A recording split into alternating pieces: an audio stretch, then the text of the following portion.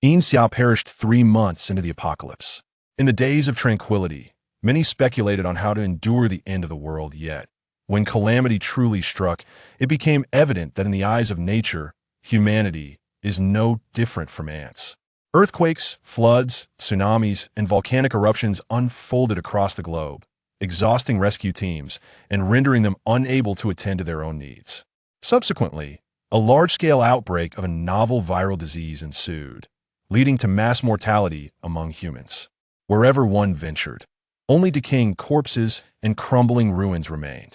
By the time Yin Xia met her demise, she had not encountered another living soul for an eternity initially.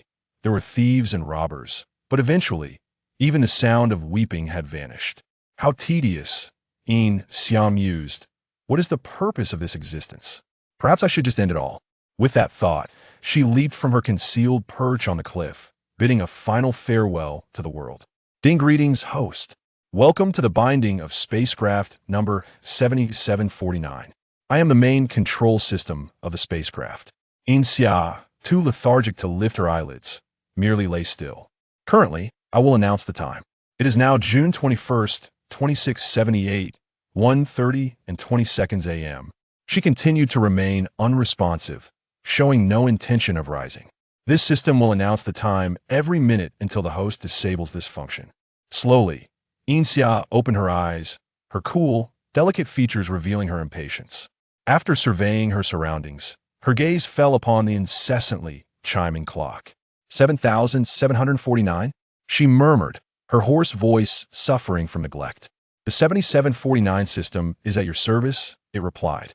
Yin Xia nodded dismissively, gesturing to the table. You are dismissed. Go seek your own path. ZZZ system error. After a cacophony of garbled electronic sounds, the system resumed its normal function. I apologize, but you do not possess that authority, it stated. With a furrowed brow, Yin Xia inquired, then what authority do I possess? You have the right to utilize the spacecraft. Utilize the spacecraft? Yin Xia glanced around the room, which resembled a luxurious hotel suite from before the apocalypse, and continued, what can this spacecraft do? As long as there is sufficient energy, the spacecraft can perform numerous functions, the most sophisticated being its ability to traverse dimensions, allowing travel to other worlds. Other worlds? Images of devastation flashed through Yin Xia's mind, and she scoffed. So, merely swapping worlds to survive? The newly awakened system struggled to comprehend her perspective. After analyzing the current world's destruction and its pre-apocalyptic civilization, it tentatively suggested, perhaps you could explore entirely different realms, such as magical worlds, supernatural realms, or monstrous domains. Magic and the supernatural? Yin Xia's interest peaked as she nodded. That seems worth exploring. In a lush, primordial forest, a dark portal loomed like the gaping maw of a beast, from which an unassuming silver spacecraft emerged, gently descending as a frail woman stepped out. Host, this location serves as the landing point for other players. Please remain here and refrain from wandering, the system advised in its cold, electronic tone. Understood, the woman replied lazily. Yin Xia touched her ear, where a translator enveloped it entirely according to the system. This device could translate most languages. At that moment, the system produced a black card and handed it to Yin Xia. What is this? She asked, examining the thin card, one side inscribed with her name and basic information, while the other resembled a smartphone screen, illuminating with a gentle touch, quite high-tech. This is an identification card, the system explained. I detected that players in this world possess such items, and I have fabricated one for you. Keep it discreet, do not reveal yourself. Yin Xia narrowed her eyes. What exactly is the player system, and what happens if I do reveal myself? Each world has its unique player system, which you must explore. As for exposure, the system scoffed lightly. The spacecraft's energy reserves are depleted. It can barely sustain normal operations for a while. If you are reported by a player, we shall await erasure by the world's consciousness. Erasure? Yin Xia pondered. I believe if I turn myself in, they might accept me. If erasure is to occur, it will be you who faces it. Host, please remain calm. I am undoubtedly more useful than they are. Moreover, I am an unknown companion. As long as there is sufficient energy, there is nothing I cannot accomplish. Most importantly, Being with me is far more liberating than being with them. The 7749 system feared it might meet its demise. The world before her starkly contrasted the ruins she recalled. Towering trees reached skyward, vibrant greenery enveloped her, and Yin Xia squinted, surveying this new world as described by the system. Suddenly, her vision blurred, and a group of 10 men and women appeared before her. Startled, Yin Xia instinctively placed a hand on her racing heart, observing the diverse ages and ethnicities within the group. As the faint light dissipated, the multitude lay scattered on the ground, with only a few maintaining their consciousness and standing upright. Upon seeing Yin Xia, the group instinctively classified her as an ally, engaging in simple introductions and producing their black cards, seemingly to verify information. Was this not the identification card fabricated by the system? Yin Xia retrieved her own, which bore nothing but a message of gratitude for usage. TSK, how fitting for counterfeit. Xia, how did you meet your end? A portly man inquired, eyeing Yin Xia's striking features with intent. In the early stages of the game, sharing one's demise and offering comfort served as the most effective means of forging connections. Unaware of this, Yin Xia casually replied, I starved to death. Observing her malnourished appearance, the man, though initially sympathetic, remarked, dying of hunger is quite a suffering. It could be worse. Being hacked to death is far more dreadful, Yin Xia retorted, glancing at him. She recalled he had mentioned being slain by hired thugs for revenge. The man chuckled awkwardly and fell silent. As more individuals regained consciousness, confusion reigned as they exchanged bewildered glances, each questioning their presence in this strange place. What is happening? Where is this wretched place? Who brought me here? A young woman complained, rubbing her eyes and surveying the surroundings with disdain. Judging by her attire, she appeared to be a wealthy young lady. The others chimed in with various questions and commotions, some suspecting a prank and searching for cameras. Yin Xia, arms crossed, stood in a corner, watching the unfolding spectacle with keen interest. Chapter 2. Survival in the Wilderness 2. The few individuals who had regained their composure seemed to have anticipated such a scene, and they were not angered, allowing the bewildered newcomers to create a ruckus. Once the commotion had subsided, someone stepped forward to restore order. Silence, boomed a middle-aged man named Uncle Li, and momentarily, tranquility enveloped the space. In his 40s and bearing an imposing presence, Uncle Li commanded the attention of the anxious newcomers as soon as he spoke. This place is evident to your eyes. I could tell you, but you would not believe me. However, considering your arrival here, it is safe to assume that you have all faced death at least once.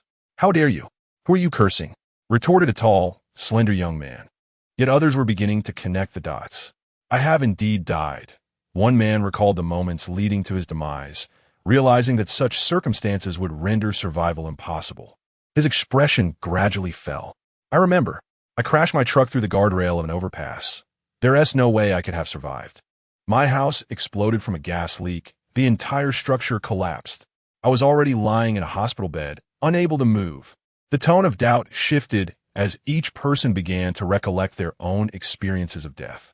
Of course, there were some who remained oblivious to their own demise. They scoffed at Uncle Li's words, dismissing the others as mere actors embellishing the atmosphere. Uncle Li surveyed the crowd, understanding the expressions of those present. I see that some of you are still unsure whether you're alive or dead. Belief or disbelief rests solely with you. You may check your pockets or similar places for a black card. That is your identity card. The men and women present began to search themselves, and indeed, they uncovered a black card. The reverse side contained each individual's basic information, which quickly faded from view after being touched. Yin Xia's eyes flickered momentarily as she casually revealed her black card, glanced at it, and then tucked it away. At that moment, all identity cards illuminated, and a message was sent to each card. Dear player, welcome to the extreme survival game. Please adhere to the game rules and strive to survive for 15 days to have the opportunity to receive substantial rewards. Someone involuntarily read the message aloud. What does this mean? What game is this? Huh, surely, you are all just playing tricks on me, the wealthy young lady exclaimed incredulously, shaking her head vigorously. Uncle Li paid her no mind and continued to persuade the others. There is no need for sorrow. if you truly wish to live. Has fate not granted you an opportunity? He stated. Yin Xia touched her ear, feeling a slight headache from overusing her translation device. You have received the game notification. As for where we are, I cannot say, nor is it significant. What matters is that this game can grant us resurrection. We have all faced death. What do we have left to lose? Uncle Lee's impassioned rhetoric resonated with most in attendance, while the sentiments of others remained unclear. Yin Xia felt a burgeoning curiosity towards the game Uncle Lee described. She inquired with the system, but it remained evasive and cryptic. A plum man named Jia Yuan, who had remained silent until now, observed that the newcomers appeared somewhat calmed and said to Uncle Lee, "Brother Lee, now that the newcomers are settled, let us move quickly. We must find a safe place to spend the night before darkness falls. The jungle is fraught with danger." Uncle Lee nodded in agreement. It was indeed time to depart. "What about you, Xiaomo? Can you discern the direction?" Uncle Lee asked a young man. Mo Jiaza, an outdoor enthusiast with extensive experience from previous hiking trips with friends, had been observing for some time and confidently pointed in a direction. "It should be fine. Let us head this way and look for a water source." He then advised, "The jungle is teeming with mosquitoes. I recommend you all cover yourselves and avoid exposing your skin." As it was summer, the newly arrived players wore short sleeves and floral shorts, their bare arms and legs exposed to the elements.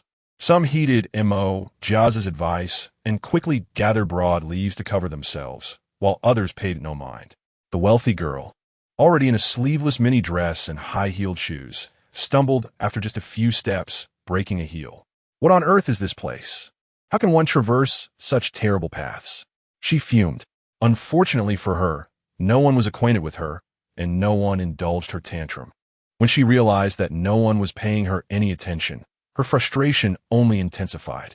She scanned the crowd and noticed that Yin Xia's sturdy boots appeared the most reliable. "Hey, you, that ugly creature, give me your shoes," the wealthy girl demanded, pointing her finger at Yin Xia. "Oh really? Is she addressing me?" Yin Xia arched an eyebrow, ready to respond. The system, having spent time with Yin Xia, recognized her tendency to retaliate. Just as it sensed her inclination to confront, it urgently interjected, "Host, maintain a low profile. We must remain discreet." Yin Xia scoffed lightly and moved forward, her dismissive attitude infuriating the wealthy girl further. "Do you know who my father is? Treat me like this, and I will have him deal with your entire family," the wealthy girl boasted arrogantly. As the others looked on in amusement, they followed the lead of those ahead, leaving only the wealthy girl lingering behind. Although she felt a twinge of panic, she stubbornly refused to lower herself. An elderly man, unable to bear watching the young girl left behind, fashioned a pair of rudimentary grass sandals from nearby vines. The wealthy girl glanced at them disdainfully and commanded, "Who were such a thing? Make me another pair, and if they are well made, I will reward you with 1,000,000. The old man shook his head helplessly and moved on. The wealthy girl, now frantic and yelling, received no responses. Reluctantly, she picked up the discarded grass sandals and donned them, begrudgingly trailing behind the main group. After an hour of walking, fortune smiled upon them as they encountered a rushing river. Water. We've found water. Upon seeing it, the players' lethargy evaporated, and they rushed to the riverbank. "You truly are remarkable," Uncle Lee exclaimed in astonishment. Mo Jiaza merely smiled modestly, yet he felt uneasy about the crowd's eagerness to frolic in the water. He frowned and shouted, "The water is unsafe. Get back here. We still have to journey onward. Do not dehydrate." "Still journeying?" The wealthy girl was the first to protest. "Haven't we found water? Why must we leave?" She lamented, "Look at my feet. They're swollen, and my hands are covered in mosquito bites. If you insist on moving again, you will carry me. I'm unable to walk any further." Mo Jiaza twitched his lips, choosing to remain silent. Yin Xia placed a hand on her chest, attempting to steady her breath. Her body was not in the best condition, and after such a long trek, she too fell short of breath, with the wealthy girl's shrill voice piercing her skull. Chapter 3. Survival in the Wilderness. She glanced at the wealthy girl, whose long, snow-white legs were smeared with mud and grass debris, and her arms bore the marks of mosquito bites and scratches. Her hair was a disheveled mess. a far cry from the initial glamour she once displayed. Yin Xia rolled her eyes, wondering why this person couldn't just be quiet for a moment. In truth, aside from you, everyone else could endure a little longer. However, if you persist, you risk losing a limb or, worse yet, your life. The wealthy girl's anger flared instantly. What do you mean by that? Cursing me? Just look at your pitiful state. It's clear you lack any upbringing. Are you envious of the affluent, perhaps? Leaning against the tree trunk, Yin Xia took a gentle breath. What could I possibly envy you for? Your skirt is too short to conceal your legs? Or perhaps I should envy your broken shoes that hinder your mobility? Can you really buy off wild beasts to become their king, living a life free from worries while dominating your own territory? The wealthy girl was momentarily at a loss for words, her frustration palpable. Yin Xia's words rang true. In the wilderness, the leaf-littered soil could harbor blood-sucking insects like leeches or their eggs, and with her body covered in decaying twigs and leaves, it was entirely possible a few had already latched on. Seizing the opportunity, Jiaza added fuel to the fire. Leeches. The wealthy girl turned pale, panic-stricken as she rushed to the riverbank to wash her legs. Uncle Li, weary from his age and the exertion of the journey, politely inquired, "Can we not set up camp by the river?" Jiaza, aware that these individuals had never ventured beyond the city, patiently explained, "Setting up camp by the river poses numerous safety hazards. We cannot ascertain whether large carnivorous animals frequent this area for water, or if there are ferocious amphibious creatures lurking in the depths, or if the river might suddenly swell. These are concerns beyond our control. The best course of action is to find a campsite not far from the water source, allowing convenient access while maintaining a safe distance from the river." Jiaza's explanation was straightforward and comprehensible, and nearly everyone present grasped the concept. Uncle Li sighed, massaging his sore muscles, and addressed the group. "In that case, once we have rested, let us search the vicinity for a suitable camping site. Of course, if anyone wishes to remain behind, I will not stop you. Ultimately, humans are social creatures, and no one was inclined to leave easily." Yin Xia felt the heat intensely. Her clothes clung to her skin, soaked with sweat, compelling her to the riverbank to splash her face with water. Suddenly, a dark shadow darted across the river's surface. She froze for a moment, instantly alert, and cautiously retreated as far from the riverbank as possible. Before she could fully process it, a massive black fish leaped from the water, crashing into the crowd, and clamped down on the leg of an unsuspecting player submerged in the river. Blood gushed from the player's waist, and before a cry for help could escape, life fled from their body. The players in the water were taken aback by the sudden turn of events, shrieking in terror as they scrambled to the shore. What in the world is that? Jiuan, a little distance from the bank, was still profoundly shaken. The black fish was the size of a small car, its mouth filled with sharp teeth, and its powerful tail could send waves crashing several meters high. Despite its appearance, it was far from weak. It viciously tore into the lifeless body of the player, intestines spilling everywhere in a gruesome display. Yin Xia averted her gaze, feeling nauseous. She had witnessed death before, but dismemberment was a sight she had never encountered. Soon, the remnants of the corpse were devoured, leaving only scraps, as the fish's glistening eyes turned toward the bank. Seemingly unsatisfied, its tail flicking as if it might leap on a land at any moment. The players on the shore felt a chill run down their spines, dissuading them from approaching the river's edge. "Let South leave this place at once, and do our utmost to avoid its gaze. We should search upstream for a suitable camping site," Jiaza whispered to Uncle Li. Uncle Li hesitated for a moment, but nodded in agreement. "Must we really search for a campsite around this river?" A frightened player asked, casting a wary glance at the monstrous fish. "This river is too terrifying. We have no idea how many monstrous fish lurk within." "Why not?" Jiaza chuckled. "Would you forfeit a hard-won water source due to a little danger? Is there anywhere in the jungle that lacks peril? Shall we abandon everything and hide in a safe cave, waiting for death?" The young player flushed crimson at the retort. With a clear objective in mind, the players, under Uncle Li's organization, orderly distanced themselves from the riverbank, venturing upstream in search of a suitable campsite. We need to create a fire break, Mo Jiaza instructed after inspecting the campsite. The responsibility for the fire break will fall to us, seasoned players. The new players will handle clearing the wild grass around the camp, taking care to watch for insects hidden within. As he spoke, a shovel appeared in his hand, leaving the other players in awe. Subsequently, it resembled a magic show, as various tools materialized in the hands of the seasoned players. Yin Xia's eyes gleamed with intrigue. If seasoned players could conjure items from thin air, it would seem odd for her to be empty-handed. She pondered whether there were any useful items aboard the spaceship, but after some thought, realized only the kitchen was well-stocked, while other rooms lay barren. Oh, except for the dilapidated storage room, which hardly counts. Calmly, she retrieved a spatula from the kitchen, waving it nonchalantly. A spatula is, after all, a type of shovel, so there was no fault in that. The newcomers, clearly puzzled by how the seasoned players summoned items, were rendered somewhat reserved by the display. Uncle Lee, may I ask how one can conjure items from thin air? Can I learn it? I am quite diligent.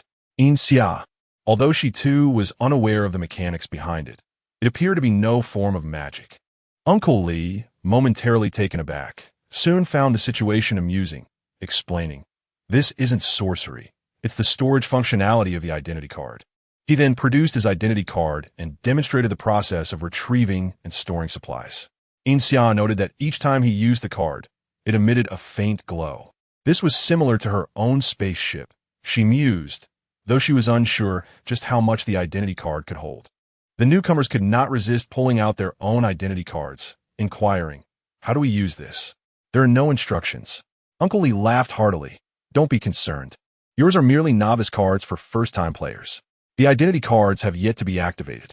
Only after passing your first trial will the game acknowledge your identity, and the full capabilities of the identity card will be unlocked for you." The newcomers exchanged glances, momentarily at a loss for words. "Are your tools all obtained within the game?" one player ventured to ask. "Pretty much," Uncle Lee responded, seemingly eager to enlighten the newcomers. "Some items are accumulated from various games, while others are obtained from gift packages. Generally, items from gift packages are meant for the next game. Otherwise, who would bother stuffing a shovel into their storage?" Uncle Lee's words opened a new realm of understanding for the newcomers, offering them a glimpse into an entirely new worldview. Chapter 4. Survival in the Wilderness. The newcomers fell silent for a moment before one of them spoke up. "Uncle Lee, given your profound understanding of the game rules, you must have played quite a few rounds, right? I wonder how much you've managed to store. Could you lend me some? If not, I'm willing to buy it from you and promise to return it with interest once I'm able." This audacious request was enough to draw the attention of the seasoned players. The young man was quite bold, even if he managed to pass this level. It was essential to note that this game was not based on teamwork. Each match was entirely random. To my knowledge, no one had ever encountered the same individual twice within the game, which left me curious about how he planned to repay his borrowed items. Jia Yuan was known for his affable demeanor, never angering anyone and maintaining excellent relations with the group. Had it not been for the use remarks that encroached upon his interests, he likely wouldn't have spoken out.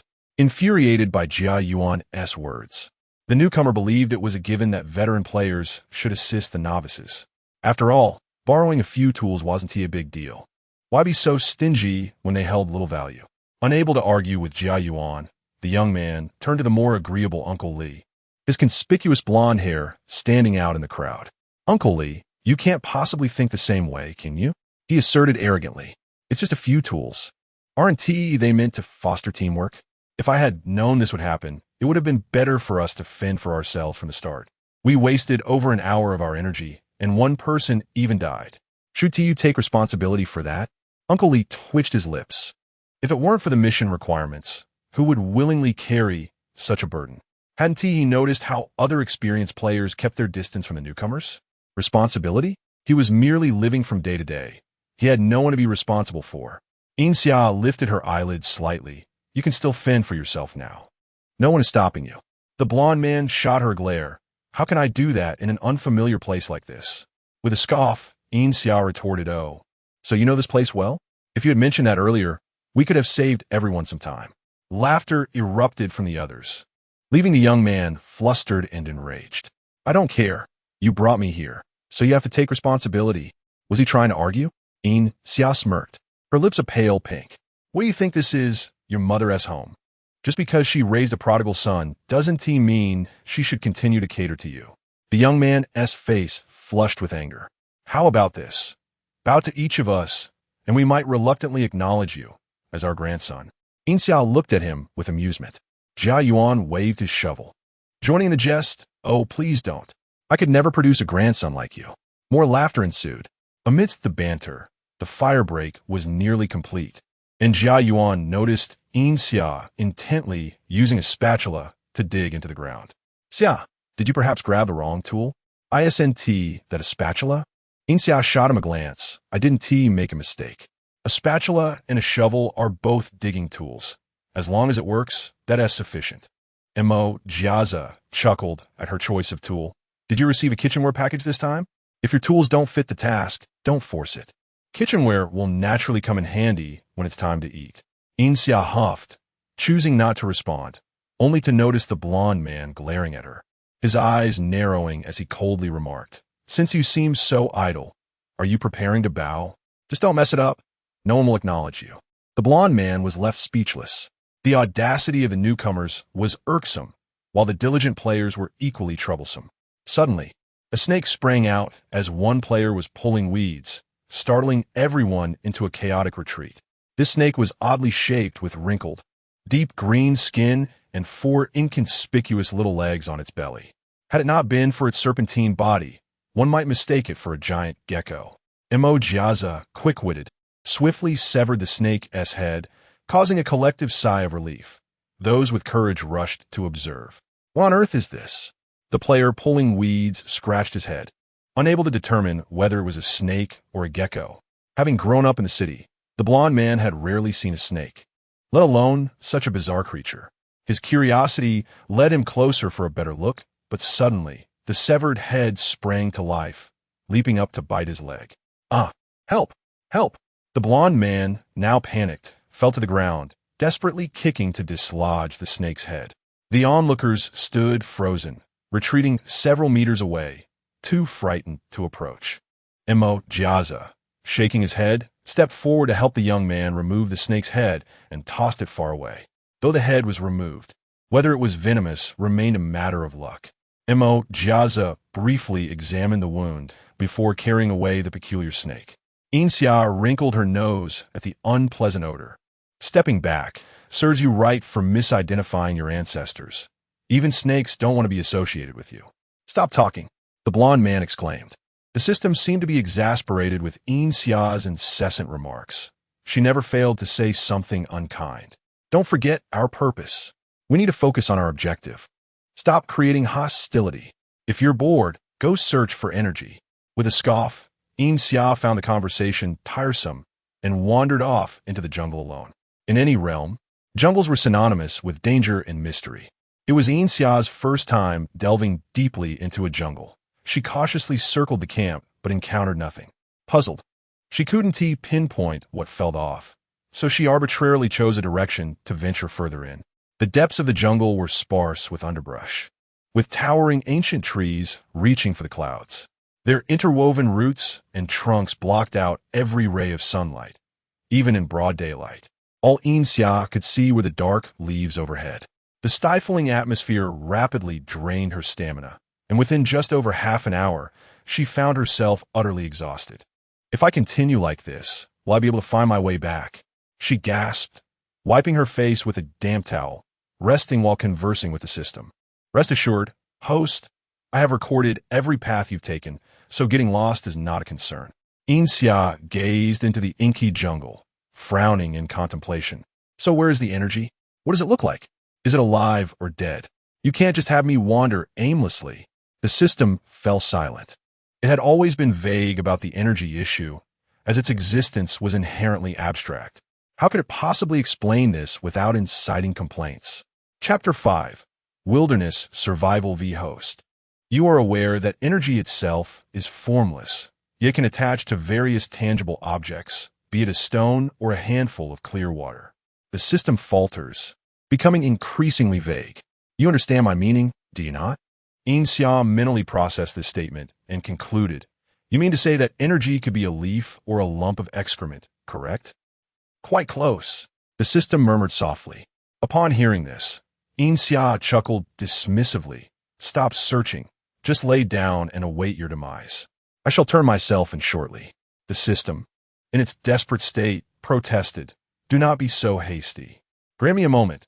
I can narrow down the possibilities. However, host, you may encounter a slight issue beforehand." "What?" The topic shifted abruptly, and Yin Xia had yet to comprehend when she heard the faint rustling of leaves.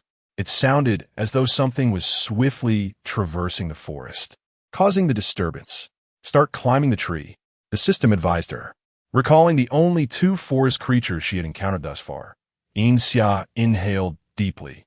Retrieving a kitchen fruit knife, she plunged it deeply into the trunk, first on one side, then the other, and ascended the ancient tree, leveraging it to climb several dozen meters high.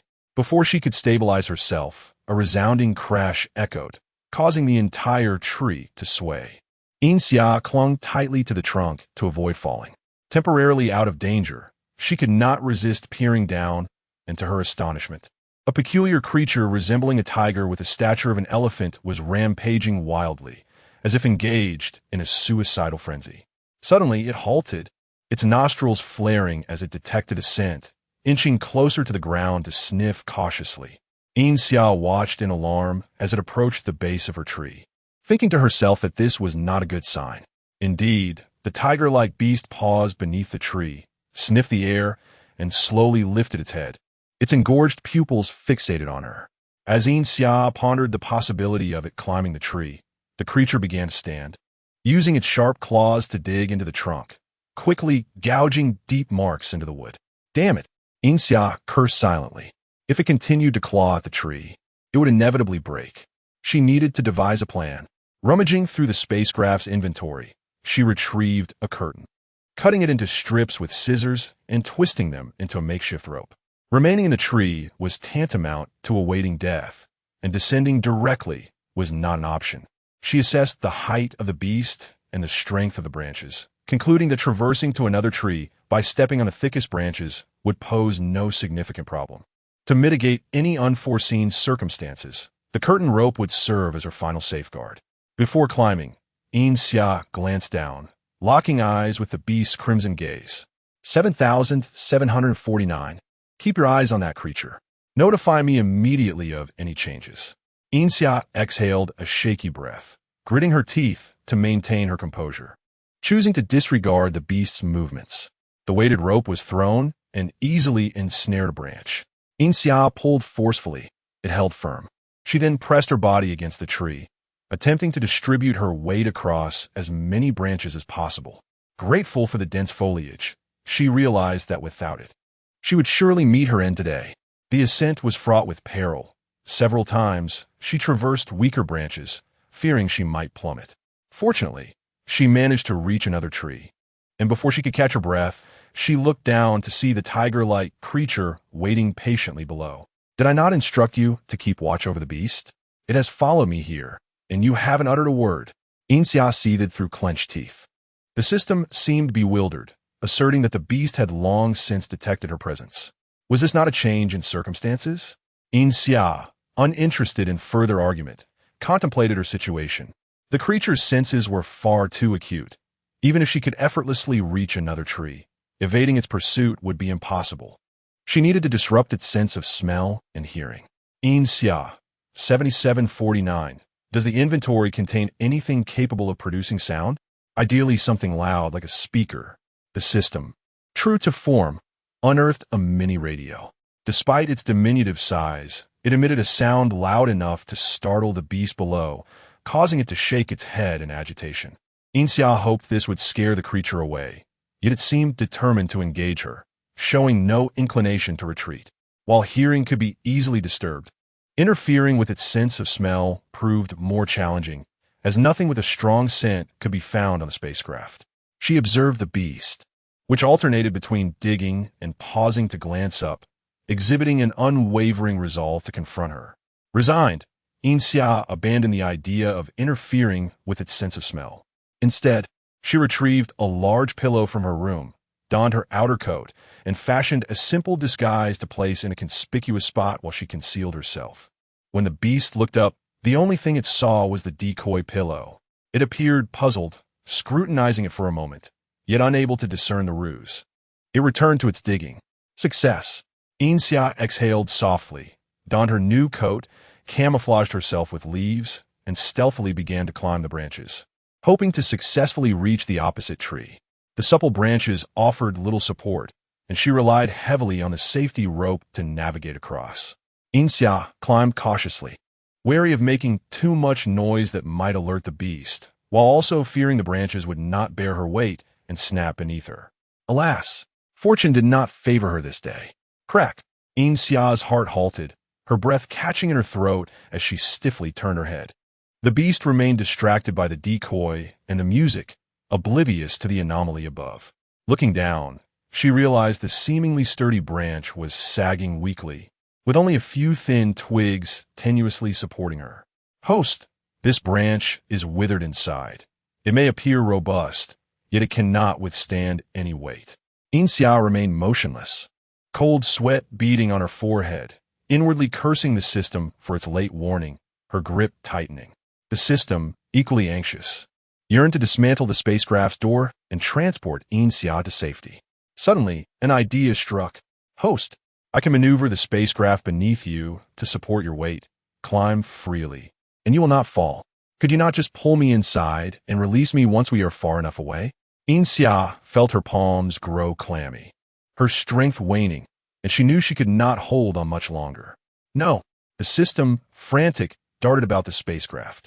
The fluctuations from entering and exiting were substantial, and with no other players around, being discovered would spell disaster. With no other choice, Yin Xia steadied her breathing and resolved to reach the other side first. With the spacecraft's assistance, the climb became significantly easier. After considerable effort, she finally reached the opposite tree just as the massive tree behind her crashed to the ground.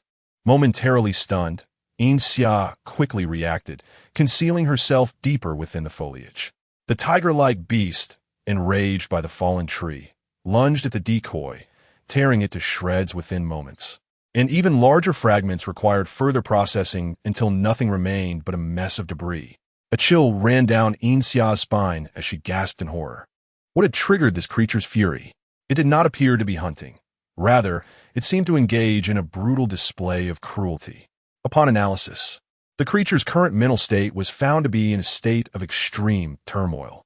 Chapter 6. Wilderness Survival. Can you detect this? Yin Xia asked in astonishment. Everything within a 5-meter radius centered around the host can be detected. The system replied with a hint of pride. 5 meters, huh? Yin Xia scoffed, though she understood the practicality of this feature. After the beasts had vented their frustration and could no longer sense anything related to her, they finally scampered away. After waiting a while to ensure the beast would not return, she dared to descend from the tree. Exhausted both physically and mentally from the ordeal, Yin Xia couldn't muster any enthusiasm for wandering the forest. She retraced her steps, hoping to return before nightfall. The jungle's diverse flora posed a significant challenge for her. As she cleared away the decaying leaves near the tree roots, she uncovered vibrant red fungi. How intriguing, she remarked, recognizing at a glance that this was inedible. A crackling sound echoed, and the system responded, "It is edible." "Are you serious?" Yin Xia stared at the bright red fungi, doubting whether the system was attempting to poison her. The more vibrant the color, the more dangerous it is. 7749, you possess a qualification certificate, don't you? The system, evidently indignant, retorted, "What you speak of is merely theoretical knowledge from your world. It does not apply here. And yes, I have a qualification certificate." Yin Xia stroked her chin, sensing that the system had evolved from its initial naive demeanor and was now capable of expressing irritation. To appease it, she casually snapped off a twig and inquired, "Is this toxic?" "Yes, it is." That was hasty. Yin Xia feigned ignorance, as if nothing had transpired. With the system's assistance, she collected a bountiful array of peculiar wild vegetables and fruits along the way, even daring to gather the vividly colored fungi. Finally, As dusk descended and the sky was painted with crimson hues, Yin Xia returned to the campsite. The site had undergone a remarkable transformation since her arrival. The chaotic underbrush had been cleared away, and several sturdy yet rudimentary shelters had been constructed in the open area. In the center, a large pit had been meticulously prepared, with a roaring fire blazing within it, while several new players sat together, chatting and nibbling on unripe fruits. Yin Xia surveyed the bustling campsite with a mixture of surprise and delight. In just one afternoon, it had become lively. Xia, Uncle Li was the first to notice her. Why did you return so late? Jia Yuan leaned in conspiratorially and whispered, Did you hear? This afternoon, a newcomer was bitten to death by a beast while attempting to steal its cub. The players with him abandoned the cub and fled, barely escaping with their lives. I hear that the beast is still rampaging through the jungle. Which direction? It seems to be towards the east. Is it a creature that resembles a tiger, but is much larger, incapable of climbing trees, yet possesses sharp claws capable of slicing through a tree with ease? How do you know this so clearly? Yin Xia smirked. I just came from the east. Jia Yuan, Uncle Li, what a misfortunate child. In wilderness survival, a shelter is of utmost importance. A good shelter can minimize nighttime dangers. Yin Xia resolved to utilize the remaining daylight to construct a shelter. Perhaps she could build a wooden hut like the others? 7749. Can you help me build a shelter? She asked casually, harboring no expectations. After a brief moment, a series of beeping sounds caught her attention, indicating that the system had transmitted information. Yin Xia touched her ear, and a three-dimensional image of a small treehouse unfolded before her eyes. Yin Xia was momentarily taken aback, glancing around at the others, who were naturally engrossed in their tasks. Oblivious to her. This is visible only to the host. Rest assured, the system clarified.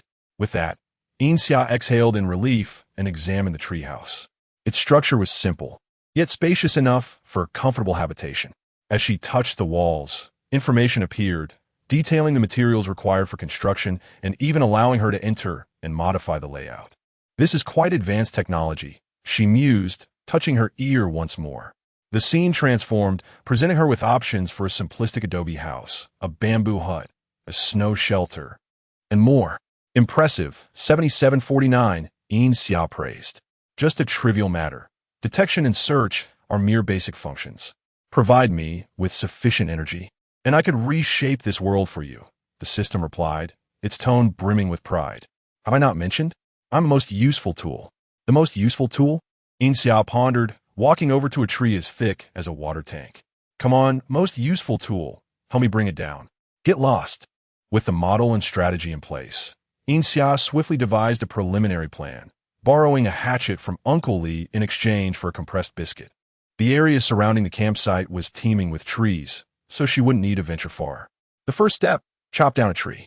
The jungle was abundant with trees, and any one of them could be centuries old. She selected a visually appealing specimen, steadied her breath, and with a mighty shout, swung the axe. With a sharp thunk, the blade became lodged in the trunk. Preliminary plan terminated. Although her initial plan had failed, Yin Xia quickly conceived a second strategy. While there were a few oddities among the newcomers, the majority were diligent and hardworking individuals.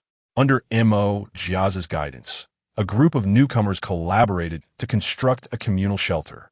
Aside from the old players, the newcomers all resided in this communal space.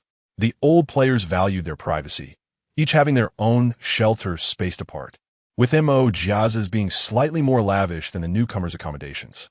Having endured hunger throughout the day, it was finally time to rest. Mo Jiaza had already started a fire in the center of the campsite, placing a small metal container over it to boil water, filter it, and then added a piece of compressed biscuit, making do with that. Even such a simple dinner was regarded as a feast by the others.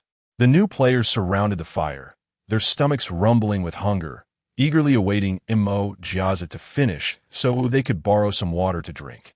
Some of the more fortunate newcomers had managed to scavenge a few fruits from the beasts, which, while not particularly palatable, were enough to stave off hunger. In such challenging circumstances, Yin Xia's basket brimming with colorful fruits and vegetables attracted considerable attention. The basket contained items she had meticulously selected. featuring vibrant colors that others dared not attempt to sample. The pot of soup contained 3 different types of mushrooms, red, yellow, and green, along with strange shelled fruits and wild vegetables that resembled weeds. Are these things truly edible? A dozen pairs of eyes fixated on her. Uncle Li, dazzled by the colors of the mushrooms, cautioned, Xia, don't eat anything indiscriminately in the wild. Those mushroom colors, could they be poisonous? Yin Xia stirred the pot. I can resist toxins. This isn't just about resisting toxins. There is only one life, Xia. Uncle Li looked at the young girl with concern, fearing she might collapse at any moment. Don't worry, they're just a few mushrooms. Eating them might even allow me to see little fairies. Yin Xia nonchalantly added a few blue mushrooms to the mix. Uncle Li was speechless. You can see fairies, and you still think everything is fine? What would you consider a problem then? Would you need to faint for it to be serious? Young people are indeed reckless. Chapter 7. Wilderness Survival 7. The aroma of mushrooms was simply irresistible. As they simmered in water, the fragrance wafted throughout the campsite. Even though her mind cautioned her that these might be toxic, the tantalizing scent permeated her senses, intensifying her already ravenous hunger. Observing the longing gazes of her companions, Yin Xia rummaged through the supplies from the spaceship and sprinkled a pinch of salt, crafting a delightful mushroom soup. With the first sip, her taste buds awakened, the rich essence of mushrooms enveloping her palate, the warm broth gliding down her throat and warming her entire being. What a gratifying sensation. However, when she sampled the cold, wild vegetables, her expectations were shattered. Ugh, she had not anticipated such a pungent taste. Akin to consuming a blend of medicinal oil and rough twine, nearly causing her to retch. Xia, are you all right? Do you feel unwell? Uncle Li inquired with concern. I'm fine, Yin Xia insisted, forcing herself to swallow the vile greens. I can't believe something could taste this terrible. Were it not for the dozen pairs of eyes on her, she would have already expelled it from her mouth. The first night passed uneventfully. On the following day, Yin Xia resumed her ambitious construction project. Upon waking, she was met with astonished glares from many. Did they truly believe she had poisoned herself? Deliberately, she sauntered around the campsite, exuding confidence in her well-being, and even prepared another pot of mushroom soup for breakfast. Wild vegetables were off the menu. As the soup cooked, unlike the previous night, her companions gathered around curiously, peering into the pot, with Uncle Li refraining from inquiring about the mushrooms she had consumed the day before. In a gesture of goodwill, she distributed a sample mushroom to each of them, ensuring they wouldn't mistakenly forage for something dangerous later. With her culinary efforts validated, Yin Xia was ready to implement her second plan. As usual, she sought out Uncle Li to borrow an axe, but this time, instead of chopping trees herself, she ventured over to the newcomers, calling out, hiring strong young laborers. Who want to work for me? 3 baskets of food a day. She repeated her offer thrice. The newcomers hesitated momentarily before rushing towards her. I'll do it. Me. Each one clamored for this reliable source of income, eager to promote themselves. Standing atop a stone, Yin Xia selected a few robust individuals. You 5, she declared. The laborers were divided into 3 groups, one wielding the axe to fell trees, 2 remaining to dig the foundation, and 2 others heading to the riverbank with pots to gather clay. The system observed silently as she put her entire cooking set to use. The jungle soil was soft and moist, making it relatively easy to excavate. Building a pure tree house proved challenging due to inadequate tools, so Yin Xia resolved to construct an improved earthen house. Following a tutorial she had discovered, they dug a foundation 20 centimeters deep, then firmly planted 4 thick tree trunks into the ground. Meanwhile, they collected ample clay from the river, which Yin Xia mixed with fine yellow earth and gravel to create a sturdy layer on the ground.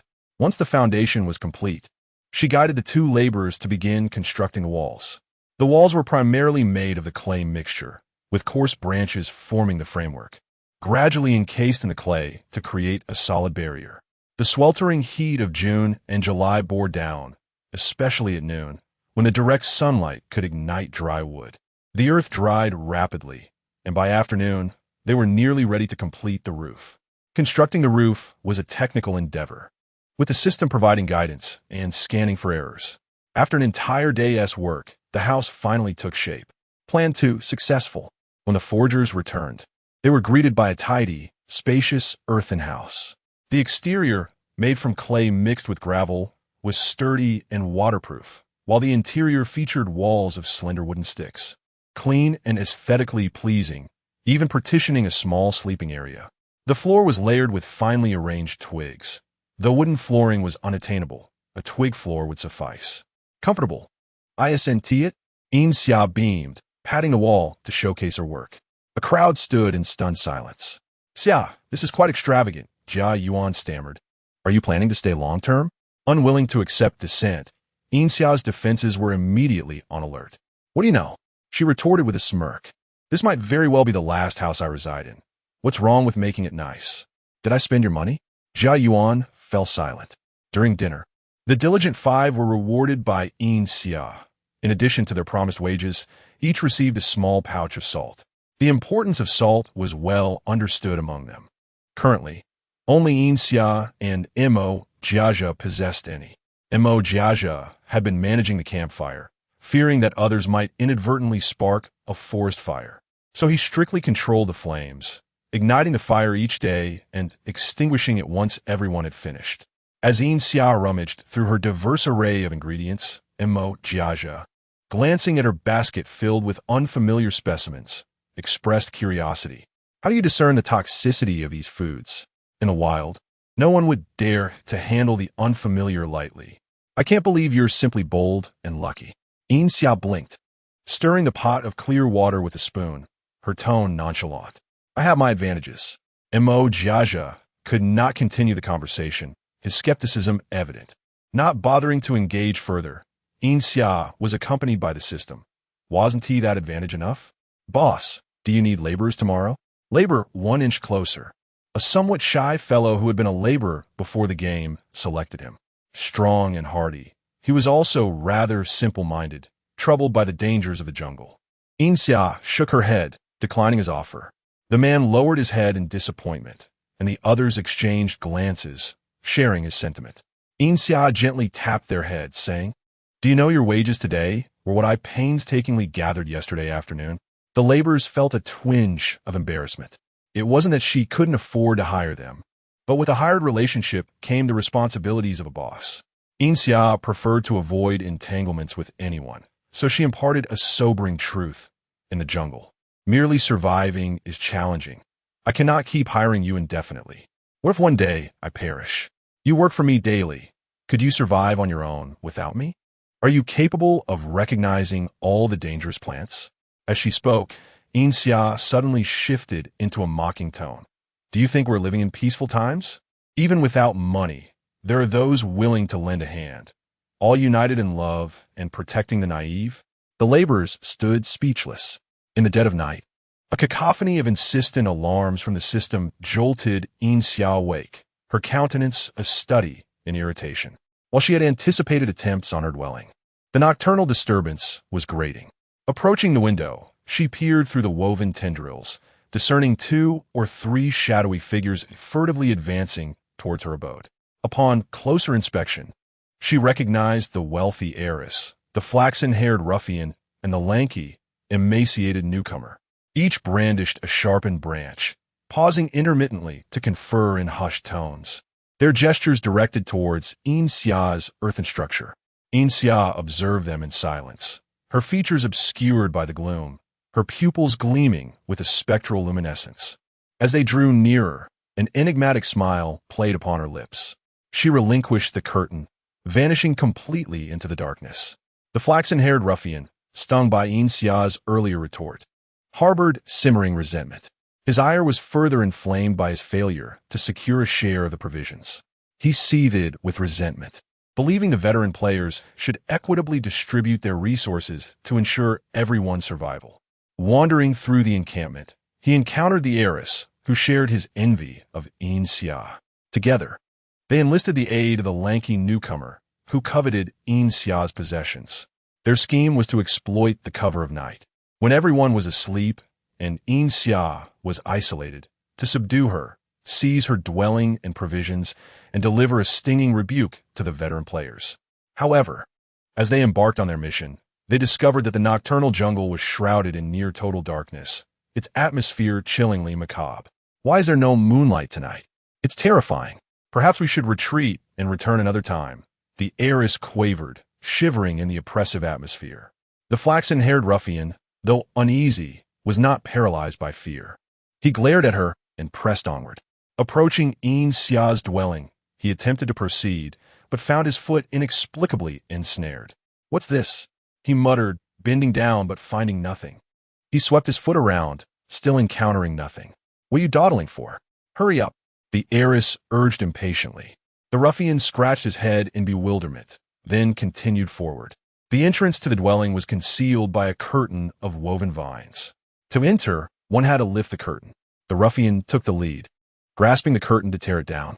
However, a sharp, stinging sensation erupted in his palm. "Ouch! Something pricked me," he exclaimed, recoiling from the sudden pain. What could it be? Probably just the barbs on the crude curtain.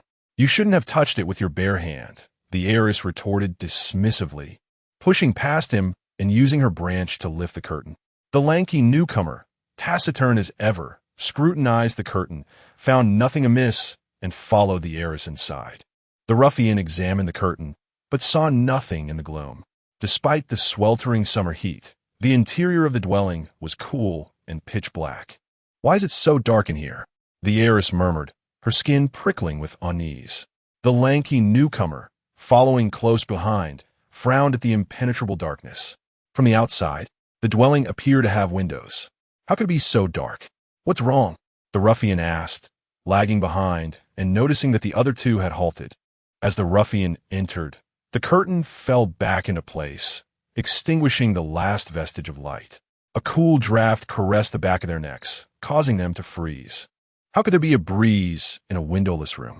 "This place is quite refreshing," the ruffian chuckled nervously, attempting to bolster his courage. The heiress was too frightened to speak. An unsettling premonition gnawed at her. "Perhaps we should hold hands, to avoid getting lost in the darkness," the lanky newcomer suggested. The others readily agreed. The ruffian, who had scouted the location during the day, led the way, followed by the lanky newcomer and the heiress. As the heiress walked in the middle, she noticed that the hand she was holding felt strangely cold and clammy. Moreover, the grip was growing increasingly tight, causing her hand to ache. She tried to pull away, but the other person's grasp was too firm. "Ruffian, why are you squeezing so hard? You're hurting my hand," she hissed. The ruffian was bewildered. "What are you talking about? I'm in the front. Who's holding your hand?" The heiress stammered. I thought I was in the middle." Silence descended upon the room. After a moment, the lanky newcomer replied, "I'm in the middle." "Ah!" the heiress shrieked, yanking her hand free and cowering behind the lanky newcomer. "Then what? What was I holding?" she whimpered, trembling with fear. The lanky newcomer brandished his branch, attempting to reassure her by sweeping it behind her. Finding nothing only intensified their unease. What is it?" the ruffian stammered, still struggling to comprehend. The heiress, consumed by terror, collapsed to the ground, curling into a fetal position.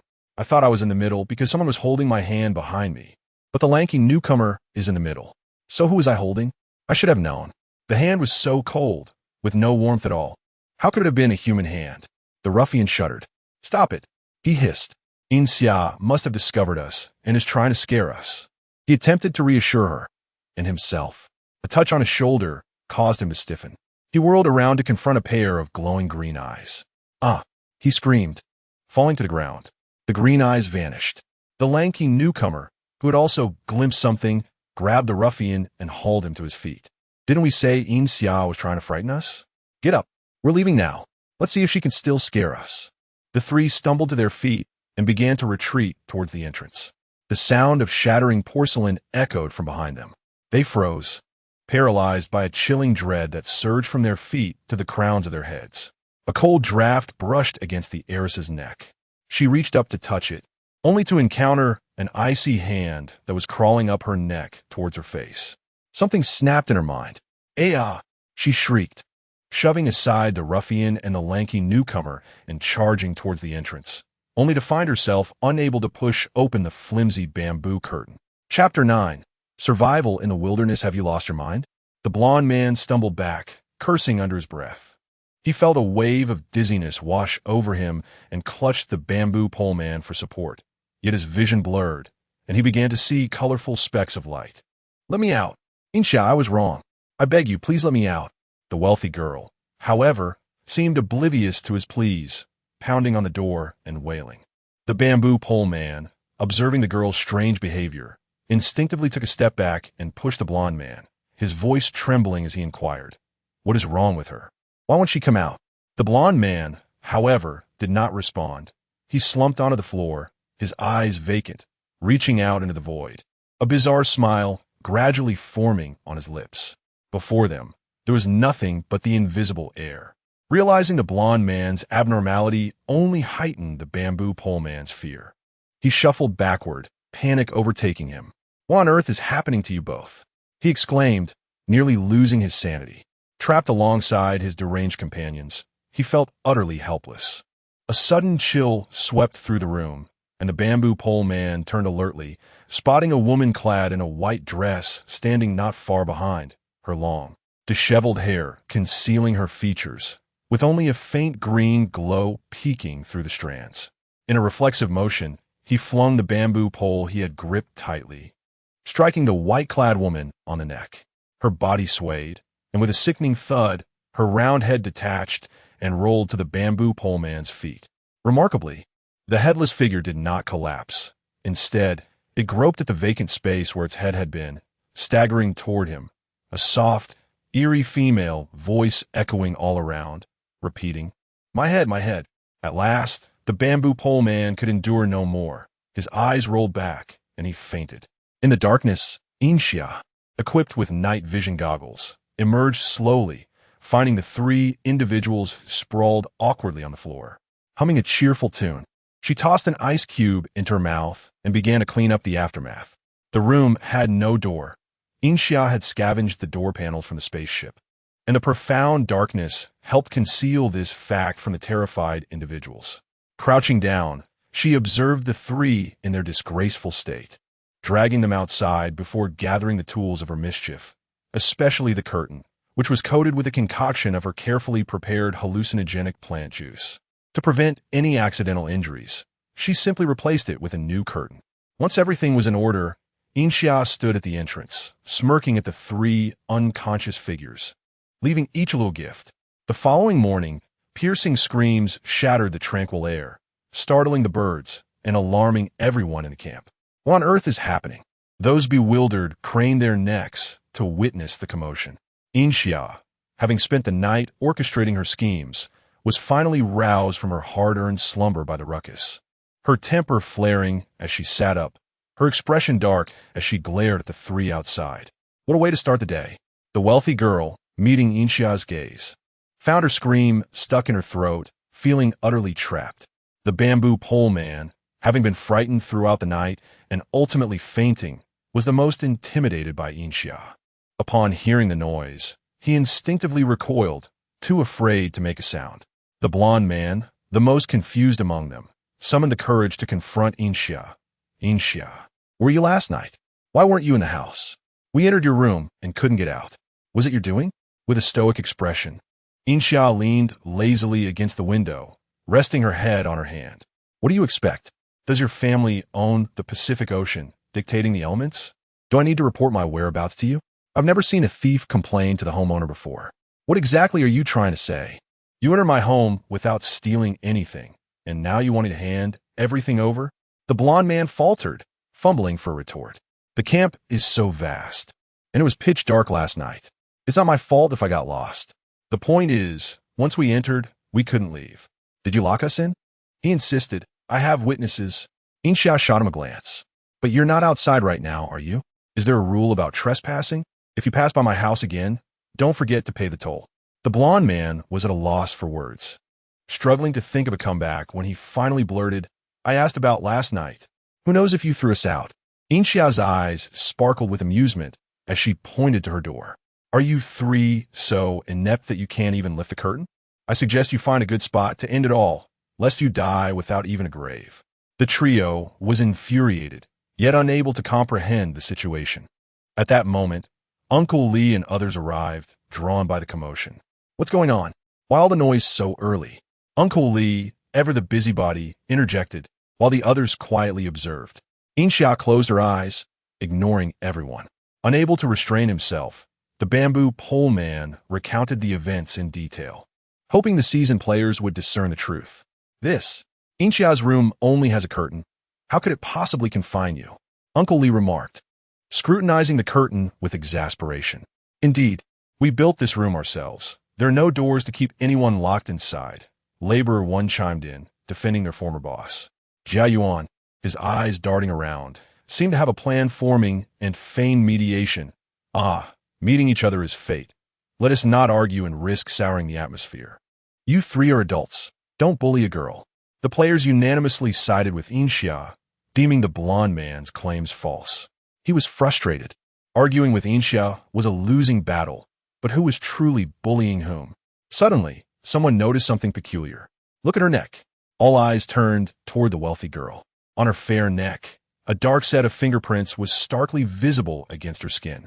She couldn't see it herself, but the blonde man and the bamboo pole man could, and they instinctively took a step back, trembling. What is wrong? The wealthy girl was startled by their reaction. The bamboo pole man swallowed hard, pointing at her neck.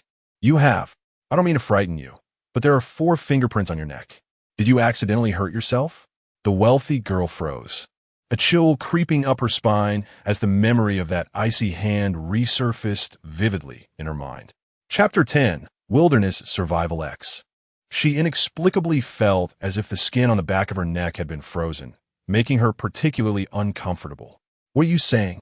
Fingerprints? Are you joking? She looked to the yellow-haired man for help, but he turned his head away. She then looked at the lanky man, but he also avoided her gaze. This might just be a smudge. Don't overthink it. Just wash it off with water. Uncle Li offered, proactively handing his water skin to the wealthy woman. She snatched the water skin and vigorously scrubbed her neck, using up half the water in the blink of an eye. How is it? Did it come off? She asked, looking at the crowd with anticipation. Uncle Li noticed that the fingerprints had not only failed to wash away, but had become even darker and shinier. He was rendered speechless. Yin Xia continued to lean against the windowsill, watching the spectacle with detached amusement. Noticing that the crowd's attention was focused on the wealthy woman, she lowered her eyes and said, seemingly casually, "Aren't you 3 together? How come only you got into trouble?" The yellow-haired man was taken aback and quickly checked his entire body. He found a black palm print on his shoulder. The lanky man found one on his calf. What is this? The yellow-haired man panicked and tried to wash off the palm print, only to find that it became brighter with each scrub, just like the wealthy woman's. He had clearly entered the house last night. All the strange events had occurred after entering the house. If there was something wrong with the house, why was Yin Xia unaffected? Realizing this, the yellow-haired man felt as if he had grasped a lifeline. He glared at Yin Xia with fierce eyes and asked through gritted teeth, "Are you behind this?" Yin Xia chuckled and beckoned him over. The yellow-haired man frowned and approached her, only to see her raise her hand and gesture on his shoulder. "If your eyes haven't failed you, you and Oppos, do you be able to tell that this ISN and Oppos? Tee my hand," she said. Then, narrowing her eyes, she lightly asked, "And Oppos? It's dark at night. It wouldn't be strange to take a wrong turn. You wouldn't have stumbled into some strange place, would you?" The yellow-haired man felt his blood run cold. He couldn't help but try to recall the details of last night, but the originally clear memories became increasingly blurry with each attempt. Eventually, he couldn't even remember what the house looked like. The thought was terrifying. How could that be? He thought, feeling a chill. He hugged his arms tightly, trying to reassure himself. There are no humans here. How could there be? He couldn't bring himself to utter the word ghost. Yin Xia interrupted his thoughts, adding slowly, "Why not? Aren't we here? Maybe other players have been here before." Uncle Li twitched his lips. There was nothing wrong with what she said, but the onlookers shivered at her words. All right, it's nothing. Everyone, go back to what you were doing." Seeing the situation developing in a strange direction, Uncle Li quickly dispersed the crowd. The yellow-haired man and his companions were left forgotten in the corner, feeling extremely cold and uncomfortable all over. They didn't dare stand in shady places and sought out the sun wherever they could find it. Yin Xia went back to sleep. When she woke up, it was almost lunchtime. The camp was bustling with activity. It turned out that the old man, Wang, one of the new arrivals, had caught several fish, and everyone was gathered around to watch. Old man Wang was a craftsman. Yin Xia's door and window curtains were made by him, and she had also ordered a bed frame from him, which was still in progress. Despite his age, he was more resourceful than many younger people. Since the forest was too dangerous, he collected vines to make various tools to trade with the players. Yesterday, he had made fish traps, fishing rods, and other things, which he placed in the river overnight and managed to catch quite a few fish. The fish weren't very big, but they were fresh. They were jumping and gasping for air in the fish basket. Thinking of the 100 ways to eat fish, Yin Xia's mouth watered. "Grandpa, are you trading fish?" Yin Xia asked, picking up a larger fish. Old man Wang was examining the fish. When he looked up and saw Yin Xia, he beamed. She was a valuable customer. Yes, I'm trading," Old man Wang said eagerly. "Xia, can you help me see if these fish are edible?" In the camp, the players had acknowledged Yin Xia's ability to find food. Yin Xia pretended to look at the fish, but she was actually waiting for the system's scan results. "Except for these two, the others are edible," Yin Xia said, picking out 2 fish. The fish weren't big, which still made Old man Wang feel sorry. After all, it was difficult to find food in the wild. With fish soup was a must. Yin Xia walked around the camp, looking for spices and wild vegetables to stew in the soup. However, as soon as she entered the camp, a stench hit her face, so disgusting that it could make her throw up her overnight meal. "Who's cooking shit?" Yin Xia pinched her nose. In her haste, she accidentally inhaled, feeling as if she had swallowed a mouthful of mature feces. She was in agony. In the center of the camp, a player awkwardly poked a pile of yellow-brown stuff in the fire with a branch. "If you're eating shit, can you keep it down?" Yin Xia said, followed by another round of dry heaves. "Don't make the whole camp suffer with you." Soon, more people returned, equally assaulted by the pungent smell of feces, and fled to the forest for refuge. "Damn, whose shit fermented? The smell is terrifying." "Nonsense. The outhouse in my hometown doesn't smell this bad." "What's that smell? I can't stand it. What's going on?" The player who was cooking blushed with shame and quickly pulled the stuff out of the fire, dug a hole, and buried it in the ground. Only then did the smell gradually dissipate. "I'm sorry. I didn't know it couldn't be roasted. I just wanted something warm to eat. I didn't expect it to smell so bad. I'm sorry." The young man bowed apologetically to everyone. "So what were you roasting?" someone asked curiously. The young man glanced at Yin Xia, who caught him in the act. "Yin Xia, why are you looking at me? Did I tell you to eat shit?" The young man blushed again. No. I was roasting the fruit that Sister Yin Xia brought back, the yellow, spiky one." "Yin Xia. Damn, I don't need to eat lunch. Help! Someone come quick. Someone's injured." A man rushed into the camp, carrying another person on his back. The person on his back was unconscious, with a section of green vine wrapped around his leg. Thin streaks of bright red blood seeped from the wound, looking quite serious. "What happened? Where did he get hurt?" Uncle Li and others quickly gathered around, asking anxiously. Even the slightest disturbance in the camp represented a threat to the camp's safety. The injured man was Liang Lu, a laborer who had previously worked for Yin Xia. The man who carried him back was Lu Qiyu. Lu Qiyu was still in shock, and his face was filled with fear as he recounted the events. They had originally left the camp as a group of 3. Since the areas near the camp had already been harvested, they had ventured further in. As they walked, they suddenly smelled a faint fragrance, which reminded them of ripe peaches. The 3 were excited, thinking they'd found wild peaches, and followed the scent. As they got closer, the fragrance of peaches became increasingly sweet and cloying. The 3 realized something was wrong, but it was too late. The person in front accidentally stepped on a green vine, which suddenly came to life and instantly wrapped around his calf, pulling him toward the center. Lu and Liang were shocked and quickly grabbed the man being dragged away. The vine was also strong, and even 2 adult men couldn't pull him free. The 2 sides were deadlocked. Chapter 11. Survival in the wilderness. In the midst of their struggles, more vines were inadvertently triggered, ensnaring the already trapped individuals like tightly bound dumplings. Lu Liang and his companion could no longer hold on, helplessly watching as their friend was drawn deeper into the heart of the jungle. Liang Lu's injuries had resulted from being ensnared during their retreat. The underbrush was thick with weeds, and a single vine lay concealed within, virtually invisible and utterly unpredictable. Had they not reached the edge of the jungle, Lu Qi would not have reacted swiftly enough to sever the vine before Liang Lu was dragged away, leaving only one person to return. The vine that constricted was still wrapped around Liang Lu's leg. Yin Xia poked at it with a stick. The vine, not yet entirely lifeless, attempted to coil around the branch, but, deprived of its energy source, eventually fell limp after a few feeble movements. The newcomers were taken aback. Having believed that being cautious of beasts ensured their safety, they had not anticipated that plants could be equally ferocious. This vine, when undisturbed, appeared to be an ordinary plant, but upon detecting moving prey, it revealed its predatory nature, sprouting fine, sharp barbs along its sleek surface that not only sliced but also possessed a paralyzing effect, rendering the prey immobile in a matter of moments. Liang Lu had succumbed to the effects of its venom, still unconscious. Mo Jiaza crouched down to examine his foot, noting that the primary issue was subcutaneous hemorrhaging caused by the vine's tight embrace, along with injuries from the pulling. There was no serious damage. The barb surely had a paralyzing effect that would wear off by morning. The bruised areas would heal gradually, but it would be wise to disinfect the bleeding spots and bandage them.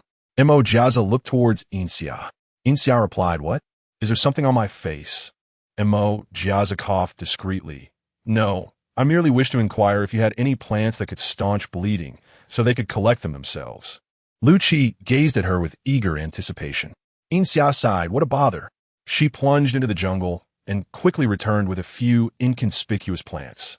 Lu Qi expressed his gratitude on behalf of his companions, while Yin Xia shrugged nonchalantly, stating that there were plenty more in the jungle. "If you truly wish to repay me, perhaps you could disclose the location of the vine." She was quite intrigued by the moving vine. In reality, she had only encountered the Venus flytrap, a plant capable of movement. However, Lu Qi could not specify its exact location, leaving them a hope that Liang Lu would survive and remember the precise spot of the vine. On the fourth day, Liang Lu awoke, fortunate not to have developed an infection, and his wounds were healing well. Yin Xia sought him out to inquire about the location of the paralyzing vine and ventured off on her own. As for the system's tasks, she merely scoffed. The location of the paralyzing vine was somewhat remote, seldom traversed by others in the camp. Liang Lu and his companions had rarely ventured far from their base, which explained their current predicament. As they approached the vine's habitat, the system emitted a cacophony of warning alarms. Yin Xia halted, rubbing her ears, which had grown numb from the noise, and irritably asked, 7749, "What is wrong with you? Caught a virus?" The system temporarily silenced its alerts and explained the situation. "Host. This area is home to at least hundreds of different toxic plants. It's practically a toxic breeding ground." Yin Xia smirked. "What can be more toxic than you?" The system sulked into silence. As she continued walking, suddenly she felt a tightness around her foot. Something had ensnared her. The force nearly toppled her, but she swiftly drew her knife and severed the vine, which struggled briefly before falling limp. The vine that had ensnared her was the very plant that secreted paralysis-inducing toxins. Yin Xia had prepared for this. Even though she wore boots, she had wrapped her legs with thin wooden sticks to protect herself. The vine at her feet was much stronger than the one she had brought back. Without her prior precautions, she would have faced dire consequences. Once a person fell, more vines would invariably ensnare them, and it would be impossible to rise again. Liang Lu was indeed fortunate to have returned alive. Following the vine's trail, Yin Xia discovered its route. The root system was particularly impressive. At a distance of 5 meters, she could advance no further. Typically, vines would not grow upright. Yet this one stood at a height of 1.5 meters, with sprawling tendrils extending several dozen meters and hundreds of offshoots radiating from its base. At the center bloomed a flower the size of a basin, exuding a sickly, sweet fragrance. Given the surrounding skeletal remains, Yin Xia could easily imagine the flower's purpose. The paralyzing vine deserved a new name, the man-eating vine. Host! Host! The system re-emerged with excitement. "I have detected a strong energy fluctuation." Yin Xia inquired, "Oh, where is it?" The system responded, "Approximately 5 meters underground, directly ahead." Yin Xia retorted, "Is there a complaint channel for the time-space spacecraft? Did they forget to install a brain when it was manufactured?" The system replied, "The spacecraft does not possess a brain, host. Yin Xia conceded, "You have a point." The system fell silent. Yin Xia had no expectations of finding energy through the spacecraft. She surmised that she could entertain herself for a few more days before digging a hole to bury herself, thus securing a more scenic grave. Who knows? Perhaps in a billion years, this planet would develop its own civilization, and she might be revered as a deity or be written into textbooks as an extraterrestrial. While her mind wandered to such fanciful notions, the pressing matter at hand was to procure a meal. Mere vegetables would not suffice. She sought to acquire some meat. 7,749. Procure me a digging tool, fully automated. The system queried, "Host, are you planning to dig your way through?" Yin Xia smirked, "I apologize, but I was born with a functioning brain." The system hesitated. "Then what do you intend to do?" Yin Xia dismissed the need to explain. "Do you ask the technician why they created you upon your production?" The system wisely refrained from further inquiry, as it knew its host had a penchant for self-destruction when provoked. While the spacecraft lacked equipment like excavators, 7749 scoured its inventory and forcibly assembled a machine capable of drilling into the ground. With the tool in hand, Yin Xia began to dig, tirelessly creating pit after pit, ultimately excavating over a dozen substantial holes. "Host, what on earth are you doing?" The system was perplexed. "Is digging this many pits beneficial to energy?" "Oh, these are traps," she revealed, concealing the final pit, her gaze toward the man-eating vine tender, as if she were observing her own child. "Host, isn't this the territory of the man-eating vine?" Yin Xia rolled her eyes. "So what if it is?" "That's precisely why I came here. There's no place more effective than this. I intend to seize its prey. Can it rise up and retaliate against me?" The system was disheartened. So Yin Xia's objective was merely to rob the man-eating vine, while the energy would be left unattended. Would she truly abandon the prospect of obtaining it? Chapter 12. Wilderness Survival Day 5. On this day, a fine drizzle began to fall from the sky, a disheartening omen for all players. Rain diminished visibility and heightened the dangers lurking within the jungle. Even the boldest adventurers were at risk of catching a cold. In such dire circumstances, a mere chill could prove fatal. Even Mo. Jiaza refrained from venturing outside. As noon approached, the rain lessened, prompting anxious players to hastily emerge and stretch their limbs. "Xia, my dear," Jia Yuan exclaimed, his demeanor overly cordial as he seized the moment when the rain paused to pay a visit. With an air of indifference, Yin Xia absent-mindedly tapped her fingers on the windowsill, scrutinizing him without a word. "Your abode is quite pleasant," Jia Yuan continued, seemingly oblivious to her demeanor. "I never truly appreciated it until the rain fell. You cannot imagine the pests that invade my shelter. I can hardly sleep soundly, unlike here, where it is so clean and comfortable." Yin Xia remained impassive, her gaze still averted. "If you have business, speak of it. I have no interest in your pleasantries." Jia Yuan rubbed his hands together, his smile unwavering. "It's nothing of great consequence. I merely wish to inquire if you have any surplus food. My appetite is substantial, and I have not stored much. You don't mean to borrow food from me, do you?" Yin Xia interrupted with a knowing smile. "Of course not." Jia Yuan chuckled awkwardly. "I'm not that shameless. I have items to trade." He produced a tightly sealed package and placed it on the table. "What is this?" Yin Xia inquired. "This is a supply pack," Jia Yuan said, a flicker of doubt crossing his mind. Yin Xia's fingers momentarily paused before she resumed tapping the windowsill, as if nothing had occurred. "I'm not blind," she remarked. Jia Yuan hesitated. "So what you're implying is, huh?"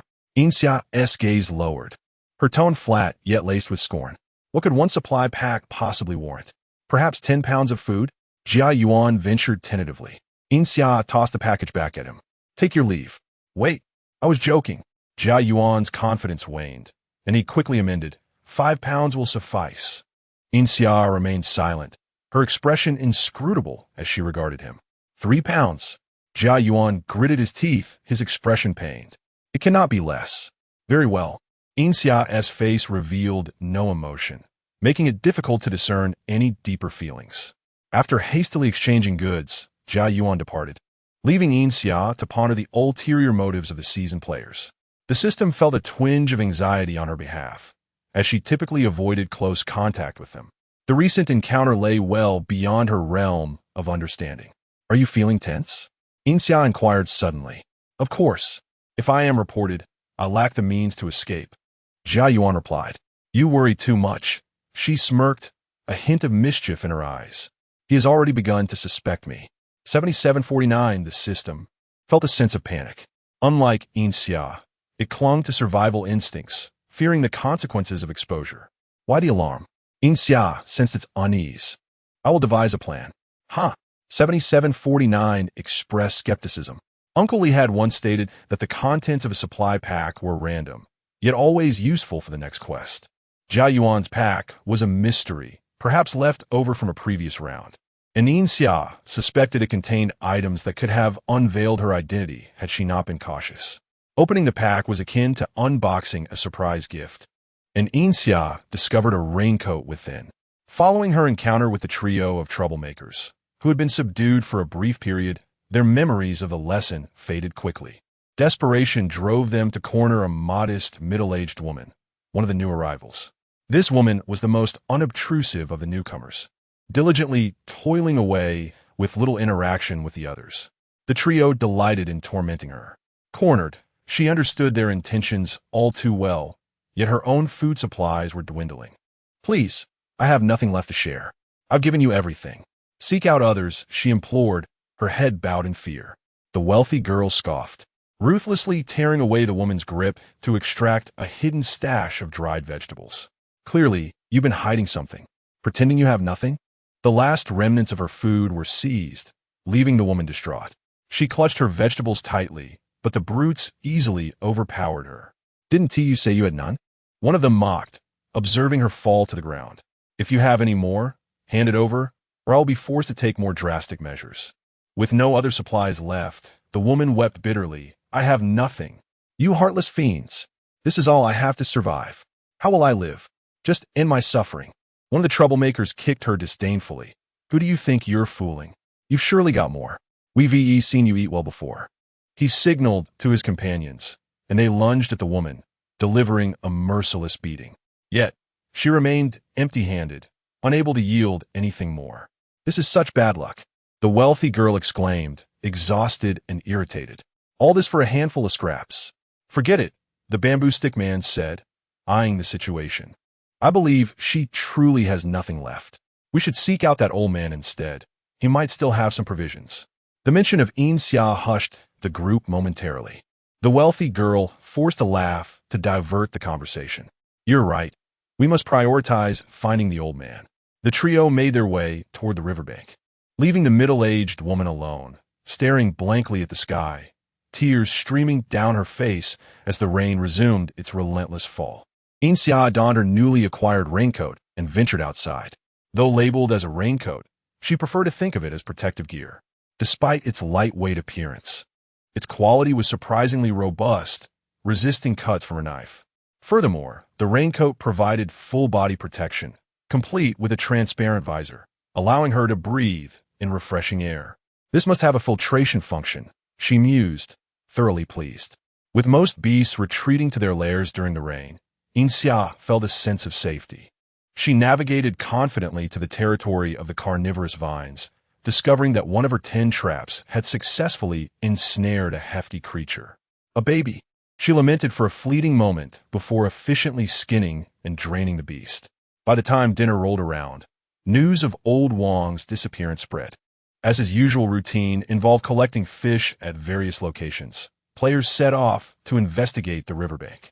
After a considerable search, they stumbled upon his lifeless body lying on the riverbank, blood staining the stones, with half of his legs submerged in the water, nibbled by unknown fish.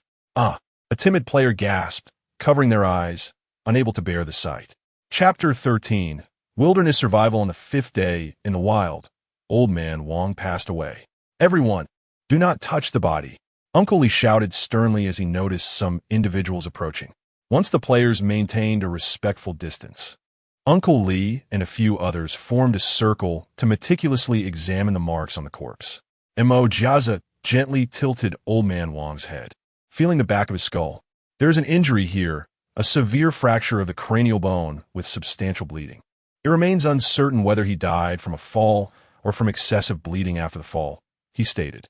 Uncle Li and the others were evidently less knowledgeable in this regard than Mo Jiazi, merely preventing others from getting too close while awaiting Mo Jiazi's conclusion. Based on the rigor mortis and lividity, it appeared he had been dead for 4 to 5 hours. After inspecting the joints and other areas, Mo Jiazi informed everyone.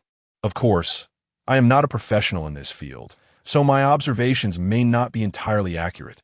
They are merely for reference. While Mo Jiazi was examining the body, Jia Yuan had already scoured the area surrounding the corpse.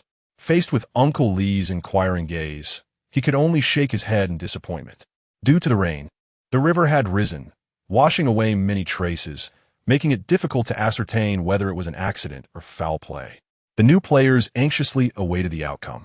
Without any signs of foul play, it must be an accident. On a rainy day, the ground is slippery. He may have stepped on a wet stone, lost his footing, and struck his head. An older man like him could easily succumb to a simple fall, Uncle Li decisively concluded.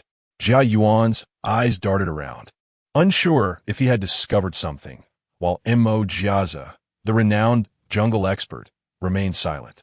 However, no one possessed concrete evidence, and it seemed unnecessary to incite panic. No one wished to be in the presence of an unknown murderer. The new players had yet to encounter the darkness of human nature, making their mental states fragile. Yin Xia observed from a distance, listening to Mo Jiazi's speculations without approaching. At her feet lay a fresh footprint, submerged by rainwater, pointing toward the campsite. Her gaze swept over Old Man Wang's body inch by inch, as if searching for something. The circumstances surrounding Old Man Wang's death remained ambiguous, and everyone tacitly accepted it as an accident. After a hasty burial, the matter was scarcely mentioned again. Yin Xia wandered around the campsite, deep in thought, and discreetly called Liang Lu and the others outside. She inquired meticulously if Old Man Wang had any conflicts with others prior to his death, or if anyone had ventured out during lunchtime.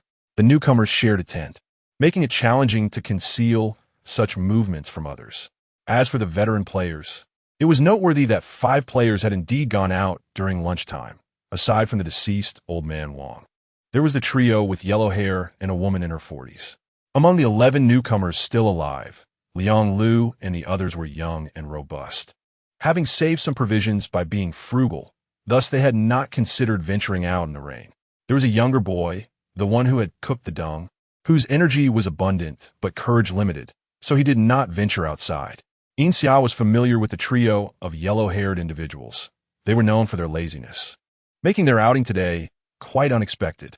As for the woman, Yin Xia had little interaction with her, but according to Liang Lu and others, she was industrious and capable of earning a modest living. However, the trio of yellow-haired players often bullied her, taking her food and making her life quite difficult. After a moment of hesitation, Liang Lu finally asked, "Boss, are you questioning whether Old Man Wang's death was an accident?" Even though their employment relationship had ended, they still habitually referred to her as boss. Yin Xia smirked slightly, responding evasively, "I am considering hiring you all once more. Is anyone interested?" The group was taken aback. Given the scarcity of food, how could she possibly offer more to hire them? Truly, she was the boss. However, this time the hiring terms differed from the last. Yin Xia explained, "I will hire 5 of you at once, but only provide 3 portions of food. You will not need to construct anything for me. I will randomly select 2 individuals each day to accompany me into the jungle, while the others may roam freely. For those who accompany me, I will teach them about some of the plants I know." The abundance of Yin Xia's supplies stemmed from the fact that others had difficulty distinguishing these plants, with only a small fraction recognized, leaving her without competition. "It is better to teach a man to fish than to give him a fish," she proposed enticingly. "Although only 2 will accompany me. In fact, all 5 of you will be employed by me." Yin Xia casually surveyed the 5 individuals before her. "So, what do you think? Consider it." Players typically operated independently, as evidenced by the distinct living arrangements of the veteran players. Although the 5 were somewhat familiar with one another, they had not acted together outside of Yin Xia's previous employment. Liang Lu and Lu Qi had formed a closer bond, while the others, gazing at the myriad of plant species scattered around, gritted their teeth in agreement. Why overthink it? Securing a full meal is paramount.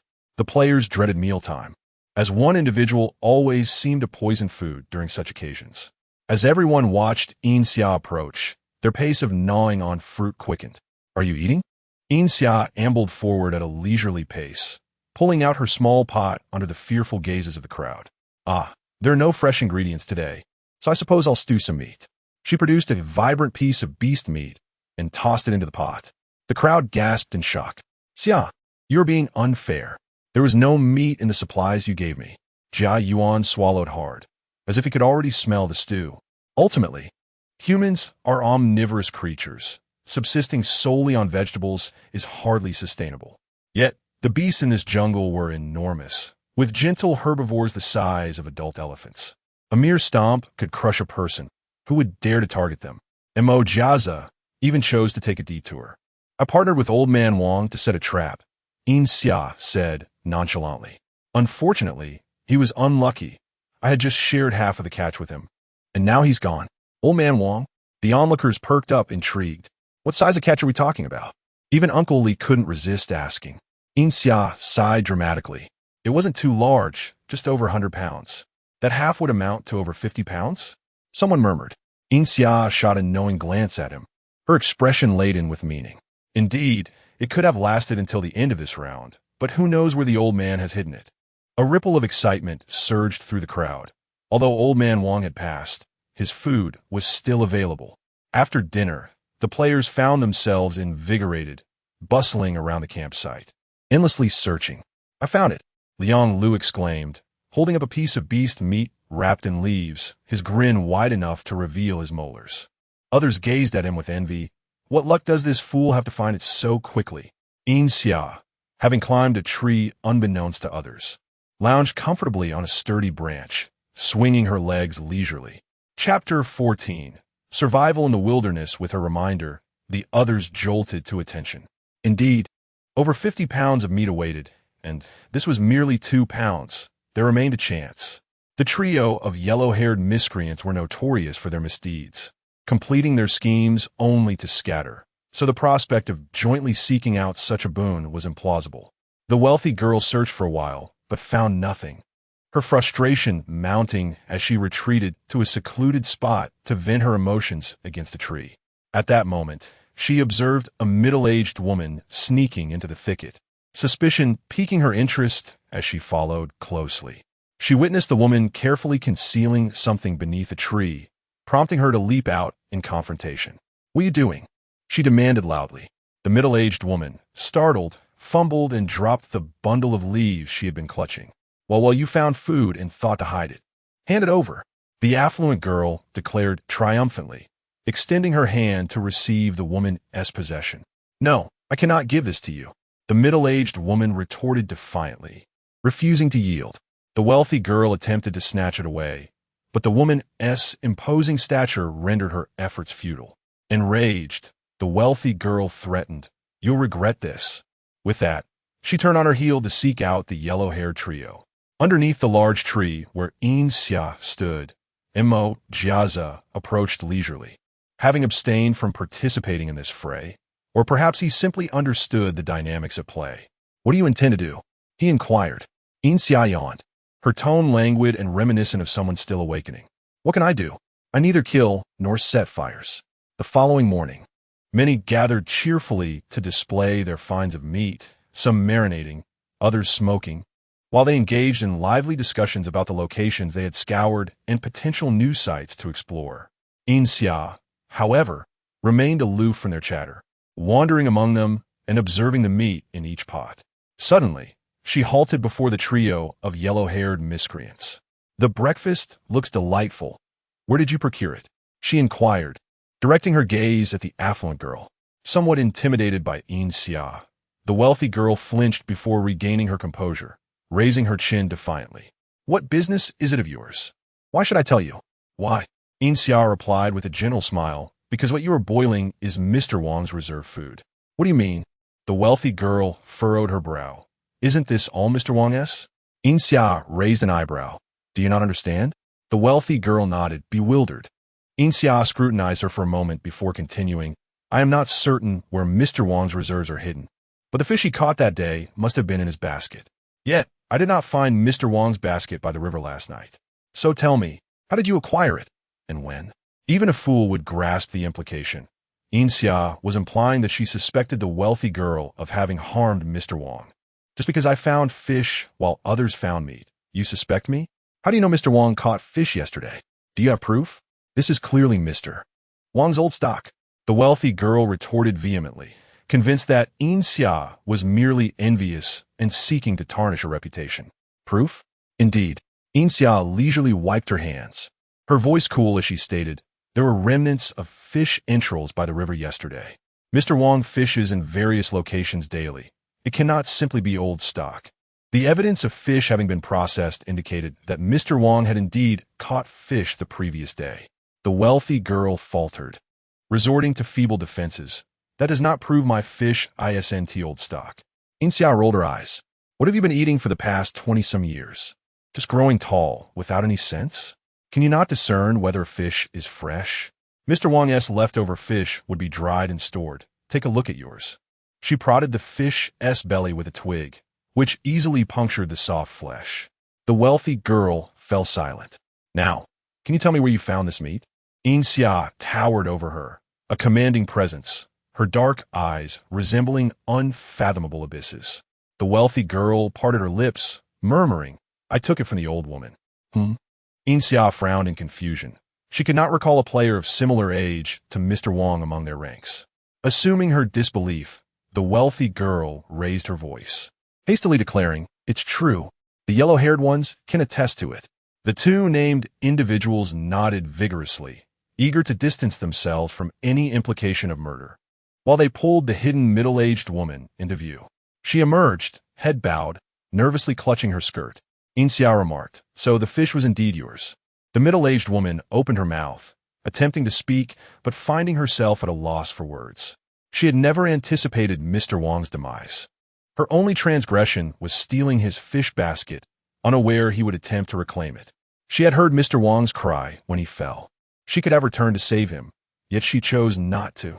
The middle-aged woman sank to the ground, hands covering her face, tears streaming through her fingers uncontrollably. The others began to grasp the situation, their gazes toward her shifting, particularly the trio of yellow-haired miscreants, who were taken aback by the revelation that the once victimized had resorted to murder. The wealthy girl recoiled in dread, recalling her numerous encounters alone with the middle-aged woman. The true culprit behind Mr. Wang's death emerged. What had long been perceived as an accidental demise was, in fact, murder. Liang Lu and others could not fathom why the middle-aged woman would take Mr. Wang's life and turn to Yin Xia for answers, but she merely shrugged, expressing her own ignorance. Perhaps it was revenge, or perhaps desperation. Who could say? Liang Lu scratched his head, perplexed. If you do not wish to uncover the truth, why go to such lengths to identify the murderer? Yin Xia tapped his head lightly. Is it not permissible for me to seek the identity of the murderer? Liang Lu remained confused, while Lu Qi tugged at his arm, whispering, do you not understand? This is not a society governed by law. There is no notion of retribution for life. Even if there were, who would enforce it? You? The pursuit of the murderer was, of course, a precautionary measure against her. Yin Xia caught Lu Qi's words, remaining noncommittal. Although the perpetrator was merely a frail woman, it served as a stark reminder of the lengths to which desperate individuals might resort. She had bound the 5 strongest newcomers together through self-interest, instilling a sense of wariness even among seasoned players. While there was no principle of life for life, the players were nonetheless troubled by the proximity of a murderer among them, creating an insurmountable psychological barrier. The middle-aged woman gradually found herself ostracized. Alone, she ventured into the thicket. In the mud post-rain, numerous grayish-white mushrooms emerged, entirely new and absent from Yin Xia's menu.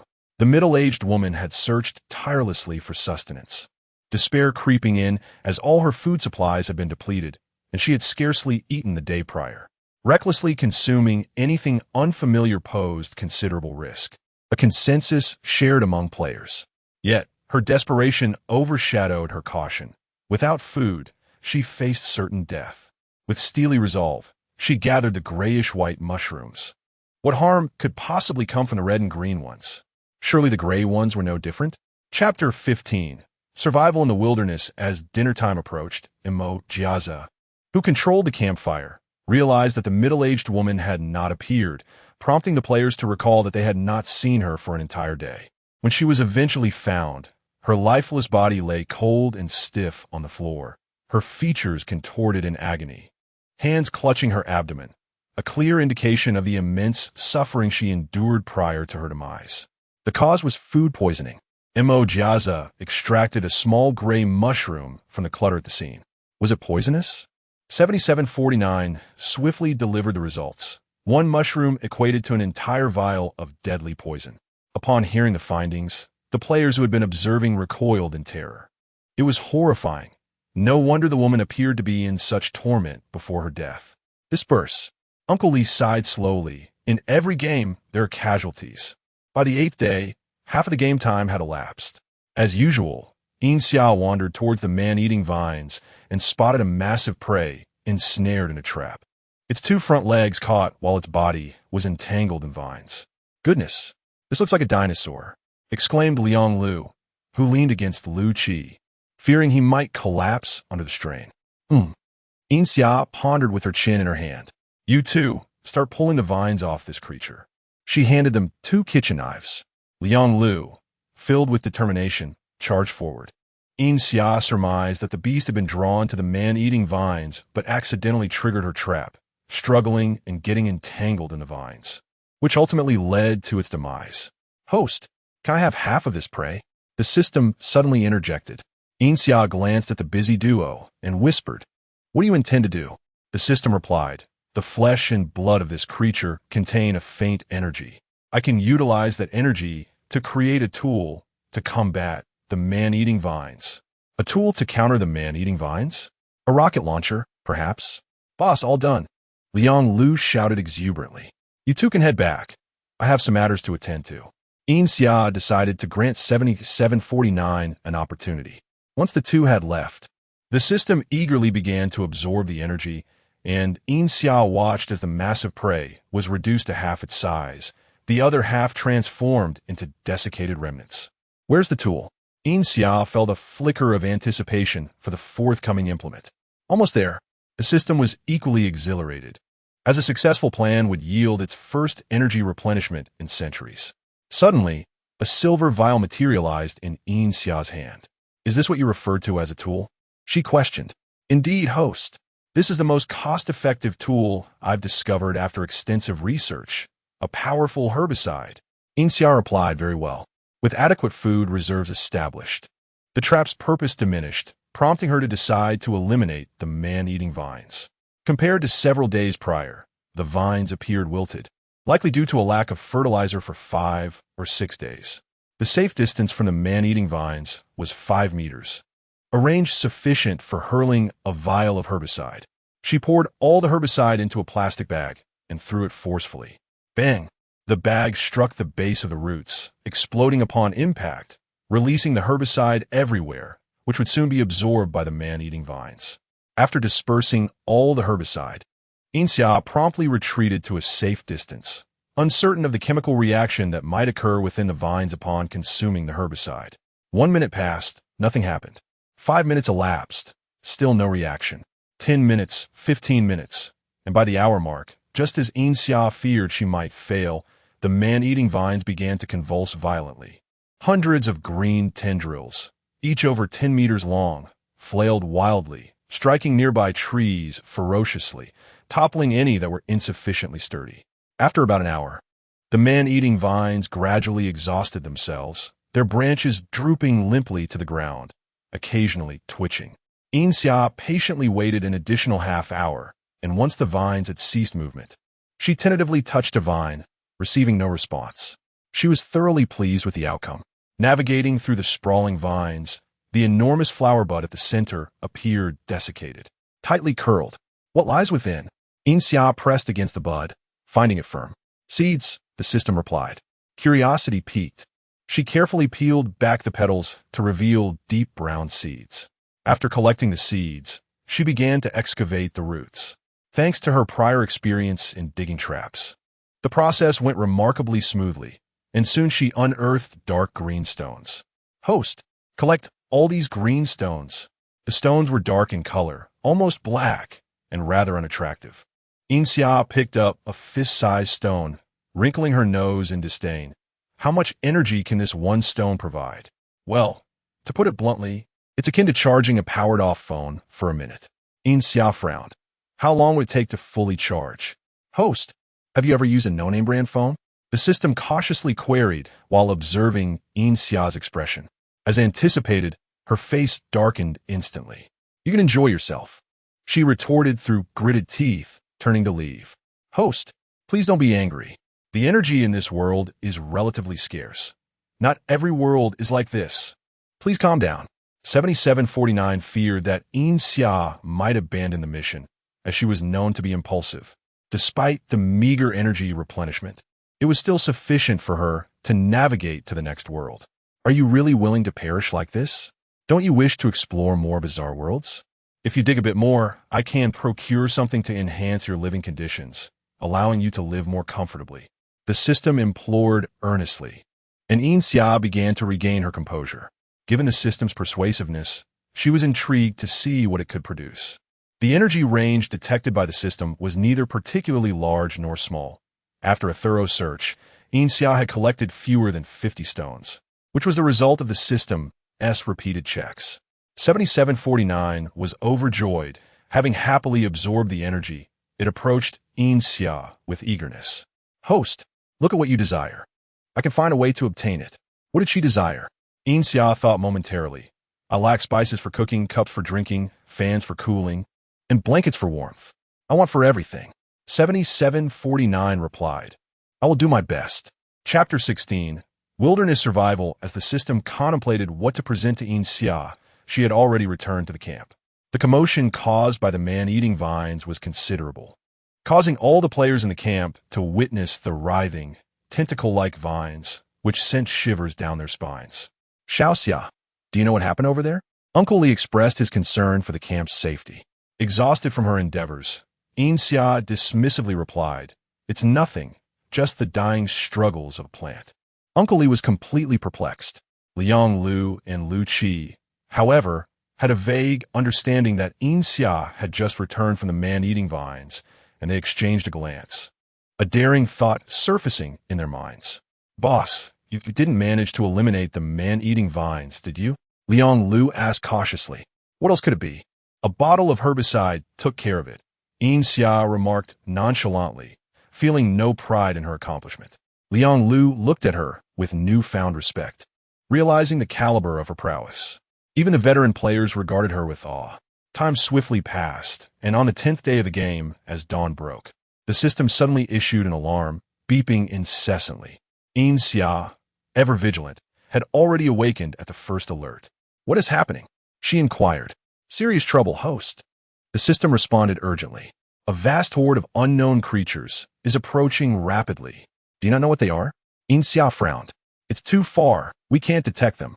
With no other options, Yin Xia resolved to rise and investigate. The camp remained quiet, with no one else stirring at that hour. To her surprise, she noticed Mo Jiajia also appeared anxious. It seems you received the news as well, he remarked, unexpectedly approaching her. In such times, having another formidable ally was reassuring. Though Yin Xia was still uncertain of the specifics, she was undeterred in her quest for information. What's going on? She asked ambiguously. Mo Jiajia promptly shared the details he had gathered. It's a beast tide, he said, with an 80% chance of passing through the camp. A beast tide? This is troublesome. Yin Xia mused, contemplating, if we leave now, can we avoid it? Mo Jiajia shook his head. Not necessarily. The beast tide may deviate during its movement. If our paths coincide, it could spell disaster.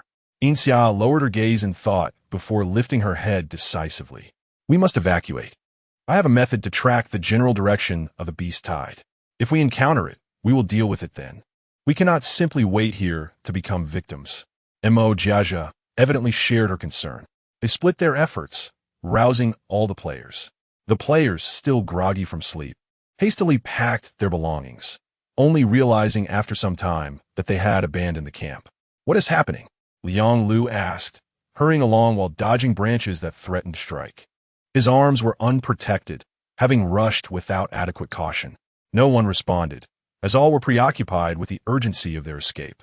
As daylight broke, Xia swiftly climbed a towering tree to scout the approaching beast tide. Meanwhile, 7749 relayed the beast's route to Yin Xia. "Get down. Find a place to hide," Yin Xia shouted to Xia. They had encountered the worst-case scenario, colliding with the beast tide's deviation. Xia quickly understood, sliding down the tree with haste. It was impossible for all of them to shelter atop the towering trees, which reached dizzying heights. Xia scanned the surroundings and pointed to a nearby cliff. "Everyone, find your own hiding spots, preferably up high.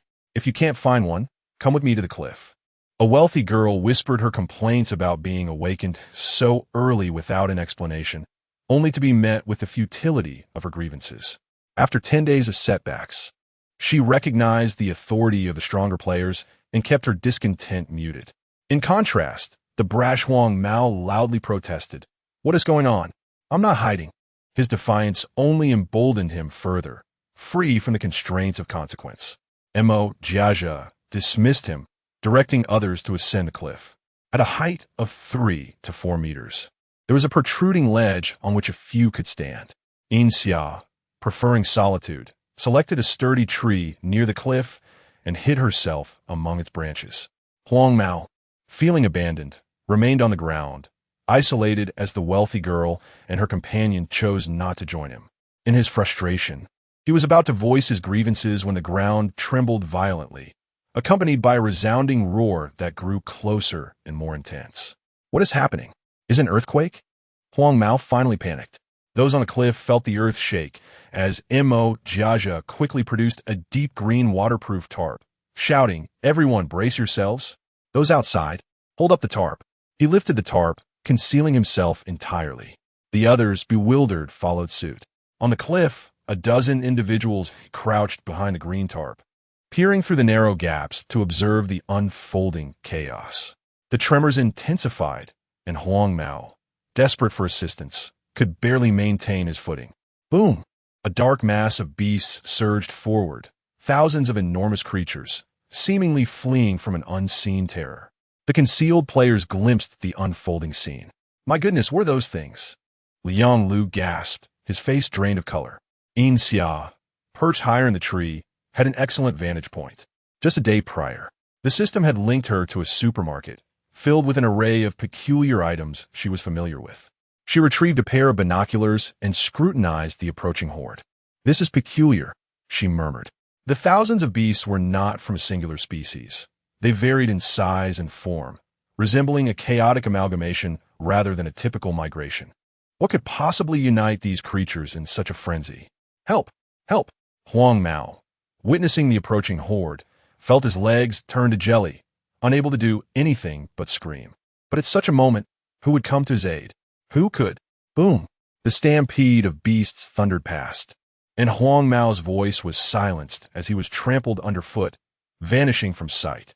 On the cliff, those who had narrowly escaped a similar fate turned away in horror. "Is it over? Can we return?" a young player asked, his voice trembling with uncertainty, as everyone hoped for Xia's reassurance. However, Xia remained silent, intent on observing further. Yin Xia, too, postponed her descent, still seeking clarity regarding the cause of the beast tide. Chapter 17, Wilderness Survival Host. There is something behind. The system's detection range always surpasses the naked eye. Yin Xia peered through her binoculars for a considerable time, but saw nothing. "Look up." At that moment, she finally caught sight of it. A swarm of mosquitoes, each the size of an eagle, was descending from the previously azure sky, covering it entirely. A chill ran down her spine. Yin Xia hastily slid down the tree and rushed towards the denser foliage. "Look there! Such enormous mosquitoes!" Some keen-eyed players had already noticed the impending threat. The air buzzed with the sound of the approaching swarm, and Xia swiftly descended the cliff, following Yin Xia into the thicket. Others imitated his actions and slid down as well. However, what appeared simple was far more challenging in practice. Jia Yuan lost his balance while descending, tumbling several times before finally landing, dizzy and unable to rise. He remained stationary, but others continued to descend, colliding into him one after another, causing Jia Yuan to scream in pain and become even more immobilized. "Come over here," Mo Jiaza shouted from the foliage. He lay flat on the ground, his body concealed beneath a green waterproof tarp, leaving only his head exposed to assist the players outside. The buzzing grew louder as the mosquitoes approached. Jia Yuan, glancing at Mo Jiaza, who was several meters away, gritted his teeth and plunged into the denser undergrowth nearby.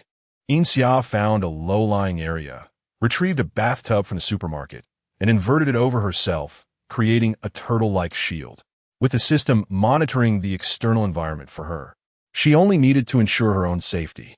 Mo Jiaza's situation was less favorable, unlike on the cliff where he needed to shield only a few individuals. The small tarp was insufficient to cover the throngs of players outside. They desperately pushed forward, some were knocked down, while others yelled angrily at those outside. The confined space was utterly chaotic, and Mo Jiaza found it increasingly intolerable. "Stop pushing. There's no room." Lao Li Wu, positioned near the edge, was responsible for holding down the corners. He felt a round head persistently trying to squeeze in and grumbled, "I told you there's no room. Pushing is just a waste of time. Can't you find another safe spot?" Instead of retreating, those outside struggled even harder. After a moment of hesitation, Lao Li Wu lifted the tarp to let someone in. His words were abruptly cut off. Run, the mosquitoes are getting in," someone screamed, throwing open the tent and fleeing. A mosquito the size of an eagle landed on Lao Li Wu, drinking his blood. Quick as lightning, Mo Jiaza slashed at the mosquito's neck. Hiss! Lao Li Wu's carotid artery was pierced, and he struggled to speak, only able to emit broken sounds.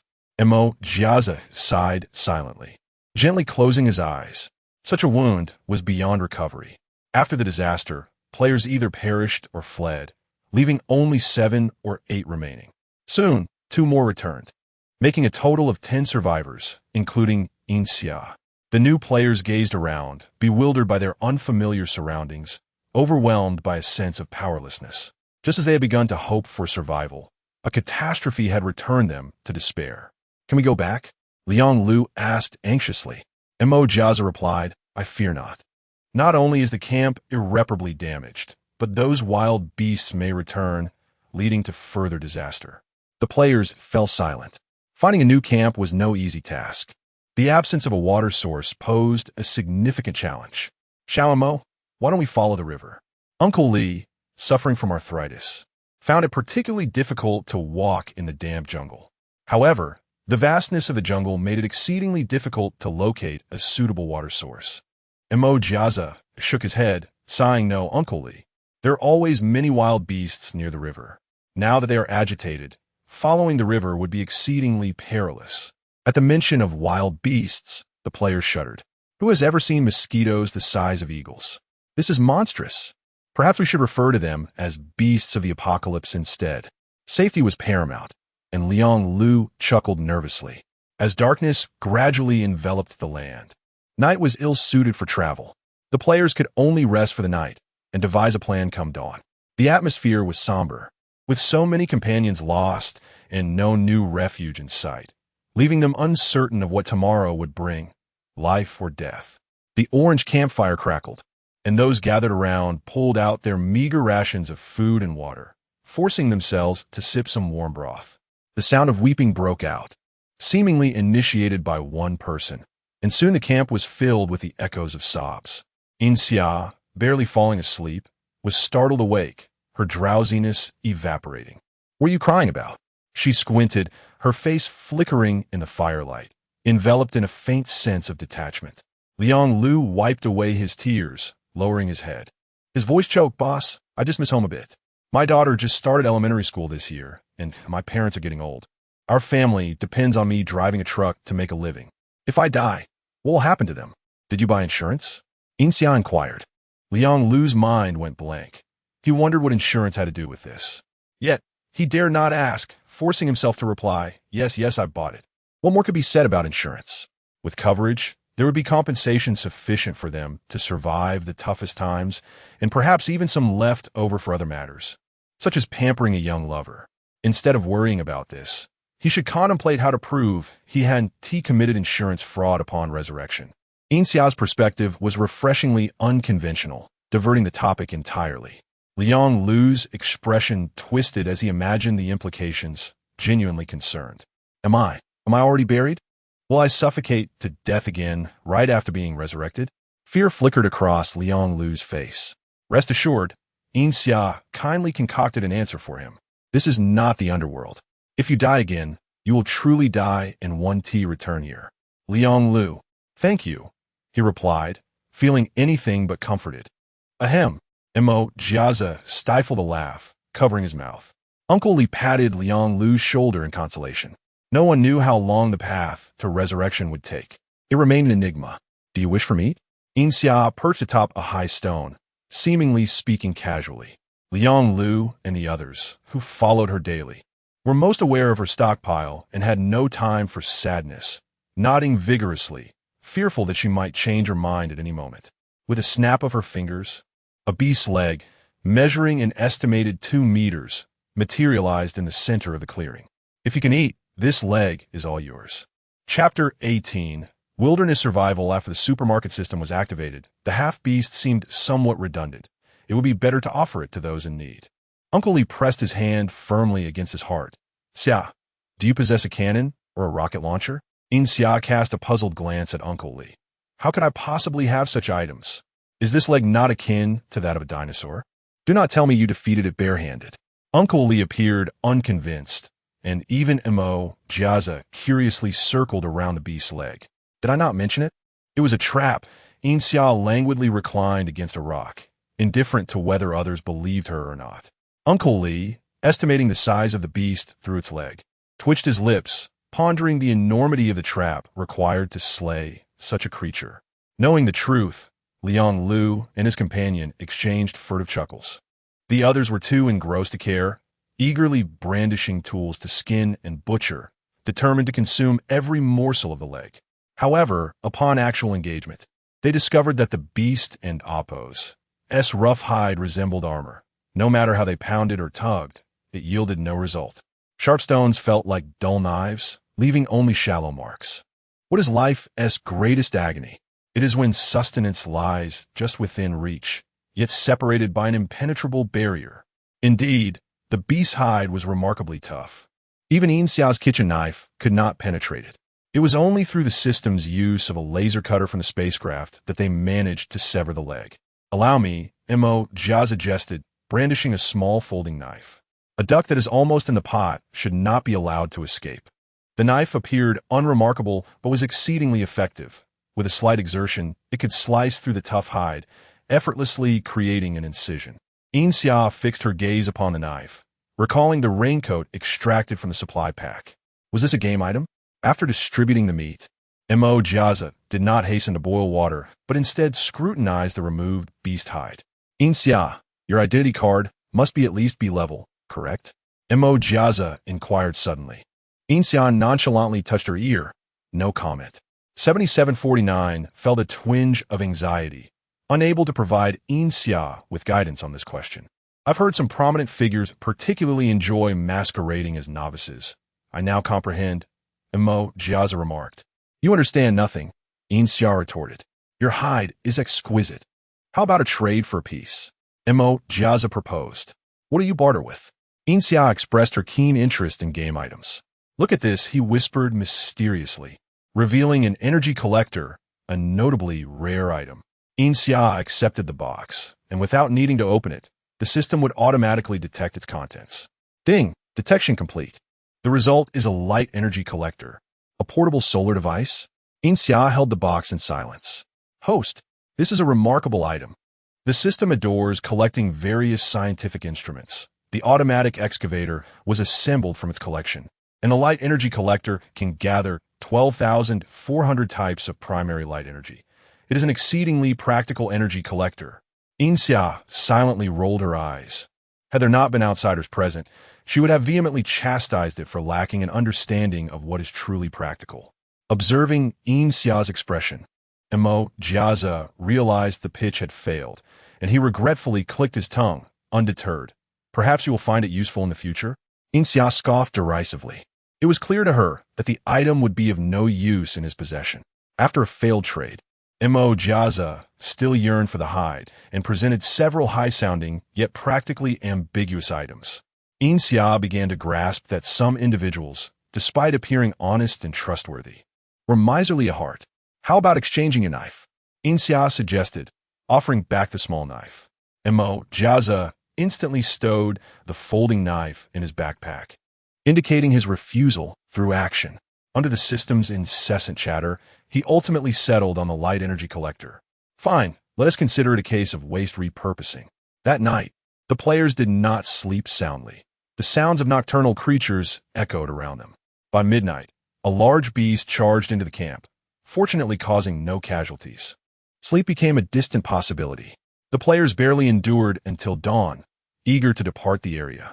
Before the sun fully emerged, the forest remained shrouded in dimness beneath the leaves, obscuring the path ahead. Warning, warning, you are about to enter a marshland. The system's jarring alarm rang out, prompting Yin Xia to rub her ears and halt in her tracks. Jiaza promptly detected the anomaly and halted the others. What's wrong? Uncle Li inquired. Jiaza remained silent, crouching to examine the ground closely. The flashlight illuminated a series of reflective puddles, strikingly evident. It appears to be a marsh, he stated, already stepping onto the soft, muddy ground. In the city, people had rarely encountered marshes, which they viewed as treacherous places where one would meet certain doom if ensnared. A momentary panic swept through the crowd, but fortunately, Jiaza quickly reassured them. It's not as dreadful as you imagine. Let us circumvent this marsh.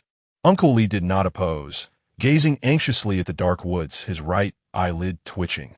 The players altered their course and pressed on. Ah, help!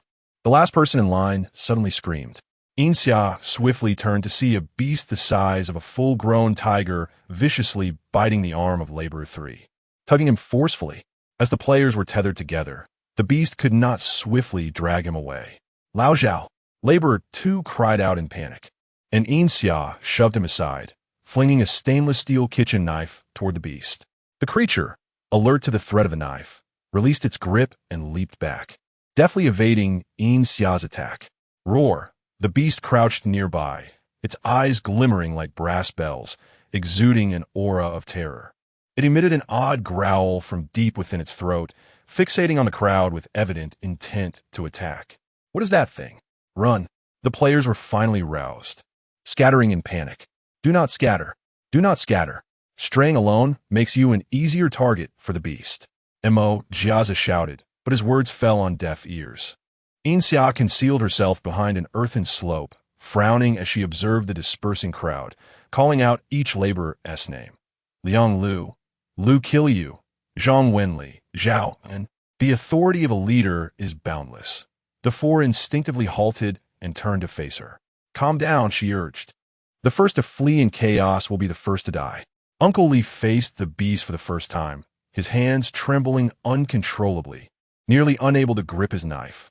The rich girl had long since vanished, while the lanky man hastily retreated, eager to distance himself from them. Chapter 19. Wilderness Survival. Zhang Wenli, you assist Zhao, and in taking cover behind the rocks. Liang Lu and Lu Qi find a place to hide as well. Yin Xia orchestrated her team with remarkable composure. The players, though uneasy, managed to maintain a semblance of calm. Help! Help! The man with the bamboo pole stumbled, misstepping and sinking into the mire. He struggled to rise, but found himself sinking deeper, soon submerged to his knees. Terror washed over his face, a visage of utter despair. How can there be a swamp here? Yin Xia glanced over, noting that the sun was already high in the sky, illuminating the expansive, muddy terrain. Jiaza, overwhelmed by the rapid turn of events, unceremoniously tossed a piece of driftwood toward the man with the bamboo pole. Stay still. The more you struggle in the swamp, the faster you sink. We can only rescue you after we fend off the beast. Jiaza ran his fingers through his hair in frustration, choosing to ignore the man's plight. Meanwhile, Yin Xia concealed herself behind a dirt slope, her gaze fixed upon the beast as her mind raced. A direct confrontation would be futile. Perhaps the swamp could be utilized to their advantage? Mojiaza, she called out. Can we lure the beast into the swamp? That could work, Mojiaza replied, poking his head out from behind a tree. Do you have a concrete plan? A plan? Yin Xia scoffed. By the time you devise a flawless strategy, the opportunity will have passed. We must act on instinct. She began to wrap strips of cloth around her hands, her mind racing through the aisles of the supermarket for any useful tools. In the distance, the beast began to stir, emitting low growls and pawing at the ground, a prelude to its attack. Are you brave enough to confront the beast? Yin Xia challenged. Mojiaza retorted. Isn't that akin to sending a meat bun to a dog? Yin Xia looked at him incredulously. Do you take me for mere decoration? She then produced a collection of small balloons, filling them with an unknown liquid until they were plump and round. What is this? Mojiaza inquired, intrigued as he held one up. Toilet cleaner, she replied without lifting her gaze. Suddenly, a cry rang out. Ah, it's coming. The man with the bamboo pole, now clear-headed, became the perfect bait. You draw its attention. The moment it opens its mouth, force a bottle of toilet cleaner down its throat. Yin Xia tightened her grip on her bow and arrow, articulating her plan with precision before kicking Mojiaza out of the way. Hey, at least give me a warning, Mojiaza exclaimed, nearly colliding with the oncoming beast, which startled and leapt onto a nearby tree trunk. Realizing it was merely startled prey, the beast let out an angry roar. In the blink of an eye, a tawny figure descended from above, its sharp claws glinting ominously, slicing through the tall grass. Thankfully, Mojiaza evaded in time. Had he not, he would have been gravely injured. The beast was incredibly agile and quick to react. Assessing its strength, Mojiaza felt a wave of unease. Yin Xia unleashed a trio of arrows, disrupting the beast's rhythm and diverting its focus away from Mojiaza. Now's your chance, he urged, his eyes narrowing as he sprang into action, his blade aimed at the creature's throat. Just as he was about to make contact, the beast leaped, and his knife plunged into its abdomen instead, blood gushing forth. The beast howled in agony, swiping at Mojiaza but missing entirely. Mojiaza retreated swiftly, the beast's claw barely grazing past his face, the rush of wind leaving him breathless and clammy with sweat. That was close, he thought to himself, wounded and enraged. The beast began to leap about, attempting to shake off its assailants, unknowingly moving deeper into the swamp. However, Yin Xia soon realized that the beast was not sinking. It moved effortlessly across the swamp's surface.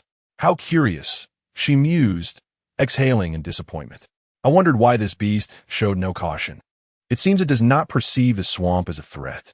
The others, equally confounded, exchanged bewildered glances. What on earth is happening? Liang Lu stammered. Look at its feet, someone pointed out, revealing the beast's webbed toes, which enabled it to traverse the swamp without difficulty. This can't possibly be its territory, can it? Yin Xia pondered aloud, disregarding their chatter. Observing the beast's continuous bleeding, she inquired, is that a trident dagger? Mojiaza nodded, producing another identical dagger for her inspection. The trident's 3 edges were designed for maximum blood loss, and though this beast was bleeding profusely, it could still pose a lethal threat before succumbing to its wounds. With a thunderous roar, the beast, realizing it could not rid itself of its tormentors, charged into the crowd, snapping at anything in its path, sending the players into a frenzied panic.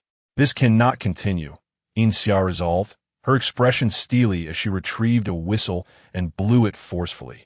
The sharp sound instantly drew the beast's attention, and it turned to lunge at her. Seizing the moment, Yin Xia hurled several filled toilet cleaner balloons into its maw.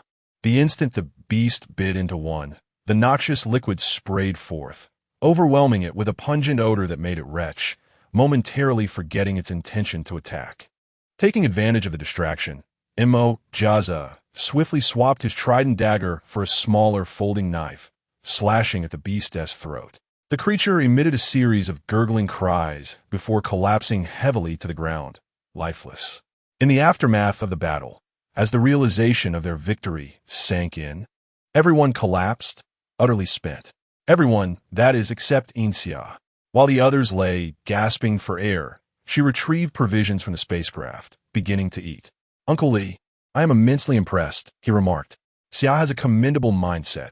She must have played this game numerous times. Yin Xia took a bite of jerky and washed it down with water. I suggest you eat something as well. The scent of blood will attract other carnivorous creatures. And we cannot remain here for long. Jiaza, observing the large beast still bleeding out, exhaled deeply. This damn jungle. Do you have any hemostatic medicine? I need some. Having sustained multiple injuries from the beast's claws, he sat on the ground, breathless and in pain. In such dire circumstances, he could not afford to be polite. Survival came first. Since her last excursion to procure medicine for Liang Lu, Yin Xia had occasionally stockpiled some efficacious herbs. Antiseptics, hemostatics, clean water, salt. Help yourselves to what you need. She laid out the essentials on the ground and leaned against a tree to rest, her own wounds already tended to. Most had sustained injuries during the confrontation with the beast, particularly Jiaza and Zhao, who bore the worst of the wounds. Chapter 20. Wilderness Survival. The wealthy girl turned out to be the fortunate one, having remained motionless in the crevice of a rock throughout the ordeal, miraculously escaping unscathed. However, as she gazed at the life-saving supplies, a devious thought crossed her mind. She wished to hoard some for herself.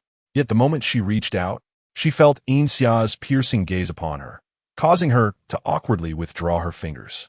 What injuries have you sustained? Yin Xia inquired with a bemused smile. The trials of hardship had dulled the once sharp spirit of the affluent girl. It was hard to fathom that the dirty, festering woman before them had been a pampered heiress just over 10 days prior. The girl had lost the haughtiness she once possessed, now too intimidated to retort when questioned. Her head bowed in silence.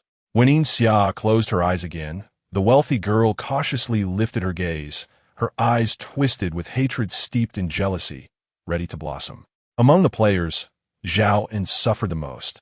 A beast had bitten through his arm. When Zhang Wenli tended to his wounds, Zhao was in such agony that he could not even scream, his face devoid of color, beads of sweat cascading down his forehead, blurring his vision. Brother, are you all right? Zhang Wenli asked anxiously, concerned for both Zhao and himself. Zhao could only manage a strained smile, unable to articulate his pain. Uncle Li, having once been a newcomer himself, understood the thoughts of the inexperienced. He sighed softly, offering comfort.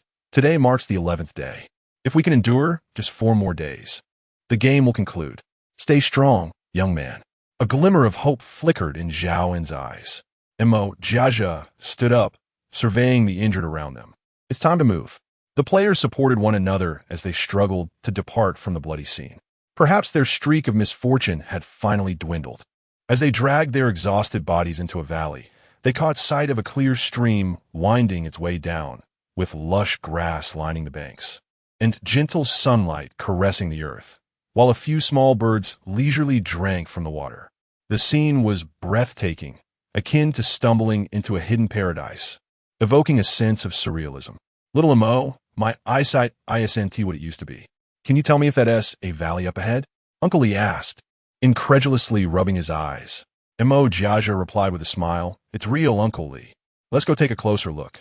Perhaps having never encountered humans. The little birds showed no signs of fear, merely tilting their heads curiously as the group approached, neither attacking nor fleeing. The lanky man, having gone hungry throughout the morning, was less industrious than the others, having previously survived on meager rations at the old camp. This desperate escape had exposed his weaknesses. As he patted his empty pockets, he licked his lips and slowly inched closer to the small birds. This would be a meal, he thought to himself. The birds remained still, their beady eyes fixed on him, an unsettling aura surrounding them. The lanky man felt a shiver run down his spine as he steadied himself, then lunged forward, hands outstretched to capture a bird. I got it, he exclaimed in delight, but suddenly felt a sharp pain in his hand. He screamed, flinging the bird away, only to discover a deep gash in his palm. The others turned their attention to him, immediately noting the gaping wound. Oh dear, Yin Xia drawled lazily. You've managed to injure yourself right away. Thank you for setting such a fine example. The lanky man writhed in agony on the grass, while the players exchanged glances, helpless to assist. What should we do? Uncle Lee pondered, unsure of the next steps. Mo Jiaja scanned their surroundings with a pair of binoculars. There's a cave over there. Let's check it out. The cave was not far, and they carried the injured man there, grateful for the chance to rest. The cave was shallow, and Mo Jiaja quickly emerged after inspecting it, reassuring everyone that it was a suitable place to stay. This was the best news they had received since leaving the original campsite. The lanky man continued to moan in pain, prompting Uncle Lee to glance helplessly at Yin Xia. Leaning against the cave wall, Yin Xia rested her hands behind her head, casually swinging her legs. Don't look at me. I'm not interested in rescuing the foolish. Yin Xia, the lanky man shouted, his pain rendering his expression grotesque, his eyes bulging with rage. Yin Xia kept her eyes shut, ignoring his cries. Not satisfied? Hold it in. I have no interest in charitable acts for the foolish. The lanky man, infuriated to the point of fainting, found himself utterly powerless against her. As Yin Xia hummed a tune to herself, she isolated herself in a corner of the cave, quickly drifting into slumber. After a day and night of turmoil, everyone's spirits were extremely low, finally settled. Exhaustion overwhelmed their minds. Yin Xia awoke only at the system's prompt, realizing it was already evening. Unlike her, who had brought everything with her, the others had ventured out early in search of food. Upon reaching the cave entrance, she marveled at the enchanting evening scenery, the sky ablaze with red hues, a gentle breeze, and a soft murmur of the stream. How tranquil it feels. As if a storm is approaching, she mused aloud, stroking her chin. Please refrain from such ominous predictions, the system cautioned. Can't we simply complete this area without incident? Huh. As if the next area will be any safer, Yin Xia retorted. You're eager to move on because you can't find suitable energy here, aren't you? Apologies, I was mistaken, the system replied. Mistaken in what regard? I'm not sure, but I read somewhere that it's best to apologize first in such situations. Yin Xia fell silent. The players, having rested throughout the afternoon, were in a more stable emotional state. Zhao's condition, however, remained grim. He was languid and spent most of his time asleep. The three fellow laborers worried for him, but fortunately, their benefactor had been generous, alleviating their concerns about food. The lanky man had vanished until he stumbled back into the cave, reeking of rot. The following morning, as Yin Xia planned to explore the vicinity, the wealthy girl unexpectedly approached her. Yin Xia, I've discovered a fruit that resembles a mangosteen. Could you check if it's poisonous? The wealthy girl's demeanor was exceedingly humble, almost unrecognizable. Yin Xia regarded her for a moment, then slowly smiled. Sure. The wealthy girl's eyes brightened as she reached out to grasp Yin Xia's arm, but Yin Xia gently raised her hand, avoiding contact. You lead the way, she instructed, casting a pointed glance at the girl's unsightly arm covered in blemishes. The wealthy girl awkwardly touched her lumpy arm. The flicker of jealousy in her eyes quickly extinguished. Yin Xia followed the wealthy girl for a considerable distance, eventually reaching the valley's rear, where the terrain dipped and remained in perpetual shadow. The system informed her that a small area of miasmic forest lay not far ahead. While she was not entirely familiar with the appearance or dangers of miasmic forests, she knew enough to be wary of the toxic vapors they contained. Chapter 21. Survival in the Wilderness. What did the wealthy girl bring her to this miasma forest for? Yin Xia pondered with her head lowered, unconsciously slowing her pace. What are you doing? The rich girl noticed Yin Xia's deceleration and her constant fidgeting with her cuffs and pant legs, even putting on gloves. Confusion mingled with a hint of anxiety. Yin Xia's expression remained unchanged as she tightened her sleeves and adjusted her collar, casually replying, Nothing, just feeling a bit chilly. The wealthy girl, oblivious to any anomaly, urged her forward. Hurry up, it's just ahead. Yin Xia offered no reply. The back of the valley was rather steep, and soon they found themselves at a dead end. Yin Xia lowered her brows and casually inquired, Where is it? The rich girl pointed randomly at a plant, moved closer to Yin Xia, and with a sudden shove, pushed her out. Go to hell. The wealthy girl glared at the falling Yin Xia, only to realize that there was not a trace of fear on her face. Her expression twisted further. Why could Yin Xia maintain her elegance in the same predicament while she had turned into a wretched sight? At that moment, Yin Xia's previously carefree demeanor transformed into something more sinister, her eyes gleaming with mockery. It appeared she was saying something, but the distance rendered her words inaudible. The rich girl felt an inexplicable unease. Whoosh! A thick branch struck the wealthy girl on the back, unceremoniously sweeping her towards the edge. After a moment of shock, terror engulfed her mind. Ah! She screamed, but alas, apart from Yin Xia, no one could hear her cries for help. Yin Xia, holding onto the prepared rope, gracefully landed on the ground, immediately donning a protective raincoat. The cliff was not particularly high. Unless one struck their head, it was unlikely to result in death. However, the real danger lay not on the cliff, but in the miasma forest below. The wealthy girl tumbled down, her arms' blisters burst upon impact, her back crashing heavily against the stones, leaving her unable to rise, curled in agony on the ground. Yin Xia, appearing indifferent, kicked her shoulder and asked, "Why are you lying there? Where are the fruits you mentioned?" The rich girl no longer concealed her malice, her gaze sharp as a poisoned dagger. "Oh, why do you look at me like that?" Yin Xia deliberately lingered at the spot. I said, her voice chimed, light as a demon's whisper, "You should find another place to lie down. Do you know what lurks beneath the decaying leaves of a normal miasma forest?" She leaned closer to the wealthy girl's ear and softly murmured, "In a typical miasma forest, there are blood-sucking insects like leeches. You know what leeches are, right? There should be similar creatures here, only more terrifying. They might burrow into your skin, traverse your veins, and lay eggs inside you. In a few days, countless little bugs will break through your skin, crawling out of your body." The wealthy girl trembled uncontrollably, her fear compelling her to rise. But the pain forced her back down repeatedly. Observing her distress, Yin Xia grew curious. "You don't even know what a miasma forest is like. How could you think of using it to harm me?" she questioned. The rich girl bit her lip, refusing to speak. "How dull," Yin Xia said, losing interest, and turned to leave. "Wait." The wealthy girl panicked. "If you save me, I will tell you." "Huh?" Yin Xia didn't even glance back. Bargaining with her? Insanity. The wealthy girl was genuinely frantic. She never considered the consequences of her actions, and when faced with responsibility, she was more cowardly than anyone else. "It's the bamboo pole man. He fell down here. I saw him climb up yesterday." The rich girl could no longer hide the truth. The bamboo pole man's state when he climbed up was dismal, haunting her thoughts. "Don't leave me," she wailed, sobbing uncontrollably. The bamboo pole man? Yin Xia frowned. Indeed, he had a foul odor of decay. "Forget it. I'll deal with it later. Today I'll teach you a lesson.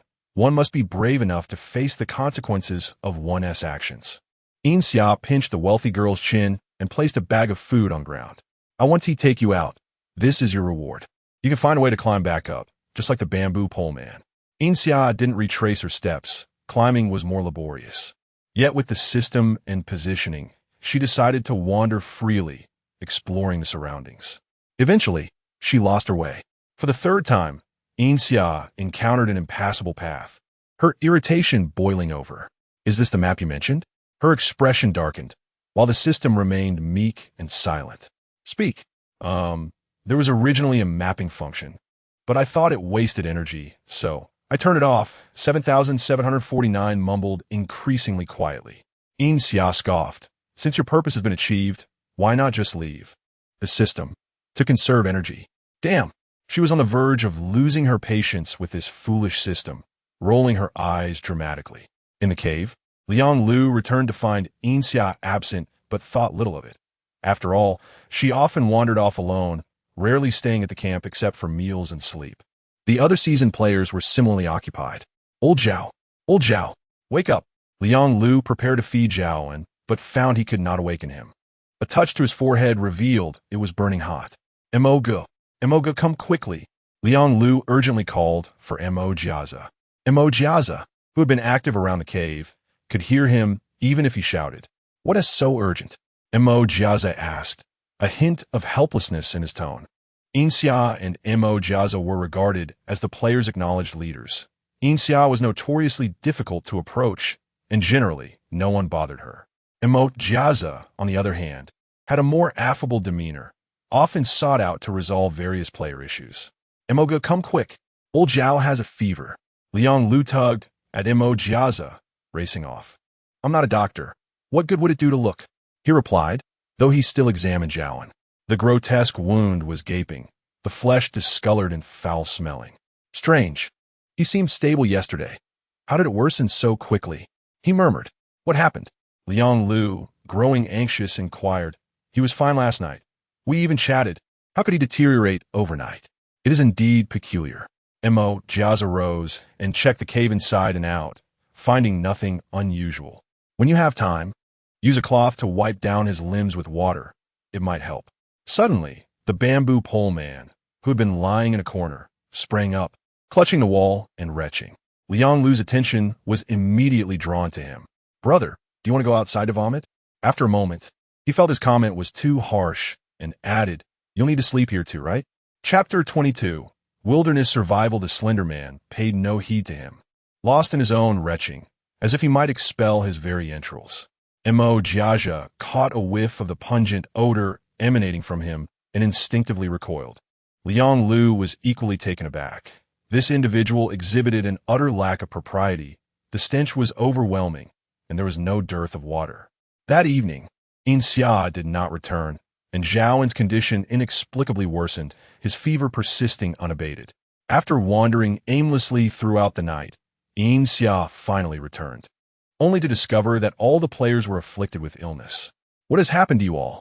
Yin Xia frowned, perplexed by the disarray that had unfolded in her absence. Boss. Liang Lu's eyes welled with tears upon seeing her. Boss, you're finally back. He had almost feared the worst. Yin Xia interjected, stop wailing, and explain what transpired. Liang Lu was momentarily speechless. Not only he, but even Mo Jiaja was bewildered. A glance around the cave revealed that nearly all the players were coughing, some exhibiting severe fevers. Counting heads, Yin Xia noted 2 were missing. Where are the others? She inquired. Liang Lu wiped his eyes and replied, Zhao and the Slender Man died this morning. The Slender Man? Yin Xia suddenly recalled that he had ventured into the miasma woods. Mo Jiaja, are you familiar with the miasma woods? She asked, pulling him aside for a hushed conversation. Mo Jiaja was momentarily taken aback, signaling her to continue with a glance. Yin Xia recounted in detail the Slender Man's time spent in the miasma woods. Mo Jiaja's complexion paled as he articulated, is an infectious disease.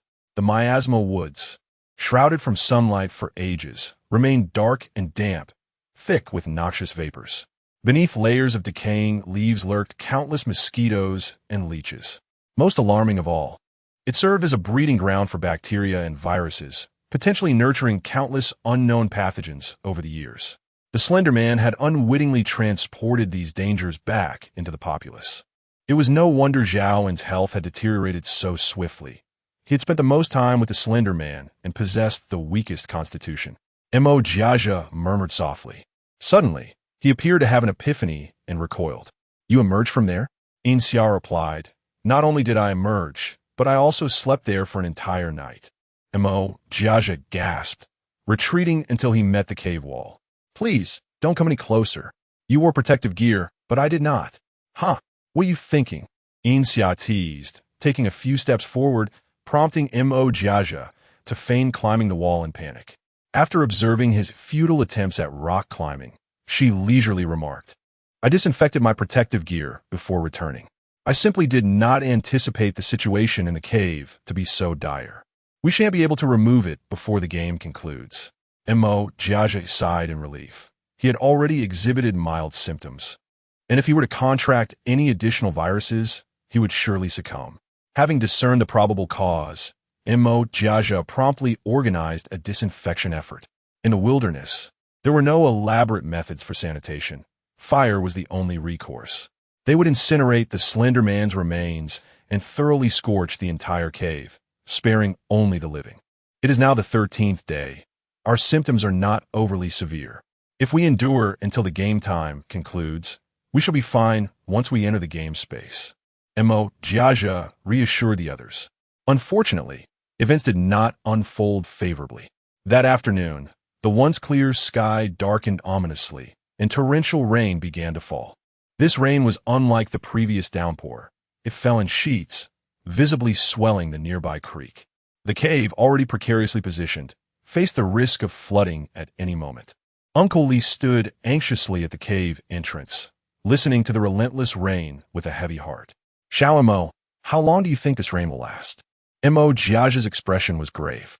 It's hard to say, but if it doesn't cease tonight, we may have to evacuate. Liang Lu, watching the creek rise, was increasingly agitated. Should we not leave now? He suggested. Yin Xia shot him a glance. It's pitch black outside and pouring rain. If you wish to perish, feel free to venture out. I assure you, no one will stop you. After being chastised, Liang Lu shrank back like a quail, faced with the imminent threat of flooding. No one could find solace in sleep. The downpour continued throughout the night, and by morning, while its intensity had lessened, it showed no signs of abating. Mo Jiaja sighed. They would inevitably need to relocate. During such tumultuous times, where could one find a safe haven from the storm? Everyone, prepare yourselves. We must leave this place, Mo Jiaja announced. Having been there only a short while, there was little to gather. They took only their scant provisions and hurriedly departed. As the creek had inundated all paths below, the players could only ascend. Navigating uphill in the rain proved arduous. The mud was slick and treacherous, making slips all too common. Yin Xia took a few steps before halting, her unease growing, her right eyelid twitching uncontrollably. Unable to contain herself, she grasped Mo Jiaja's arm and inquired, "Are you certain this route is safe?" Mo Jiaja replied, "Not necessarily, but it is the only path available to us." Such words deepened Yin Xia's anxiety. "Oh no," came a cry from ahead as someone stumbled. "This path is impossible," he lamented. "It's so wet and slippery that my shoes have sunk into the mud and won't budge." "Be grateful you can still walk," Mo Jiaja responded. "During my most arduous wilderness survival experience, I went 4 days without sleep, with no food, surviving solely on dew, devoid of signal, and nowhere to seek help. Do you know how I made it through? Did you eat each other's excrement?" Liang Lu asked curiously. Someone nearby retched in disgust. "Why would you even entertain such a notion?" Lu Qi remarked, exasperated. Liang Lu, slightly embarrassed, scratched his head and sheepishly explained, "I read it in a novel once." "Why didn't they just consume their own?" The boy who cooked excrement chimed in. Liang Lu pondered. Perhaps they sought a change of flavor? "Wouldn't that just mix the flavors?" The boy who cooked excrement queried. Yin Xia could no longer contain herself. After days without food, where would one find excrement? "Enough with this." Mo Jiaja finally snapped. "We were rescued by a group of monkeys." Liang Lu paused. "That seems even more absurd than eating excrement." "I concur," Mo Jiaja replied. As the group trudged through the tempestuous weather, the only source of levity was their discussions of future possibilities. Uncle Lee, having gotten drenched, leaned on a branch for support, feeling somewhat detached from the youthful banter around him. "Mo, do you hear that rumbling?" he inquired, sensing something ominous. "Silence," Mo Jiaja commanded. The group fell silent, the only sound the ceaseless rain. Boom, boom. Now it was not only Uncle Lee who heard it. The others did as well. Chapter 23. Wilderness Survival. What is that sound? Liang Lu inquired, puzzled. Mo Jiaja lowered his head in contemplation, a myriad of possibilities flashing through his mind. "Host, it's a mudslide," the system reported in a panic. Yin Xia's pupils dilated in terror. "It's a mudslide. It's a mudslide," they exclaimed in unison. Even before speaking, they could already discern the roaring mudslide rushing towards them. "By heavens, it comes so swiftly. Move this way," Mo Jiaja shouted as he sprinted sideways. Yin Xia, in good physical condition, managed to keep pace with him while the others lagged behind. "Ah!" Someone screamed in horror, only to be swiftly swept away. The remaining individuals, startled, instinctively quickened their pace, the lateral flow of the mudslide hot on their heels. With a resounding crash, a massive tree was uprooted, crashing down upon Lu Qiyu, who was passing by. "Oh, Lu!" Liang Lu's eyes turned red. "Quickly go! Don't worry about me!" Lu Qiyu shouted in despair. "Living well is more important than anything." "Oh, Lu!" Liang Lu grasped his hand tightly, unwilling to let go. "I can save you." His voice quivered with emotion. The mudslide behind them continued to expand ominously. "Why? having granted them a chance at life, must they endure such torment? As Yin Xia glanced back at the two engaged in their tragic performance, she rushed over to clear the fallen tree. What are you two doing, putting on a show? Hurry up and run. Without waiting for a response, she dashed ahead.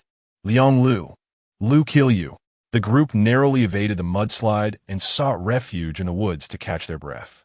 Uncle Li collapsed from exhaustion, startling those around him. No, I'm fine. I just need a moment to rest, he gasped, letting the rain pelt his face. The rain continued to fall, mirroring their somber spirits. Only 6 of them remained. Let's eat something, Yin Xia said, feeling pity for these foolish children, generously treating them to a meal. The death of a companion had deeply affected Liang Lu, rendering him much more silent. When Yin Xia's food was handed to him, his eyes suddenly glistened with unshed tears. Boss, he choked out. Am I going to die one day too? Yin Xia gazed at him and replied, rest assured. You've died once already. You're quite adept at it. Liang Lu. Ha. Mo Jiaja couldn't contain himself. Forgive me, but, she isn't wrong. Uncle Li facepalmed, Xiao, Mo. He turned to comfort Liang Lu, saying, Xiao Zhang, death is irreversible. We've all faced it. Take it easy. There are fates worse than death awaiting you. Puffed. Everyone burst into laughter. Although they had escaped the mudslide, danger was far from over, with more than a day remaining. They were uncertain of what awaited them. Grateful for Yin Xia's food, they hastily consumed their meal and established a temporary shelter. Already plagued by infectious disease, the turmoil had caused nearly everyone to succumb, except for Yin Xia. What will you do? Will you venture out in the rain to find food or trade something with me? Yin Xia seized the opportunity. She had enough provisions on hand and trusted that the experienced players possessed ample items as well. Mo Jiaja blinked, about to speak when Yin Xia interrupted. Don't think you can brush me off with those scraps. Mo Jiaja, caught, showed no embarrassment, brazenly replying, what if you need them later? Yin Xia found it exhausting to even glance at him again. Don't talk about later. I'm focused on now. Who knows if we'll even see later? She asserted. Mo Jiaja, don't curse yourself. Yin Xia, you're right. I can curse you instead. Mo Jiaja. After much back and forth, Mo Jiaja reluctantly pulled out a supply pack alongside Uncle Li, while Yin Xia prepared their provisions for the next day. Even in a world where basic needs were met, a single illness could prove catastrophic. Cough, cough, cough. The temporary camp was filled with the sound of coughing. The young boy, afflicted with illness and lacking any life-saving medicine, suffered the most, ultimately unable to keep down any food. It was clear to all that his survival was in jeopardy. This infectious disease is more severe than I anticipated.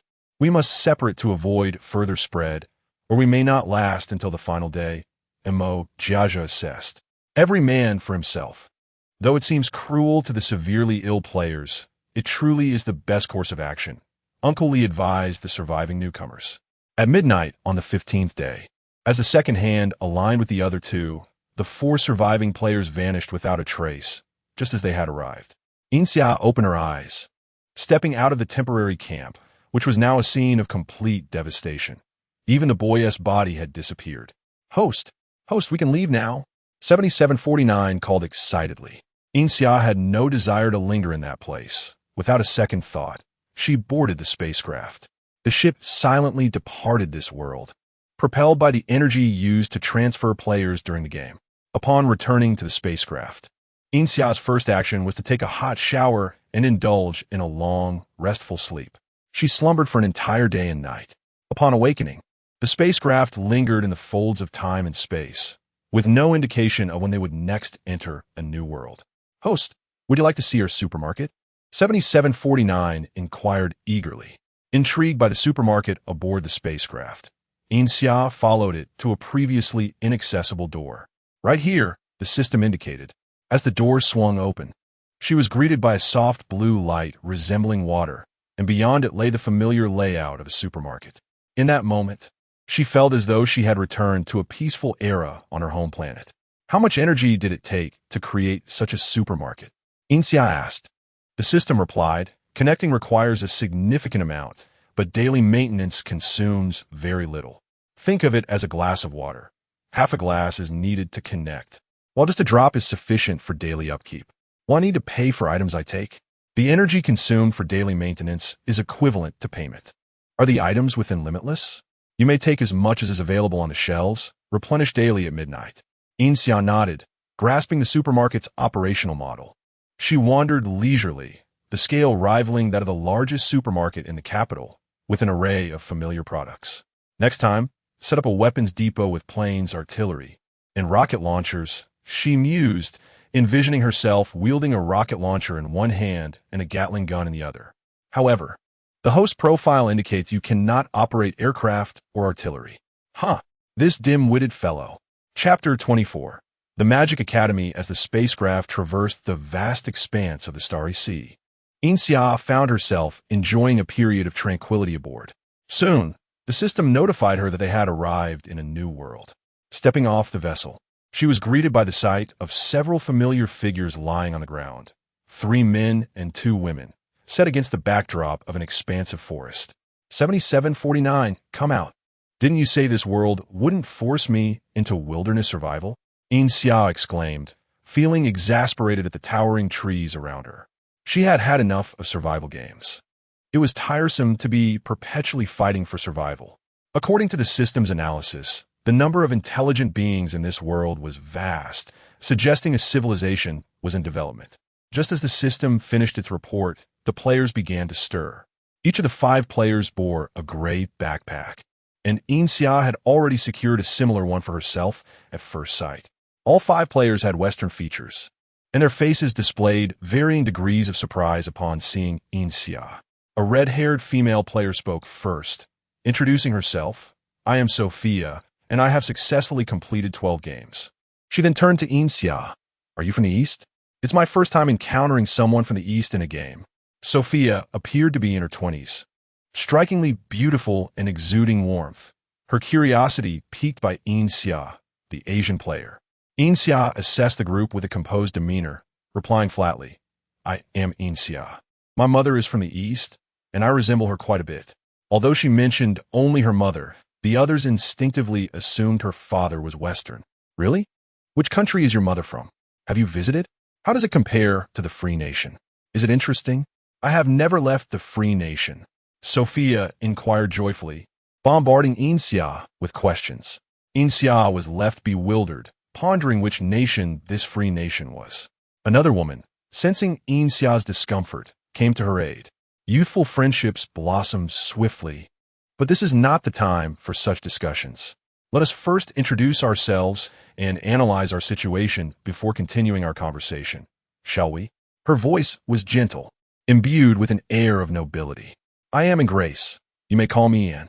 Following her, a young man chimed in. I am Joshua. It is an honor to participate in this game with all of you. He bowed slightly in a gentlemanly manner. A middle-aged man, smiling warmly, waved his hand. It is my privilege to be in your company. I am quite older, so please call me Uncle Ethan. The last man was tall and muscular, clearly possessing great physical strength. He scratched his head, introducing himself. I am Tyler. I'm not very bright, so I won't be much help with intellectual matters, but I can certainly handle a fight. Having introduced themselves, the 6 began to check the contents of their backpacks, and rummaged through hers and produced several peculiar components, none of which the group could identify. Sophia discovered a stick alongside a notice, which she pulled out and began to read aloud. The Eiley Academy of Magic is currently enrolling.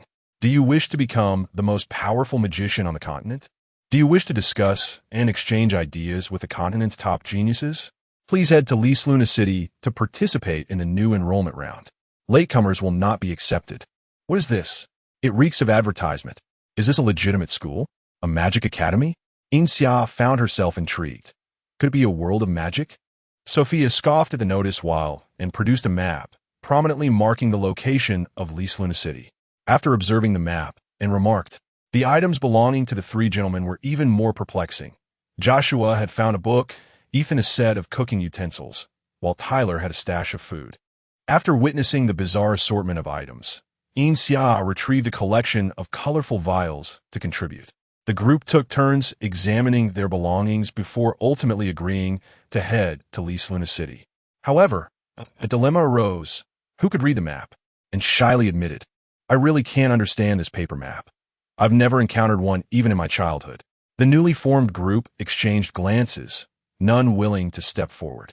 How many young people today can read a map? Sophia muttered, Uncle Ethan, can you understand it? Ethan chuckled awkwardly. Our country has phased out paper maps for many years. Aside from certain professions, few people have encountered them. The atmosphere fell into a standstill. Yin Xia felt exasperated. This group seemed even less reliable than the last. I can understand a bit, but I'm not very good at discerning directions. Most importantly, where are we now? Joshua took the map and examined it closely. If Luna City is our destination, the game wouldn't deposit us too far away. There's a place nearby called Fent Forest. We are likely there. He pointed to a certain spot on the map. Yin Xia nodded. Indeed, the more experienced players seemed to grasp the rules better and even provided her with knowledge. After estimating their position, they decided that Yin Xia would lead. They trekked for half a day, only to find a small signpost indicating a place called Kelt Town. Yin Xia compared it to the map. Can you really discern directions? This is absurd. What's wrong? Sophia blinked innocently. Yin Xia remained expressionless. The direction is wrong. Weren't we heading south this entire time? Joshua asked, puzzled. Even if we didn't reach Luna City, we shouldn't have strayed too far. Yin Xia pointed out Kelt Town's location, and silence enveloped the group. What is going on? We walked completely in the wrong direction, Sophia exclaimed, her frustration evident. Joshua reevaluated the direction, and they set off again. After another long trek, they realized they had veered off course once more. The group collectively thought this was definitely not their fault. It had to be the forest's doing. After several aimless wanderings, each player taking turns directing, they finally encountered others making their way to Luna City. The Lost Six, a scene of social embarrassment on a grand scale. After enduring numerous trials, they finally arrived at Luna City. Oh my, there are so many people, Sophia exclaimed dramatically. Indeed, the throng was immense, with a dense line of individuals queuing to enter the city. Joshua, struggling through the crowd to adjust his attire, turned back to the group and commented, if I'm not mistaken, this is the enrollment period for that academy. Given the bustling atmosphere, it must be a renowned institution. Perhaps we can gather some information.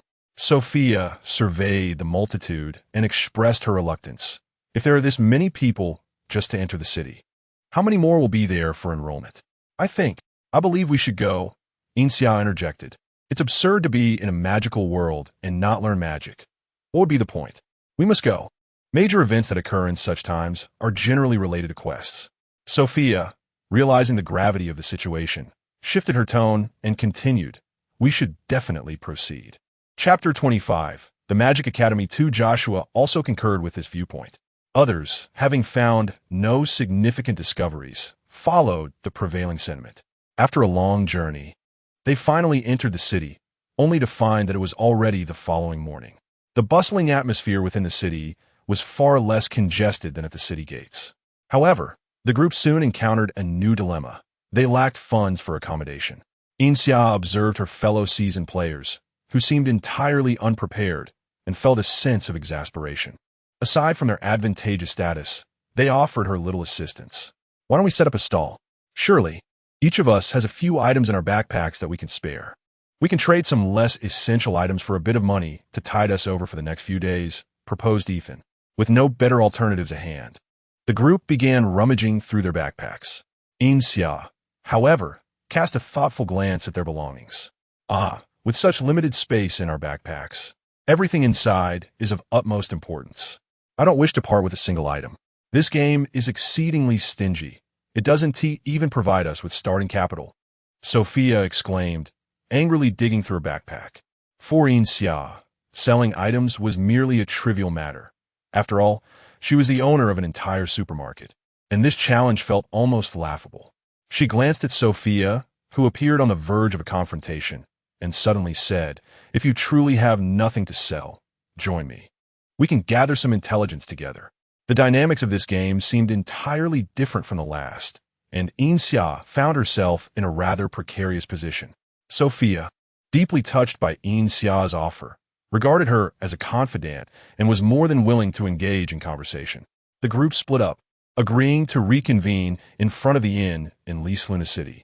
In theory, The early Western world lacked establishments akin to inns, yet this world was intriguing, with every major city hosting inns funded by the local lord. Travelers could pay a nominal fee for lodging, reminiscent of the ancient post stations known to Yin Xia. Yin Xia and Sophia strolled through the marketplace to familiarize themselves with the local market conditions before they set up their stall. "What will you be selling?" Sophia inquired curiously, squatting in front of the stall like a guardian beast. In this world, where magical energy abounded, ordinary items faced fierce competition, making it difficult to command decent prices. After some contemplation, Yin Xia decided to showcase snacks from her supermarket, particularly spicy strips and chicken feet, focusing on novelty. The residents of Lis Luna City were affluent, and many would be willing to purchase even trivial indulgences. "Wow, what are these? Are they edible?" Sophia exclaimed first. Yin Xia was taken aback to discover that Sophia had never tasted these snacks before, so she opened a pack of spicy strips for her to try. "Give a shot." Sophia took a whiff, the pungent aroma causing her to cough. Under Yin Xia's watchful gaze, she tentatively bit into it. "Wow, that's spicy."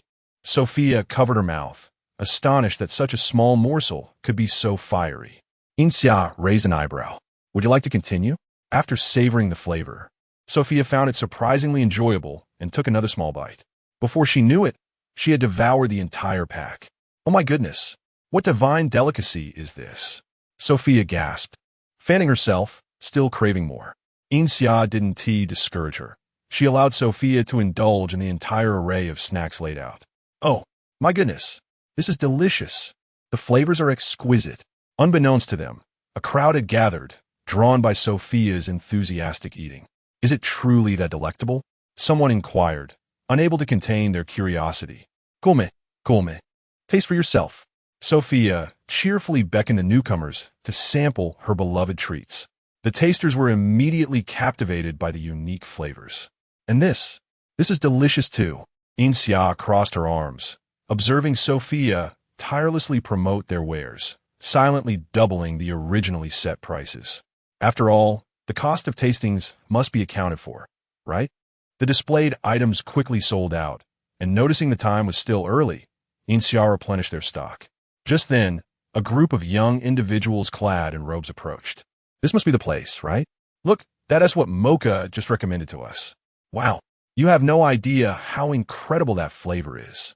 The young ones chattered incessantly, their youthful exuberance evident. "1 silver coin per pound. Hurry, I'll close up shop." Yin Xia impatiently interrupted. I want to buy." One eager young man produced a silver coin, his enthusiasm palpable. The others surged forward, clamoring to purchase the limited offerings. "I'll take a pound. I want 3. Sophia was far more enthusiastic than Yin Xia, handling the throng of customers with ease. Just as Yin Xia handed over the goods to one buyer, a hand from behind reached out and snatched the items away. "What is all this fuss about? Let me have a taste." The buyer, naturally displeased to have been robbed, turned to confront the thief. The crowd parted, revealing a golden-haired girl surrounded by admirers, akin to a proud peacock. "What are these?" The girl held her head high, casting a disdainful glance at the stall. Yin Xia was not one to indulge these little princesses. Surrounded by those disinterested in buying, she decided to pack up her remaining items. The peacock girl frowned, prompting someone nearby to speak up. "What is your issue? You don't even respond when spoken to? Is there a hint of courtesy in you?" After which, they muttered loudly enough for all to hear, typical uncultured commoner. Yin Xia's eyes darkened at the interruption. Sophia, quick to respond, retorted fiercely, a well-bred person would snatch from others. "Surely, you're not unaware of that? How could you engage in such uncouth behavior? Is your etiquette merely a fade?" The individual, likely unaccustomed to such bluntness, had their expression darken instantly. "Do you know who I am to speak to me in such a manner?" Sophia scoffed. "Oh, is that your only defense? Resorting to identity when reason fails? I wonder if your family would condone such lowly actions." The peacock girl's brow furrowed deeper, seemingly embarrassed by the reaction of her companion, and subtly signaled to those nearby. One of her followers quickly caught on. "Marshal, do you have urgent matters to attend to? We shall meet again shortly." She smiled sweetly, but the addressed individual's eyes widened in shock, their complexion draining. "My apologies, miss. Has this gentleman disturbed you? May I inquire what you are selling? We've never seen anything like it." She cheerfully brushed aside the earlier altercation, as though the thief were not in their company. Yet, Yin Xia was not one to be so easily dismissed. She swatted away the girl's hand resting on the stall and swiftly packed up the remaining items. "Can't you see what it is? Must I spell it out for you?" She shot them a glance of disdain, questioning their ability to even ask such a foolish inquiry. The smiling girl's expression froze, her demeanor cooling significantly. "Are you certain you wish to close up shop now?" Her words carried an unmistakable undertone of warning. Chapter 26. The Magic Academy 3. Yin Xia raised her gaze, questioning whether there were regulations against trading or arbitrary closures. "Not at all," the girl replied coolly. "I merely wish to inquire when the proprietor would return next." Her words carried a profound implication. Next time? Yin Xia scoffed. Perhaps in the next lifetime. The onlookers were bewildered. Was the proprietor really so unyielding? As Yin Xia attempted to leave, a few individuals encircled her, blocking her path. "Did I permit you to leave?" The peacock girl spoke indifferently. Yin Xia slowly narrowed her eyes. "Robbery in broad daylight? Is this truly how disorderly Lunacy is?" The weight of her statement caused discomfort among the local spectators. Yet the esteemed Peg and her ilk wielded such influence that few dared to voice their objections. The peacock girl was undoubtedly aware of this, her gaze dripping with disdain. In Lunacy, the academy embodies order. Yin Xia smirked derisively. "So, you believe you can represent the academy?" The peacock girl, Peg, certainly could not claim to embody the institution, yet she could not afford to show weakness at that moment. "I can represent the academy. Every formal student holds that right." Her assertion bore no fault, though it reeked of arrogance. Sophia nearly erupted with frustration. Had it not been for Yin Xia's grip, she would have charged in to confront them. "What is so remarkable about formal students? We will be among them soon," she exclaimed angrily. "What happens in a few days is irrelevant. Unless you apologize for your rudeness today, you shall not go anywhere," the haughty lackey declared. Yin Xia chuckled lightly. "In that case, I shall remain. I have all the time in the world." Although she was curious to witness Sophia's prowess, now is not the time. If Sophia were to strike, the spectacle would be lost. The lackey's expression darkened. "Do not presume." "Presume what? Are you intending to make a move?" Outside the throng, a man of imposing demeanor approached, accompanied by a striking young man whose presence captivated all. Peg's previously cold demeanor softened instantly. Advisor Harvey, senior by Lee, Peg gazed at the young man with admiration, though Bailey offered no response. "What is the meaning of this? Are you bullying the townspeople?" Advisor Harvey inquired coolly. Peg explained, "These two residents just offended me. I merely requested an apology." Yin Xia cast a glance at Peg, who had changed her expression faster than one could turn a page, and added leisurely, "The etiquette of the Aishili Academy is truly daunting. One must kneel to sell goods, or else be deemed offensive." "How terrifying. I think we ought to return home." Peg frowned. "I did not demand you kneel." Yin Xia laughed softly. "Didn't he you? I failed to comprehend what was amiss earlier. Was it because I did not respond promptly?" "Surely not." Sophia nodded vigorously in agreement. Peg's expression darkened further, growing weary of Yin Xia's blatant disregard. "You just insulted me. Many here heard it. If you doubt me, feel free to ask anyone," Peg stated flatly, her lackey casting threatening glances from behind. Yin Xia continued to smile, her expression tinged with sarcasm. "Indeed, you are correct. Whatever you say is true, for in Lunacy, the academy is the law. Who would dare contradict your assertions?" Peg clenched her fists and declared, "In Lunacy, every student bears the responsibility of upholding order. Do not distort my words." Advisor Harvey, clearly familiar with Peg, exhibited skepticism towards her claims, disliking how nobility could corrupt students. "If there is no issue, disperse. Does your etiquette teach you to block the way?" The students, intimidated by the academy's mentor, hesitated to encircle Yin Xia any longer. Unfazed by the crowd, Yin Xia grabbed Sophia and left, indifferent to the nobles and mentors alike. Bailey's gaze lingered on Yin Xia's retreating figure for a moment before shifting elsewhere. Watching Yin Xia depart with greater audacity, Peg's expression darkened as she instructed those nearby. Investigate the identities of these two individuals. By evening, the group reconvened at the inn. Apart from Yin Xia and Sophia, the others appeared exhausted. Joshua rubbed his forehead and addressed the group. Let us exchange our findings. He was the first to voice his discovery. I gathered some information regarding Aishili Academy.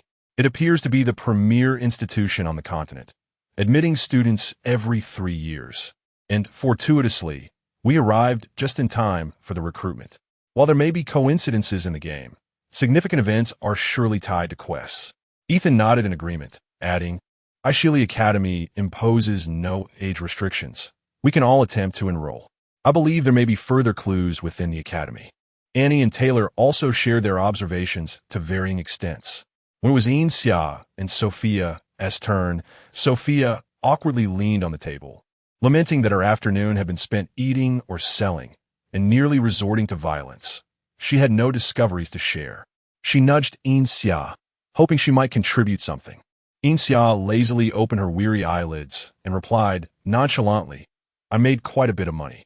Taylor, who had nearly failed to pay his lodging, exclaimed in surprise. After a moment, Sophia finally regained some clarity. The relationship between Lise Luna City and Aishili Academy was tense.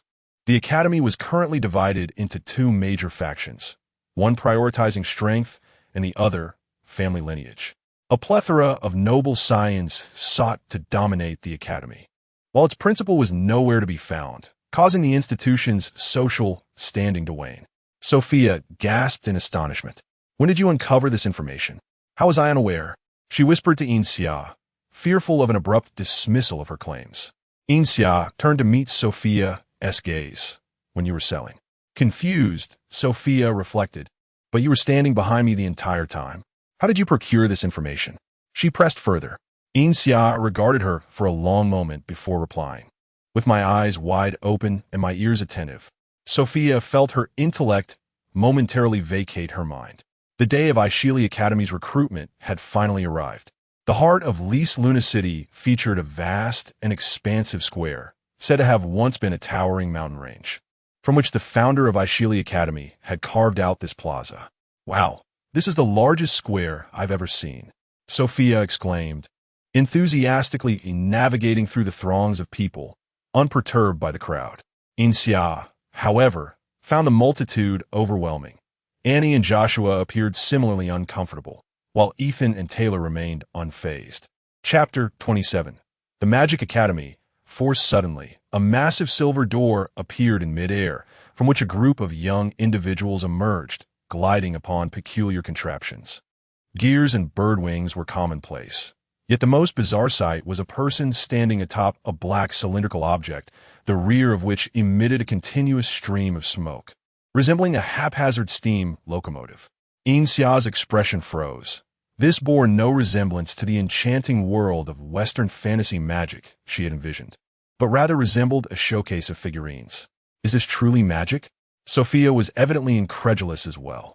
Shouldn't it entail riding broomsticks donned in black robes, brandishing wands, and reciting incantations? Yin Xia. Indeed, she shared the same sentiment. The admissions queue was uniformly clad in white magical robes, yet the insignia on their chests differed from the patterns on their garments. The leading figure gazed solemnly at the throng below and produced a small horn. Attention, prospective students. Please listen attentively. We shall now elucidate the rules of this trial. The Aishili Academy of Magic has prepared 3 trial pathways. Each prospective student should judiciously select according to their circumstances. Those who have studied magic at home should proceed through the white pathway. Those with no prior magical knowledge should choose the blue pathway, and those belonging to rare species or possessing unique talents should take the green pathway. The small horn repeatedly broadcasted the trial rules, its voice resonating throughout the square. Yin Xia felt no need for contemplation. She would undoubtedly take the blue pathway. Ethan, too, opted for the blue, while the other 4 individuals surprisingly chose the white pathway. Yin Xia couldn't help but glance sideways. Sophia, sensing her gaze, proudly straightened her posture and declared, I have studied a magic skill before. Opportunities to learn magic are exceedingly rare. I shall perform for you when the time permits. Tyler, with a simple smile, added, actually, I'm not sure if what I learned counts as magic, but Joshua advised me to take the white pathway. Joshua nodded, affirming. Since you are uncertain, it is prudent to take a path where you have a foundation. The white pathway should be more challenging than the blue, but with the four of us together, we will surely succeed. Yin Xia had little to say. The cues for the three pathways moved swiftly, and as she passed through the blue light barrier, she felt a dizzying sensation. Within the blue light, darkness enveloped her, devoid of any sounds from others. The system informed her that she was indeed alone. The dark realm did not persist for long, as twinkling stars gradually illuminated the surroundings, some near, some far, some bright, and others dim. Yin Xia attempted to move closer for a better look, only to find her feet immobilized. What is happening? Yin Xia pondered. This is a special energy field. The system anticipated her thoughts and provided the answer. Since it is an energy field, is it beneficial to you? Yin Xia reached out to touch two nearby stars, which left distinct golden and green marks on the back of her hand. Intriguing. Can I absorb this? The system expressed some concern, remarking that this was an artificial energy field and that if it couldn't accommodate her needs, it might lead to complications. Yin Xia smirked. Go ahead and absorb it. If anything goes awry, I will take responsibility. It's only fair that the Academy bears the consequences of its students' mistakes, isn't it? The admissions office gathered all the instructors, deeming it unnecessary for them to appear since the opening test was sufficient for the students to witness. Today's students are increasingly lackluster, each one resembling a mold without an ounce of individuality, lamented one instructor. If you cherish unique children so dearly, you may leave the Academy to find them. I prefer those who are obedient and do not cause daily troubles. We cannot afford the turmoil, retorted another. Once a viewpoint is expressed, it is inevitable that a counterpoint follows. Since the headmaster's departure, the Academy had descended into chaos. The instructor who voiced his opinion shot a glare at the dissenting party. With so many obedient students you've taught, how many have made a name for themselves across the continent? Are you aware of the trouble your mischievous students have brought to the school? How can we expect anything remarkable from those who cannot even dare to think or act? What is wrong with causing a little mischief? There are countless mundane schools. Does it matter if we lose one? Can Ishili Academy not shoulder this minor responsibility? The leading instructor chastised him loudly. I'll step out for a moment. Bai Li, a specially invited student, had the right to sit among the instructors, yet he did not wish to engage in the Academy's disputes, believing all matters would be resolved upon the headmaster's return. I'll accompany you. Another instructor shared his sentiment and opted to leave the room. Everyone should depart. It will be best to take those troublesome students with you, someone inside insisted. You. An instructor was ready to return and confront them. Mr. Sakri, Bailey interjected, there's no need to lose your temper. The headmaster will return eventually, and all will be resolved. Sakri sighed. I wonder what the headmaster is up to and when he will return, leaving us with such a mess. Bailey offered a gentle smile. Sakri, a student rushed in, panic-stricken. Is the sky falling? Sakri frowned at the student's alarm. And no, not quite, but the Star River illusion has collapsed, the student stammered. Sakri scoffed, is that all? You're making a fuss over nothing. It's just a minor. What did you say? The Star River illusion has collapsed? Sakri's reaction was more pronounced than the student's. The student swallowed hard. Why, yes, but you said it was a small matter. Zakri. This is rather significant. The Star River illusion was one of the 4 critical sites established by the founder of Ishili Academy, and it had never once faltered since its inception. Bailey felt a spark of curiosity. Sakri hastily returned to the instructor's lounge. Upon seeing him, the other instructors instinctively mocked. Didn't TU claim you wanted to avoid our entanglements? What brings you back? Did your students cause too much trouble for you to handle? Sakri shot him a cold glance. The Star River illusion has collapsed. Huh? What? The room fell into disbelief, mouths agape. How could the Star River illusion collapse? This was inconceivable. Sakri, disinterested in further exchanges with these inept individuals, barked, Why are you still sitting here? Hurry and investigate what has transpired. A flock of instructors rushed towards the examination venue in a frenzy. Inside the venue, due to the collapse of the illusion, A large number of students were crammed together like sardines. What happened? I was just brought here suddenly. I still haven't figured out what the first trial entails. You don't know? The first trial is definitely a test of talent. Ishili Academy only accepts students of exceptional talent. The scene was rife with commotion. But soon more individuals arrived, among them a clear dozen who were evidently instructors of the academy. Yin Xia concealed herself within the crowd, remaining unobtrusive and unassuming. Chapter 28. The Magic Academy. Have we traced the source of the incident? Sakri inquired first.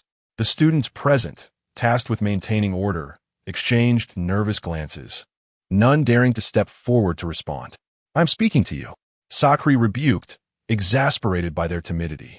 Is it so difficult to exhibit some efficiency? I cannot abide the current cowardice of the students. The students, utterly perplexed about the issue at hand, could only wait for their mentors to take action. After a thorough examination, a message emerged from the illusion. It's Area C. That was the first to collapse. Details? Unclear. The destruction is too extensive to pinpoint a specific damage point. And the cause? Still unknown. Sakri frowned, frustrated with this inept group. They could not even manage such a simple task while constantly scheming for power. Sakri ventured into the illusion himself. This is a rapid depletion of energy leading to insufficient supply. He quickly diagnosed the issue. But why has the illusion suddenly accelerated its consumption rate? The mentor, known for his argumentative nature, was left bewildered. How could a fool like you comprehend this? It is evident that someone has siphoned off the energy required to maintain the illusion. The disputatious mentor was momentarily silenced. After all, the students who entered the illusion today had yet to enroll. How could anyone possess such capability? Sakri doubted the mentor's intelligence. Could it not be that someone disguised themselves or brought special equipment specifically to sabotage the academy's enrollment ceremony? Unable to counter, the mentor attempted to salvage his dignity.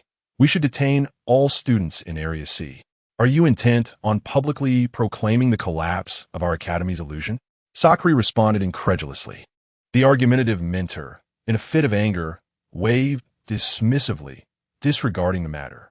Where do you think you're going while the illusion remains in disrepair? Sakri grasped the back of his collar firmly. The illusion has not sustained irreparable damage. With the combined efforts of over a dozen mentors, it can soon resume operation. Yin Xia had already assessed her aptitude before the collapse of the illusion, and after presenting her results to the invigilators, she could effortlessly progress to the next round. In a corner, an invigilating student from Area C was discreetly sending messages. Senior, I can't make a move here, for some reason. The mentors are all fixated on the surveillance of Area C. We cannot act under these circumstances. A long while passed before a response came. Understood. Continue your invigilation. I will contact you if needed. As soon as Yin Xia entered the new examination venue, the system buzzed with excitement. Host, shall we begin? Yin Xia had little hope for the system's intelligence. There are surely countless eyes on us outside. If you act, it would be akin to walking into a trap. She paused, puzzled. You usually have your monitoring system active, seemingly eager to record every event within 1,000 miles. How is it that you are unaware of this minor commotion? The system expressed its regret. This world is unique. Maintaining constant surveillance can easily lead to being caught, especially in an academy where formidable individuals abound. I have now disabled the monitoring system. Impressive. You have learned to adapt. Yin Xia entered a forest where a wooden cabin stood, seemingly intended for students to rest. The cabin was well equipped, with provisions for eating, wearing, and living. Yin Xia raised an eyebrow, questioning the purpose. Are we preparing for a prolonged engagement? After staying in the cabin for a day or two without incident, she began to feel a tinge of boredom. One morning, as she awoke, a woman suddenly stumbled into the familiar forest, bloodied and lying on the ground. Her injuries suggesting she was on the brink of death. Finally, some action, Yin Xia thought, intrigued, and approached. The woman lay weakly on the ground, breathing shallowly. Sensing someone near, she mustered the strength to open her eyes. Please help me. I beg you.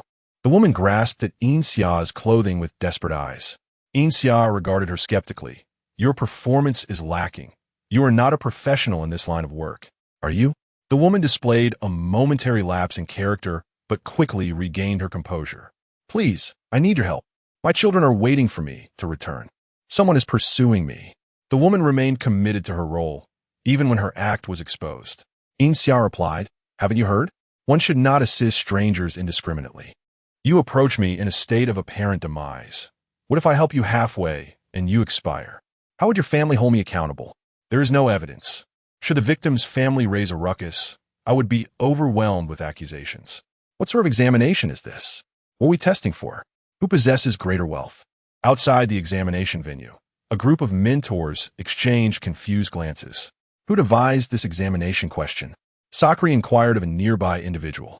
The one questioned awkwardly glanced at the argumentative mentor. Sakri mocked. This is the best you can do. Such an idiotic question. The argumentative mentor, incensed, retorted. The first round assesses character. There is nothing wrong with my question.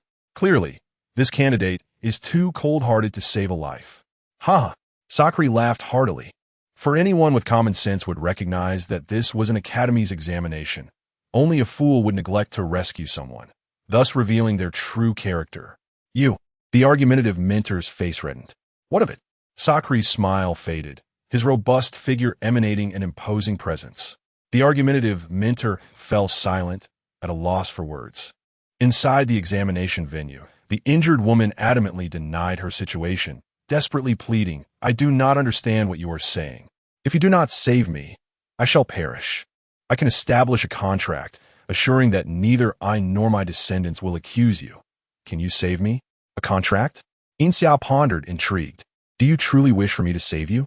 The woman's earlier vigor dissipated, transforming into a feeble state as she implored, please save me. Tears welled in her eyes, as if she might faint at any moment. Yin Xia suppressed a smirk. The theatrics were rather excessive. Forget about a contract guaranteeing no accusations. Let us draft an IOU instead. Specify the date and location where I saved your life, and you shall determine the sum you will offer me as gratitude. How's that sound? The woman's expression shifted rapidly from disbelief to confusion, and then to a blank stare. Just when Yin Xia believed the woman would offer herself in gratitude, she resolutely rose from the ground. Yin Xia was taken aback. You no longer require my assistance? The woman, shedding her feigned vulnerability, dismissed Yin Xia without a glance, vanishing into the forest. Unable to exploit the situation, Yin Xia contemplated for quite some time. It seemed that the expenses incurred during her work could not be reimbursed. How disappointing, she mused. Outside the examination venue, Sakri was utterly perplexed. What does that mean? He asked the person beside him. The individual, unable to comprehend modern vernacular, could not provide an explanation.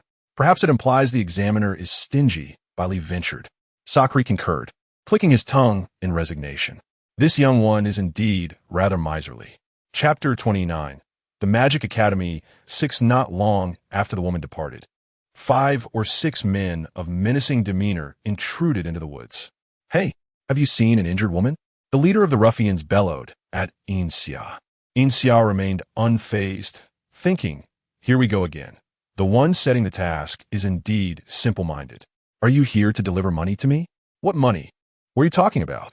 The leader looked bewildered, revealing his foolishness. Yin Xia, feeling invigorated, responded, earlier, an injured woman begged me for help, but I refused, saying someone would come to pay her, and you must be those people, right? The ruffians exchanged glances, their expressions shifting as they huddled together to confer for a few moments. We are asking you where that woman is, so stop with the nonsense. The leader resumed his fierce demeanor. Huh, you want to take someone without paying? Do you take me for a fool? If you leave, who will repay me? Yin Xia scoffed. The leader appeared perplexed. This was not how the script was supposed to unfold. One of his subordinates, quicker on the uptake, suggested, could it be that you've hidden that woman away? The leader's eyes widened, and he swiftly grasped Yin Xia's shoulder, flashing a cruel smile. If you do not hand over that woman, we will have no choice but to deal with you instead. Do you know how we ought to handle her? A subordinate chimed in. We will sever her head, shatter her bones, and remove her tendons, then turn the remains into meat paste for sale. Yin Xia responded, why complicate matters when a bit of money could resolve this? If you don't intend to pay, you might as well leave or make your move. The leader was at a loss. The script had barely begun, yet it seemed to be leading to an abrupt conclusion. The subordinates exchanged uncertain glances. They could not possibly harm her. Then, how about you pay up? The leader hesitated before asking, how much does she owe you?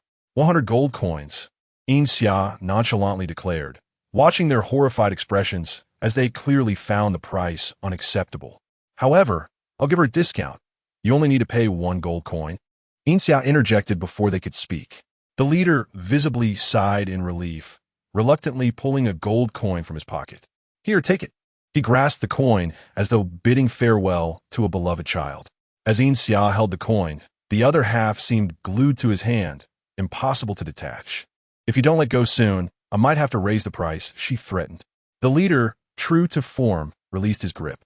Now you must tell me where that woman is. The leader looked as though he might weep. Without a shred of guilt, Yin Xia pointed in the direction the injured woman had taken. Oh, she went that way. The band of robbers looked utterly bewildered. She left very quickly. It seems her injury has healed. You need not worry. You will see her once you exit the examination room. Of course, if you are still anxious, you might as well pursue her in that direction. Perhaps you can catch up with her. Off you go. The leader appeared on the verge of tears. Had he truly spent a gold coin only to receive such information? What are you crying about? At your age, you should be able to think for yourself. Yin Xia scoffed. Isn't your conduct in this examination sanctioned by the Academy? Will you not seek reimbursement from the Academy for your expenses once you exit? Yin Xia huffed lightly. Such a naive fool. The leader, struck by a sudden realization, sprinted toward the direction of the woman, moving much quicker than before. The subordinates hastily followed, leaving Yin Xia alone in the woods. Sakri, who happened to be passing by, remarked, "Let us bring this candidate out." They've practically completed this round of assessment. Sakri said with resignation. Bailey chuckled softly. Aren't you the one who enjoys spirited children? Is this candidate not spirited enough? Sakri scoffed. I fear she might con me out of my meager savings. Yet, despite this, Bailey sensed that Sakri held a certain fondness for the candidate. Yin Xia waited for a few more people to arrive to swindle some gold coins.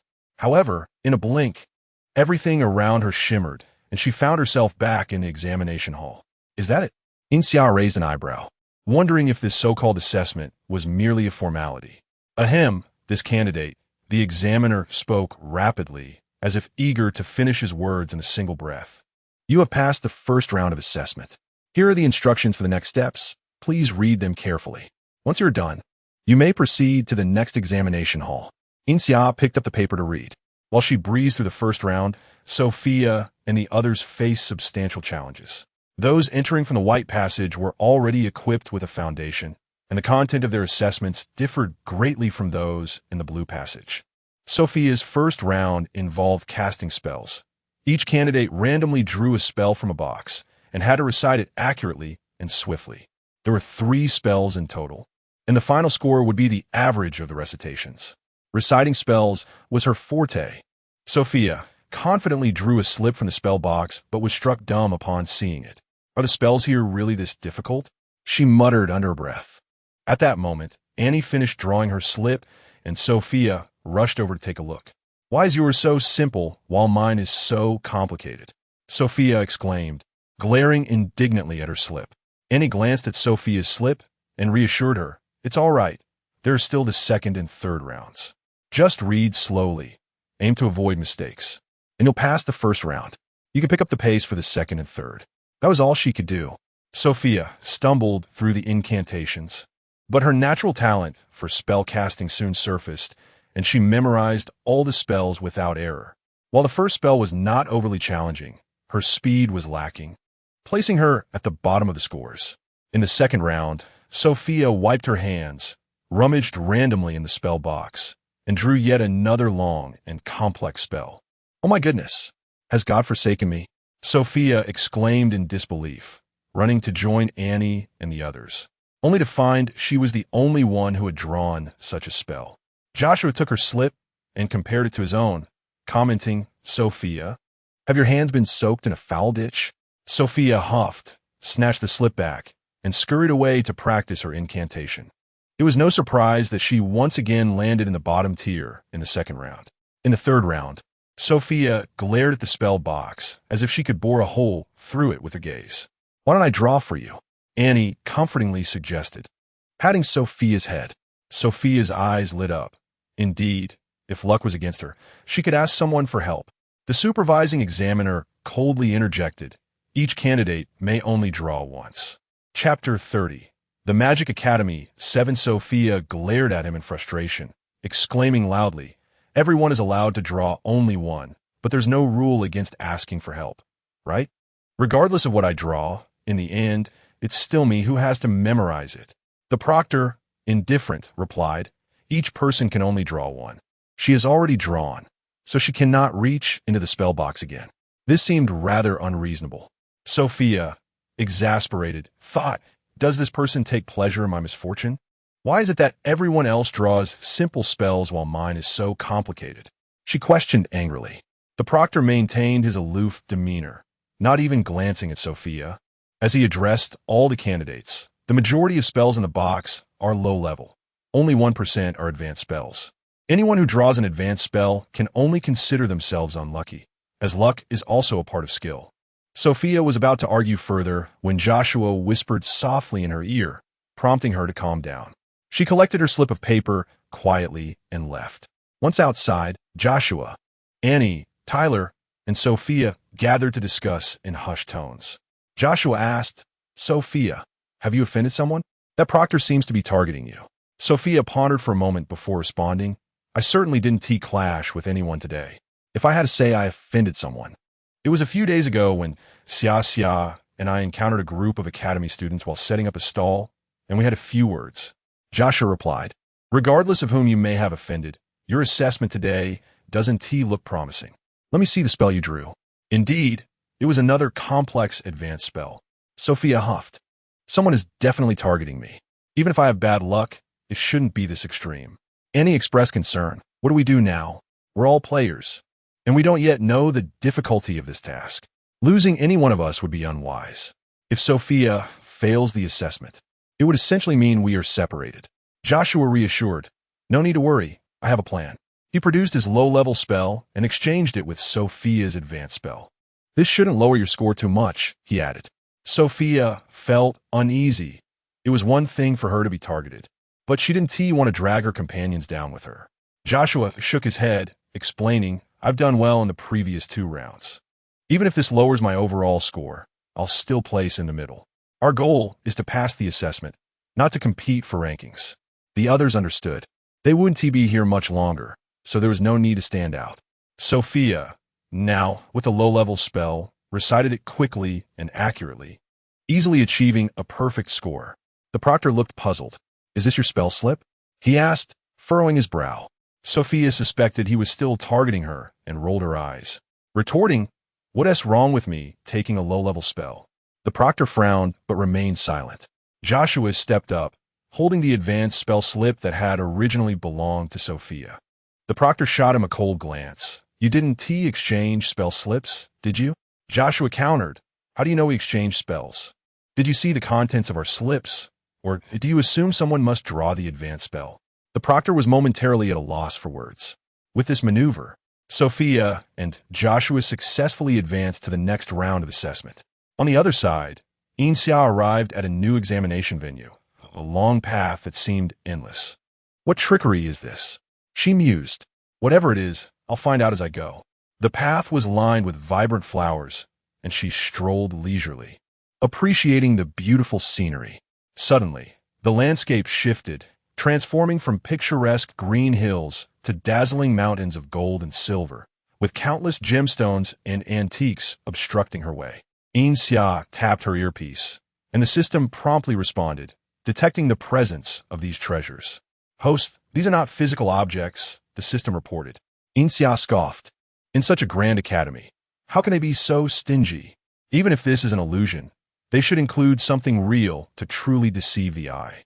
Finding it uninteresting, she pouted and continued onward. The gold and jewels soon morphed into magical artifacts and manuals. Having learned from her previous lesson, Yin Xia recognized this as yet another illusion. With an expression of indifference, she walked straight through without pausing. After passing through the realm of riches, the scenery finally returned to normal. Before long, she found herself in a bustling marketplace. "My lady, why not sit and chat for a while?" A traditionally handsome Western man lounged at the entrance of a tavern, his intentions unmistakable. Yin Xia twitched her lips. He was not her type. She preferred the classic Eastern aesthetic and had little interest in male beauty. The marketplace was a puzzling assembly. Everywhere she looked, taverns were filled with countless handsome men, and finding an unattractive one was nearly impossible. A long street filled with youthful beauty transitioned to mature, hormone-laden allure, and absurdly, the handsome men began to transform into beautiful women. Yin Xia thought to herself, "Though I have no interest in male beauty, that does not imply I am inclined otherwise." Suddenly, a noble-looking lady stumbled before her, exclaiming, "Oh dear, could you assist me?" Yin Xia thought this trick is far too old. The bustling street continued unperturbed, and sensing Yin Xia's disinterest, it came to a swift conclusion. "Your Highness, the ceremony is about to begin. Where are you headed?" Upon hearing this, all of Yin Xia's memories evaporated in an instant. "Princess?" The beautiful maid called softly. "Huh?" Yin Xia felt empty-headed, as if she had forgotten something significant. "What's wrong?" The maid gently coaxed, leading Yin Xia out of the palace. Outside, warm sunlight bathed the garden, and everyone bowed in respect upon seeing her. The maid brought her to a resplendent palace where others awaited her arrival. "After today, you shall be addressed as Your Majesty, Queen." The speaker placed a golden crown upon her head. Sunshine, flowers, and a certain power enveloped her, all laid before her. Yin Xia, dazed, accepted the adoration of the multitude, being propelled onto the throne. "Your Majesty, Your Majesty." Yin Xia sat expressionless upon the golden chair, observing the throngs below who cheered in excitement. Yet she felt profoundly uninterested. This isn't how it should be. She pondered for a long time, but could not comprehend how she had come to inherit such a tedious role. What does work even mean? Fragments of memory flitted by like meteors, fleeting and elusive, only leaving a faint trace behind. Chapter 31. The Magic Academy. "Your Majesty, it is your turn." The maid's voice interrupted her thoughts. Yin Xia cast an irritated glance at her. "You should speak less when there is nothing important to say." The maid, trembling with fear, knelt down and repeatedly bowed her head. The scene was exceedingly jarring, causing Yin Xia to turn her gaze away. "Why do you kneel so easily, devoid of any dignity?" she scolded. The maid looked around in confusion. Having offended Her Majesty, she shall naturally face punishment. However, Her Majesty is merciful. "I shall have someone take her away for her punishment," said another maid, the one who had escorted Yin Xia out of the palace. "I merely feel she spoke too much, and you intend to punish her for that? Don't you think that is rather inhumane?" Yin Xia questioned the lady-in-waiting. The lady kept her head lowered, not daring to meet Yin Xia's gaze. Whatever Yin Xia said was to be accepted without question. "You are correct. How would you like to punish her?" the lady-in-waiting asked gently. "Is this person not a fool?" Was her meaning not clear enough? After contemplating for a moment, Yin Xia bluntly asked, "How do you usually punish people like her?" The lady-in-waiting replied softly, "Those who offend the queen are typically executed." "What?"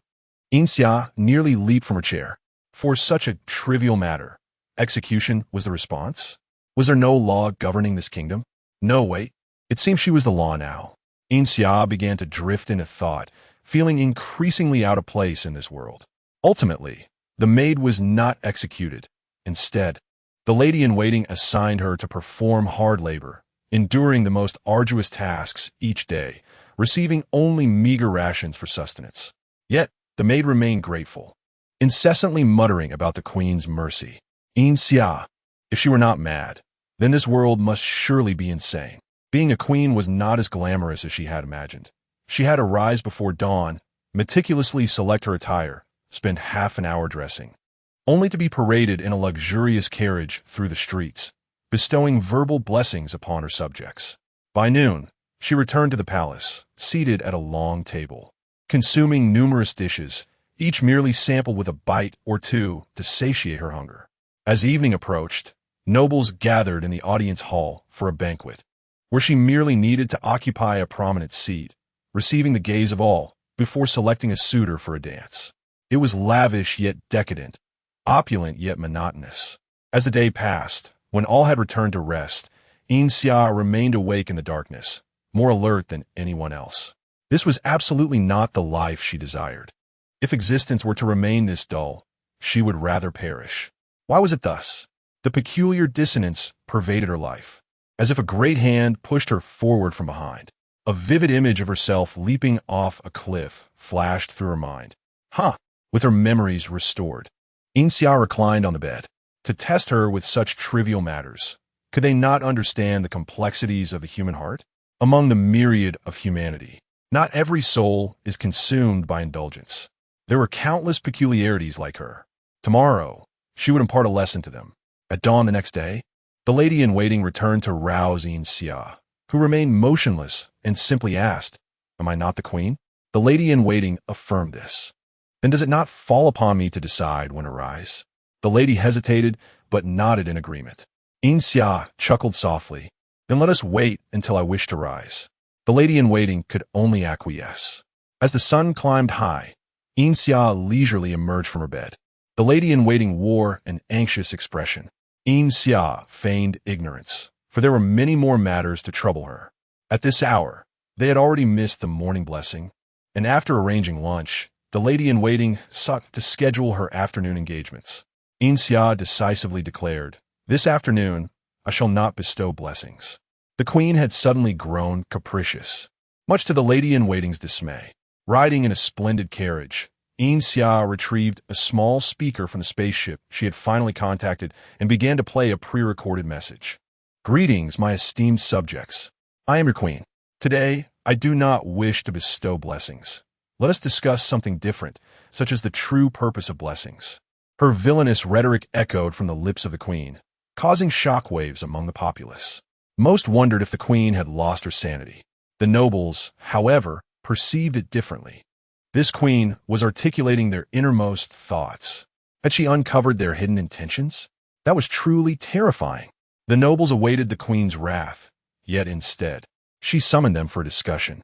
"Is this all the courage you possess? If you cannot even dare to rebel, what great deeds can you accomplish? You shall lead a wasted life. What do you mean you have no money? After being nobles for so long, you have nothing? Should I devise a plan for you? Look at you, utterly useless. Even your wits have deserted you. What purpose does your army serve? Merely for show? A soldier who does not aspire to be a general is not a good soldier. And a noble who does not wish to be a king is not a worthy noble." Yin Xia gathered all the nobles together, mocking and inciting them. The lady-in-waiting listened in horror. "Your Majesty, what if the nobles unite to attack the castle?" Even the gentlest lady-in-waiting struggled to maintain her composure. Yin Xia shot her a reproachful glare. "I want them to attack. Those who do not fight are cowards, and if they lose, I shall merely allow them to regroup and try again." The lady-in-waiting could only think, the queen has truly lost her mind. Yin Xia summoned the nobles thrice daily, delivering lectures filled with ridicule and incitement, leaving them with no respite. Eventually, a few nobles could endure no longer and truly led their forces to assault the castle. At last, the nobles responded, and Yin Xia began to instill peculiar ideologies into the commoners. Principles of freedom and dignity, the call to rise for future generations, and all manner of brainwashing rhetoric. The commoners, stirred by her words, seized their weapons and clashed with the nobles. Outside the examination hall, "Quick, turn off that recording. Bring that examinee out," the debate instructor frantically urged. Sakri, engrossed in the unfolding drama, refused to let anyone near the screen. "Sakri," the instructor bellowed, "do you understand the impact this video could have on the nobles if it were to leak?" Sakri scoffed. "What does that concern me? I'm not a noble." "You. Just wait." Unable to contend with Sakri, the instructor was forced to seek reinforcements. "Sakri, I believe it is time to release this examinee. She appears quite bored inside," Bailey said with a smile, her gaze fixed intently on the screen. On the screen, the civilian army inspired by Yin Xia was on the verge of victory. Chapter 32. The Magic Academy within the examination hall. Shouts of "For freedom, charge. For dignity, charge. For equality among people, charge. For Her Majesty the Queen, charge," echoed fervently. However, amidst the fervor, something peculiar seemed to have infiltrated these rallying cries. Yin Xia gazed at the throng of commoners with a sense of satisfaction, while the nearby loudspeaker relentlessly droned on. For freedom, for future generations, overthrow the monarchy, reject capitalism, restore our era of peace. After days of indoctrination, even the female attendants had managed to mask their expressions. Just as Yin Xia was about to utter another word, a haze enveloped her, and the fervent battlefield gradually receded, returning her to the original shaded pathway. With a disdainful scoff, Yin Xia thought, "Is this all it takes to break you? I have yet to inflict any substantial harm upon the nobility." The second round of assessments drew to a close, and she followed the proctoring student to a new location. "Are your eyes twitching?" Yin Xia inquired, noticing the student's exaggerated facial expressions, which left her utterly uninterested in deciphering the meaning behind them. The student's demeanor stiffened as they solemnly declared, "The long ladder before you constitutes the third trial. If you can ascend it before dusk, congratulations. You shall officially become a student of the academy." "Oh," Yin Xia responded dismissively. Based on the previous examination content, she held no expectations for this ladder. Towering and interminably long, it appeared to stretch into the clouds. Without much preparation, she stepped directly onto the stone steps. The first step felt unremarkable, merely an ordinary ladder. As she pondered the purpose of such an extensive ladder, she wondered if it was designed to exhaust the climber. At this moment, only one individual was seen ascending the steps. As she climbed several dozen steps, she began to sense an increasing gravitational pull. What once felt effortless now left her breathless after merely a few steps. Was Ashley Academy overly confident in its students' physical capabilities? After scaling another 10 steps, the weight of gravity had multiplied significantly, compelling her to pause for a strategic rest. Glancing upward, the pristine stone ladder now appeared repugnant, as if it were mocking her for her lack of physical fitness. Enraged, Yin Xia scoffed at the ostentatious trials that had previously failed to intimidate her. It was this unadorned ladder that truly posed a challenge. "Host, are you all right?" The system continuously monitored Yin Xia's physical state, well aware of her cramping calves. "I am fine," she gritted through clenched teeth. "Wasn't the college entrance examination a gauntlet of trials? I overcame that, so how could I falter here?" The system fell silent, allowing her to persist as long as her life was not in jeopardy. As the intensifying gravity persisted, by the 50th step, her vision began to blur, eventually succumbing to darkness. Momentarily stunned, she mumbled, "Is my vision all right?" The system, understanding her inquiry was directed at it, promptly reassured her, "Your eyes are healthy. They are merely obstructed by a surge of energy." With that, Yin Xia felt a wave of relief, deducing that the latter was the source of her troubles. Did they think that obstructing her sight would compel her to surrender? Attempting to retrieve a stick from her spacecraft for support, the system informed her that the ship's transport portal had been sealed. If she attempted to breach it, she risked detection. Yin Xia fell silent. That was indeed a ruthless maneuver. With a series of stops and stumbles, she continued her ascent, but her vision was now accompanied by a loss of hearing. Frustrated, she felt like cursing.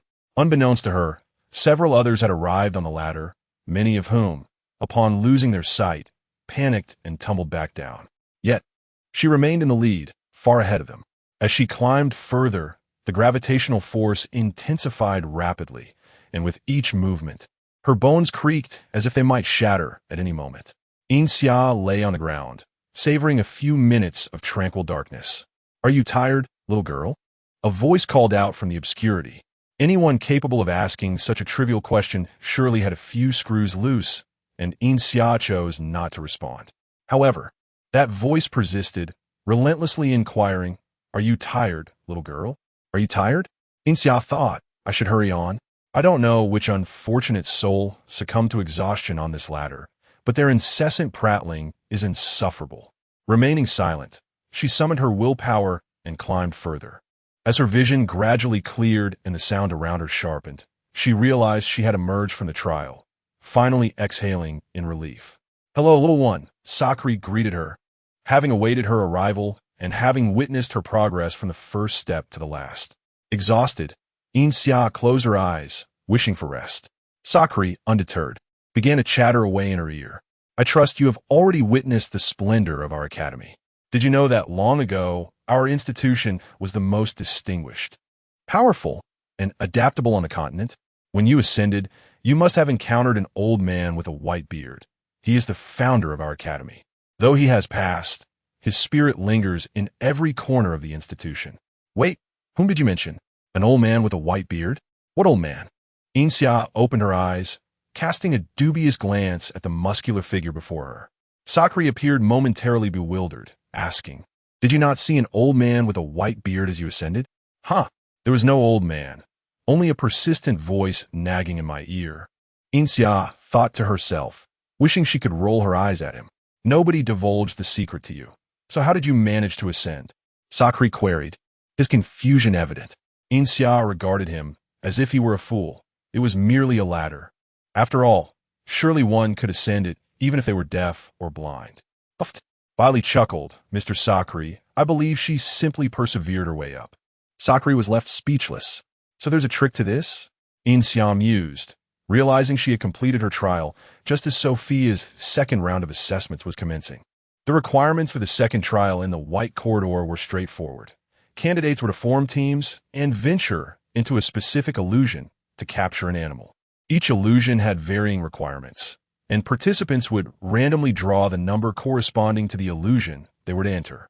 Sophia's group drew the 38th illusion, where they were tasked with locating a creature known as the blue-furred two-tailed cat.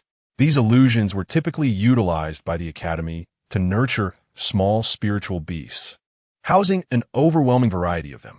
The challenge of finding a small two-tailed cat among hundreds, perhaps thousands, of spiritual beasts was undeniably formidable.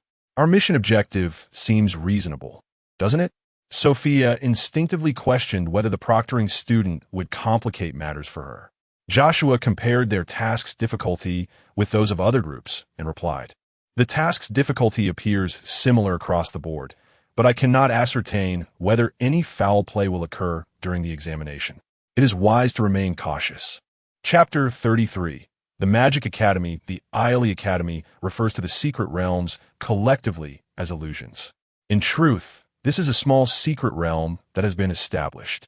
The flora and fauna within have been transplanted and captured by the Academy's students and mentors from various regions of the continent over thousands of years. After millennia of growth and reproduction, it has developed into a self-sustaining ecosystem, and the presence of danger remains uncertain. The 38th illusion, which Sophia and her companions entered, is a relatively ancient secret space, with vegetation so dense that it is challenging to navigate. Swift creatures dart through the woods, leaving Sophia and her friends unable to catch a glimpse of their forms before they vanish from sight. This realm is vast. How are we supposed to search for anything here? Sophia exclaimed in frustration, sitting on a stone and pounding its surface in exasperation. "Wait a moment. Let me check if there is any information on the blue-furred, twin-tailed cat." Joshua retrieved a thick volume from his backpack. Sophia was taken aback. The book was so thick it would take an eternity to read. Annie shared her concern. "Isn't this going to take too long? Our time in the secret realm is limited." Joshua flipped through the pages without looking up. "I've already read most of the earlier sections, and there is no mention of the blue-furred, twin-tailed cat. I only need to check for any references to it in the latter sections." Reluctantly, the others acknowledged that they had no better options. After all, they were not locals, and it was understandable that they lacked knowledge that others might take for granted. Joshua's reading speed was impressive, flipping through dozens of pages in mere moments. Eureka! Joshua's eyes lit up as he pointed to a passage. The blue-furred twin-tailed cat is a unique creature of the Magic Forest, classified as a first-tier spirit beast, incredibly fast, but with a relatively weak reproductive capacity and low survival rate for its young. To date, only a few remain in the depths of the Magic Forest and in various domesticated secret realms. The other three immediately gathered closer, listening intently. The blue-furred, twin-tailed cat prefers shady areas and is sensitive to heat. It is a carnivorous spirit beast, bold in nature with venomous claws. Its fur, skeletal structure, and veins are all of exceptional quality for alchemical materials, while its blood and poison sacs are highly sought after for potion making. It is a solitary creature with keen senses, particularly averse to strong-smelling plants. While they had gathered useful information, it seemed insufficient. Perhaps the blue-furred twin-tailed cat has other well-known habits that we are simply unaware of, Joshua remarked, closing the book and adjusting his glasses. What do we do now? Where can we find this blue-furred twin-tailed cat? Taylor, who was not particularly adept at strategizing, asked. Actually, there's a way forward. Joshua began preparing. What are you planning to do? Sophia inquired, her curiosity piqued. This artificial secret realm differs from the real world. The light source here is stable. We must first avoid areas directly exposed to sunlight, as it is highly unlikely for the blue-furred twin-tailed cat to be found there. Joshua finished assembling a small device. Additionally, since the blue-furred twin-tailed cat enjoys meat but lacks hunting skills, we can hunt a small spirit beast to lure it in. But how do we know where to effectively lure the blue-furred twin-tailed cat? Sophia questioned the reliability of this method. Isn't it supposed to detest strong odors? Joshua shook the bundle of herbs in his hand. Don't tell me none of you have anything with a strong scent? Perhaps perfume? Sophia mischievously blinked. I do have some. Let us split up and approach from 4 directions towards the center, spraying strong-scented perfume or other substances along the way. Even if the blue-furred twin-tailed cat resides elsewhere, we can still attract it to the middle. Joshua proposed. This seemed like a feasible plan. The 4 of them separated, as solo players often feel freer to employ various tactics than in a group. After nearly an hour, they reconvened in the central area. Taylor produced the remains of a spirit beast he had caught, slicing open its veins to spill blood around the vicinity.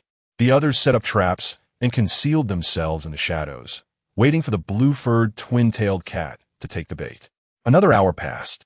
Suddenly, whoosh, the blue-furred twin-tailed cat appeared. Sophia was electrified with excitement. The task was proving to be less daunting than anticipated. As the cat entered the trap, Joshua swiftly cast a binding spell, securing it firmly to the ground. Hooray! We succeeded, Sophia cheered. However, Joshua's expression was grave. Grab the blue-furred twin-tailed cat and run, Taylor shouted, charging from a distance. What is happening? Sophia asked, bewildered, as she noticed a massive creature thundering behind Taylor, shaking the ground with its footsteps. Roar! Joshua's face drained of color. Yin Xia had been waiting at the admissions office for quite some time, only to be joined by Ethan. A number of candidates had successfully passed through the White Passage. So logically, Sophia and her companions should have emerged by now. Yin Xia found it hard to believe that they would fail the Academy's assessment. Excuse me, how long do candidates typically take to emerge from the White Passage? Yin Xia queried a student from the admissions office. This isn't confidential information, the student readily replied. Usually, it takes about 3 hours. Those who are faster can emerge in 2 hours. Most of them have foundational skills, and the assessments are straightforward, allowing for quicker exits. Yin Xia felt increasingly uneasy. Over 2 hours had passed since she completed her own assessment, not counting the time spent on her evaluation, meaning at least 4 to 5 hours had elapsed. Surely, Joshua and the others were not that incompetent. Ethan, more aware of the player's capabilities, also sensed something amiss. Sakuri approached Yin Xia, repeating warnings about various mentors in the academy, advising her not to become their student. Sakuri, I have a few friends who entered the examination hall through the White Passage, and they still haven't come out. Given their abilities, it shouldn't take this long to pass the assessment. May I go check on them? Yin Xia earnestly requested assistance. Sakuri, genuinely fond of Yin Xia's character, was willing to help, fearing she might be led astray by the aristocrats in the future. All right, I'll take you to check, he said with enthusiasm. Within the 38th illusion, Sophia and her companions were in a perilous situation, being relentlessly pursued by the colossal spirit beast. Sophia's arm hung limp, uncertain whether it was broken or fractured. I'll confront it, Sophia cried in desperation. Don't act rashly, Annie urged, gripping Sophia tightly, her own body marred with injuries. We've come this far. It's unlikely that no mentors have noticed the commotion in the illusion. If we wait a little longer, we might be able to escape. Chapter 34. The Magic Academy Sakuri took immense pride in the legacy of the Academy, subtly extolling its virtues throughout their journey. Did you know? The Academy's artificial secret realm has existed for several millennia, making it the pioneer of such realms on the continent. while other forces were still engaged in territorial disputes. We had already laid the foundation for Ishiri Academy, he informed Yin Xia, who was quite intrigued. After all, who in this magical world wouldn't desire to learn more? Have there ever been issues with the secret realm? Ethan, who had been trailing behind, couldn't suppress his curiosity. Sakri shot him a glare. How could there be problems with the secret realm? What about people? Could they encounter danger inside? Yin Xia, concerned for the players, pondered the implications of a potential disaster, as it would signify her imminent departure as well. Sakri paused thoughtfully. That's hard to say. Although the realm was initially man-made, after thousands of years, the flora and fauna within have adapted to their environment, often resulting in mutated species. Entering during such occurrences can indeed be perilous. Yin Xia felt uneasy. Surely, the players wouldn't be so unfortunate as to encounter a mutated creature. Understanding her concern for her friends still within the realm, Sakri reassured her, "You needn't worry. The Academy's assessments are more rigorous than usual, with dedicated invigilators monitoring the situation inside the secret realm. Should any danger arise, candidates will be extracted immediately." With confidence, he approached the invigilator station, only to find the students there visibly flustered. What is going on? The second round of assessments has yet to conclude. Why are you all loitering at the entrance? If a candidate were to be harmed, I would like to see how you would explain yourselves. Sakri reprimanded coldly, striding toward the monitoring area. Sakri Minter, you cannot enter. A student exclaimed in a panic, clearly intent on preventing him from viewing the surveillance footage. Zakvi Haitit, his expression darkening. I am a mentor of the Academy. Why should I not be allowed entry? Have you been concealing something? He demanded, each word laden with authority. The students were rendered speechless. Sakri's demeanor grew grimmer, and Yin Xia sensed the urgency. She gently urged him into the monitoring room. There, it didn't take long for her to locate the players in the 38th secret realm. Sakri's expression shifted dramatically. Inside the realm, the players found themselves cornered, with Sophia's face ashen, feeling she was a burden to her companions. It's all my fault, she sobbed, unable to articulate any further comfort. A thunderous roar echoed as a colossal beast pursued them. Joshua relentlessly struck the ground, seemingly deliberating a course of action. Suddenly, a collective gasp rose as they all turned to the sky. A vast rift tore through the brilliant blue, and Sakri emerged, gliding through the gap. With a subtle gesture, the beast became ensnared in an invisible net, crashing to the ground in a futile struggle. Why are you not retrieving the candidates? Sakri bellowed toward the rift. A handful of students rushed in, each lifting a player and fleeing. One student, empty-handed, squeezed beside Taylor, collaborating with another to carry him. After inspecting the fallen beast, Sakri chuckled. The youth can be quite fierce, he murmured, contemplating finding someone to tend to the mutated creature. Once Sophia emerged, she embraced Yin Xia, wailing in relief. Yin, I thought I would never see you again. How did you know I was in trouble? You are simply wonderful. Yin Xia was bewildered by how they had become trapped. Did you have a conflict with someone? Absolutely not. Sophia retorted vehemently. I have not quarreled with anyone today. By the way, how did the assessment proceed for you? I suspect that woman who wanted to buy our items a few days ago is behind this. Yin Xia averted her gaze, realizing it was indeed her fault. That peacock lady was relentless. With the players finally rescued, Yin Xia understood the significance of the marks on her hands. A green Sichuan herb represented her aptitude as an apothecary, while a golden hammer symbolized her talent as an alchemist, indicating her exceptional capabilities in both disciplines.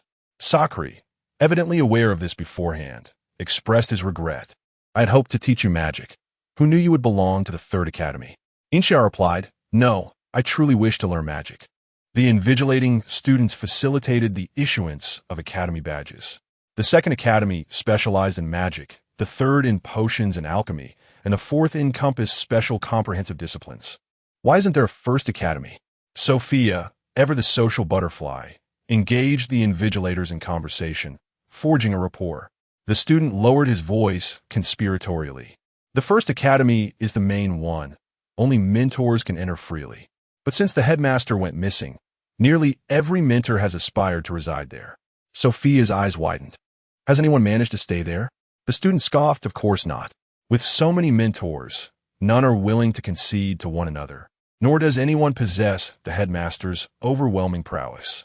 All formal students resided in a collective area, and although Sophia wished to share a room with Yin Xia, the Third Academy students had single accommodations, whereas the Second Academy generally housed 4 to a room.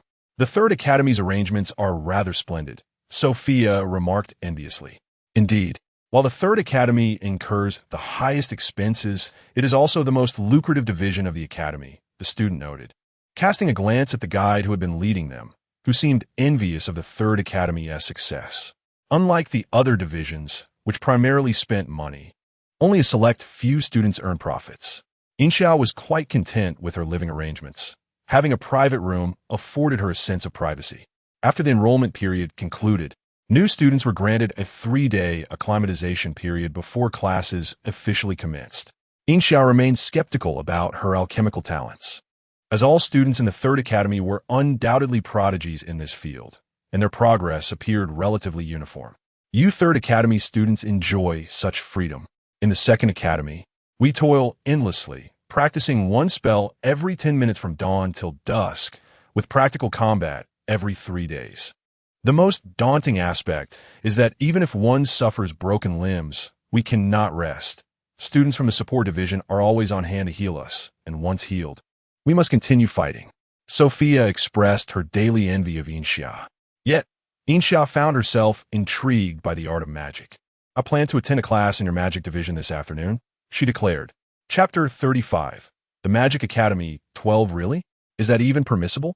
Sophia exclaimed in astonishment, surprised that students could attend classes across different departments. Indeed, Yin Xia replied calmly, the Academy permits cross-departmental attendance as long as you fulfill your daily learning tasks. You may go wherever you please. Sophia, that doesn't answer my question. Is there ever a time when the second department's tasks are completed? In the afternoon, Yin Xia eagerly ventured to the magic department. The new students there were quite curious about this interloper from the third department. I heard that the third department can grant 1 3 heads and 6 arms. Is that true? I also heard that attending the third department can bring stones to life. Is that true? I heard the mentor of the third department is a 10-meter tall giant. Is that true? Yin Xia. Were they even hearing these wild tales? Everyone quiet down. This lesson will cover the fundamentals of fire magic, announced the mentor, who had quietly arrived and stood on stage, listening to their idle chatter. Yin Xia looked up. The mentor seemed somewhat familiar. The magic department had been focusing on physical training and studying written knowledge of meridian circuits, only recently beginning to formally teach basic magic. Bailey opened the lesson plan to review the class's teaching progress. We will now learn the basic fire magic, the fireball spell. Bailey briefly explained the incantation and precautions of the fireball spell, demonstrating the casting process. Now, you all try it, he instructed. The students nearby were quite impressive, successfully conjuring bright red fireballs that elevated the classroom's temperature. First, recite the incantation while guiding the magic source within you to attract the surrounding fire magic. Yin Xia murmured to herself as she attempted to create a fireball. With a soft puff, nothing appeared in her hand.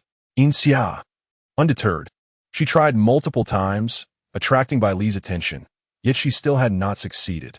Bailey stood quietly beside her, offering timely guidance. Puff! Yin Xia's eyes widened as a tiny flame flickered at her fingertip, struggling to condense into a cherry-sized fireball. Puffed! Bailey couldn't help but chuckle, his handsome features lighting up like the radiant spring sun, warm and inviting. Yin Xia stared expressionlessly at her minuscule fireball, comparing it to the basketball-sized orbs of her peers, feeling as though the gap between her and them was akin to that between an adult and a baby. Don't be disheartened. After all, you are not a magic prodigy. Being able to cast a fireball in class is already commendable, Bailey reassured her. He then addressed the other students. This is why we do not admit students with average talent. Those with exceptional aptitude far exceed ordinary individuals in their comprehension and insight into magic. If geniuses are placed alongside ordinary students, it can easily lead to feelings of inferiority among the latter, thus diminishing their interest in learning. All the students gazed in astonishment at the diminutive fireball in Yin Xia's hand. Yin Xia. At that moment, she realized where her talent truly lay. Feeling somewhat discontented, she extinguished the tiny fireball and prepared to leave, but Bai Li hurried after her. "Here, take this," he said, handing her a small notebook. Yin Xia looked up at him, puzzled by the gesture. Bai Li, ever gentle, wore a soft smile. "These are my notes from when I was a student. I believe you might find them useful. Learning magic may be challenging and slow for ordinary individuals, yet history has shown that even those with average talent can achieve greatness. If you're interested, feel free to join my classes anytime." Yin Xia blinked, noting that this man was one of the rare mixed-blood individuals in the Western world, his gentle features evoking an unparalleled sense of comfort. With a light huff, she accepted his gift. Around the corner, Peg's expression darkened as she nearly crushed the item in her hand. "Bitch," she spat through clenched teeth, pulling out a communicator to record a voice message. After practicing in her dorm for an extended period, Yin Xia felt utterly despondent regarding her magical talent and no longer felt compelled to master magic. Whenever she felt inclined, she would practice. When she lost interest, she would set it aside. She had hoped to enjoy her days leisurely. But some individuals simply could not stand idleness and sought to stir up trouble. "Yin Xia, why haven't you submitted your recent tasks?" The mentor, Severa, a rather stern woman, was particularly averse to students who failed to meet deadlines. Yin Xia raised her gaze. "I have completed my daily tasks." Severa frowned severely. "Are you implying that I am lying?" "No, I am merely stating the facts," Yin Xia replied. Severa tapped the desk, drawing the attention of all the students in the classroom. "Then explain where your assignments are."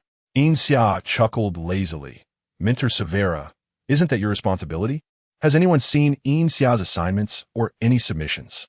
Severa bypassed Yin Xia to question the others. The students exchanged glances, none daring to speak. Yin Xia laughed again. "You should be asking which student has seen anyone else's submissions. I suspect that, aside from a few who enjoy working in pairs, most have only seen their own, right?" Students in the potions class tended to be solitary and rarely interacted with others. Severa considered this point and promptly pulled out the recent week's records. "In your records from the past week, there are only entries for assignments collected, not submitted. Are you aware that this violates the Academy's regulations?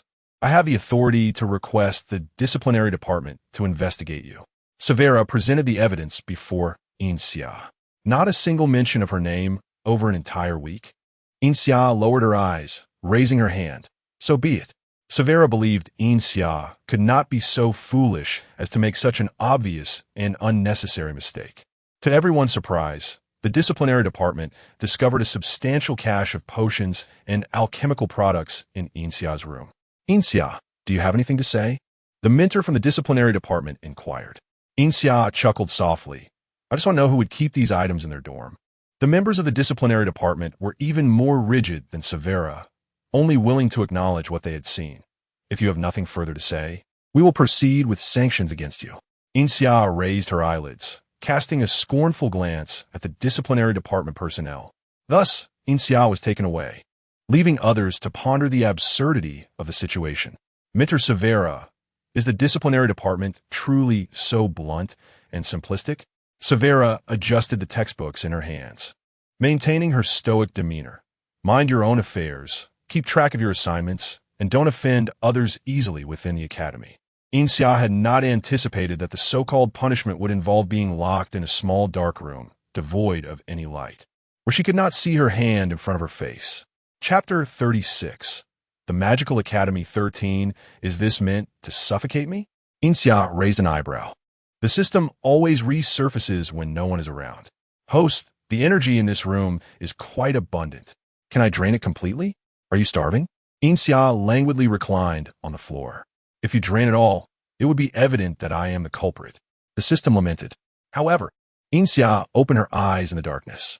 "If you can leave just a thin layer of crust, then it would not be a problem." "Not a problem." The system immediately agreed, fearing she might suddenly change her mind. "I have already begun the process." Yin Xia slowly closed her eyes once more. "Huh, what a plot. How intriguing." After 3 days of confinement, as soon as the time was up, enforcement personnel arrived to open her door. Yin Xia left the same way she came, with no change whatsoever. The enforcement personnel stared at her in confusion. Not long after, she bumped into a senior. "Ah, Xia, are you all right?" The senior inquired, offering her support. Xiao Shi, a senior from the apothecary department, held a certain position in the student council and was responsible for collecting and recording tasks for her department. Yin Xia regarded her with a half-smile. "What brings you here, senior?" Xiao Shi grasped Yin Xia's hand with concern. "I came to see how you were doing. I heard the confinement room is terrifying. Did it frighten you? The discipline department is too excessive. They locked you up without proper investigation. I clearly received your assignment." Yin Xia chuckled softly. "Do I look like someone with problems, senior?" Xiao Shi paused. "As long as you are fine, then I—" Yin Xia interrupted her. "You are here on someone else's behalf, aren't you? Tell her it is pointless for others to come. During such times, it is far more satisfying to come oneself." Xiao Shi's smile diminished slightly, yet she feigned ignorance. "What are you talking about, Junior? I don't quite understand."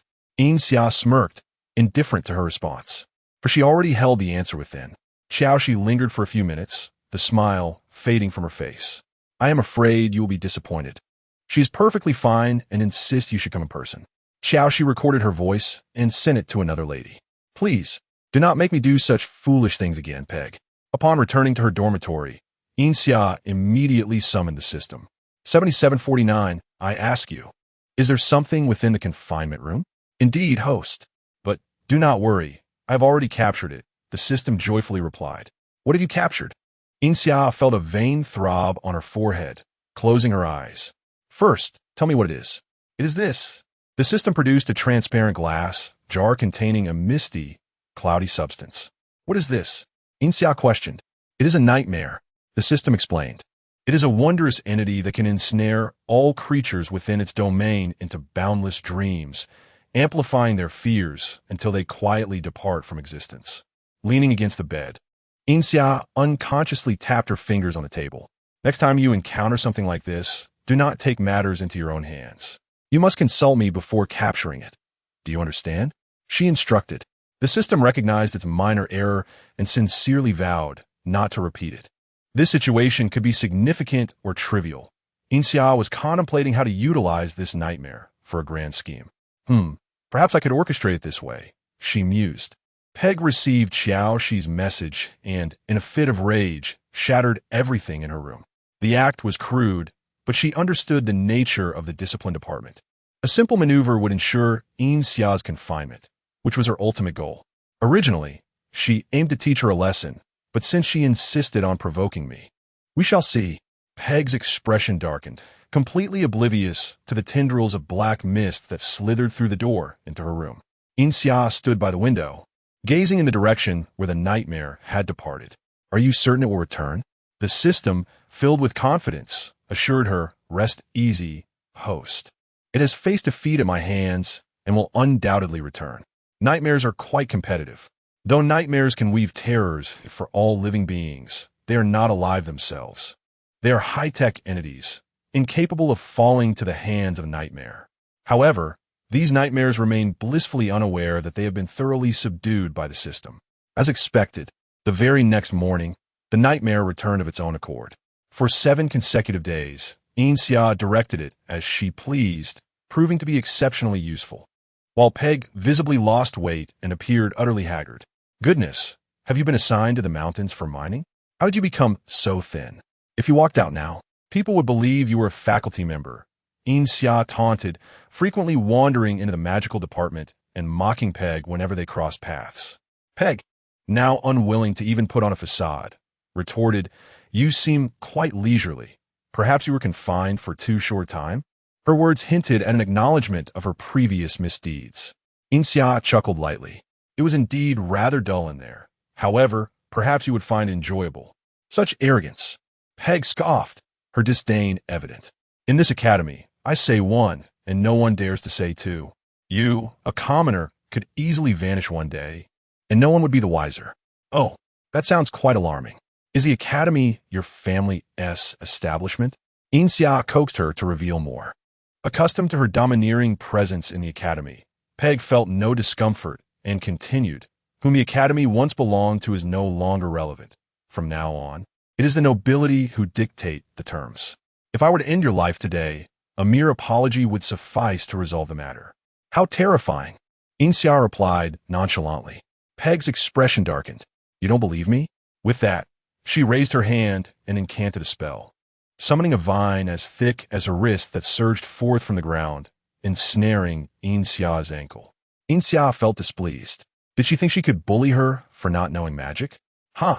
She produced a small vial and casually smashed it on the ground. The once vigorous green vines vanished in an instant. Peg realized she had been humiliated, her expression growing even darker as she replaced her earlier spell with a more violent and aggressive advanced incantation. Truly, a testament to her privilege. Yin Xia squinted, still able to see the glimmering artifact through the swirling dust. This little trinket had disrupted the magical seal she had just placed. In terms of combat, Yin Xia knew she could not defeat Peg. She was merely stalling for time.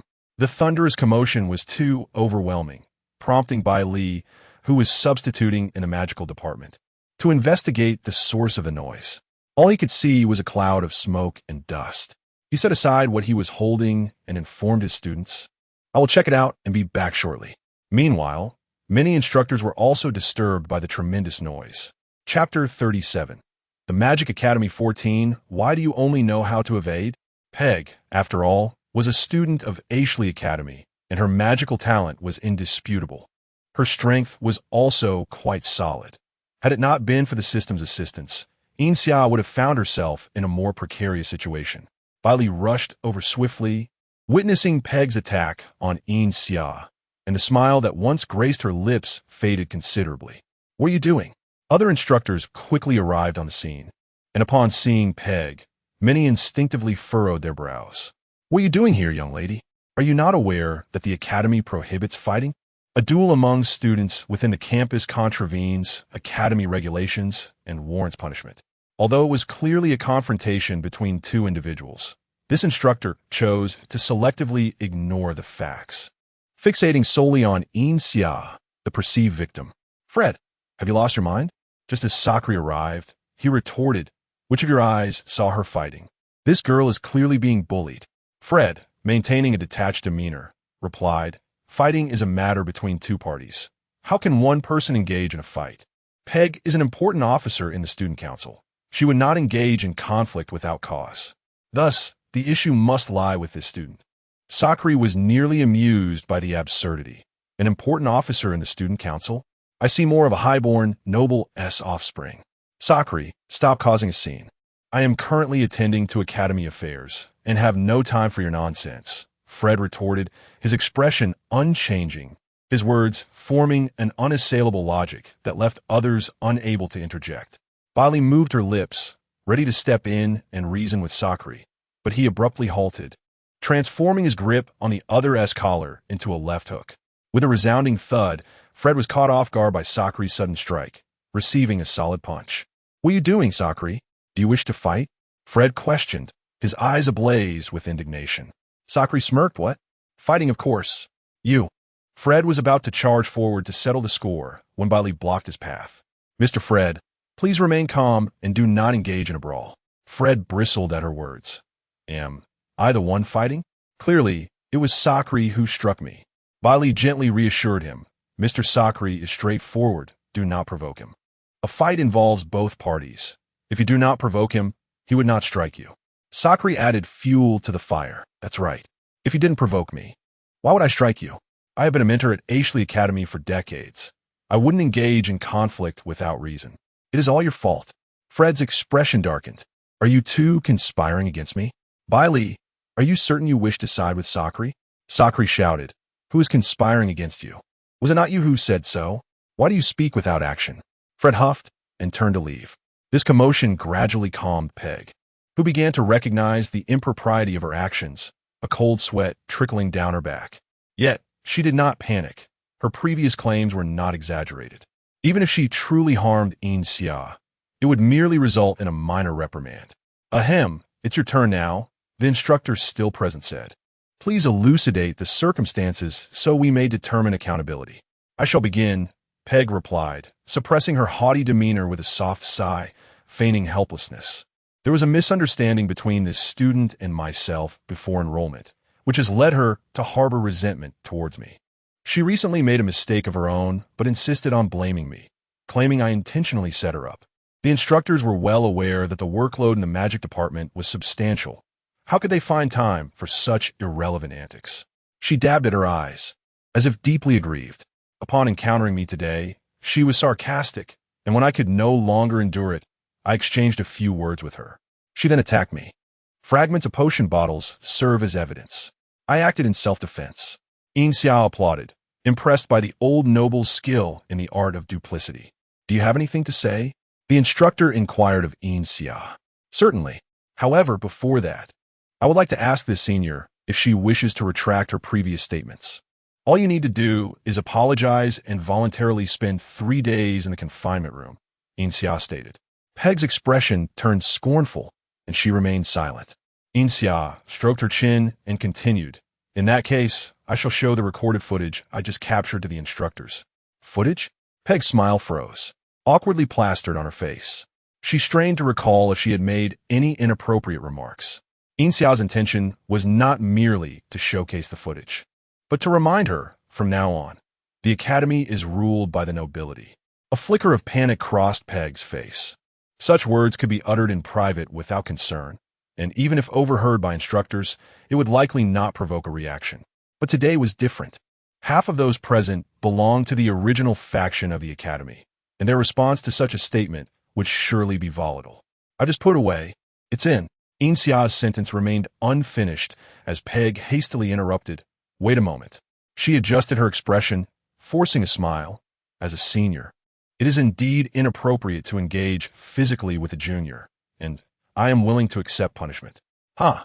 Quite adept at evasion, Yin Xia remarked. Nevertheless, it mattered little. She had already achieved her objective. The academy instructors were not particularly concerned with the students' private matters. When someone admits fault and willingly accepts punishment, the issue is considered resolved. The damaged academy property would naturally be addressed by Peg's family. The noble instructors had no grounds to object. The confinement room's terrors were primarily directed at ordinary students. And even if noble students were confined, they would not suffer repercussions. Peg believed this to be true. But would it truly be so? I said, return to the confinement room when night falls. Do you hear me? The nightmare was somewhat disobedient, refusing to return to the confinement room as Yin Xia reprimanded it. Perhaps it fears the magic array within the confinement room? The system analyzed. Fears that? How amusing. The magic array in the confinement room has been nearly destroyed by us. With just a little effort, you can dismantle it, Yin Xia guided it. If you are discovered, use this to escape back. Do you understand?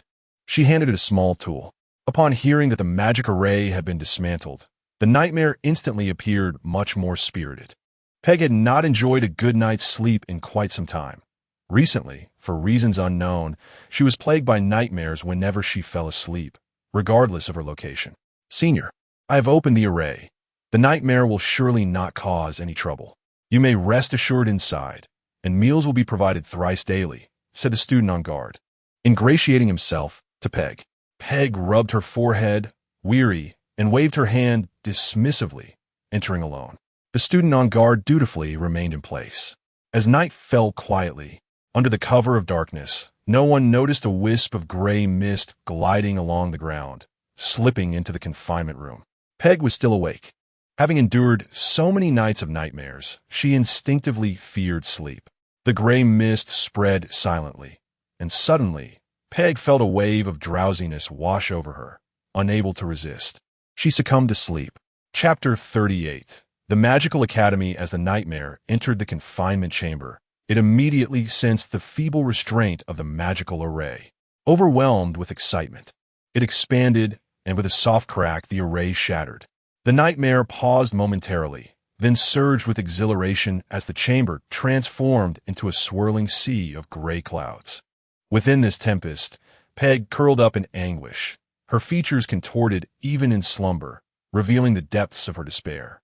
The nightmare quickly composed itself, recalling the woman's insistence that she must not perish, otherwise it would be doomed to remain in the confinement chamber for eternity. In her dreams, Peg envisioned her father marrying a new woman who cast her and her mother out of their home. Her noble status, once revered, became a hollow facade, subjecting her to scorn and humiliation within the academy. She longed to return home and weep before her father, yet he refused to see her. She witnessed another girl, her age, adorned in splendid attire, enjoying the finest mentorship, commanding respect within the academy, and being lavished with affection by her father. Consumed by rage, Peg charged forward, yearning to tear off the woman's mask, only to be intercepted by the guard, who brought her before her father. His gaze was chillingly cold, devoid of even a whisper, as he ordered the confiscation of the assets meant for her and her mother. Stripped of wealth, she was relegated to a squalid existence in the slums, enduring the derisive glances of her peers, her past reverence erased, living in a torment worse than death while her mother wept daily. The new woman and her child had usurped her place and stolen everything she held dear. Senior? Senior, are you all right? Wake up, please. Peg's eyes, bloodshot and dazed, slowly focused on the youthful face before her. Senior Peg, are you okay? Should I fetch Professor Mona? The studentess' expression was etched with concern. What is happening? Peg's voice was hoarse, and she erupted into a fit of coughing. The student hurriedly poured her a glass of water. It's terrifying, Senior. You have no idea. The nightmare has escaped. It hasn't been captured yet. You managed to withstand the nightmare's control and remained in the confinement chamber for an entire night. You're incredible. The student's eyes sparkled with admiration. Peg's pallor deepened, and a tremor coursed through her at the news of the nightmare's freedom. Peg, I've come to see you. Her junior, Mora, entered the room. Could you step out for a moment? I wish to discuss something private with Peg. Mora's eyes sparkled as she smiled sweetly. The student obediently exited. How are you feeling, Peg? Mora inquired, her concern evident. Peg nodded faintly, acknowledging her discomfort. Did you cause the confinement chamber incident? Mora whispered, her tone cautious. Peg frowned, a look of confusion crossing her face. Mora's expression revealed that Peg was unaware of the situation. The magical array of the confinement chamber was deliberately sabotaged, Mora explained. The nightmare has escaped, and all evidence points to you. If you cannot provide sufficient proof that you did not destroy the array, you may face repercussions from the academy.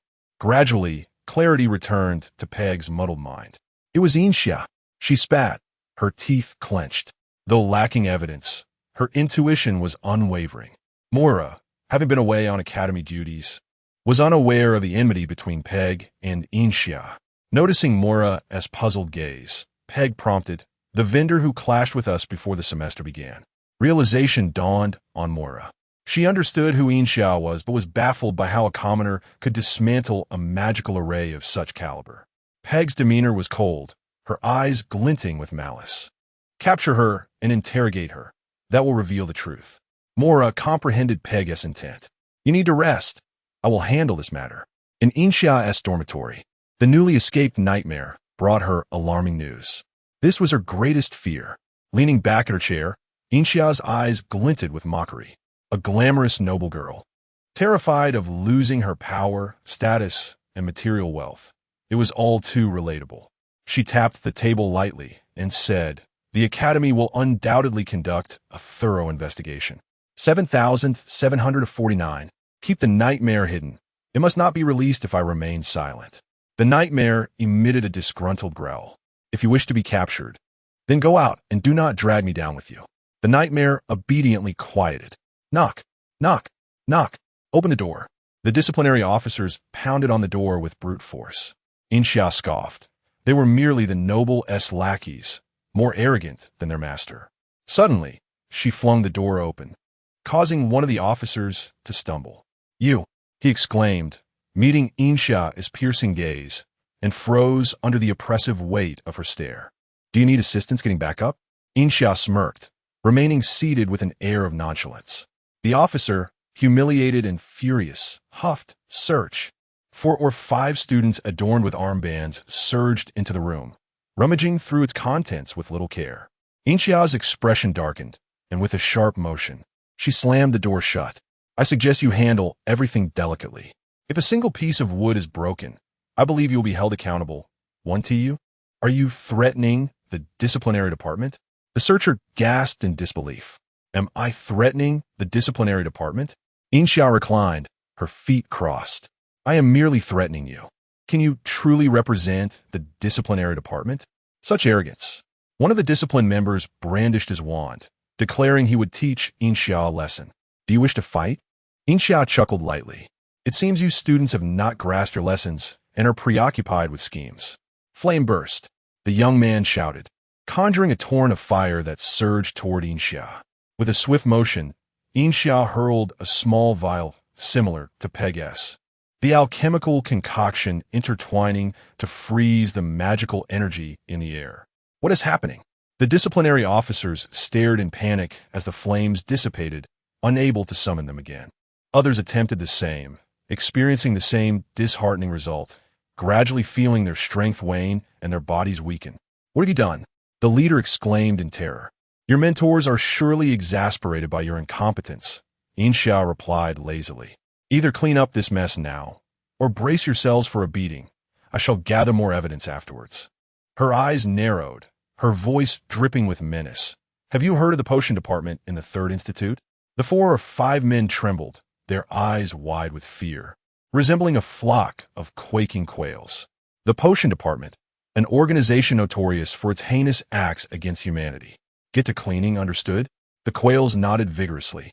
Chapter 39. The Magic Academy Xia. Hurry up. Let's go have some fun. Sophia burst in like a wild stallion, her exuberance clashing with the solemnity of the 4 or 5 men in the room. She gulped. What are you all up to? Yin Xia turned her head. We're engaged in a thorough cleanup. Care to join? Sophia quickly declined, pulling Yin Xia aside to whisper, Did you hear? That peg from our department, the one who sabotaged our business, got herself into trouble. She was locked in a dark room yesterday, and the worst part is something escaped from there. The Academy's mentors are planning to punish her. After Sophia's laughter subsided, she asked Yin Xia, Isn't that hilarious? The players were from different departments, rarely communicating, so Sophia was unaware that it was Yin Xia's doing. The discipline committee had diligently inspected Yin Xia's dormitory, using some instruments to confirm everything was in order before hastily leaving. They needed to return and study why the alchemists were so formidable. They appeared as if they had seen a ghost. Sophia was puzzled. The discipline committee usually strode around with an air of superiority. Yin Xia shrugged, pondering what assumptions they might have conjured, as the alchemist department remained an enigma to outsiders. Aren't you overwhelmed with studies? How do you have time to play? Yin Xia eyed her skeptically. You're not skipping classes, are you? Sophia huffed, dragging her along. Me? Skip class? Even if I wanted to, those mentors are like demons. If it weren't for the inspection today, we wouldn't have had a break. Yin Xia allowed herself to be pulled along. Where are you taking me? To the library. Sophia replied without looking back. Yin Xia raised an eyebrow, astonished that Sophia would choose the library. Sophia, noticing Yin Xia's expression, retorted, What is wrong with going to the library? Yin Xia countered, Have you ever been? Sophia was momentarily speechless. In truth, she had never set foot in one. Interestingly, neither had Yin Xia visited the Ashley Academy Library, rumored to house the most extensive collection of books on the continent. Sophia had dragged Yin Xia to the library because Joshua felt it was time for the players to exchange information. The Academy's library was magnificent and imposing, exuding an air of antiquity, with towering shelves filled to the brim with books. To glimpse the tomes on the uppermost shelves, one would need to master the art of flight. The library was adorned with numerous formations, one of which enhanced gravity, ensuring that students were constantly tested on their abilities. Arriving early and being first-time visitors, Yin Xia and Sophia explored the library with the curiosity of architectural tourists. Host, the books here possess collectible value. Shall we expend a small amount of energy to replicate them? Yin Xia paused, contemplating the idea of duplicating books. Retreating to a corner with her back to Sophia, she quietly inquired, What are you suggesting? Merely the replication of books, the system replied.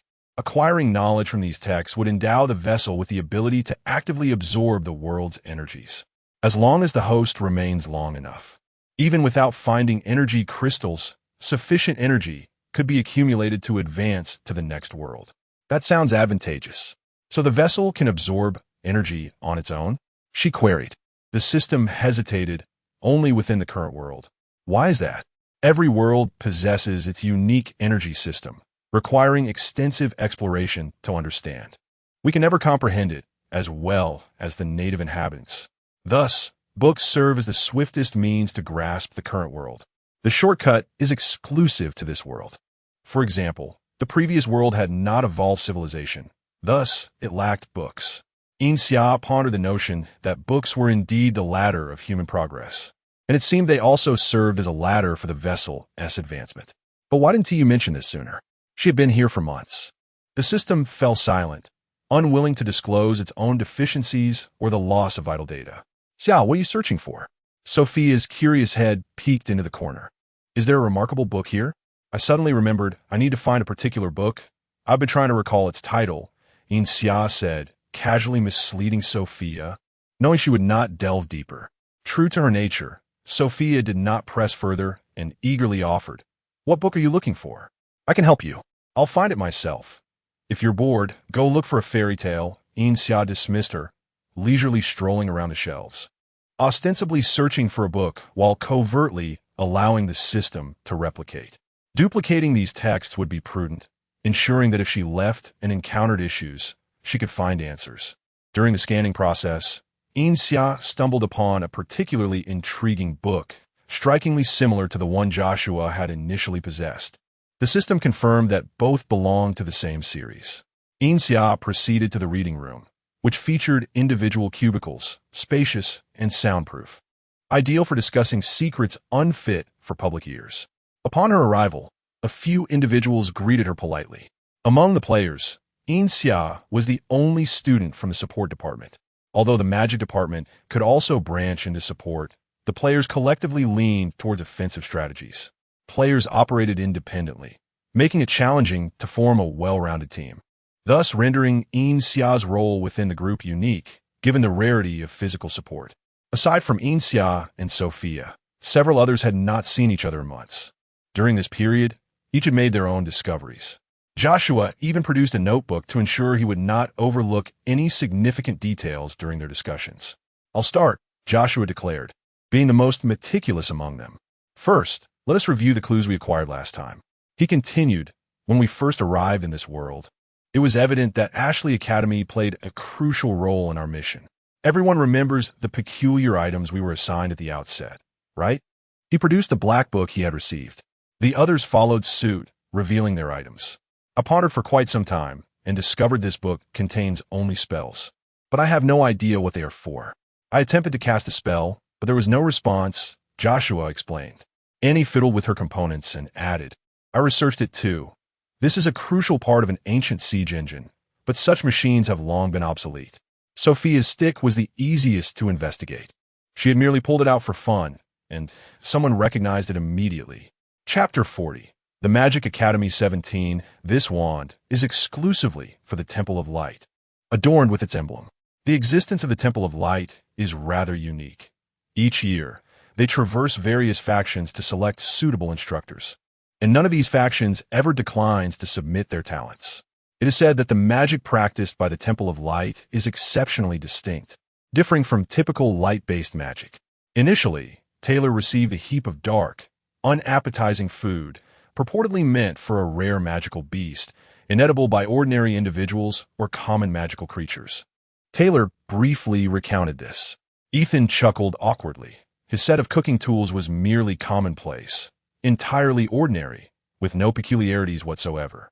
While my items remained a mystery, I unearthed other clues. Ethan produced a letter, its envelope stamped with the seal of the Temple of Light, addressed to a certain individual at the Academy. This was discovered in the First Institute. Yin Xia cast a glance at him. Ordinary students could not enter the First Institute, showcasing Ethan's remarkable abilities. When the players opened the envelope, they found the script on the parchment utterly incomprehensible, leaving them bewildered. Upon realizing the letter's contents were indecipherable, I discreetly concealed it.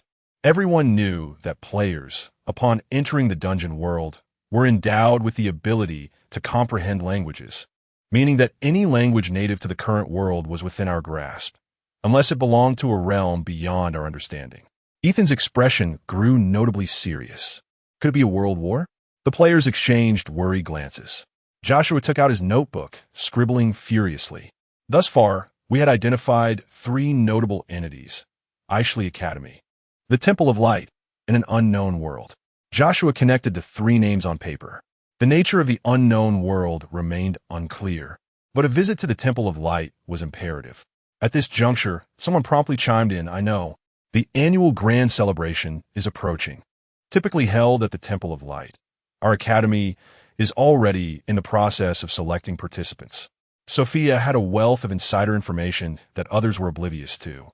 Joshua adjusted his glasses, stating, "The Temple of Light generally forbids outsiders, and the selection of instructors is rather unique. The grand celebration presents an opportunity. Let's seize it if we can." Yin Xia continued to examine the envelope in her hands. The translation device's workings were akin to the player's, rendering her unable to decipher its contents. "If you finish your discussions, take a look at this." Yin Xia slid the black tome she had discovered in the library to the center of the table. Joshua was the first to pick it up, but as he read, his expression shifted from curiosity to alarm, ultimately placing it down with a troubled countenance. This black tome meticulously recounted a historical account. The magical realm had once suffered an invasion from another world, inhabited solely by dark creatures. At that time, the magical world lacked effective means to combat these beings. Ordinary light magic inflicted minimal harm upon them. These creatures could not be vanquished, leading to widespread devastation and despair until a group of extraordinary light mages emerged. They sacrificed themselves in a unique manner, purifying the vast majority of dark creatures before sealing the link between the 2 worlds, finally restoring peace to the continent. This is truly... Annie closed her eyes, at a loss for words to express her current feelings. Yin Xia turned her gaze toward the window, her eyes reflecting a tumultuous interplay of light and shadow, concealing her emotions. The player meeting concluded here, leaving everyone disinclined to discuss further. On the way back, Yin Xia was intercepted by a group of upperclassmen. Her expression was inscrutable. Despite having anticipated this, the reality was far more unsettling. The arrogance of the nobility was infuriating. "You must be Yin Xia," one of them proclaimed, pointing and scrutinizing her with haughty disdain. Such a countenance. A descendant, perhaps? How could that be? The entire continent has only one remaining bloodline. That of Senior Bailey. Is she the sole survivor? What a peculiar trinket to emerge from some family. Gaining entrance to Ingeniously Academy is no small feat. How impressive. Another scoffed. Entering Ingeniously Academy is hardly challenging. A mere word from a duke can secure admission for any noble offspring. Yin Xia felt her patience wane. According to plan, she should have provoked them into revealing more about the nobility and commoners. Yet all she desired now was a moment of peace. "Enough, everyone. Let us cease this chatter." A woman stepped forward from the crowd, her face adorned with a saccharine smile. Yin Xia recognized her as Mira, Peg's little follower. The moment Mira spoke, the others fell silent. "Yin Xia, may I inquire where you hail from?" she asked, her smile harboring ulterior motives. Yin Xia raised her gaze. "That seems to be none of your concern." Mira's smile remained unchanged as she replied, "While it may not directly pertain to me. I just arrived from home yesterday and heard that a certain baron has lost a pet resembling you. This compels me to question the whereabouts of this lost creature." "How considerate of you," Yin Xia thought, contemplating how to extricate herself from this encirclement. "You could inquire with my other companions about our origins." Mira's smile deepened. "You mentioned they are your companions. Can their words be trusted? If their words cannot be trusted, can yours? Or the baron's?" Yin Xia narrowed her eyes, flexing her fingers. "Our words can certainly be trusted. Nobles do not lie." Mira regarded her with a knowing look. "Even if this matter escalates to the instructors, the narrative remains the same. You can accompany us, and we shall see. Are you really so cavalier as to take a student from the academy without notifying anyone?" Yin Xia's fingertips twirled the black cube rapidly, mirroring her foul mood. Laughter erupted from the surrounding students. Mira casually waved her hand. "Do you not realize that nobility supersedes the academy?" "Ah." Yin Xia's cube ceased its rotation, her voice resonating through the air. "Nobility is indeed formidable, able to seize whomever they wish, declaring anyone wrong at their whim. If that is the case, where has your king gone?" As her voice faded, Yin Xia vanished.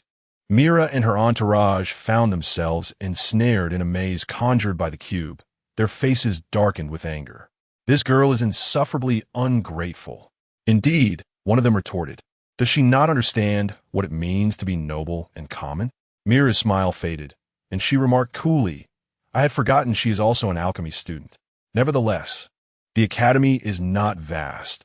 Can she truly evade us a second time?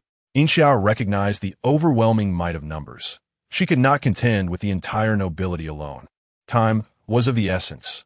She needed to create a disturbance swiftly, or she would have to leave prematurely. What a nuisance! Her expression darkened considerably. Knock, knock, knock. Yin Xia rapped on the door of the disciplinary department head's office. Enter, came the response.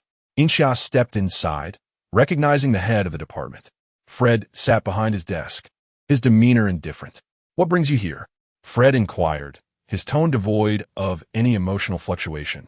Chapter 41. The Magic Academy. I wish to report the misconduct of the student council members, Peg and Moira. Yin Xia returned his icy gaze with equal chill. Fred paused momentarily, his fingers hovering over his work before finally showing a rare moment of mercy by halting his tasks. If you cannot provide sufficient evidence for your claims, the Academy will charge you with the crime of framing, he stated calmly. Yin Xia let out a cold laugh. There is no need to threaten me with such matters. My presence here signifies that I possess evidence. Fred gestured towards the table, indicating she should present her proof. Yin Xia had come prepared, having stored several recording stones from the Magic Continent aboard her ship. These stones captured the audacious words and actions of Peg and Moira. Knowing to preserve evidence is commendable, Fred remarked, seemingly praising her. Do you have any additional evidence or backups? Yin Xia lowered her gaze. None. Fred crushed the recording stone in his hand with a slight exertion, reducing it to ash. Mr. Fred, what are you doing? Yin Xia feigned confusion. Fred's expression remained unchanged, his voice as devoid of warmth as ever. This is not your concern. If you do not wish to be accused of defamation, you may leave now and refrain from engaging in such foolishness upon your return. Casting him a frigid glance, Yin Xia turned on her heel and departed. Moira, having toiled to solve the Rubik's Cube labyrinth, was taken aback to learn of Yin Xia's complaint against her. What happened? I distinctly set up a mechanism to disrupt the recording stones, Moira pondered, perplexed. That wretched girl is cunning and resourceful. I warned you. Peg, lurking in the shadows, replied. In just one day, she appeared emaciated, her pallid visage resembling that of a gaunt skeleton, exuding an air of dread. Are you all right, Peg? Moira inquired. But Peg was oblivious to her words. All she longed for was sleep, as it seemed to transport her back into her nightmares. Even more terrifying was the realization that the woman who had taken everything from her was beginning to merge with Yin Xia's face. She must die. She must die. Peg murmured to herself. Moira furrowed her brow, quietly retreating. What is the condition of Senior Peg? Moira asked the student from the therapy department who had been monitoring Peg. It's not looking good, the student replied. She appears trapped in a nightmare, unable to escape. Is that so? Moira's expression shifted dramatically. Upon returning to her dormitory, Yin Xia closed the door and took a deep breath. System, can the nightmare pull Fred into its dream? She queried. That scoundrel makes me nauseous. The system communicated with the nightmare. No, host. The nightmare claims it dares not proceed, likely due to its inferiority to Fred's strength. Yin Xia felt a twinge of regret. But that's of little consequence. I will ensnare him elsewhere. Compile the recordings from these past few days. Understood, host. Yin Xia closed her eyes, reflecting on the methods of the digital explosion era. You shall soon witness it, she declared. Within days, every location with a screen across the continent was broadcasting videos revealing that Aishili Academy had fallen under the dominion of the aristocracy. The nobles within dictated terms, bullied common students, and even murdered them at will. The academy was no longer the flourishing institution it had been centuries ago. The impact across the continent was colossal, causing an uproar. Since the royal family had fallen, the distinction between nobles and commoners had dwindled to mere differences in wealth.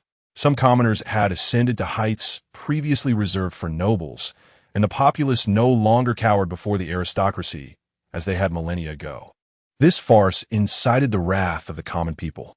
As the screens were retracted worldwide, opportunistic merchants had already replicated numerous recording stones, selling them at meager profits to those willing to buy, thus ensuring a steady flow of income. Commoners began sending complaint letters to Ishili Academy, causing a stir among the faculty. "Fred, look what you've done." Sakri fumed, desperate to bring Fred down with him, only to be restrained by a fellow instructor. "Fred, you truly owe the Academy an explanation," a member of the original faction questioned coldly. The aristocratic faction chuckled derisively from the sidelines. "Come now, Fred hasn't done anything." "Has he? Done nothing?" Sakri punched the speaker in the face. "With all this chaos, how can you say that? What nonsense!" All right, Sakri, words are one thing. But let's not resort to violence," a mentor interjected weakly. Fred maintained his aloof demeanor, seemingly detached from the situation. "Rather than interrogating me here, perhaps you should inquire with the wrong student about how the footage was leaked." "Fred, your words are a blatant attempt to evade responsibility," Harvey, the leader of the Academy faction, retorted. "What could a newly admitted student possibly do to broadcast such videos across the continent without consent? Even seasoned mentors would struggle to achieve that." Perhaps she contacted someone formidable. Someone attempted to argue. Since leaving the discipline department office, Yin Xia has not stepped outside the academy. In fact, apart from attending classes, she has remained confined to her room, Li stated calmly. The aristocratic mentors fell silent. "Regardless, Fred, you must bear the consequences. This situation is fundamentally your fault," Harvey concluded decisively. He picked up a piece of paper from the office and began to write. "Discipline Department Head Fred, in violation of Academy regulations, abusing power for personal gain, hereby dismissed from his position, never to be employed again. Student Council members Peg and Moira, for repeatedly leading Academy students in bullying and insulting others, due to the severity of their actions, expelled from the Academy and sent home. All other Student Council members will be thoroughly investigated and disciplined as deemed appropriate." A fleeting shadow passed through Fred's eyes. With recent events unfolding so frequently, Sophia was delighted, especially at the prospect of the person she despised most facing expulsion. What on earth is happening lately? And who shared a room with Sophia, mused in confusion. Just then, two other roommates entered, glancing at Sophia with awkward smiles, a stark contrast to their usual disdainful demeanor. Both were also members of the Student Council. Sophia scoffed, ignoring them. Unexpected visitors arrived for Yin Xia. "What brings you here, senior?" Although Li taught at the academy, he was not a mentor, hence the students referred to him as senior. "Are you aware that videos of you are being broadcast across the continent?" Li's expression was gentle, not resembling that of someone seeking to reprimand her. Yin Xia could not admit to such matters. "What videos? I have heard nothing of the sort." Chapter 42. The Magic Academy. The ordinary students within the academy were still oblivious to the matter of the images, particularly the ones you entrusted to Mr. Fred. Li spoke softly. "Of course, it's not just your images. Many other students' images are included as well. However, yours is of greater concern and garners more attention." Yin Xia exchanged a glance with him, but quickly averted her eyes. "Wasn't my image destroyed by Mr. Fred?" She replied calmly. "I know," Li said with a gentle smile, his tone languid. "Although most people believe you are not responsible for this incident, some may still seek to vent their frustrations on you." "So what?" Yin Xia questioned, puzzled about by Li's concern. Li continued, "Mr. Harvey thinks it would be wise for you to leave the academy for the time being." Yin Xia's expression darkened. "Is the academy expelling me?" "You misunderstand." Li chuckled lightly. "Mr. Harvey suggests you join my team and take refuge in the Temple of Light, as we are about to set out soon." "To the Temple of Light? Wouldn't that place me squarely at the center of this mission?" Yin Xia pressed her forehead, initially hoping to avoid the temple, given its advanced nature compared to the academy, and she had no desire to undertake a mission. Yet, by sheer coincidence, she found herself compelled to go. After a moment of contemplation, she said, "Senior Li, may I give you my answer tomorrow?" "Of course, no problem," Li agreed. Peg received her expulsion notice from the academy, and darkness enveloped her as she fainted. When she regained consciousness, she found herself in her own castle bed. The efficiency of Ashley Academy was astonishing. Susan, she called out frantically, her demeanor bordering on madness. The maid, Susan, rushed in, flustered. "Miss Peg, you're awake. I'll get you something to eat." Susan was somewhat intimidated by Peg's current state. Upon seeing Susan, Peg's emotions slightly calmed. "Tell me, has father brought any women home recently?" She grasped Susan's arm tightly, her bloodshot eyes betraying her sleepless nights. Susan felt awkward, pondering why her mistress would ask such a question. It was common knowledge in the castle that the Marquis frequently entertained women. Even the Marchioness was aware of it. "Has he?" Peg shook her insistently, nearly dizzying Susan. No, he hasn't tea," Susan quickly replied. Peg sighed in relief, realizing it had merely been a nightmare. "What has happened to you, Peg?" Count Cecil appeared at the door, having returned without her noticing. He could hardly believe the person before him was his daughter. "Father." At the sight of Count Cecil, Peg's pent-up fear surged forth, and she threw herself towards him. Count Cecil instinctively stepped back, feeling somewhat awkward after realizing his reaction. "You should rest well. I'll come to see you when you feel better." Count Cecil hastily retreated. Peg paused, the figure before her merging with that from her dream, and her pent-up grievances transformed into resentment, nearly spilling over. Yin Xia finally understood why Bailey hadn't intervened. Mr. Fred could hardly wait a day, seeking her out that very evening after being dismissed. "Damn it," Yin Xia cursed under her breath, now surrounded by an array of dark, mysterious entities in her room. "Can't you just remove these things? They're revolting." Resisting the urge to retch, she gritted her teeth and vented her frustrations at System 7749. "No, it's too disgusting. I might as well put you away." Even the system found these entities intolerable, claiming they would contaminate her ship. "Then put me away first." Yin Xia cast another glance at the writhing mass of black slugs covering the floor, one atop the other. She had just accidentally crushed one, and its viscous fluid nearly splattered onto her. Yin Xia couldn't care less. Battling these creatures, regardless of the outcome, would be nauseating. Hiding aboard her ship, she remained shaken. "Were these things?" she lamented. "I don't know," the system replied, equally distressed. Yin Xia turned her gaze. "Aren't all organisms merely data to you? What is so disgusting? Data can be classified into useful and useless categories. Those useless data viruses that can't be cleaned up and interfere with normal data. Aren't they disgusting?" This reasoning made some sense, and Yin Xia calmed slightly, though still puzzled. "Didn't you say you couldn't just enter the ship?" The system observed the creatures outside, taking a moment to clarify for Yin Xia. "The entire room is now sealed. They cannot sense us outside. Moreover, in the magical world, places with significant energy fluctuations are abundant. Our little commotion is beneath the notice of the world's consciousness." "I see," Yin Xia mused thoughtfully. After attending to his affairs, Fred finally had a moment to locate the audacious little creature. By now, it should have been little more than skin and bones. He shook off those tailing him and entered Yin Xia's dormitory, only to find nothing amiss. Frowning, he searched the room, where the slugs instinctively recoiled from his presence. Yet, there was no trace of a woman, nor even a hint of blood.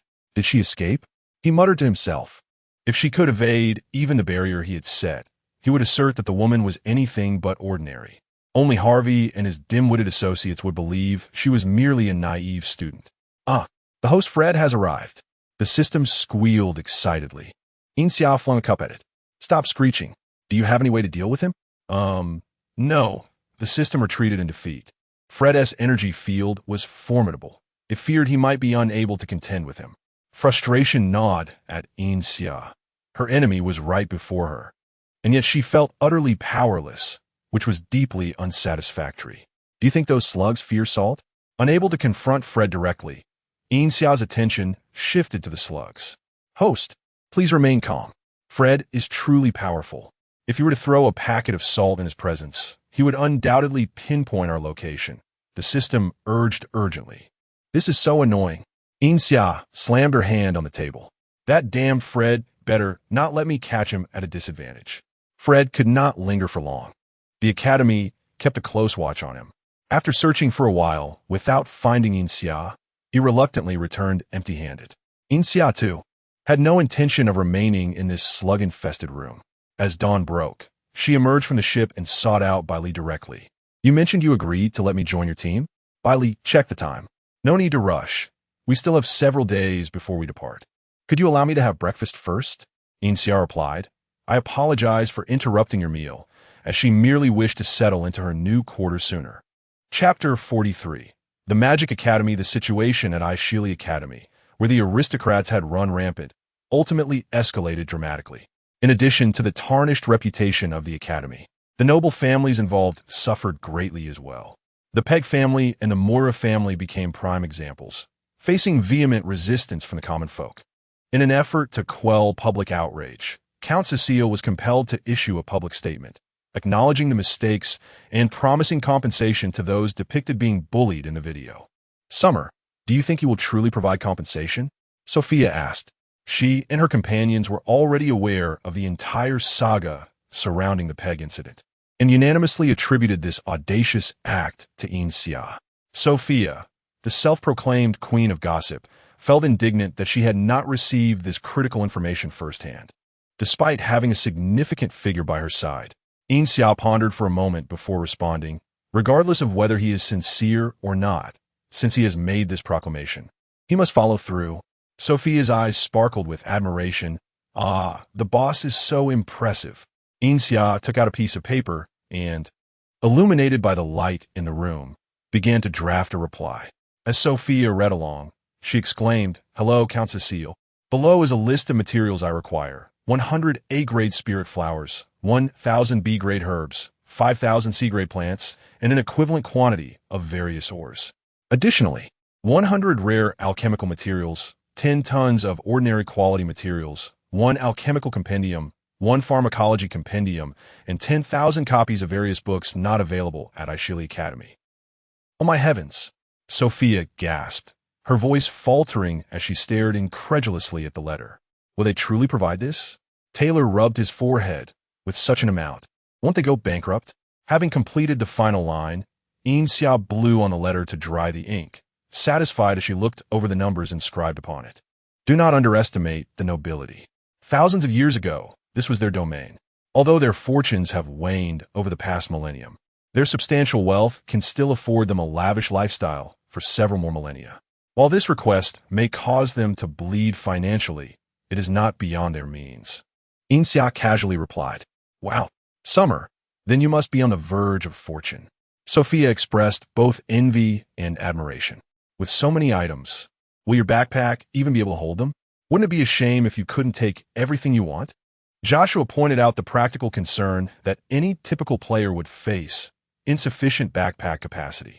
I have my methods, Yin Xia replied nonchalantly, wearing an expression that suggested she had everything under control. Joshua's gaze deepened, as if he had suddenly realized something, and a hint of caution colored his regard for Yin Xia. The others shared the same thought. The boss was indeed formidable. Summer, are we guaranteed to succeed on this mission? Sophia's eyes sparkled with adoration, as though a simple affirmation from Yin Xia would ensure their immediate success. Yin Xia paused for a moment, then, after a lengthy silence, replied softly, yes. Sophia immediately burst into joy, bouncing around as she packed her belongings. They were set to embark towards the Temple of Light. Of course, Yin Xia could not personally deliver her letter. She entrusted it to Bai Li, patting his shoulder and assigning him the important task. Bai Li scrutinized the letter for a considerable time, then heeding Yin Xia's advice, sent a reply to both Count Cecile and the Mora family, while also issuing a public announcement through the academy to the cities where the two families resided.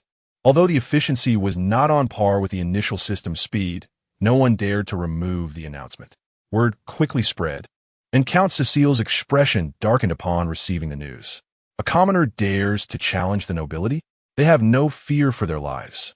He seethed, gritting his teeth as he hurled the letter at his steward. My lord, there's no need to be so angry. It is merely a commoner.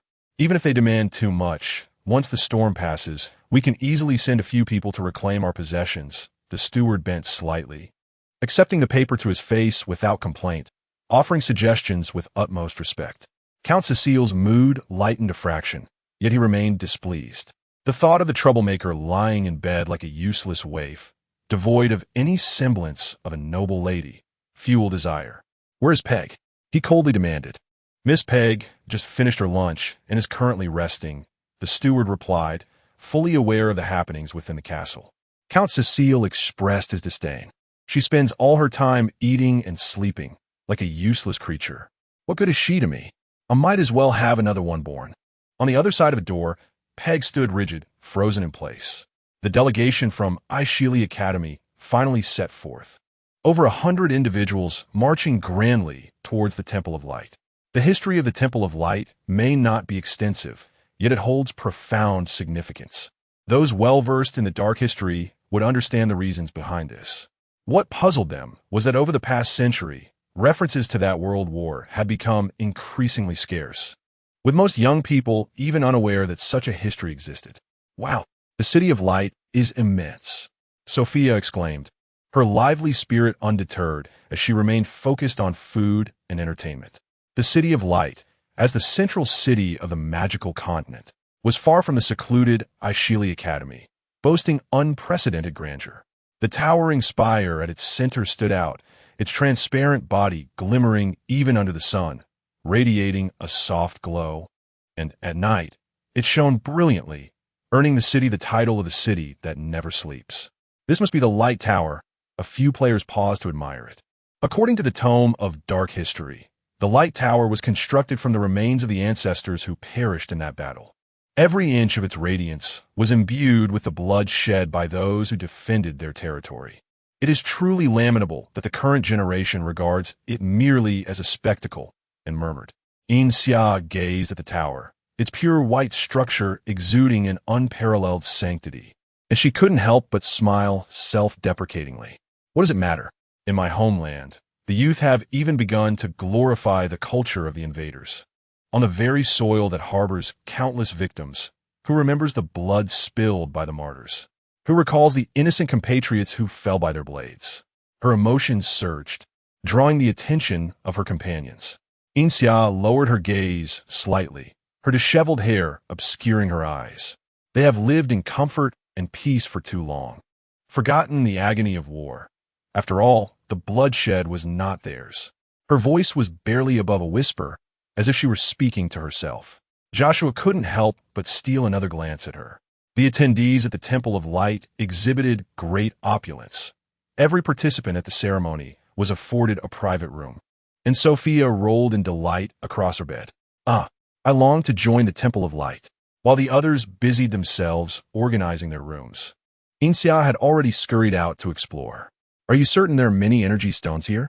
She whispered to the system. Absolutely. There are countless, even more than at the Academy.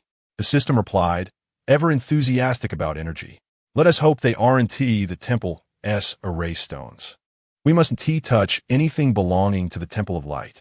Yin Xia was compelled to question whether the system would resort to any means necessary for energy. Rest assured, it is definitely not.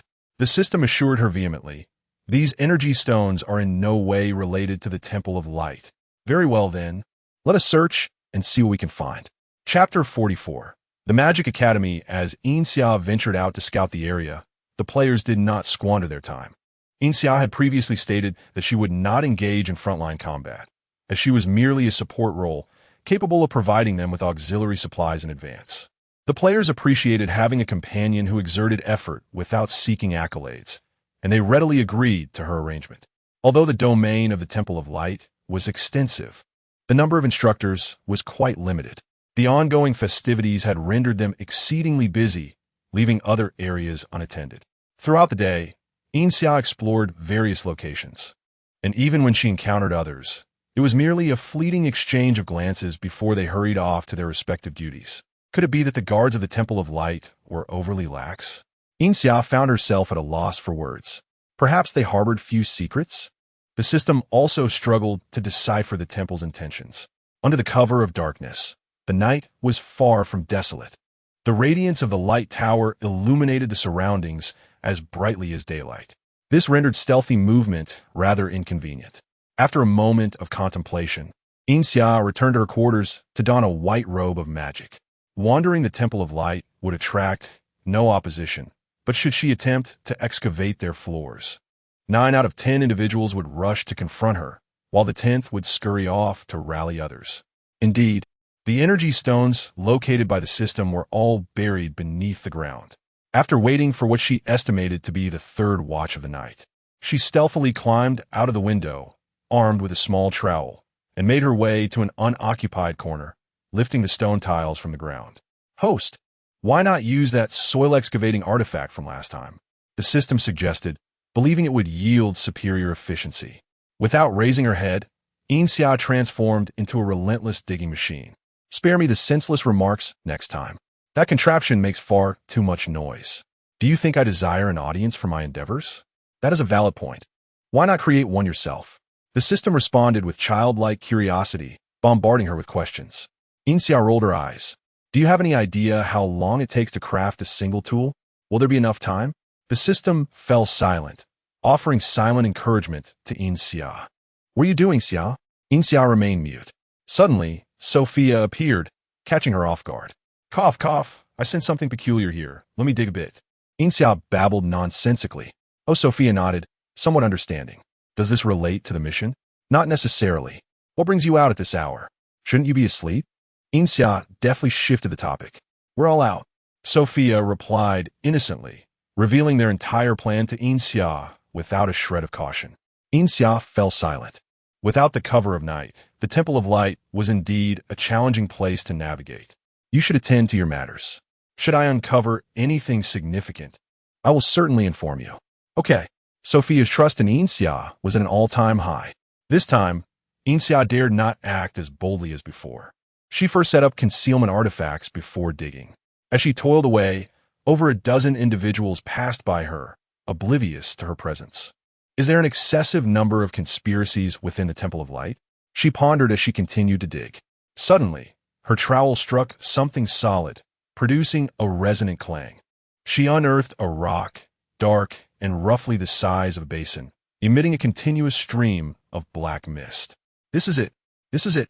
The system confirmed with enthusiasm. In comparison to her previous find, this was a colossal prize. I must admit, it looks rather satisfying. Where's the next one? Let's continue digging, Yin Xia exclaimed, brimming with determination. However, host, dawn is approaching, the system cautioned. Yin Xia looked up, unable to discern any significant difference in the surroundings. Forget it. There are too many people during the day. We shall wait for nightfall. After several days of this nocturnal routine, Bali unexpectedly sought her out. Yin Xia, although you're merely an auxiliary member, it is now time for you to contribute. Do your best. She was forcibly thrust onto the competition stage. How does this competition work? Will I be able to rest sooner? She inquired, fatigue evident in her voice. The judge replied, the pharmacist competition will not conclude swiftly. The rules are straightforward. Representatives from each academy will stand on stage, with the Temple of Light presenting the questions. Students will have the freedom to respond, ensuring their concoctions align with the theme. The more potent the effect, the higher the score. Naturally, fewer mistakes, shorter preparation time, and minimal ingredient usage will earn additional points. The judge cleared his throat, addressing the participants. Attention, everyone. The first question is, insomnia. Insomnia? What kind of absurd topic is this? Murmurs rippled through the audience, speculating whether they were to create a powerful sedative. Yin Xia yawned. Insomnia? Who was suffering from insomnia? She felt overwhelmingly drowsy. I shall concoct a stimulant. It would be unfortunate to fall asleep halfway through. She meticulously arranged her ingredients, prepared her infusions, washed her instruments, and sterilized them.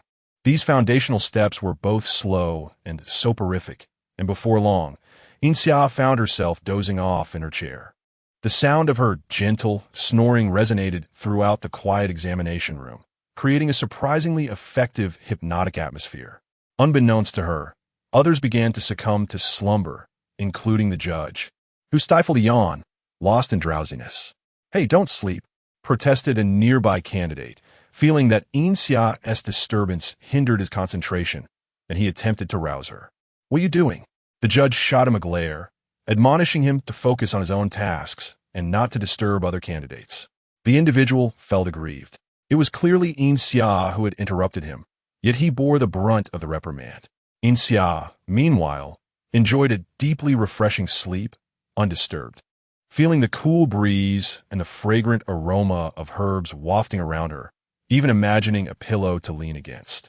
Judge, my potion is ready. Yin Xia awoke suddenly, bewildered. Potion? What potion? She looked up just in time to meet the gaze of the judge, who was rubbing his eyes. Well, it seems I inadvertently dozed off. Let it be, she conceded, as she hadn't intended to compete in the first place. The timing was just right, as the other candidates gradually completed their concoctions, filling the examination room with a cacophony of voices, rendering it impossible for anyone to continue sleeping. As the judge collected all the submissions, he inadvertently took away Yin Xia's empty vial. Yin Xia was left puzzled. What was happening? Was she not allowed to submit a blank entry? Approximately half an hour later, the judge and the panel announced the results. The first prize goes to Yin Xia of the Alchemy Academy.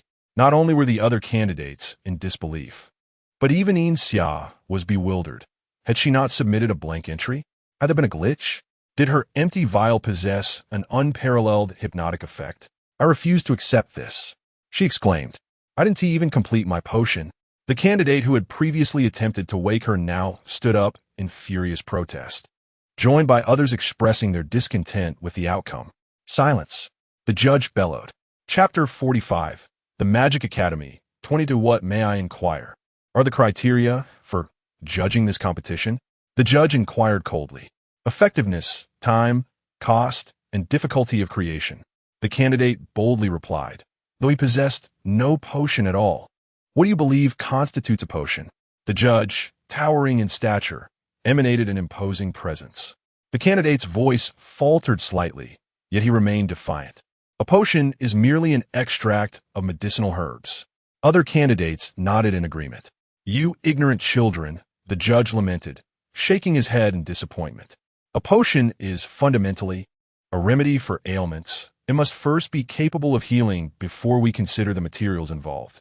The ingredients merely serve as a means to achieve the desired effects of the potion. The others appeared bewildered, while Yin Xia contemplated deeply. The judge continued. The earliest potions were devised solely for healing purposes, and only later did their uses expand. The materials for potions need not be exclusively herbs. Sunlight, rain, and even a gentle breeze can serve as ingredients. Therefore, he scanned the group of youth, sighing softly. Yin Xia has already treated over 70% of those present for their insomnia. That is efficacy.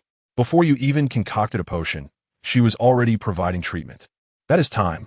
She utilized her own state of sleeplessness to influence others. That is cost. Finally, she spread her influence through her snoring. These were her materials.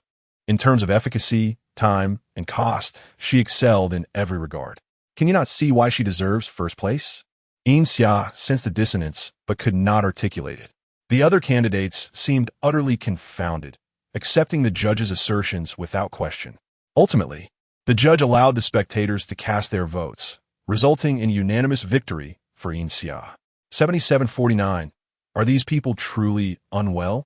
Yin Xia began to doubt the residents of Radiant City. Oh, indeed, everyone here suffers from insomnia. Insomnia? That peculiar sensation has returned.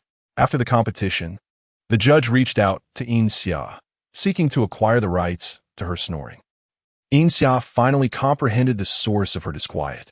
The judge's lengthy discourse had been mere fabrication, with the focus ultimately resting on insomnia, was it not? Yin Xia twitched her lips. Her acquiescence was inconsequential. The Temple of Light approached her out of courtesy, and considering the prize, she decided not to create trouble for them. That evening, the members of the Temple of Light slept soundly, inadvertently facilitating Yin Xia's activities. In recent days, she had seized the opportunity to learn several earth magic spells. Despite her mediocre talent, she found them quite effective for digging small pits, far surpassing her little shovel in speed. Within a few days, she had excavated all the large black stones available, and with no abnormalities detected by the Temple of Light, she felt considerably reassured. It was best for the treasures left by their ancestors to remain on their own soil, where they could shine and thrive. As the grand festival neared its conclusion, it was oddly silent among the players. Sophia had not sought her out for several days. Was the Temple of Light truly their final battleground? Though Yin Xia had finished excavating all visible black stones, she found joy in her pursuits and refused to abandon them, continuing to wander daily in case she might overlook something. Such waste would be regrettable. The members of the Temple of Light greeted her with warmth, eagerly introducing her to the purpose of each building. Yin Xia felt as if she were exploring a tourist attraction, with free guides at every turn. I remember he just mentioned that this is a long-abandoned courtyard, set to be demolished and rebuilt after the festival, correct? Yin Xia gazed at the unassuming courtyard before her, a peculiar itch forming within her. The system had just indicated a faint energy fluctuation within, intermittent yet present. Ordinarily, she would never have ventured inside, but with no one around and the players seemingly absent, her boredom urged her to explore. Go ahead, go ahead. What if we miss something valuable inside? The system coaxed. Seeing no one in sight, Yin Xia deftly flipped over the wall and stealthily entered the courtyard. Over here, come this way, the second door on the left. The system intermittently guided her. Creak, she pushed open a long-sealed door. The interior was neither dilapidated nor dusty, appearing far from imminent demolition. Where are we? Yin Xia inquired. Perhaps underground? The system replied, uncertainly. Underground again? Yin Xia felt the floor, frowning. This floor is solid. It cannot be pried up. Could there be a mechanism within this room? The system speculated. To her surprise, there indeed seemed to be. Yin Xia circled the room, tapping and probing, and eventually discovered an anomaly. Creak. The sound of rusted gears grinding was harsh and unpleasant, suggesting years of neglect. An inconspicuous wall revealed a secret door, just large enough for a person to pass through. Wow, Yin Xia found this intriguing. It was her first encounter with such a hidden passage. This passage appeared ancient, with thick dust blanketing the floor, yet it was clear that no one had traversed it in quite some time. Thud thud. Muffled sounds emanated from the depths of the passage, faint and indistinct. Sed 1741, canio senza nargino. She whispered. Not yet. Host. It remains unchanged, the system replied. Puzzled. Could something below be interfering? That possibility seemed highly likely. Yin Xia followed the passage for a considerable distance, twisting and turning many times, now utterly disoriented. Hey, you scoundrel, take that. Watch your back. He launched a sneak attack. How treacherous. Yin Xia halted, hearing Sophia and the others' voices distinctly through the wall, separating them. Had she stumbled upon a mission site? Yin Xia pondered whether to reveal herself. She certainly could not match them in combat, and having already provided all her supportive supplies, her emergence would offer little assistance. The system fully understood the host's sentiment, sharing her reluctance to engage in such a wasteful endeavor. Why don't we withdraw for now? The system suggested. No rush. It seems they are unaware of this passage. Let us remain here and see if we can capitalize on the situation.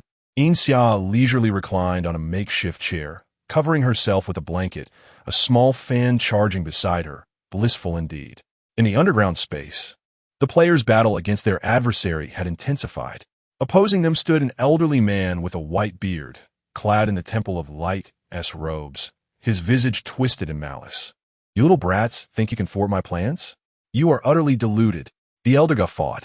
Sophia, exasperated, noted the man endured every attack without a scratch. How peculiar. Could he be a puppet or something? Even Annie harbored doubts, utterly baffled by the old man's apparent invulnerability. Not likely, Joshua analyzed calmly. While we cannot harm him, it seems he is equally incapable of attacking us. Observe how he remains rooted to that sigil, actively protecting it from our strikes. What on earth is this old man scheming? The players were filled with questions.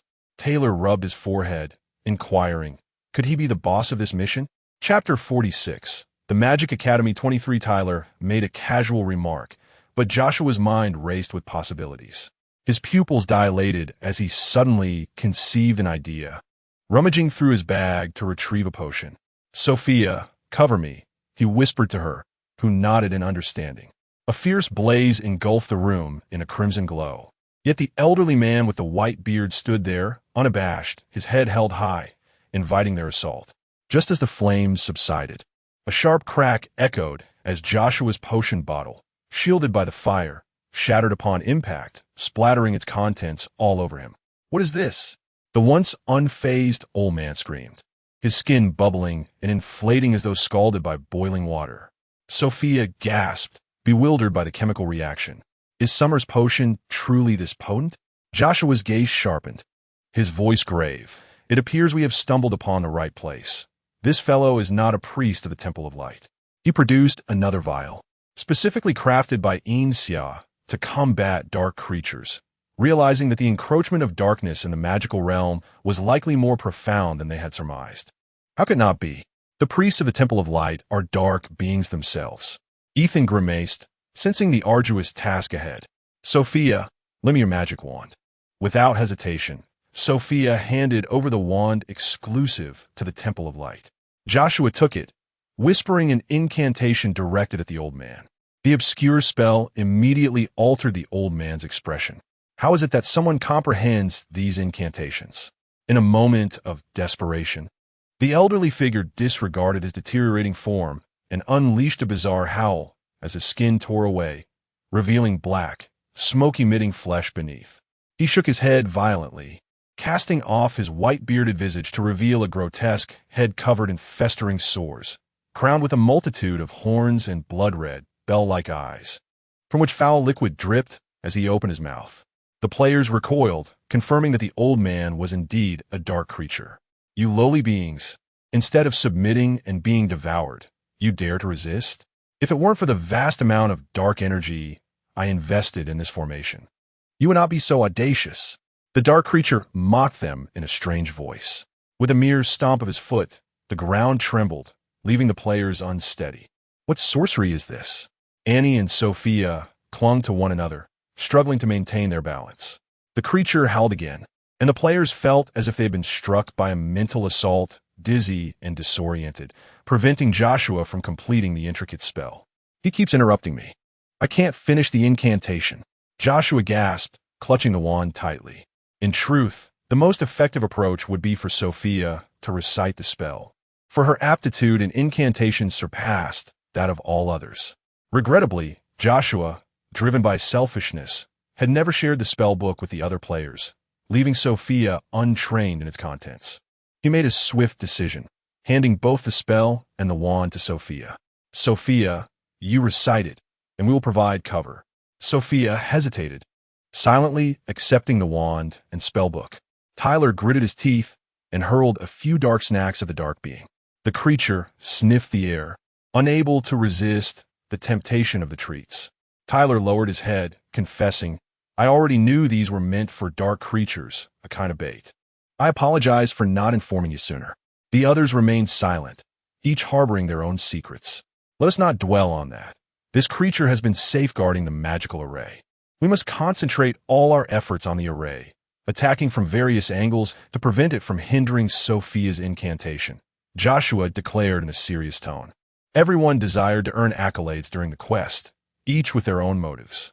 The dark creature, torn between the allure of the treats and the need to guard against the players' efforts to disrupt the formation, found itself in a precarious position, particularly with Sophia poised to act. It became increasingly furious, stamping its feet and silently exhaling black smoke, which filled the underground chamber. Oh no, I can no longer use magic. Neither can I. What is happening? Is the black smoke toxic? The players erupted into chaos. On the other side of the wall, Yin Xia struggled to sleep, finding the dark passageway unbearable, unable to pass the time with a book. Why is this taking so long? Can we not finish this quickly? She kicked the wall, causing a dent. Suddenly, the barrier isolating her from the players began to part, and she locked eyes with them. The players were taken aback. Where did this person come from? Yin Xia cleared her throat, attempting to sound casual. Why is it so dark? Why isn't anyone turning on the lights? She rummaged through her belongings, ultimately producing a solar energy collector she had traded for from Immojaja, though she had struggled to comprehend its complex design while studying alchemy. It stored energy from sunlight and served as a makeshift light source. With the flick of a switch, the ominous black smoke dissipated at an observable rate. What is this? You shall not force me to surrender. The dark creature writhed in agony on the ground. Great One, did you come to rescue me? Sophia clung to Yin Xia, sobbing. I merely stepped out for a moment. How did it escalate to this? Joshua's expression was complex. The entity they had struggled to subdue for so long was swiftly resolved upon Yin Xia's arrival. What is happening? Yin Xia was genuinely perplexed. Aren't we fighting? Why has it stopped? And what is that rolling on the ground? Is it the fabled dark creature? Annie, perceptive as ever, recognized that Yin Xia was unaware of the preceding events and took it upon herself to explain. Yin Xia's eyes widened in realization. So, this creature fears light? But wait, doesn't it walk in sunlight daily? This isn't ordinary light, is it? Joshua approached to inspect, recalling their previous attempts with basic light magic that had proven ineffective against the monster. Yin Xia shrugged, admitting, "This is my first time using this. I haven't fully researched it. You lowly beings, do you think defeating me will end this? The dark creature shall never concede." It roared defiantly. Not good. Joshua's pupils contracted as he realized he could not halt the impending doom. The dark creature self-destructed, disintegrating into wisps of black smoke that were gradually absorbed by the array below. A slender fissure of darkness began to open above the formation. Chapter 47. The Magic Academy 24. What a piece of garbage. If you can't handle it, don't play. Sophia couldn't help but curse. How could she not be angry? This narrow black fissure was opened without any knowledge of the consequences it might unleash. If the situation escalated, wouldn't their mission be rendered a failure? Wait a moment. Let us carefully examine this crack, Yin Xia said, standing before the fissure, calmly locking eyes with the creature on the other side. The players were astonished to discover that the fissure had only opened slightly and then remained motionless. What is going on? Is it a lack of energy? Sophia pushed past Yin Xia, curiously peering into the fissure, nearly losing her head to the creature lurking within. Be careful, Joshua said, pulling Sophia back by her collar. Utterly speechless. Oh, my host, the energy inside is abundant. Would you like to take a stroll inside? The system exclaimed excitedly. Yin Xia rolled her eyes. Take a stroll? Do you think I would come back alive? Have you not seen how vicious the dark creature at the entrance is? What if there's a dark king or something inside? I will be doomed. If I were to enter, you would have to maintain the protective shield. If you have no issues, I might as well, she whispered, distancing herself from the players. The system calculated and realized that its energy absorption rate was slower than the consumption rate. Certainly not worth the risk. What should we do now? Should we seal this fissure? This question posed a dilemma. The dark creature had already self-destructed, and the floor bore the remnants of a former light priest. Without evidence to prove that this fissure was not their doing, they might be mistaken for traitors. The players were at a loss. Actually, isn't so troublesome, Yin Xia stated nonchalantly. Great one. Do you have a solution? Sophia lay down, clinging to Yin Xia's leg, her eyes filled with hope. Just wait a moment. She stowed away the energy collector. The seemingly inconsequential fissure began to spew forth black smoke as soon as the collector vanished, quickly filling the entire basement. Given time, this black smoke would overflow, and eventually someone would discover the fissure. Typically, the dark creatures inside couldn't breach due to the capabilities of the Temple of Light, which could easily neutralize this minor fissure. Yin Xia's implication was clear. Leave it be and let it be. Isn't that a bit irresponsible? Ethan hesitated, concerned that this approach might affect their mission evaluation. Yin Xia shot him a glance and scoffed. I suspect that this world is not devoid of other dark creatures disguised as light priests. If you don't broadcast this event widely, the magic world will lack any sense of urgency, living in complacency like frogs in boiling water. The next outbreak may not be so easily resolved. She lazily gazed at the black space, which was persistently expelling black smoke. I believe that making the entire magic world aware will aid our mission evaluation. Don't you agree? Ultimately, everyone decided to disregard the black fissure and even open the passageway from the basement to the outside world, allowing the black smoke to escape more swiftly.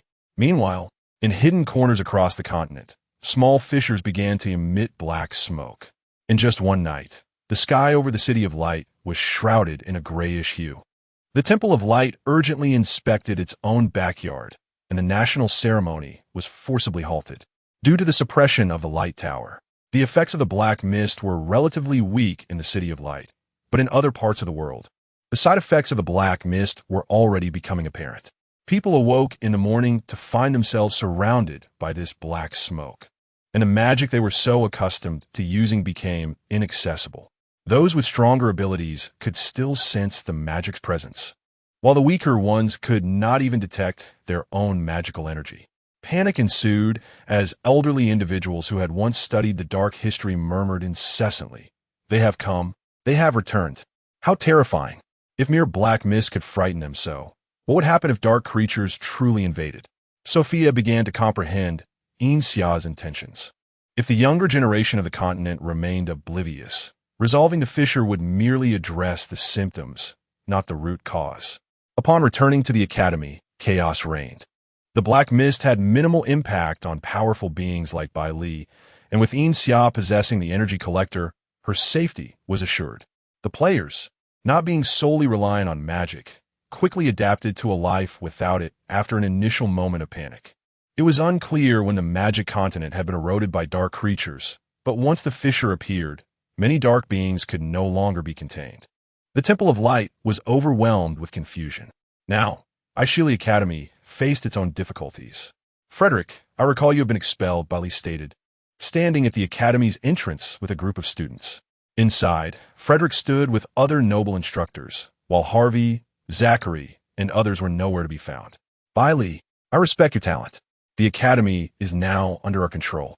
If you align with me, I shall make you the vice principal of Aishili Academy," Frederick stated calmly, his gaze settling on Yin Xia. "Let us start by handing over this student." Bailey chuckled. "If I desired that, I would not have left the academy all those years ago." "Frederick, you either do not know or are overly self-assured." Frederick disdainfully raised an eyebrow. "Bailey, you overestimate yourself. Aishili is no longer the Aishili of the past. Your principal and mentor have vanished without a trace, and even if they are alive, it will be too late by the time they return. In that case, we shall take our leave." Bailey turned to lead the other students away. Frederick would not allow such an easy exit. With a swirling mist of blackness in his eyes, he softly uttered a strange incantation, and a small fissure suddenly appeared in the sky. Isn't this a link point to the dark creatures? The players recognized the fissure, their expressions shifting dramatically. Could it be that this fellow is also disguised as a dark creature? The fissure gradually took shape, emanating a powerful suction that drew the students present into it. "That bastard!" Yin Xia's eyes sharpened. Before being pulled into the fissure, she activated the energy collector. Frederick's skin instantly shattered, transforming into a colossal dark creature amidst the terrified gazes of the other instructors. Frederick furiously battered the fissure, but it was far too small, only accommodating ordinary humans. The dark creature was severely restricted by its size. Bailey shielded the remaining students, quietly instructing another assisting instructor. "Take these students to the City of Light. It is safer there than anywhere else. Be cautious, and we shall discuss everything upon my return." With that, he produced a transporter, sending the unabsorbed students along with their instructor to the City of Light, and voluntarily entered the fissure himself. Chapter 48. The Magic Academy. The fissure appeared to be an ordinary link point, but once inside, one would discover countless swirling vortices, where a moment's inattention could lead to being torn to shreds. Yin Xia became separated from her companions here. "As you wished, we have entered. Are you pleased?" Yin Xia found herself exasperated by the system's ominous foresight. Did it possess prophetic abilities or the power to alter the future? Whatever was desired seemed to manifest. The system muttered meekly, not particularly pleased. Income and expenditure were barely balanced, a result of her relentless efforts to absorb resources. A moment's negligence would see expenses outstrip earnings. The light source collector was crucial at this moment, as Yin Xia wished to conserve energy rather than rely solely on the system's protective shield in the darkness. Though the journey was tumultuous, progress was swift, and soon her feet found solid ground. Is this the realm of the dark beings? Yin Xia surveyed the grayish world before her with a curious gaze.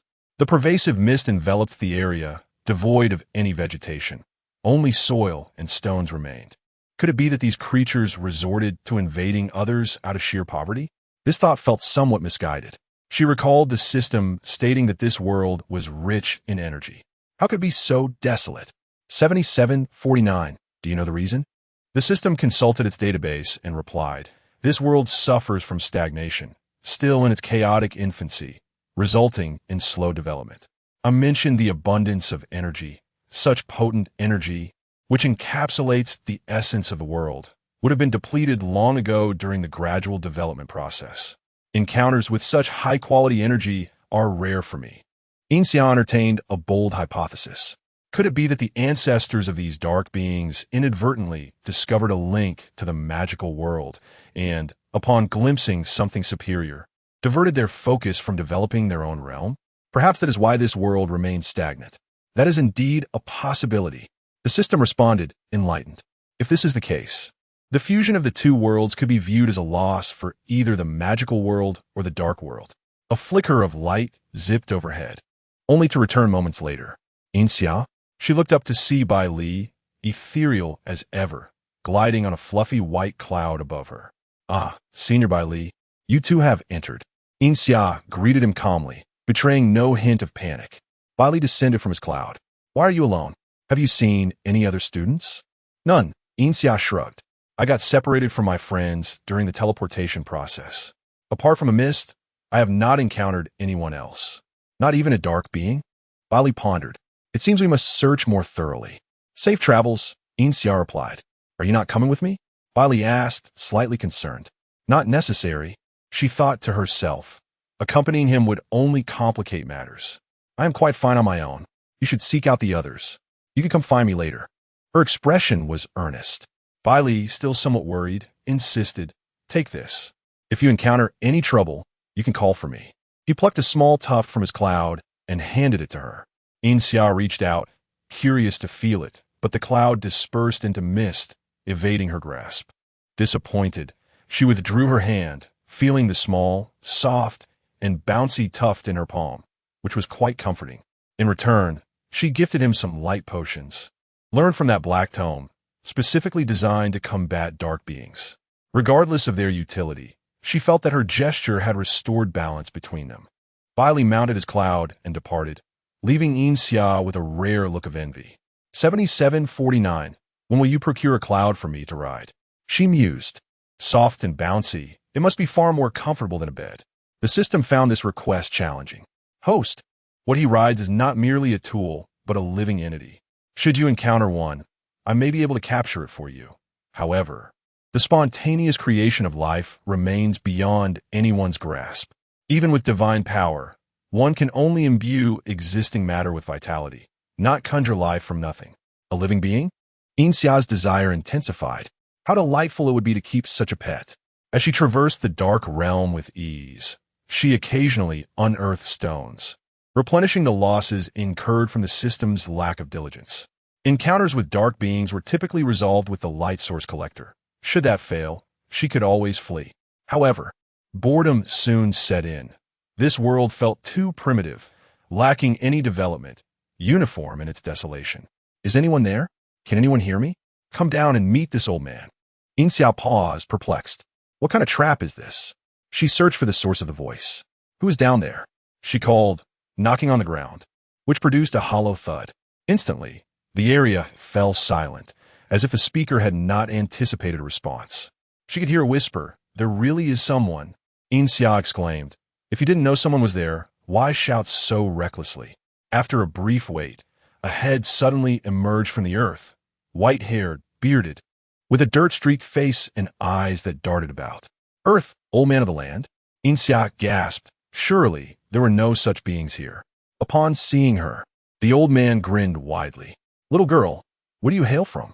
Yin Xia suddenly realized she could understand him. Never mind where I come from. Where are you from?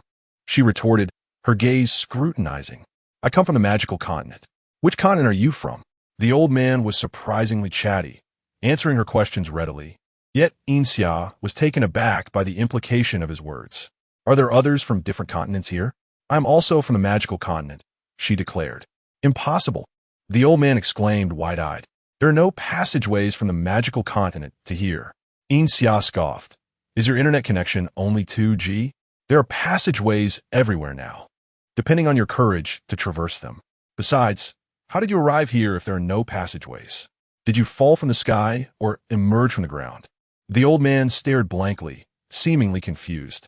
What does 2G mean? His curiosity was piqued. Is that truly the point? Yin Xia found herself at a loss for words. Well, play by yourself, she said, rolling her eyes in frustration, unwilling to engage in idle chatter with him. Wait, little girl, don't go, the old man pleaded, anxious at the thought of losing the chance to converse with a living person. With a sudden leap, he sprang from the ground and followed closely beside her. You are truly from the magical continent? Then tell me where you study and how you got here. No matter where Yin Xia moved, the old man closely mirrored her every step. Chapter 49. The Magic Academy. Why are you bothering me? What does it matter where I come from? Yin Xia was thoroughly annoyed. How about this? If you answer one of my questions, I shall give you this. The old man proudly produced a translucent bone, clearly a valuable item. Host, this is a great deal, the system exclaimed excitedly. Yin Xia cast a sidelong glance at the frail, disheveled old man. I hail from the Magic Continent, a first-year student at the Ishili Academy. See, I even have my badge. Upon hearing her response, the old man paused, taking the badge in his hands. Well, would you look at that? How did you get in? He stammered. Yin Xia fixed her gaze on him. Are you feigning ignorance or truly unaware? The old man protested. Oh dear, my age, why would I lie to you? Why is a child like you so suspicious? Older folks are more prone to deceit, Yin Xia retorted with a cold smile. The old man was momentarily taken aback, waving the bone he held. Do you want this or not? The entire continent is now interconnected. We must have dozens of students drawn in this time. You might even encounter a few more shortly. With that, Yin Xia snatched the bone away. The old man stood there, muttering, the whole continent interconnected. How could this be? What of the Temple of Light? Is the light tower still standing? He grasped Yin Xia's arm and shook her vigorously. All right, stop shaking. The light tower is fine. Yin Xia nearly lost her breath. Despite his small stature, the old man was surprisingly strong. She took a moment to recover and quickened her pace, glancing back to see the old man chasing after her. Why is he following me? Little girl, don't run. I still have questions to ask you. You are an endless stream of inquiries. Unable to shake him off, Yin Xia quickly summoned Little Cloud for assistance. Senior Bailey, there's an old man chasing me relentlessly. Come help. Bailey responded promptly. Hang in there. I'm on my way. The old man was indeed fast, while Yin Xia was panting from exhaustion. He seemed to be unaffected, merrily laughing without a care in the world. Oh, to be young again, look how swiftly you can run. So full of energy, Yin Xia thought, rolling her eyes. Bailey arrived shortly after. A large white cloud billowing through the murky sky, significantly larger than when they first met. Has your cloud gained weight? Yin Xia reached out to poke it. Bang! The cloud instantly transformed into a cloud of smoke, and dozens of people fell from the air, exclaiming in surprise. Bailey chuckled. You weren't in. Bailey? A loud shout captured everyone's attention. An old man, tears streaming down his face, whimpered as though he had encountered a long-lost relative. Dean, Bailey rushed to support the old man. What happened to you? The two retreated to one side, engrossed in their own conversation. Wow, Xia, you actually found the dean. Sophia bounced over to Yin Xia. The dark currents during the teleportation had injured many students who had lost their magical abilities, but the players fared better. Yin Xia remained silent. What was wrong with the dean? He shouldn't be chasing her. The dark world was, after all, someone else's territory. Bailey, accompanied by over 20 individuals, felt it was unwise to linger, and the old man planned to return with them. Yin Xia asked, why didn't T return earlier? The old man, feeling guilty, glanced around furtively. I have my reasons for not returning. What concern is it of yours, little girl? Huh. Bailey was adept at finding people or directions. After navigating through a chaotic temporal flow, the group was expelled from the dark world. The exit was as random as their arrival. Where is this? Not every student was well-versed enough to recognize their surroundings. Bailey, being a walking map, could identify significant landmarks. This appears to be Kalen City. Kalen City? What place is that? Some are unfamiliar with the Grand City. I know. This is the territory of Count Cecil. Of course, some are aware. Cecil? Upon hearing this name, Yin Xia perked up. Count Cecil owed her a considerable debt. Senior Bailey, could we take a moment to collect a debt? Yin Xia inquired. Collect a debt? What debt? The so-called dean, eager to eavesdrop, leaned in closer. Yin Xia found him insufferable. Count Cecil owes this student, Yin Xia, a rather substantial sum, Bai Li explained patiently. The old man listened with keen interest. I am quite skilled at debt collection, he declared, eagerly volunteering to join the endeavor. Yin Xia welcomed his participation. The more help, the better, especially since it was free. Count Cecil had recently been beset by misfortune. His daughter had been expelled from school for causing trouble, and his business had suffered a drastic decline in sales, compelling him to offer compensation to mitigate the impact. Little did he know, his daughter was no pushover. Seizing the opportunity, she demanded exorbitant payments. That was not all. Recently, countless dark creatures had emerged across the continent. Most could disguise themselves as humans, and many held significant power, having mingled within society for years. Cecil was concerned as he had dealings with the upper echelons of various factions. The City of Light was rigorously investigating dark creatures, and rumors suggested that there were infiltrators among the higher-ups of Ingeniously Academy. The nobility had been attempting to gain control of Ingeniously Academy for the past 2 years, inserting numerous individuals within, of whom at least half were possibly connected to them. Whether this information was credible remained uncertain. My lord, they're guests. The butler whispered in his ear. Go away. I don't want to see anyone right now. Cecil waved him off irritably. The butler sighed, my lord. It's someone from Ingeniously Academy. They say they are here to collect a debt. Cecil's expression darkened. Such audacity, come into my territory to demand payment. They must be seeking death. Let me see who dares to be so brazen. Cecil sneered, the butler following closely behind. As they entered the main hall, over 20 people crowded the space, filling the room entirely. Cecil, just to collect the debt, and they're making such a fuss? Is Ingeniously Academy really this dramatic? Cecil, my lord, Bai Li greeted politely. Cecil recognized Bai Li, surprised to see him there. Mr. Bai Li, what brings you here? He approached to shake his hand courteously. I happen to be passing through Kalen City, and my junior here mentioned collecting a debt, so we accompanied her. Bai Li gestured to Yin Xia, who lounged in her chair, looking utterly relaxed. Ah, hello, Count, Yin Xia said languidly, as if devoid of any energy. Chapter 50. The Magic Academy 27. Cecile barely suppressed her anger and politely asked, Does this young lady imply that we owe you money? Do you have any proof? Yin Xia replied, None. Cecile nearly lost control of her facial expression. However, I do have a list. Allow me to read it to you. Yin Xia leisurely produced a note densely filled with writing and took her time reading it for over 10 minutes. Cecile, the butler quietly remarked, my lord. She is the commoner from Ingeniously Academy. Cecile glared at him, as if to say there was no need for him to point that out. Such a long list of compensation claims was a rarity in his life. Butler, have we prepared the compensation for this young lady? He exchanged a knowing glance with the butler, who replied, Miss Yin Xia's compensation amount is substantial and requires time to gather. There have been numerous matters recently, especially with the need to fend off dark creatures, and we have yet to gather everything. Cecile sighed, feigning distress. What are we to do? Miss Yin Xia has personally come to collect, and you can't even manage this minor issue. Turning to Yin Xia, he softened his tone. Since you have come, it would be remiss for you to leave empty-handed. How about we provide you with a portion now, and the remainder will be delivered once we have it ready.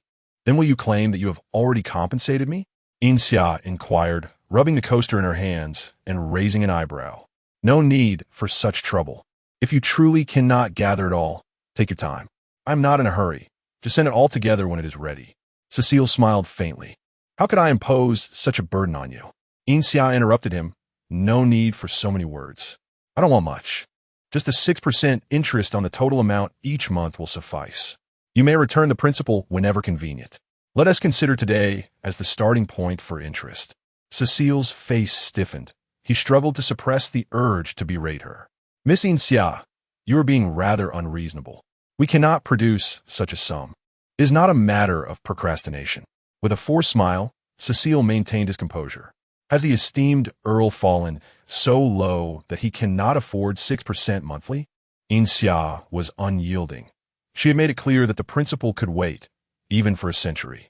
Sophia covered her mouth, realizing that the interest over 100 years could exceed the principal significantly. Cecile, now visibly irritated, addressed the group. Mr. Bai Li, Is this how you guide the students of Ishili Academy? With a great threat looming, should we not unite against it? To dwell on such trivial matters is truly disappointing. If Mr. Elvis were still here, he would surely feel the same. Bailey, caught off guard, calmly inquired of the elder beside him, "What do you think, Director?"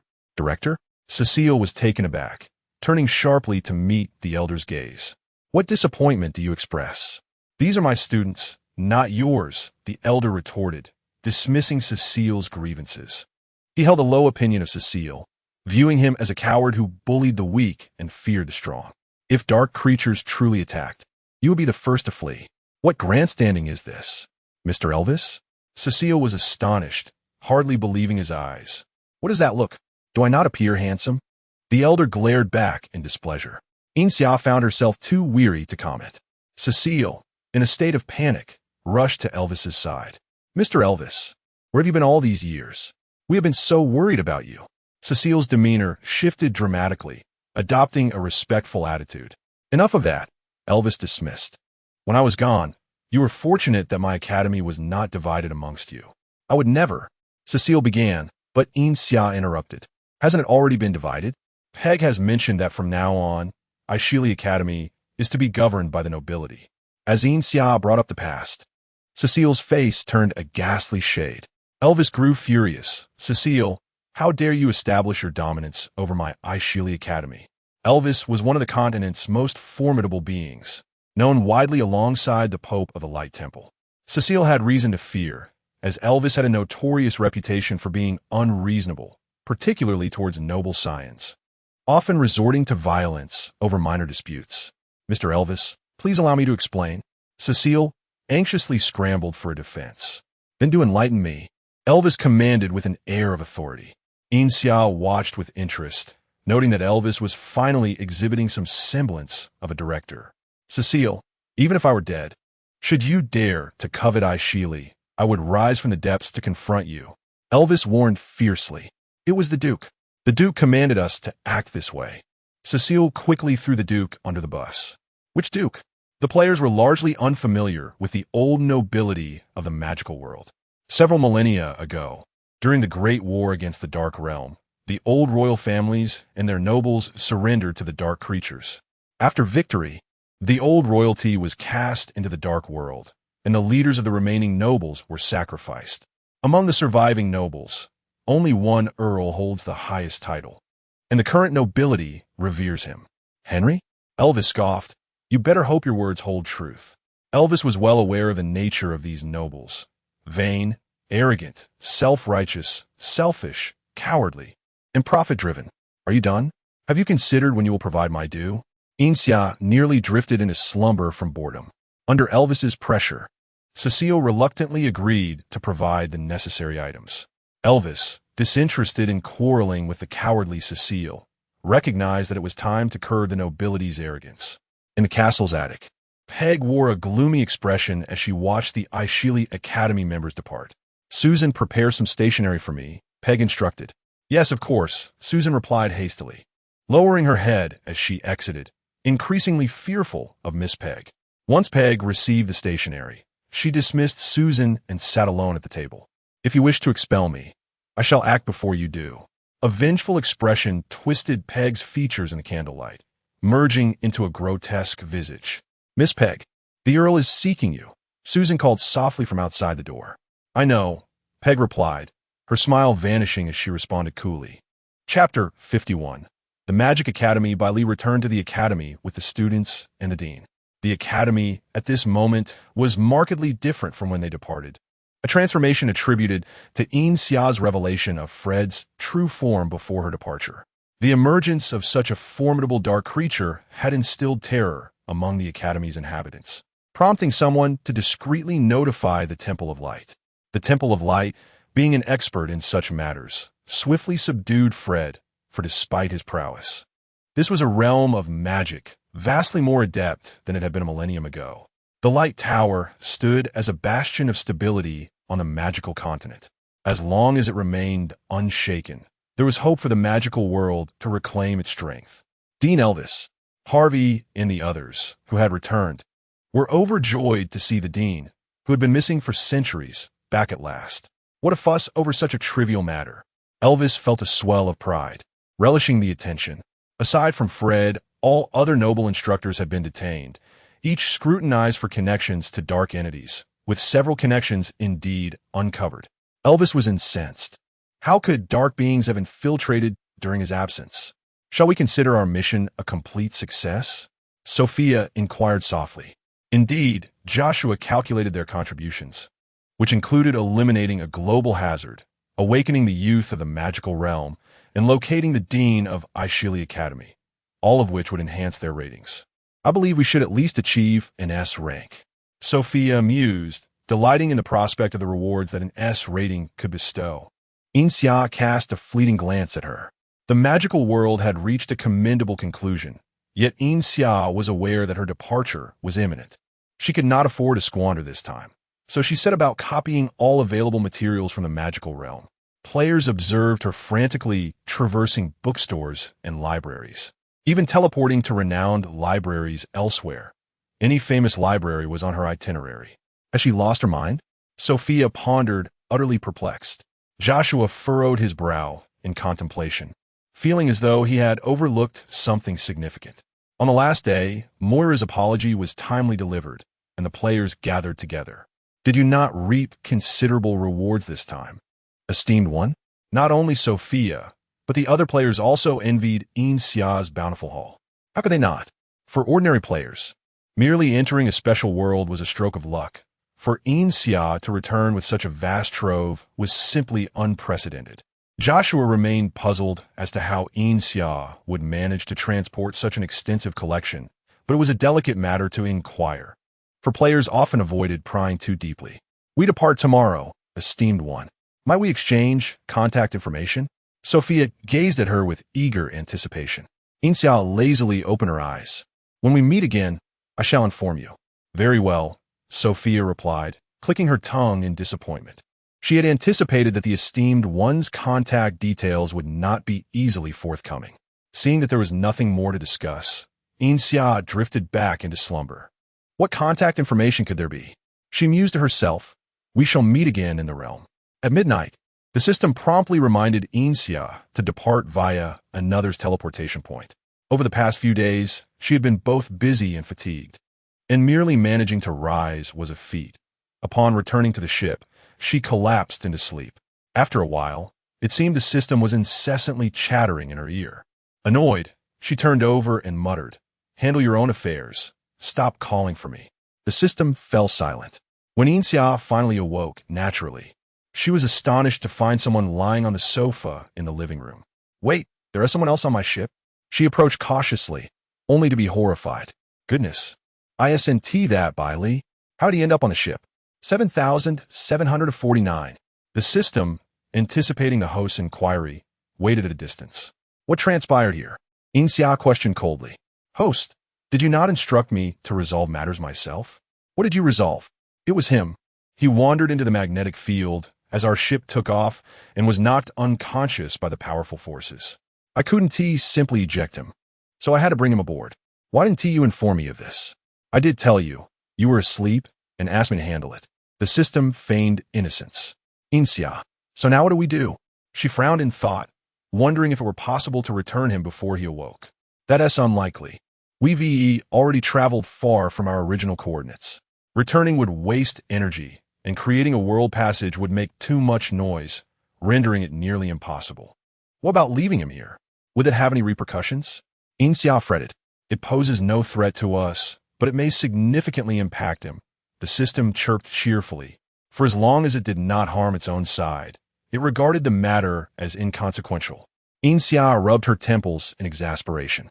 Would the transformation from a prominent figure to a mere wanderer not have a profound effect? If it were me, I might just eliminate the source of such humiliation. Do you think he would eliminate us upon waking? Yin Xia calculated the potential of resolving the matter while he remained asleep. I doubt it. The system felt that Bailey's character was not prone to such extreme measures. After some contemplation, Yin Xia deemed it more prudent to concede her culpability and abandon that line of thought. When he awakens, you shall explain. In the player's space, Sophia and the others awaited their ratings with trepidation. High-level rewards were not merely a matter of quantity. High-tier items could not simply be defeated by numbers. Player name, Sophia. Player level, for player number, 84,697. Mission rating, B. Sophia was momentarily stunned before shouting, "How can this be? Are you jesting? Return my rewards. Dare you reveal the specific scores for my review?" The player's face fell silent for a moment before lines of text reflected on the pristine walls. Base score 10, hazard resolution 3, indigenous awakening 5, key personnel location 10, evil force suppression 5, total score 33, fuming. Sophia exclaimed, with a total score of 33. "You assign me a B rating? How is this reasonable? How many points are required for an A? 50? And for an S? 100? Tell me which world could achieve a perfect score?" The black text on the wall gradually faded, replaced by a bold and striking red font. Assistance from the outlaw -20. Sophia was left utterly bewildered. Assistance from the outlaw? Who is this outlaw? Did we receive any additional help? In another player's space, Joshua contemplated the message on the wall. Yin Xia must be the outlaw, he mused to the game. The game remained silent for a prolonged moment. Joshua chuckled softly. That must be the case. I know a bit about the rules regarding outlaws. Even when encountering one, points are generally not deducted, and if there is a deduction, it is rarely so severe. This indicates that the outlaw must have had considerable interaction with them, providing substantial assistance. Never did I imagine that one day I would owe my life to an outlaw, he murmured to himself. Chapter 51. The Magic Academy after the players departed. The inhabitants of the world felt a slight discord, yet most had almost entirely forgotten the few young individuals who had once graced their academy. Save for the irascible headmaster Elvis. Where had that temperamental little brat gone? He often found it peculiar that such a person could seemingly vanish from collective memory. Most troubling of all was the absence of his prized pupil. That little rascal, always shirking his responsibilities. He mumbled to himself as he wandered through the academy. The damage wrought by the dark creatures upon the magical realm was negligible. It sufficed to locate and seal the hidden fissures one by one. The more cumbersome issue was the extent to which the dark beings had infiltrated the magical world over the past few centuries. In recent decades, many individuals of considerable stature were, astonishingly, dark creatures themselves, leading to numerous political blunders, such as the destruction of documentation concerning these beings. As a result, contemporary youth remained blissfully ignorant of their existence, let alone the war that had claimed countless heroes centuries prior. With the support of various factions, the Temple of Light initiated a self-examination, scrutinizing their own ranks before probing others, capturing one after another in an effort to uproot these hidden dangers. Since her expulsion from the academy, Peg had been in a state of constant anxiety. Not long ago, she had eavesdropped on a conversation between Cecil and Elvis. Perceiving an opportunity, she penned a denunciation to the Duke, who duly dealt with Cecil, allowing Peg to rightfully inherit the title and fortune of her family. Regrettably, her triumph was short-lived, for the Temple of Light soon uncovered the close ties between the Countess' estate and the dark creature Frederick. During Frederick's tenure, he frequently corresponded with the Count, and Peg had often received his patronage while at the academy. The estate was subsequently seized as an ally of the dark creatures. With all assets confiscated, Peg was exonerated of any association with the dark beings, yet left to fend for herself. Peg stood bewildered upon the bustling street, surrounded by a throng of people, yet devoid of a home. The castle where she had once resided lay in ruins, her father executed by the Duke, and her mother driven to suicide by the unbearable weight of their misfortunes. Alone, she faced a world fraught with poverty, hunger, and disdain.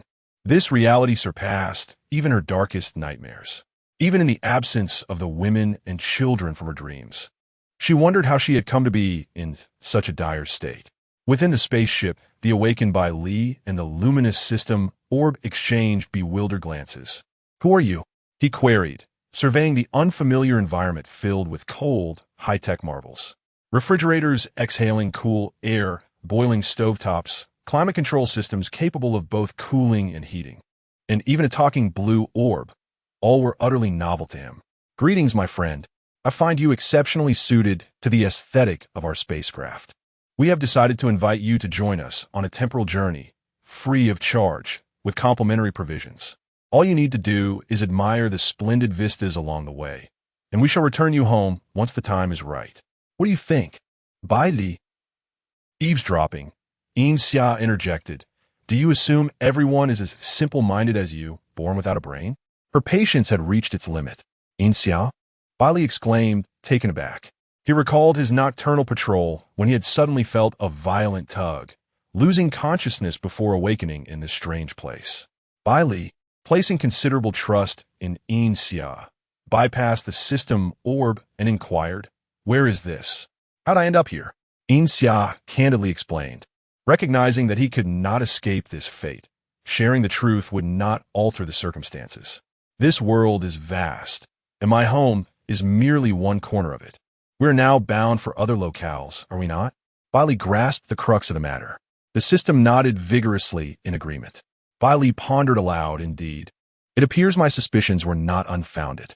Yin Xia found his reaction utterly different from her expectations, sparking her curiosity. Aren't you upset? From a renowned figure to a destitute vagabond. Who could bear such a fall? Bailey chuckled lightly. Why should I be angry? This is not your fault. Your temper is remarkably mild. The system envied him, wishing it had such a host. What did you say? Are you implying I have a bad temper? Yin Xia retorted, her voice laced with a hint of melancholy. The system. I'll head to the control room. Do not wander off. Yin Xia scoffed, still wary of the system's nature. Follow me. Since you're staying here, I'll help you acclimate to your new surroundings. Had it been anyone else, she might have tossed them aside, but Bailey's amiability made him a keeper. Her occasional solitude could use the company. All right, Bailey replied softly. In the ensuing days, Yin Xia guided Bailey on a tour of the spaceship. This is the supermarket. If you require anything, come here. You will find nearly all your daily necessities. As they explored the supermarket, Bailey, inexperienced with a shopping cart, clumsily filled it with an assortment of items, quickly overloading it. Are you certain you will know how to use these things? Yin Xia inquired, eyebrow raised. Isn't it excessive? What if it costs a fortune? Embarrassed, Bailey pressed his lips together. Well, I suppose you can take them. Just be careful. Yin Xia reflected on her own curiosity when she first arrived in the magical realm, coming to understand his innocence. You are genuinely kind. Bailey smiled, his eyes sparkling with light, prompting Yin Xia to avert her gaze. How had he emerged with distinctly Eastern features among a sea of Westerners? The spaceship contained numerous unoccupied rooms, any of which could serve as a master suite. Can this be moved? Yin Xia pointed to a sample bed in the bedding section. Is this a bed? Bailey replied, incredulous. Of course it is. Yin Xia shot back, only to turn and find Bailey lifting the bed effortlessly. 7,749. Hiding in the control room, received a frantic summons. Hurry here. The system floated to the supermarket entrance, only to find Bailey stuck with the bed at the doorway. What are you two doing? Why are you just standing there? Hurry up and help. Yin Xia swatted the system orb, sending it crashing against the wall, flattening it like a pancake. After finally arranging a room for Bailey, the nightmare aboard the spaceship truly commenced. Days later, boom! A deafening explosion rocked the spaceship, with one room engulfed in soot and smoke pouring forth uncontrollably. Yin Xia had grown accustomed to such chaos. She calmly sipped her tea and addressed the blue orb across from her. You brought him aboard, so you deal with it. When I'm not around, please enlighten him on the basic principles of modern society. The system. It had taken a loss. Chapter 52. The Apocalypse Crisis. Yin Xia stepped off the spaceship and found herself in a hospital restroom. Alas, the situation in the intensive care unit was dire. Every day, new patients were brought in, yet none showed signs of recovery. The director had not slept for 3 days. Through the door, she overheard some conversation and waited until she heard the sound of flushing before stepping out. From the brief exchange, she discerned that she was indeed in a hospital. Was this reality? Yin Xia felt an unsettling simplicity to it all. Exiting the restroom, she traversed the hospital corridor, observing the throngs of patients. She hoped to avoid the intensive care unit, having heard that merely passing by its entrance could lead to infection. This outbreak was severe. It was akin to rabies, with victims turning aggressive. How terrifying! Standing in place for a moment, She gathered the scant, important information available. Bowing her head in contemplation, she resolved to leave. Regardless of the authenticity of the contagion, a hospital was hardly a sanctuary. As for the players, she would encounter them eventually. Not long after departing the hospital, she witnessed the sun being devoured by an ominous shadow. People emerged from their homes, some capturing photographs, others recording videos, their excitement akin to witnessing a once-in-a-century spectacle. Once the sun vanished entirely, chaos erupted. A throng of individuals experienced a transformation, their pupils changing color, frothing at the mouth, collapsing in convulsions for mere seconds before rising again, disoriented. "Ah, it hurts. What is wrong with you? Why are you biting me? Are you insane?" Yin Xia's heart raced as she pushed aside an assailant and dashed into a nearby store, locking the door behind her. "Hey, what are you doing? This is my shop. Help!" The shopkeeper, who had rushed out to see the commotion, fell victim to the chaos, screaming as he succumbed. Yin Xia gazed at the blood-smeared glass door. Within moments, the outside had transformed into a hellish nightmare, cries for help and screams intertwining into a chilling symphony of terror. "Host, this is indeed a zombie world," Yin Xia affirmed in her mind. "What are zombies?" Bali interjected abruptly. "Zombies are soulless beings, devoid of self-awareness, driven solely by instinct to consume blood and flesh." "Are they puppets?" "Not quite. Zombies are not controlled by anyone. They are free." "Could you two refrain from discussing this in the public channel?" Yin Xia interjected. 7,749. "Couldn't you show him a few zombie films?" Since learning to use a computer, Bai Li had absorbed much knowledge and even invested in a translator from the system. Zombies were indeed a formidable challenge. Yin Xia assessed her hiding place. It was an outdoor equipment store, stocked with items absent from her supermarket. Gather everything, she commanded, swiftly emptying the store's contents and arming herself before cautiously stepping outside. A zombie lunged at her, and with a decisive stroke, she cleaved it in two. The blade she had forged proved effective, though she sensed it lacked the potency it possessed in the magical realm. It must have been suppressed. "Do you require my assistance?" Bai Li's melodious voice resonated in her ears. Yin Xia rubbed her slightly itchy ears and replied softly, "No need." It would be better for him to watch more modern films and gain a better understanding of contemporary society. The newly formed zombies moved sluggishly, their actions clumsy. Yin Xia navigated the situation with ease, yet she was acutely aware of the impending chaos. 7749, arrange for a weapons cache, she instructed. In modern society, firearms were paramount. Were she endowed with Bai Li's abilities, she would require none, but alas, she was merely an ordinary scientific enthusiast. Understood. The energy acquired from the previous world was ample, and the system, concerned for the host's safety, was generous, even though the energy requirements for a weapons cache far exceeded that of a supermarket. The weapons cache would not materialize immediately. Yin Xia decided to find a vantage point from which to observe the unfolding events. This world possessed electronic maps. As long as she found a computer, the system could extract and replicate the information within. "Host, there's a 5-star hotel located 1,000 meters away, elevated and spacious. With a low occupancy rate and multiple escape routes," the system informed her. "That will do." Yin Xia's gaze sharpened as she skillfully cleared her path, following the system's guidance until she arrived at the hotel. The entrance stood wide open, likely a result of unfortunate circumstances befalling the establishment's management. The hotel boasted multiple floors, and Yin Xia chose a room on the 5th floor, locking the door behind her, allowing herself a moment's respite.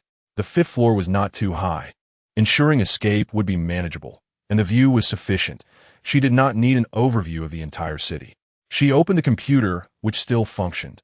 After all, it was merely the first day, and even in the event of a power outage, the hotel had backup power.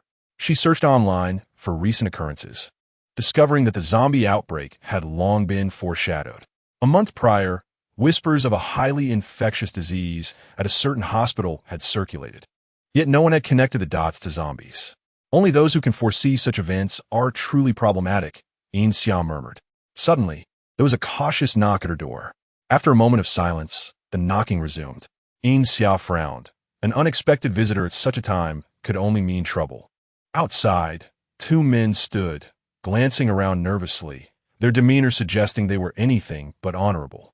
With a swift motion, she opened the door, revealing a striking young woman within.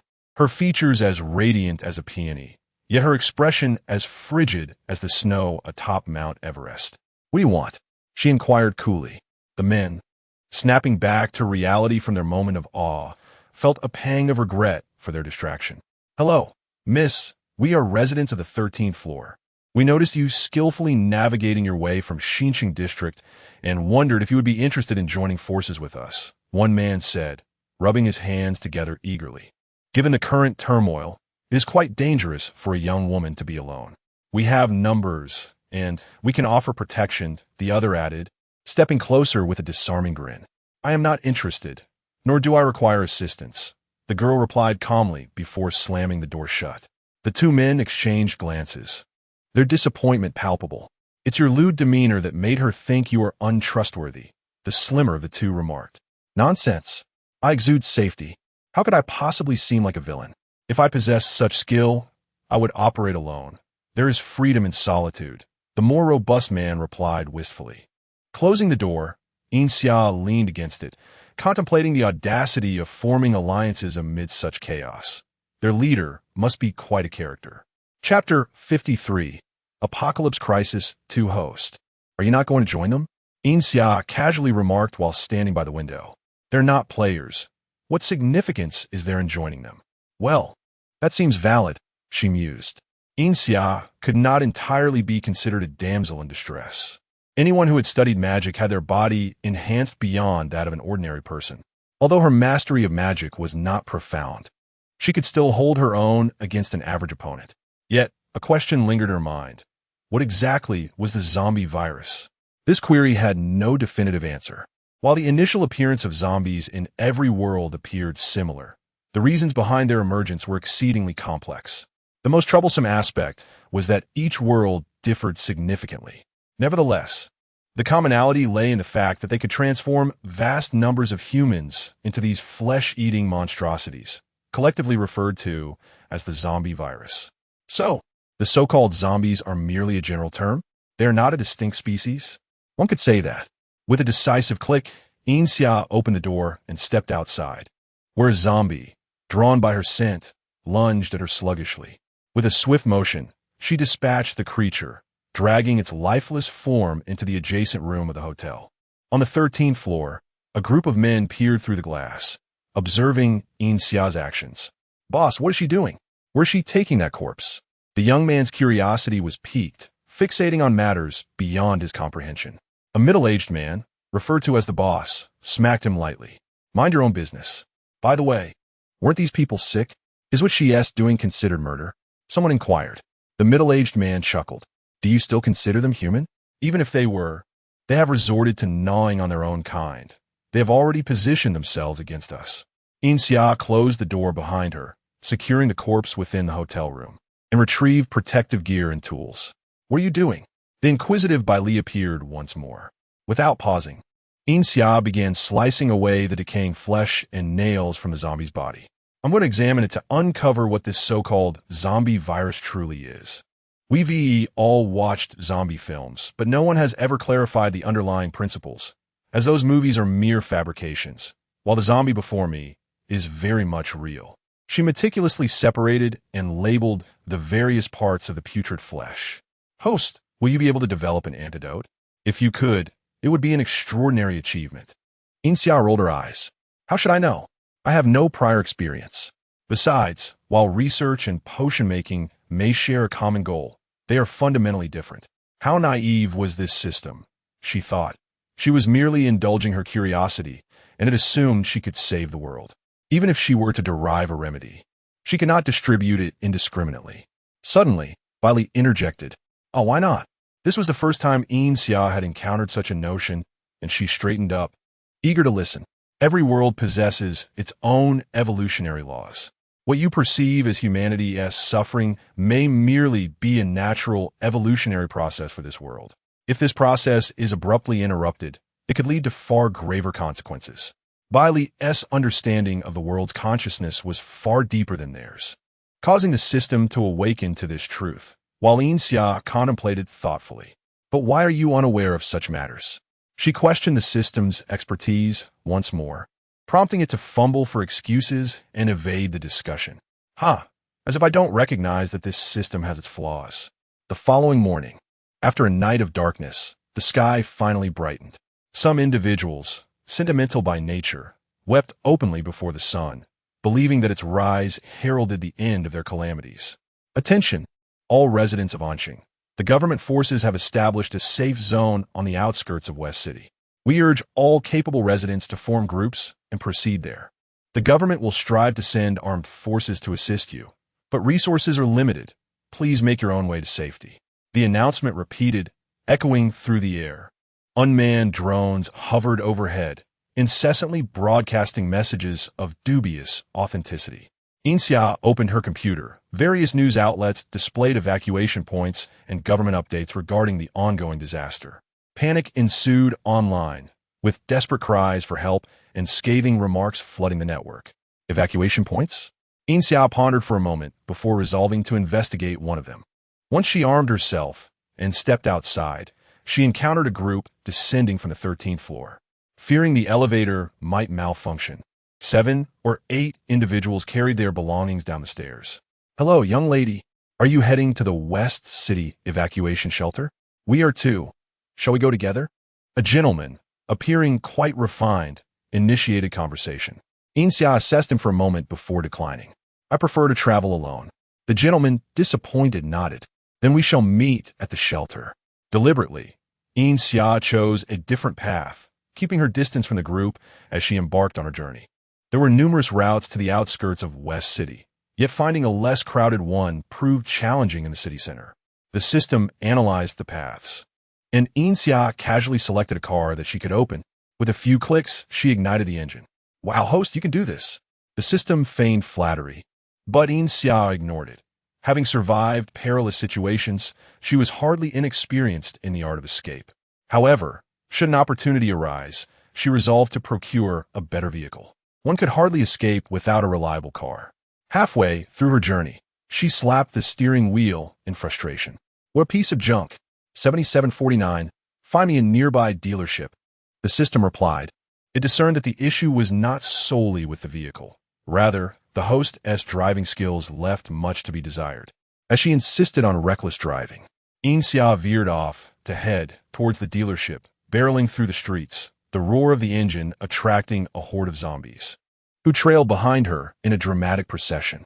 With such noise, I told you this was a terrible car, she exclaimed, kicking the vehicle, causing a chunk of it to break away, leaving a gaping hole beneath.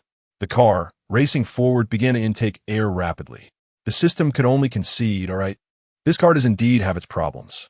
Chapter 54. The Apocalypse Crisis 3. As they approached the 4S dealership, Yin Xia pressed the accelerator to the floor, propped a stone on it, and sharply turned the steering wheel before leaping from the vehicle.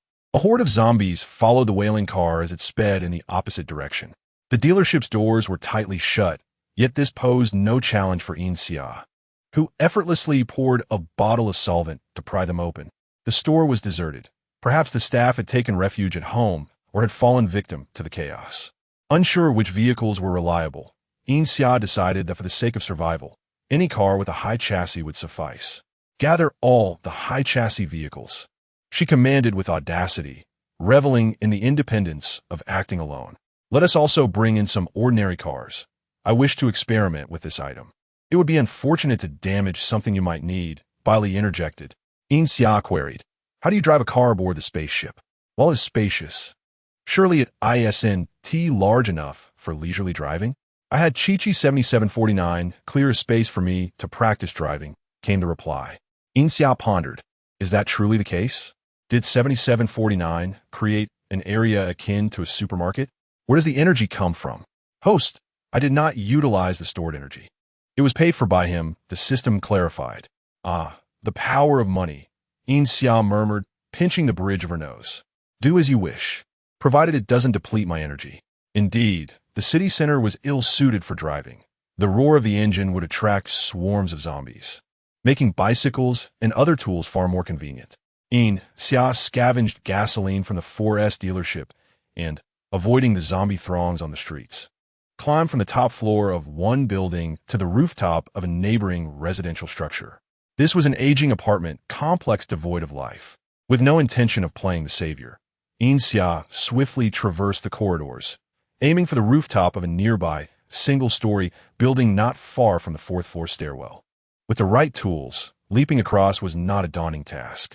Having modified her shoes the previous night, her jumping ability had significantly improved, making the distance trivial.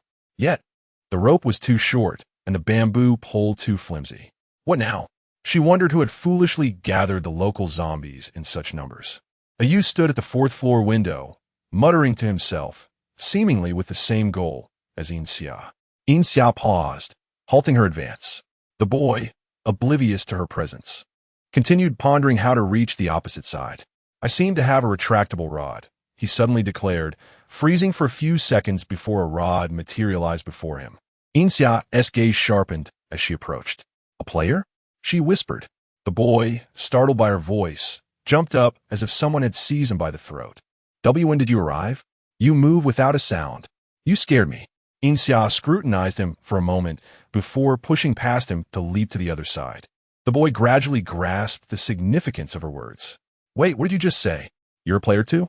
He had not anticipated encountering another player so soon. Excitement bubbling within him. Hey, what level are you? Are you a big shot or just an ordinary player?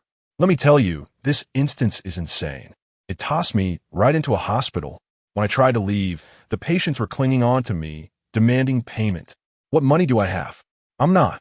Noticing Yin Xia preparing to jump, he couldn't help but caution her, don't be deceived by the 2-meter distance. If you jump for real, you'll definitely fall.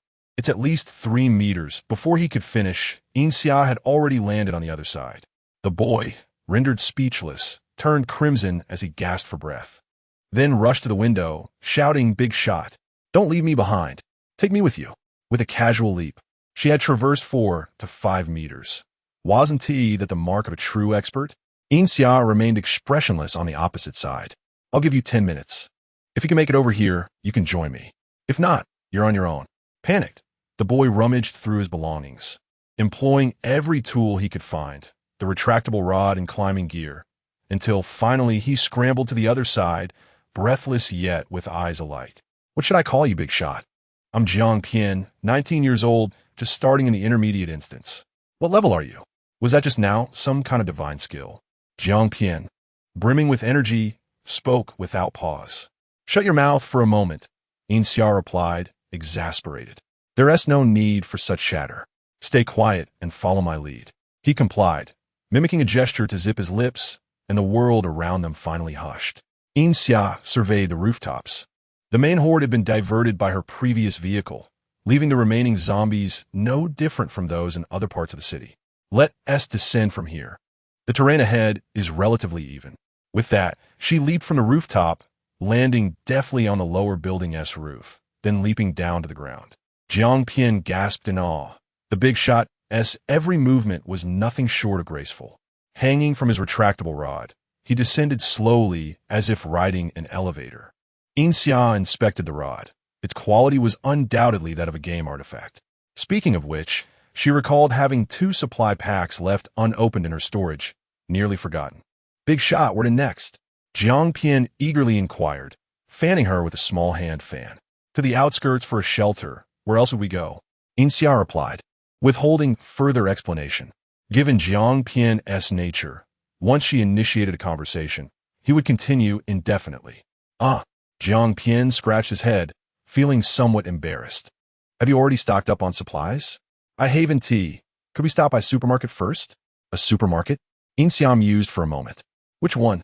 It doesn't have to be a big one. Just a small grocery store will do. I know of one nearby. I've already scouted it out. So big shot. Shall we go? Jiang was overflowing with enthusiasm. The big shot had indeed agreed to take him along to a perilous location without a second thought. Very well. Lead the way. Yin Xia was uncertain what fantasies Jiang had conjured, but he wore a look of delight. The supermarket was not far, and the zombies encountered on the way were manageable. Yin Xia dispatched them effortlessly, 1 slash at a time. Wow, big shot. What material is your sword made of? Is it a game item? It looks so cool.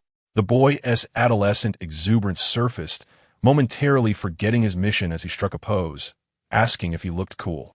"Let us move, stop wasting time," Yin Xia urged. Being a lovesick fool is a malady that needs curing. Chapter 55. The Apocalypse Crisis. Jiang Pian had already scouted the area in advance, concerned that one might enter and find it impossible to leave. Fortunately, this time, a powerful ally was present, allowing the two to easily reach a small supermarket. Without needing Yin Xia's assistance, Jiang Pian skillfully utilized his essential lock-picking skills. "Let us head to the warehouse. Let the in-store supplies be for those in need," Jiang Pian suggested eagerly, pulling open the warehouse door, revealing it brimming with goods. He sifted through the items, selecting some compressed biscuits, instant noodles, and bottled water, along with a few practical tools, which he stowed in his backpack. It was only when Jiang Pian reminded her that Yin Xia realized her own lack of supplies. Aside from her clothing, she possessed only her weapon. Her entire inventory laid bare for all to see. Having been accustomed to ease in the previous world, I nearly forgot that ordinary people require backpacks for their provisions. She mused. Yin Xia found a backpack and symbolically filled it with a few lightweight, bulky items.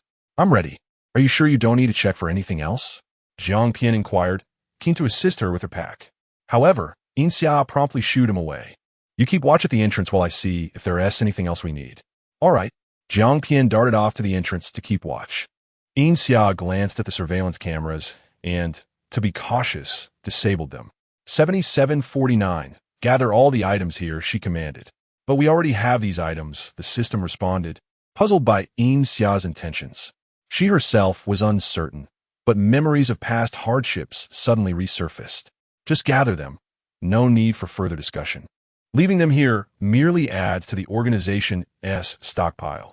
With the items collected, Yin Xia quietly stepped outside. "What's the situation?" she whispered. Jiang Pian, lost in thought, had not even noticed her arrival. "The situation is much the same as when we arrived. As long as we avoid the commercial district, we can manage through the back streets." Yin Xia patted his head, stating, "Let us go."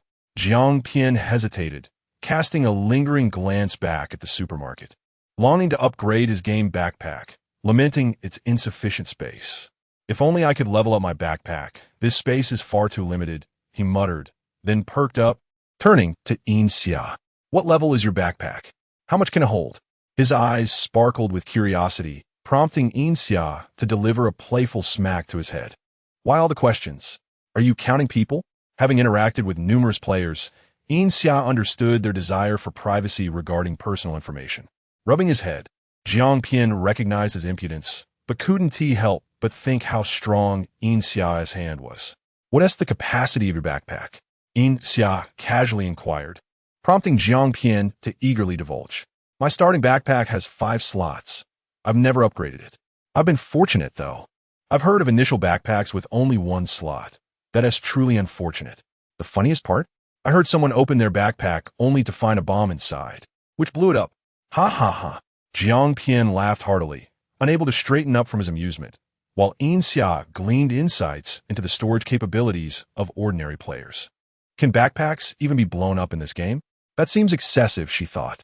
But tell me, can backpacks really be upgraded? Jiang Pian envied those who began with 10 slots. Less chatter, more practice, Yin Xia advised. You might just earn an upgrade for your backpack this time. She regarded Jiang Pian as a double-edged sword. His incessant chatter could inadvertently entrap her. Despite his loquaciousness, Jiang Pian's skills were not to be underestimated. He even excelled in combat techniques, potentially outmatching Yin Xia if she weren't equipped with various tools. As they approached the suburban roads, the number of pedestrians increased. Survivors in the city dared not open their windows, while here, arguments could be overheard. The zombies are gathering in this direction, Yin Xia noted, lowering her binoculars, contemplating whether to seek refuge in the suburban shelter. Do you think the government can withstand such a zombie onslaught? Jiang Pian questioned, peering in, lacking confidence in the shelter's capabilities. That is hard to say. We're unaware of the armed forces in the western suburbs, Yin Xia replied, frowning. However, let me correct you. Do not underestimate the national government. The armed forces of a nation are beyond your imagination. Unless there are constant natural disasters like in my world, the government can typically endure. And should we go in? Jiang Pian pondered, unable to decide. For Yin Xia, it mattered little where they went, but considering the player community, she deemed it necessary to observe further. Go inside and scout around, gather information. Look for other players. Regardless of the situation, you must return to meet me in an hour, she instructed Jiang Pian. With a newfound determination, he set off, realizing that this task could determine whether he would rise as an outstanding subordinate. Once Jiang Pian departed, Yin Xia summoned the system. What is the maximum range you can now detect? She asked. In this ordinary world, if I expand my detection, I can monitor the movements of an entire city. The system replied. Assess how many people are in the western suburbs and how many zombies are converging here. Estimate when a zombie tide might occur, she commanded. As data calculation was the system's forte, results were ready in 20 minutes. Over 2 million people are estimated here, with at least 1 million zombies slowly gathering toward the suburbs. A zombie tide is expected to converge in 3 days, the system reported. Over 2 million? Yin Xia mused, considering how many among them were ordinary civilians and how many were government troops. Half an hour later, Jiang Pian returned, breathless. Big boss, it's chaotic here. I couldn't find anyone. A large crowd is blocking the government building, wailing for the state to provide answers, claiming they're being bullied. It's utter pandemonium, and the government personnel are overwhelmed. Being still young, Jiang Pian had little experience with such scenes and was left speechless. What answers? Are they expecting the government to slay the zombies and present them as trophies, or should they dive into the horde to find their families? At such times, who besides the government would heed their cries? Humans can be so shameless when desperate, Jiang Pian realized, astonished. The city government had limited personnel, yet was tasked with protecting nearly 2 million civilians while also searching for trapped survivors. It seemed impossible, as if they were expected to be in 2 places at once. Yin Xia chuckled, what is this? The apocalypse has only just begun. You'll have plenty more to complain about in the future. After discussing their options, Yin Xia and Jiang Pian unanimously decided that if they were to enter a shelter, it should be the largest one. Their destination, City B, Chapter 56, The Apocalypse Crisis v. Many who, like them, contemplated leaving were not few. Jiang Pian, leveraging his loquacious nature, swiftly located a group intending to journey to City B. What do you think of this team? Jiang Pian led Yin Xia to observe the assembly of approximately 20 to 30 individuals, predominantly young and vigorous. With a subtle glance, Jiang Pian indicated that such a group was rare and unlikely to be a burden. Seems fine, Yin Xia remarked indifferently, as she was unconcerned about the company she kept. Regardless of whose team it was, she could depart at any moment if displeased. The leader of the group approached, momentarily taken aback upon seeing Yin Xia. She too was surprised by their swift encounter. It's you, young lady. Are you also heading to City B? The middle-aged man extended his hand, patting Jiang Pian's shoulder. I wondered why you were in such a hurry before. Turns out you were searching for your brother. Good to know you found him. Survival is no easy feat. Jiang Pian was utterly bewildered by the man's words. What on earth are you talking about? Do you know him? Jiang Pian queried. Yin Xia casually scanned the group, indeed spotting the few individuals she had previously encountered exiting a hotel. I met them once at the hotel, she replied. Jiang Pian scoffed. You've only met them once, and you act as if you're well acquainted. How can you be more familiar than him? Should we get a vehicle? I see they have cars, the 19-year-old boy suggested, eager to try driving, having never done so officially before. I have a car, Yin Xia said, retrieving her keys and pressing them against the corner of a nearby SUV, the crisp beeping resonating like a heavenly melody. Wow, you've already got a car after just 1 day? Jiang Pian expressed envy, lamenting that all he had done was evade zombies. Yin Xia replied, cars are everywhere. Any one of them can be driven away. At this point, do you think the police will come to arrest you? Jiang Pian fell silent, realizing he had been subtly mocked. Yin Xia's SUV was pristine and striking, capturing the attention of others in the group. Wow, that car is amazing, someone exclaimed. Oomph, what good is a cool car when your life is on the line? Another retorted, expressing disdain, suggesting Yin Xia was merely a useless rich heir. Are we to differentiate ourselves as refugees based on status? In my opinion, The survival skills of the affluent are the weakest. Let us hope she doesn't drag the team down, one remarked. Yin Xia found such ignorance unworthy of her scorn. The convoy meandered out of the city outskirts and onto the highway. As the apocalypse had just begun, hordes of zombies primarily congregated within urban areas, leaving the roads relatively clear. However, numerous accidents had occurred. After only a short distance, they encountered yet another crash, and as darkness fell, their progress remained sluggish. What is causing this traffic jam? Jiang Pian craned his neck to see, spotting a long line of vehicles ahead, uncertain of how long it would take to clear. We'll have to sleep in the car tonight, he sighed, withdrawing his head and closing the window. Before Yin Xia could respond, a zombie suddenly leapt out from an unseen corner, darting toward Jiang Pian. The surrounding vehicles quickly fled, screams filling the air. Jiang Pian swiftly struck the zombie down, exiting the car to dispatch it with ease. Why are you screaming? If you lack the ability, stop your pointless yelling, he chided, tossing the zombie's body aside before re-entering the vehicle. Yin Xia's SUV offered ample space, comfortably accommodating 2 individuals for sleep. Naturally, Jiang Pian would not share a resting place with her. He volunteered to keep watch, and given Yin Xia's fatigue from driving, she would have insisted he do so regardless. Should anything unusual occur, wake me at once. Understood, he nodded vigorously, though Yin Xia's instruction was directed more towards the system than him. I'll keep an eye on things outside, Bai Li assured, monitoring Yin Xia's activities from the ship, capable of providing assistance during the night watch, allowing her to rest peacefully. On the first night, everyone remained dutifully inside the vehicle, with no excursions. The area surrounding the highway had been hastily cleared. Apart from the zombie Jiang Pian encountered earlier, no further incidents transpired throughout the night. Yin Xia slept soundly. What happened last night? Jiang Pian, despite his youth, exhibited great caution during his watch, rubbing his weary eyes before reporting nothing at all. The system corroborated his account to Bai Li.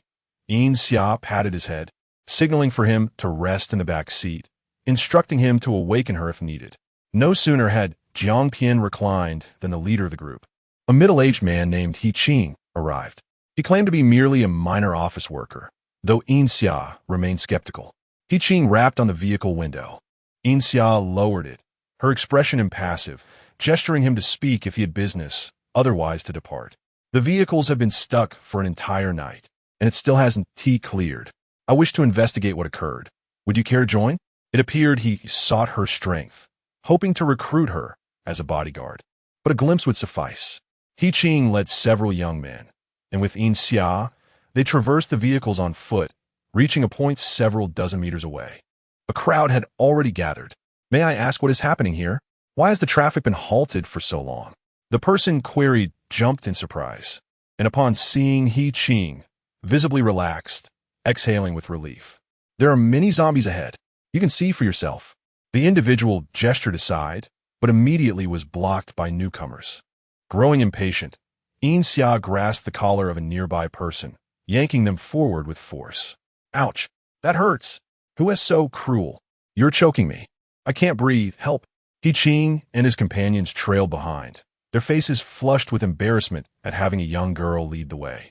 It seemed a car accident had occurred here, with a large depression in the ground. A dozen zombies were huddled within, unable to escape due to their stiff joints, trapped in a shallow pit. On the third day of the apocalypse, fear and curiosity mingled among the crowd, who gathered several meters away, as if observing some rare species. Yin Xia frowned. What are you doing here? Is this a reason to hold up traffic for an entire night? Just a dozen zombies? What do you know, little girl? Do you understand what this is? Zombies. A single bite or scratch could cost you your life. How can we pass with so many blocking the way? The crowd murmured in discontent, looking down upon her. Yin Xia sneered coldly. Cowards will always find excuses for their cowardice. They possess nothing but empty words. One man, agitated, retorted, if you're so brave, why don't you? Before he could finish, his voice faltered, as if choked. Yin Xia had already stepped forward, standing at the edge of the pit, swiftly dispatching a zombie with a single stroke of her blade, clearing the pit in mere moments, even using the bodies to fill the hole. You! How can you kill them? They're merely sick. A voice cried out from the crowd, hidden among the throng. As Yin Xia wiped the blood from her blade and turned to glance back, her icy gaze silenced the crowd, akin to a bucket of cold water poured upon a boiling fire. Chapter 57. The Apocalypse Crisis 6. How can one profess to save all sentient beings, yet neglect their care? Shouldn't they be willing to sacrifice their own flesh to nourish them? Did not the Buddha himself once offer his flesh to feed the eagles? Yin Xia sharpened her knife, a derisive laugh escaping her lips. Why the silence? They are but zombies. Perhaps there will be more soon. With so many of you here, surely a mere slice of flesh could sustain them? You were quite vocal in your role as dogs, yet now that you are tasked with being human, you have lost your voice. The blade in Yin Xia's hand gleamed ominously in the sunlight, leaving the onlookers with a chilling sense of foreboding. Too fearful to utter a word. Should she take offense, who would they turn to for aid? A bunch of worthless trash. Yin Xia smirked mockingly and returned to the vehicle, where Jiang Pian was still soundly asleep, blissfully unaware of the unfolding events. Finally, the road was clear. As they exited the highway, individuals from different teams instinctively chose paths divergent from Yin Xia's. Those in her convoy had heard of her solitary defeat of over a dozen zombies, their furtive glances occasionally drifting towards her ostentatious off-road vehicle, as if they could see the gleaming blade within through the darkened exterior. After a day's travel, they passed through a small village. Having had little rest the previous night, they decided to seek lodging here for the evening. Boss, should we consult the esteemed leader's opinion? One of Yiqing's subordinates cast anxious glances towards the off-road vehicle, which housed a formidable figure unafraid to confront zombies.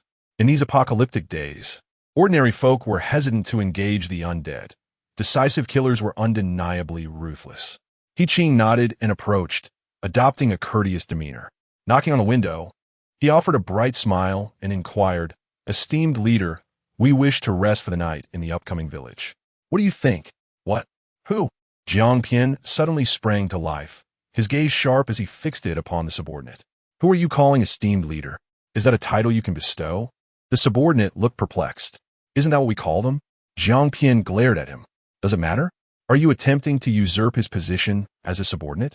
"I have no objections. Let's rest here," Yin Xia interjected, putting an end to their standoff. The subordinate, bewildered, returned to report. The esteemed leader's brother was indeed peculiar. The village was eerily silent, as if devoid of life, and traversing through it felt unsettling. Yiqing approached a larger courtyard and knocked politely on the door, waiting for a response. After a prolonged silence, he remarked, "Could an entire village truly be extinct? How could that be? Even if the living were gone, we're the zombies. We haven't seen a single one." Another subordinate countered. Indeed, something was amiss. Yiqing knocked again, but still no reply. Suddenly, he returned to the convoy. "This village is strange. Let us sleep in the vehicles tonight." "Why must we sleep in the vehicles? There are 3 of us crammed into one. It's impossible to get any rest.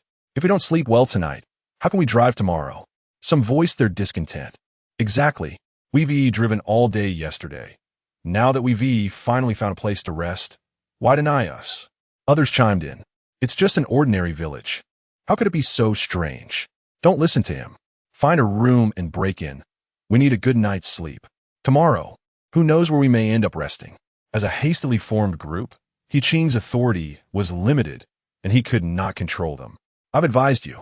Whether you heed it is your own affair." Yiqing chose not to argue, indifferent to their choices. Jiang Pian observed for a while, noting that many had indeed armed themselves with tools to pry open doors, disregarding the warnings.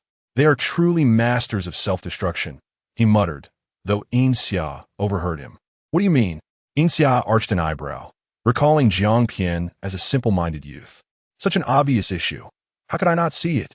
Jiang Pian puffed out his chest proudly. "Look at this village. Not a single living creature in sight. Not even a chicken, duck, or dog makes a sound." Yin Xia laughed softly, realizing that even Jiang Pian had discerned the problem, while the adults remained entangled in their trivial concerns about sleep, oblivious to the danger that might claim their lives in slumber. "What shall we do tonight?" Jiang Pian scratched his head, lamenting the cramped vehicle. "If only I could drive. I could have my own car. I brought a military tent. You can sleep in the vehicle," Yin Xia replied, stepping out. As dinner time approached, Some hastily consumed a few pieces of bread before climbing into the vehicle to rest, while others insisted on entering the villagers' homes to prepare a meal. How refined, they remarked, as the smoke from cooking wafted into the air, bringing a semblance of life back to the village. In the dead of night, the crackling of the bonfire echoed eerily, heightening the village's unsettling atmosphere. Suddenly, a horrific scream pierced the stillness, awakening the rest of the convoy. What is happening? Those roused trembled, seeking refuge in their vehicles. Terrified by the ghostly cries that pierced the night, Yin Xia yawned, resigned to the fact that a good night's sleep was unattainable. Esteemed leader, have you awakened? Jiang Pian called anxiously from outside the tent. Ah, I'm up, Yin Xia replied lazily, stretching as she emerged from the tent. The convoy had stirred awake. Did anyone hear where the scream originated? He Qing asked loudly. A trembling hand was raised, pointing to the farthest house, quickly retreating as a cold wind blew. Let us go investigate, He Qing urged, leading two subordinates towards the house. A few brave souls hesitated, but ultimately followed. Let us join them, Yin Xia suggested, guiding Jiang Pian along, her instincts alert. Do you know what is going on? Jiang Pian, undeterred by fear, was filled with curiosity. Yin Xia regarded him knowingly, tapping his head with a hint of meaning.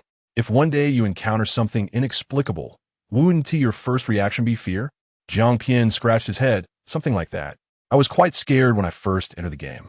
If someone told you they understood the situation and promised you wouldn't be harmed as long as you followed them, would you believe them? Yin Xia inquired further. Not necessarily, Jiang Pian considered. It depends on what they say and do, and what they want me to do. I wouldn't just trust anyone blindly. Yin Xia smirked, satisfied with his response. Creaking open the door, those in front discovered clear signs of habitation, remnants of food and overturned containers scattered about. As they entered the bedroom, it was devoid of any occupants, the floor stained with crimson blood, and the bedding soaked, still dripping with life's essence. Where had the people gone? The absence of any signs of life within the house was truly chilling. Chapter 58. Doomsday Crisis 7. Was he hacked to death? Yin Xia leaned against the doorframe, letting out a soft hum. If I were the host, I would have done the same to the one who caused such chaos.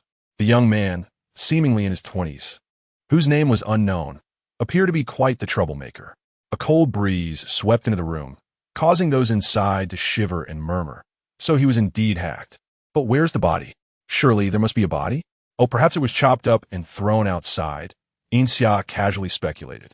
That can't be right, boss. It hasn't been long since we heard the noise.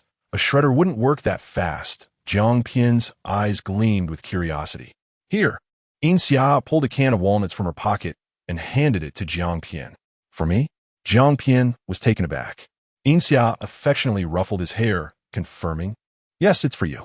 A little nourishment for your brain. He Qing had already inspected the room, noting that the bloodstains were confined to the bed and its vicinity, without splattering elsewhere. I believe there's something amiss with this bed. He Qing squatted by the earthen bed, tapping and knocking. It's hollow inside, though I lack experience. Aren't earthen beds usually hollow? Jiang Pian, feeling belittled, leaned against the window and retorted. He Qing was momentarily flabbergasted, while Jiang Pian's statement was technically correct. It was not the point he intended to make. Are you foolish? What my boss means is that there's definitely a secret passage within this bed. He Qing's subordinate shot a disapproving look at Jiang Pian. Jiang Pian perked up, standing on a stool. Am I wrong? Aren't earthen beds hollow? Even if you're right, it just means your boss was unclear in his expression. Regardless of the outcome, Jiang Pian's confidence was undeniable. He Qing's subordinate fumed, but before he could argue, another subordinate interrupted. Look, there really is a secret passage. The sturdier subordinate excitedly waved his thin arm. Indeed, He Qing had lifted the bedboard, revealing a dark, gaping hole beneath. The previously missing bloodstains appeared at the entrance, winding along the passage into the unseen depths. Should we go in? The thin one asked, swallowing nervously as he clutched the arm of his more robust companion. What do you all think? He Qing sought the opinions of everyone present. Not going. What's the point of going down there? To save someone? To catch a criminal? What does that have to do with me? Yin Xia expressed her disinterest. Moreover, she felt that descending would be akin to courting death. With at least 100 villagers, even if half had turned into zombies, there would still be 50 left. What's the use of going down there? With all this bloodshed, the person must be dead, right? Are we supposed to go collect the corpse? Jiang Pian echoed Yin Xia's sentiments, questioning the rationale behind such an endeavor. One by one, the others voiced their agreement, nearly all deciding that it was best not to venture below. He Qing sighed faintly, stating, "In that case, let us return to the vehicle." The people in the convoy had not yet slept, as the cries had sounded too dreadful. They dared not sleep without understanding the cause. Even those who had been inside the house fled outside, huddling into the vehicles. Upon seeing He Qing return with his group, the crowd surged forward, chattering excitedly with questions about what had transpired inside. He Qing recounted the actual situation and their conjectures, prompting an immediate hush among the crowd. After a moment, someone murmured, "My heavens, is there no law anymore? Shouldn't we call the police?" A hesitant suggestion emerged. Call the police? The police station is empty at this hour. Who would you even report to? Even if they could take a call, they wouldn't be able to handle the zombies, let alone us, Jiang Pian shot back, clearly agitated. Then what, we just ignore it? Came the timid reply. Yin Xia patted Jiang Pian's shoulder, signaling him to rest and disregard the commotion. Oof. Jiang Pian raised his chin and strode back to the vehicle, collapsing into sleep. Yin Xia glanced at the time before retreating to her tent to sleep as well, specifically checking with the system if the armory had been prepared. The intricacies of human society were indeed complicated. Before dawn, Jiang Pian was roused by Yin Xia shaking him. "Boss, what's wrong?" Jiang Pian, still groggy and feeling he and T slept long after their earlier disturbance, squinted through the haze of sleep. "Shoo!" Yin Xia gestured for silence, continuing to peer outside. Jiang Pian leaned forward, looking out the window. Surrounding the convoy, a dense crowd of over 100 individuals stood still, torches raised, not uttering a sound. His eyes widened in shock, instantly alert. Cursing internally, he quickly ducked down. The convoy had stopped in a clearing outside the village, and everyone was clustered closely. Yin Xia's vehicle was parked relatively further out, providing a clearer view. Yin Xia had already started the engine. The roar of the motor was muffled under the cover of other vehicles. It was summer, and many had their vehicles running to escape the heat. She remained unaware of how many had awakened or what their intentions were, choosing to observe quietly. Wow, everyone, wake up! Those who had risen to relieve themselves spotted the villagers and were instantly terrified, abandoning their needs and rushing back to the vehicles amidst shrieks. In the firelight, the villagers' faces were ghostly pale, encircled by so many yet remaining silent, causing a palpable anxiety. He Qing was soon pushed forward. "Villagers of Wu Tu, we are merely a group of refugees passing through, staying here for a night without any ill intent. What is the meaning of surrounding us?" He Qing calmly negotiated with them. From among the villagers, a peculiar figure emerged, dressed like an ancient shaman. He tapped the ground with his staff, and one of his companions spoke, "Leave the women and supplies. The men and elderly may depart. If anyone wishes to join us, step forward. The great shaman will consult the divine, and those who stay will be blessed to avoid disaster." Oh, engaging in feudal superstition is one thing, but attempting to dominate men and women? Yin Xia seized the megaphone, its sharp sound capturing everyone's attention. "What if we refuse? What will you do then?" Her disdainful demeanor incited fury in the group. The so-called great shaman stomped his foot heavily, prompting his companion to declare, "Those who disrespect the divine will pay the price." Such bravado! What price do you speak of? Yin Xia mocked. As the spokesperson began to respond, Yin Xia interjected, "Is this great shaman mute? Does he require someone else to speak for him? Claiming to be a shaman, can you perform any feats? Why merely stand there, glaring?" The great shaman, enraged, commanded his aide to clap, and the villagers parted, revealing 4 or 5 dozen bound zombies behind them. Chapter 59. The Apocalypse Crisis 8. The zombies were drenched in fresh blood, as if they had just feasted, while the villagers leading them wore expressions of numbness, resembling mere shells of humanity. The Grand Wizard, wearing a smug expression, let out a heavy snort. Divine calamity has descended. This is the consequence of humanity's disrespect towards the divine. Our village of Wudo has already attained the forgiveness of the gods. If you sincerely repent, kneel and bow your heads, and I may consider interceding for your transgressions. Jiang Pian nearly chuckled, but with Yin Xia's cold demeanor, he forced himself to stifle his laughter. Yin Xia cast a brief glance at him before turning her attention to the people in the convoy. The convoy comprised educated young individuals, not easily swayed by the opposing side, yet outnumbered and with 4 to 5 dozen zombies in tow. None wished to be the first to act, cowering like quail among the crowd. Yin Xia scoffed. Didn't you all make a ruckus last night? Why the silence now? Just yesterday, 7 or 8 insisted on entering the house to sleep. He Qing could hardly tolerate the blatant superstition being peddled, filled with utter nonsense, as if they were far too full of themselves. Zhuang, with a more volatile temperament, immediately shouted in anger. You are nothing but a band of highway robbers. How dare you invoke the divine as a shield? Do you think the gods would trade women like mere goods? Have you suffered a cerebral thrombosis? Or are you simply on the brink of death, having caught a glimpse of hell's minions come to collect your soul? The thin one did not quite grasp why it was specifically a stroke and not some other ailment. Could someone who uttered such words truly be sane? Whether it was a stroke or brain cancer, the essence was the same. His mind was undoubtedly decaying.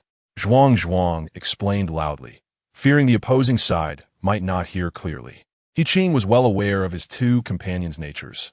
He neither stopped them nor failed to smile in approval. The Grand Wizard's face shifted between shades of green and white, a sight to behold. He found it beneath him to respond. Since these individuals were so ungrateful, he might as well devour them all. The outcome would be the same. He glanced at the spokesperson beside him, who understood the cue, raised his hand, and gestured. The villagers tightened their ropes, preparing to unleash the zombies. The people in the convoy immediately tensed. Captain, should we just give them what they want? Indeed, we are still fleeing. What value do our possessions hold? Let them take it. If they want it, let them have it. We can buy more ahead. Each of them possessed some money and were not overly concerned about a bit of supplies. He Qing's deep gaze fixed upon them, reminding them they still demand to keep the women. Several among the families with daughters or wives fell silent, but most had no women with them, at most accompanying their parents. What does that have to do with me? If you're unwilling to give, I will. One person boldly shouted across, Wait, if I leave the items, can I go? The Grand Wizard looked at him, a rough man, possessing nothing but a cart. All his belongings were in it. He raised his neck proudly and condescendingly replied, In light of your timely repentance, leave the items, and you may depart. The man hastily dismounted from the cart, bowing repeatedly in thanks, not even glancing at the others in the convoy, and swiftly fled the scene. With one person initiating, others followed suit. A man with family hesitated for a moment before dismounting, taking his wife and child to leave.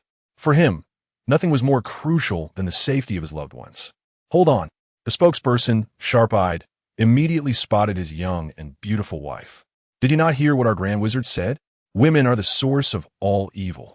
Leave the woman behind, and our Grand Wizard will handle her. You may take your child and go.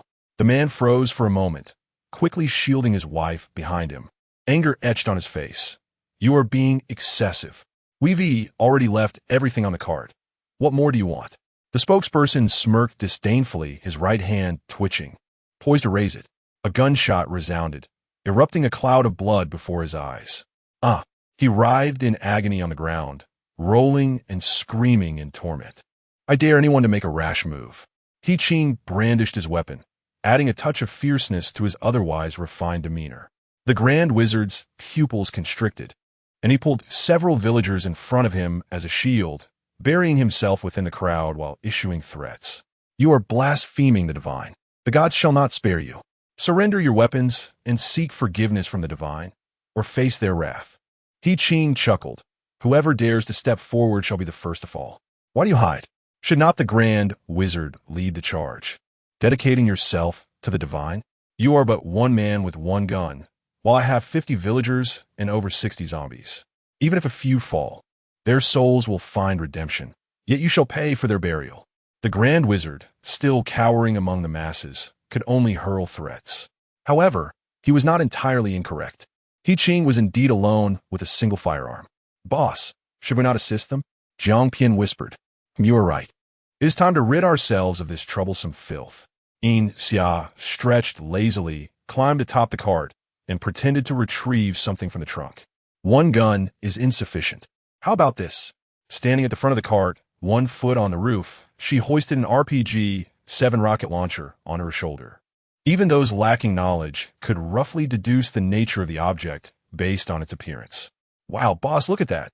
She carries a rocket launcher with her. Zhuang gaped in astonishment.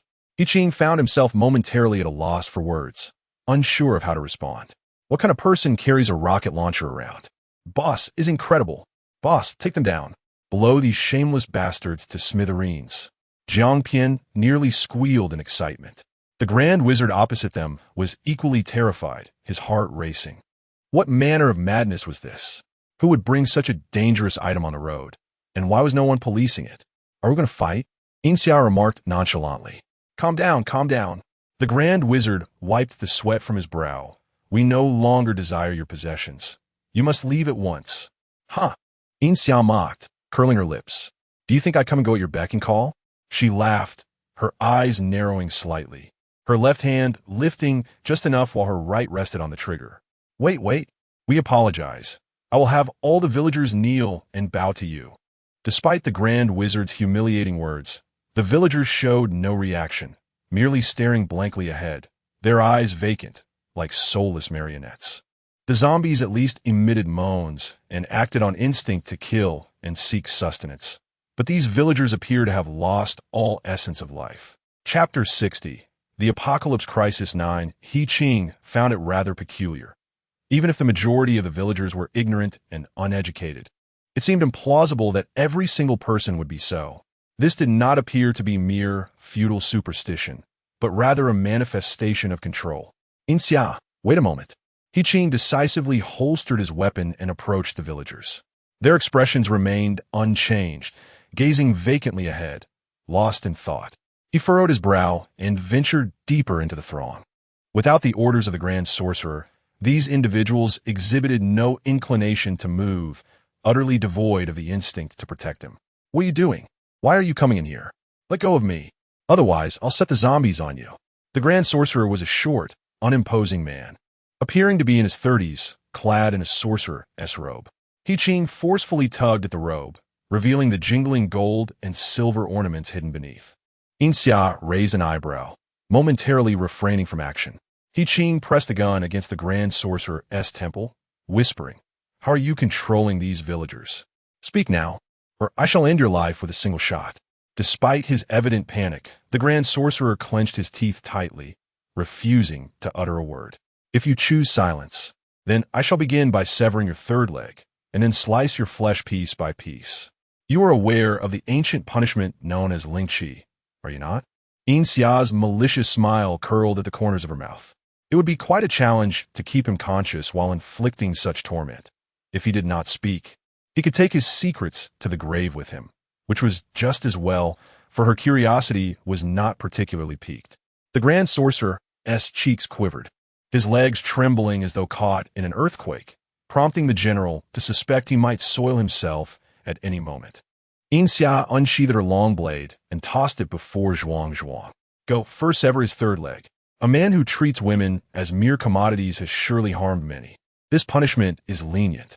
Zhuang eagerly picked up the blade, a malevolent grin spreading across his face as he advanced step by step towards the Grand Sorcerer. "I'll talk. Just wait. I'll tell you everything. Don't come any closer." The Grand Sorcerer attempted to flee, but Yiqing, maintaining his composed demeanor, gripped him firmly as if he were a vice, rendering him immobile. "Speak plainly and do not attempt any tricks," Yiqing stated calmly. Yin Xia felt a tinge of regret. Her sole desire was to inflict pain upon him, rather than to uncover secrets. Jiang Pian stealthily extended a hand towards the rocket launcher, only to be deterred by Yin Xia's piercing gaze. If he dared to touch it, would the formidable figure before him sever his hand? That was unacceptable. Losing a hand would ruin his handsome appearance. The Grand Sorcerer, trembling uncontrollably, stammered, I am using, just as he attempted to form a word, he suddenly began to shake violently. Yiqing braced himself for yet another trick, but to his surprise, the Grand Sorcerer stiffened, foam spilling from his mouth as he collapsed. The villagers also doubled over, retching violently, and within moments, 50 or 60 zombies broke free of their restraints, lunging towards the crowd, frantically gnawing at the living. Even Yin Xia was momentarily taken aback, leaping down from a vehicle's roof. "Can you use a gun?" Jiang Pian's eyes lit up, nodding furiously. "I used one during military training. Then that will suffice." Yin Xia replied succinctly, pretending to retrieve several firearms from the car's trunk. "Let us deal with these zombies first." Upon hearing this, Jiang Pian, zhuang, and the others felt as if they had struck gold, seizing the firearms and unleashing a torrent of gunfire upon the zombies. Initially lacking experience, they aimed at the larger masses of the undead, only to realize that the zombies' torsos were impervious to damage. Only by shattering their skulls could they be brought down. Once they mastered the technique, their speed increased dramatically. 50 or 60 zombies were not an insurmountable challenge. With 7 or 8 people armed, a flurry of gunfire quickly concluded the skirmish. Reluctantly, Zhuang and the others returned the guns to Yin Xia. Jiang Pian's eyes sparkled, and Yin Xia tapped his forehead, inquiring, "Do you want one?" His eyes brightened. "Absolutely. What man wouldn't he want a gun? We can barter," Yin Xia hinted, and Jiang Pian instantly comprehended. Why had he not thought of this sooner? Surely, the formidable figure would be willing to trade one of her many firearms. Feigning to stow the items in the trunk, Yin Xia strolled over to the Grand Sorcerer's corpse. What caused his sudden demise? He Qing pondered aloud, noticing that there were no visible injuries on the man's body. Was it possible he had been ill? "I suspect it's a type of parasitic worm," Bai Li suddenly interjected. The Aishili Academy covered a vast range of topics, and Bai Li's knowledge in this area was not surprising. Yin Xia was intrigued. Did such parasites still exist in this world? It's not a highly advanced worm. It appears to be a simple control type, reacting to specific commands, which is why these villagers seemed like puppets. Bai Li provided a brief explanation, and Yin Xia grasped the concept. However, that is the extent of my knowledge. Aishili Academy possesses scant literature on this subject. Bai Li's voice brimmed with regret, feeling he had not been able to assist Yin Xia thus far. With too many outsiders present, Yin Xia opted not to comment further, merely nodding in understanding. Such parasitic entities were better understood by Easterners. It was already quite impressive that Aishili Academy had any resources on the matter. Let the dead rest. Your meddling will only burden you further. There are countless others awaiting your assistance. Once she comprehended the situation, Yin Xia chose to focus her attention elsewhere. The individuals who had departed earlier had not wandered far. Upon hearing the gunfire, they circled back, witnessing Zhuang and the others dispatching the zombies. They were astounded and felt a renewed sense of security in their company, promptly returning to their original vehicles as if nothing had transpired. He Qing was indifferent, tending to the retching villagers. When a portion of them regained consciousness, he provided them with brief reassurance regarding the Grand Sorcerer's control over the village before departing. He had to continue northward to City B and could not remain there indefinitely. Ultimately, it was the folly of feudal superstition that had wrought havoc. A superstitious, impoverished man had easily manipulated them, offering them incomprehensible nonsense that they willingly consumed. These people are simply uneducated. They need more schooling, Zhuang remarked disdainfully. He Qing sighed. They are grown adults. Perhaps they have their own burdens. Do not jump to conclusions based on a few words. Assumptions may lead you astray. Following this ordeal, the members of the convoy became considerably more subdued, particularly near Yin Xia, where few dared to approach her vehicle. After all, she was armed. Who knew what her past entailed, or whether she might shoot someone for inadvertently provoking her? After 2 or 3 days of travel, a new predicament arose. The majority of food supplies had been depleted. "Captain He, could you spare some food? My family of 3 has nothing left to eat. I promise to repay you once we reach a safe location." The woman fervently assured him, unaware of the dire conditions that now plagued the cities. He Qing regretfully informed her that his remaining provisions were scant as well, and he could not assist her. The woman's anger flared instantly. Chapter 61. Apocalypse Crisis 10. Are you not the leader? How can you neglect the safety of the team members? She shouted loudly. We have so many people following you, and you should ensure our lives are safeguarded. I have children at home. Can you bear to see them starve? He Qing had long seen through the essence of this group. They were merely survivors banding together for warmth, and they would scatter at the slightest provocation. He remained calm and replied gently, "If you insist on saying this, may I ask what your family has contributed to this group? Is it food, clothing, or have you fought zombies to protect everyone's safety?" The woman found herself at a loss for words and resorted to throwing a tantrum. "I don't care. You never asked us to do anything. This is entirely your responsibility." He Ching stood up, looking down at her. "Did I ever say you were to join a society, a team, or a religion? Our initial purpose was merely to travel together." He directed these words to the others as well, emphasizing mutual support. One must give to receive. When danger arose in the village, you fled faster than anyone else. Now you claim I am the leader? I'm afraid this group has already disbanded. A thin man with a grin stepped forward, gesturing, "Look, that big shot over there should have some surplus food. Why not ask her for a little?" Following his gaze, Yin Xia sat atop a vehicle, basking in the sun with snacks in hand, crunching away, while Jiang Pian squatted nearby, fiddling with self-heating rice. Sensing the gaze of others, Yin Xia turned and asked nonchalantly, "Is there something you need?" The woman shivered, offering an awkward smile, and was about to say nothing was wrong when the thin man interjected loudly, "Big shot, this lady is asking if you have any extra food to lend her. She promises to return it once we reach a safe place." Yin Xia raised an eyebrow, a mocking smile playing on her lips. "Ha, go away." Whether this group would survive to reach City B was uncertain, and did they expect to eat for free? Such dreams were rather fanciful. Though she said nothing, the woman felt her face flush with embarrassment, more so than when He Ching had scolded her. She dare not retort, lowering her head and murmuring an apology before hurriedly retreating. The thin man muttered in astonishment, "Honestly, the boss is far too patient with them. They need to be taught a lesson. Just look at the big shot's foul temper. No words are needed, and the foes scatter." Yet, He Ching could not bear to witness so many people suffering from hunger, so he organized a group of able-bodied individuals to search for food nearby. However, after so many days, it was clear that the city's inhabitants understood the significance of food. Any place that wasn't overly dangerous had long been looted. After half a day, the group returned with only a few meager supplies. Would there be nothing left to eat in the future? These individuals finally grasped the reality that this world was no longer peaceful. Food had become a rare commodity, and money held no value. "Are we eating, Big Shot?" Jiang Pian relished meal times. If the Big Shot desired something elaborate and was unwilling to prepare it, he could step in.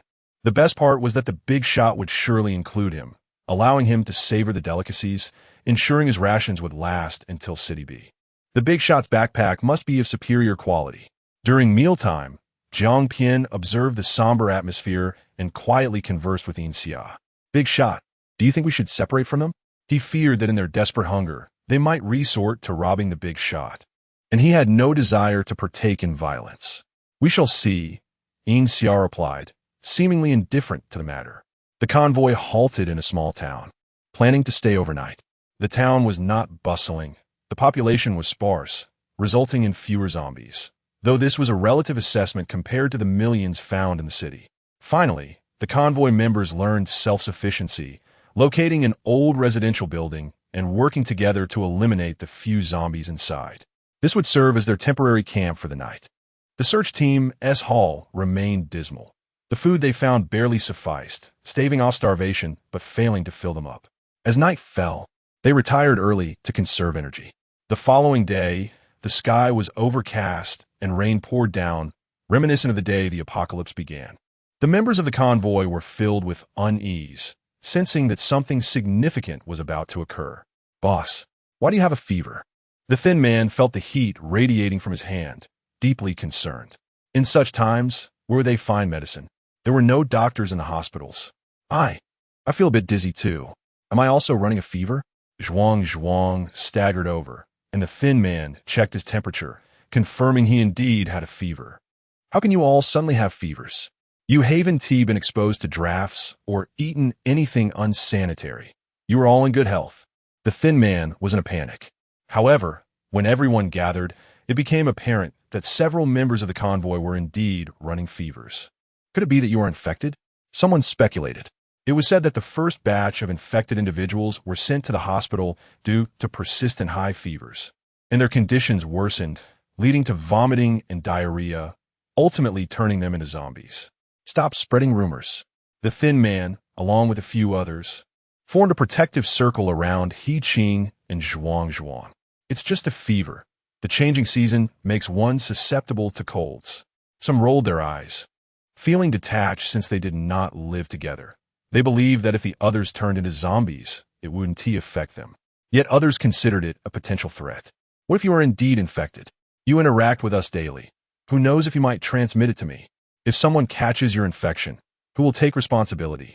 There was some truth to their reasoning, causing those who had previously dismissed it to hesitate. Why don't you all find somewhere else to stay? One suggested. Yes, think of us too. Everyone is struggling. They insisted, we haven't harmed you. We're merely asking you to find another place to reside. Is that too much to ask? The discussions grew increasingly heated, and in the end, they believed this was the best solution. They felt justified in not taking action beforehand. The Thin Man laughed in frustration. Finding a safe place to stay was no easy feat, especially with sick individuals among them. To force them out now would undoubtedly lead to their demise, and it was absurd for others to think they were justified in making such demands. All right, splendid. Yin Xia emerged from the room. The convoy members' faces brightened. With Yin Xia as support, the others would have no choice but to leave. The Thin Man and his companions stared in disbelief, scarcely able to fathom that Yin Xia would take such a stance. Since you are unwilling to stay with us, feel free to leave. There is no need for formality. The sudden reversal caught the convoy members off guard, leaving them bewildered. It's too hot inside. I just stepped out for some fresh air. You all continue, Yin Xia said as Jiang Pian swayed. Leaning against the wall, his face flushed, clearly unwell. This situation had become awkward. They had driven the others away, and now it was Yin Xia who felt the chill of the situation. Chapter 62. The Apocalypse Crisis 11. The rain had persisted for 4 to 5 days, trapping the convoy in the small town with no means of escape and a dwindling food supply. In a moment of desperation, a group ventured into the town center in search of sustenance. But of the 7 or 8 who set out, only 2 or 3 returned, one of whom was injured and succumbed to zombification within a few days. It was then that they realized a scratch from a zombie could lead to infection. Some who had fallen ill began to recover gradually, while others remained bedridden, ultimately passing away in their sleep. He Qing awoke on the 5th day since their arrival in the town. His illness had persisted for 5 days, during which he spent most of the time in a deep slumber, occasionally roused by Shou to eat something. Miraculously, he felt better today. Prior to his awakening, Zhuang Zhuang had already risen energetically from his bed. How do you feel, boss? Shou inquired, deeply concerned for He Qing's well-being, fearful of any potential mishap. He Qing clenched his fists and stretched his limbs, astonished as he replied, I feel great. My body is full of strength. Not at all like someone who has been gravely ill. Boss, come quick. You must see this. Zhuang Zhuang burst into the room, his face alight with excitement. What is it? Have you become ugly? Shou could hardly tolerate Zhuang Zhuang's sudden outbursts. Oh, this truly is no trivial matter. You must look. Zhuang Zhuang was at a loss for words, his face flushed. After waiting for a moment without seeing anything, Shou was about to speak when a burst of flame ignited in Zhuang Zhuang's palm. The others gasped in astonishment. What is happening? Shou stammered, utterly baffled. You learn magic when? He added incredulously. Of course not. Zhuang Zhuang shot him a glare. You know I spend every day with you all. What I can or cannot do is clear to you. What is this then? Zhuang Zhuang's companions struggled to articulate the bizarre scene before them. I have no idea. I just woke up feeling vibrant and eager to do something. My body felt particularly warm, so I sought a cool place and inadvertently sparked a flame. Zhuang Zhuang himself was equally bewildered. Could this be some kind of superpower? A friend murmured softly. What is a superpower? Zhuang Zhuang's ears perked up as he pulled the friend closer to inquire. Have you never read a novel? They're always described that way. His companion replied, perplexed. The others looked on in confusion, their expressions a mixture of bewilderment and intrigue. Well then, do share what you know. I am rather older and have not read many novels, He Qing encouraged with a chuckle. Meanwhile, Jiang Pian was showcasing his abilities to Yin Xia. With concentration, he shouted, and a thick steel bar began to bend before their very eyes. What is this? Super strength? Yin Xia observed with keen interest. Not quite. It is metal manipulation, Jiang Pian explained, extending his palm until a thumbtack emerged after much effort. Yin Xia examined the thumbtack closely. Can you create something larger? Jiang Pian scratched his head. I believe so, but I only just acquired this ability and am still getting the hang of it. I think controlling metal is feasible, but conjuring items out of thin air might be more challenging. He attempted again, hoping to manifest 2 thumbtacks this time. While it was amusing, Yin Xia found its practical application limited. Practice more, and perhaps one day you could produce a torrential rain of needles, she suggested, and Jiang Pian beamed with excitement, retreating to a corner to hone his skills. In the spacecraft, the system and Bai Li were engaged in discussions about these newfound abilities. I surmise something has stimulated their latent potential, causing their bodies to undergo mutations and develop extraordinary physiological pathways, Bai Li posited, drawing from the evolutionary history of the magical realm. I perceive that the energy field of this world is growing stronger by the day, the system added, noting its constant vigilance for energy sources. Enough. I merely wish to understand why I am excluded from this phenomenon. Yin Xia interjected, feeling a twinge of envy. Why could she not possess such capabilities? Magic and superpowers sounded far more appealing. Host, do not dwell on it. You are not native to this world. Its energy field cannot affect you. Then why can he? Yin Xia's gaze fell upon Jiang Pian, who suddenly felt a chill at his feet, turning to meet her penetrating stare. Is something the matter, boss? Jiang Pian gulped, feeling unnerved by her intense gaze. Continue your play, she retorted with a dismissive huff. Turning her eyes away, Jiang Pian hastily made his exit. His body must have been altered beforehand. The system asserted confidently. Normal inhabitants of other worlds would not respond to the local energy fields. I see, Yin Xia mused. Ultimately, it still comes down to your shortcomings, does it not? The system remained silent, remorseful for its inadequacies. Several others who had also succumbed to fever and fainting spells had survived and were now discovering their peculiarities. The newfound abilities excited them, and they were eager to venture out into the world. However, before they could act, He Qing emerged from his room. We are surrounded by zombies, he announced gravely, his expression somber. The others were momentarily stunned, rushing to the windows to gaze outside. Indeed, a dense throng of zombies surrounded the residential building, numbering in the thousands. How could there be so many zombies? The scene was enough to send shivers down their spines, leaving them bewildered as to how so many had suddenly appeared.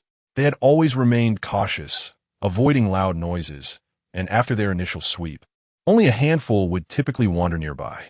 He Qing observed through binoculars, and after a while, he stated, "These zombies are not like the ones we encountered before. Previously, zombies have been rigid, unable to climb stairs. As long as barriers were established, isolating them was manageable. But the ones below appeared agile, fast, and powerful, battering the doors as if guided by an unseen hand. This is quite troublesome. The zombies had already posed a significant challenge, and now they seem to have evolved even further." Someone murmured in disbelief, and He Qing felt a jolt of realization. Indeed, they have evolved. Wasn't his and Zhuang's situation also an evolution?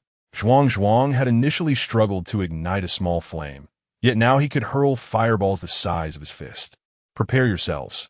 We must break through the encirclement and escape, He Qing declared, rising to his feet and heading back to his room.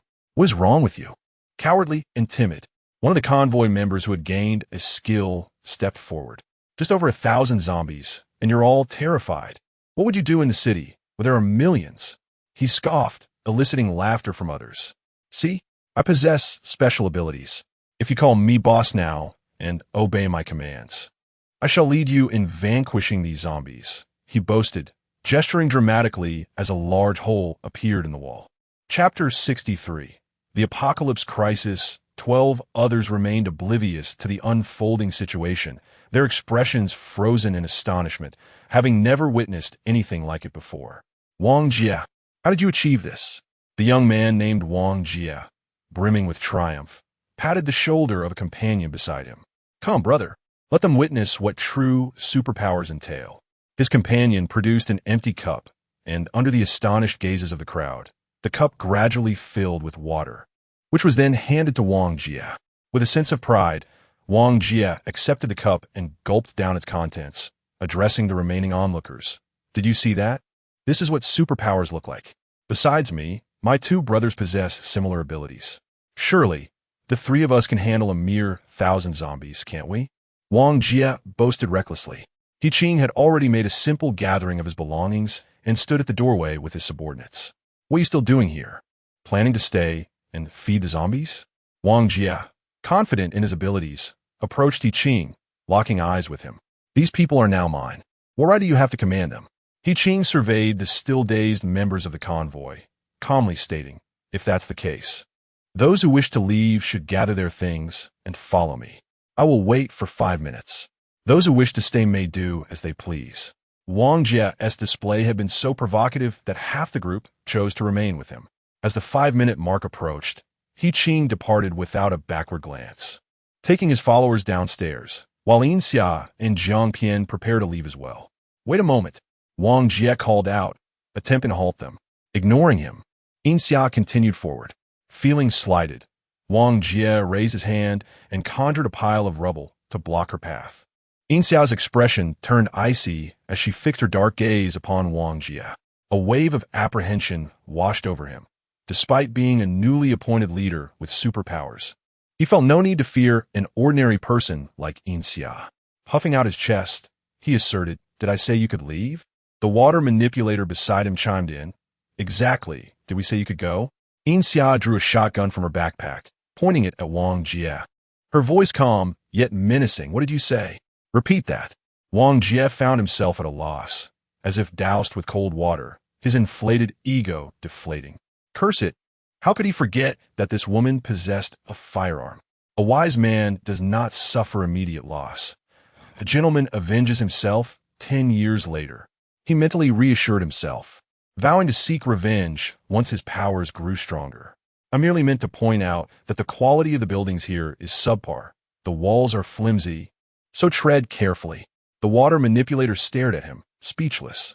Wang Jia, noticing the disdain in his gaze, felt a surge of humiliation and tried to salvage his pride. What do you mean by that? She saved our lives. She is our benefactor. Do you not understand? How could one raise a hand against a benefactor? Tension hung heavily in the air as Yin Xia, disinterested in arguing with someone she deemed foolish, leapt over the rubble and hurried downstairs. Their vehicle awaited them at the base of the building, but with so many zombies surrounding it, the short distance felt insurmountable. Everyone, prioritize your safety. We'll charge through. He Qing arranged his group in a spear formation, leading the way while his subordinates flanked the ordinary people in the center. At that moment, Yin Xia and Jiang Pian descended, and He Qing wished to inquire whether she could provide cover for them. Are you not leaving? Are you just going to stand here and wait for the zombies to break in? Yin Xia coldly questioned. This was likely an agreement, He Qing thought, as he shut his mouth and opened the door, leading the way. Wang Jia, along with the other 2 superpowered individuals, peered out from the window. With so many zombies, they surely cannot escape. Let them be arrogant. I certainly want to assist them, Wang Jia muttered resentfully.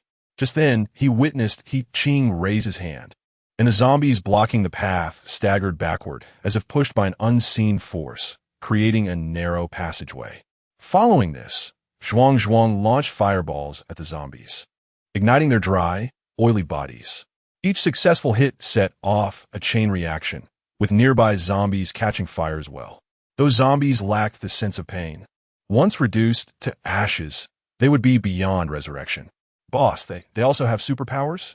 Wang Jia stammered, taken aback. How could he have not known this? Keeping such significant information hidden was rather cunning.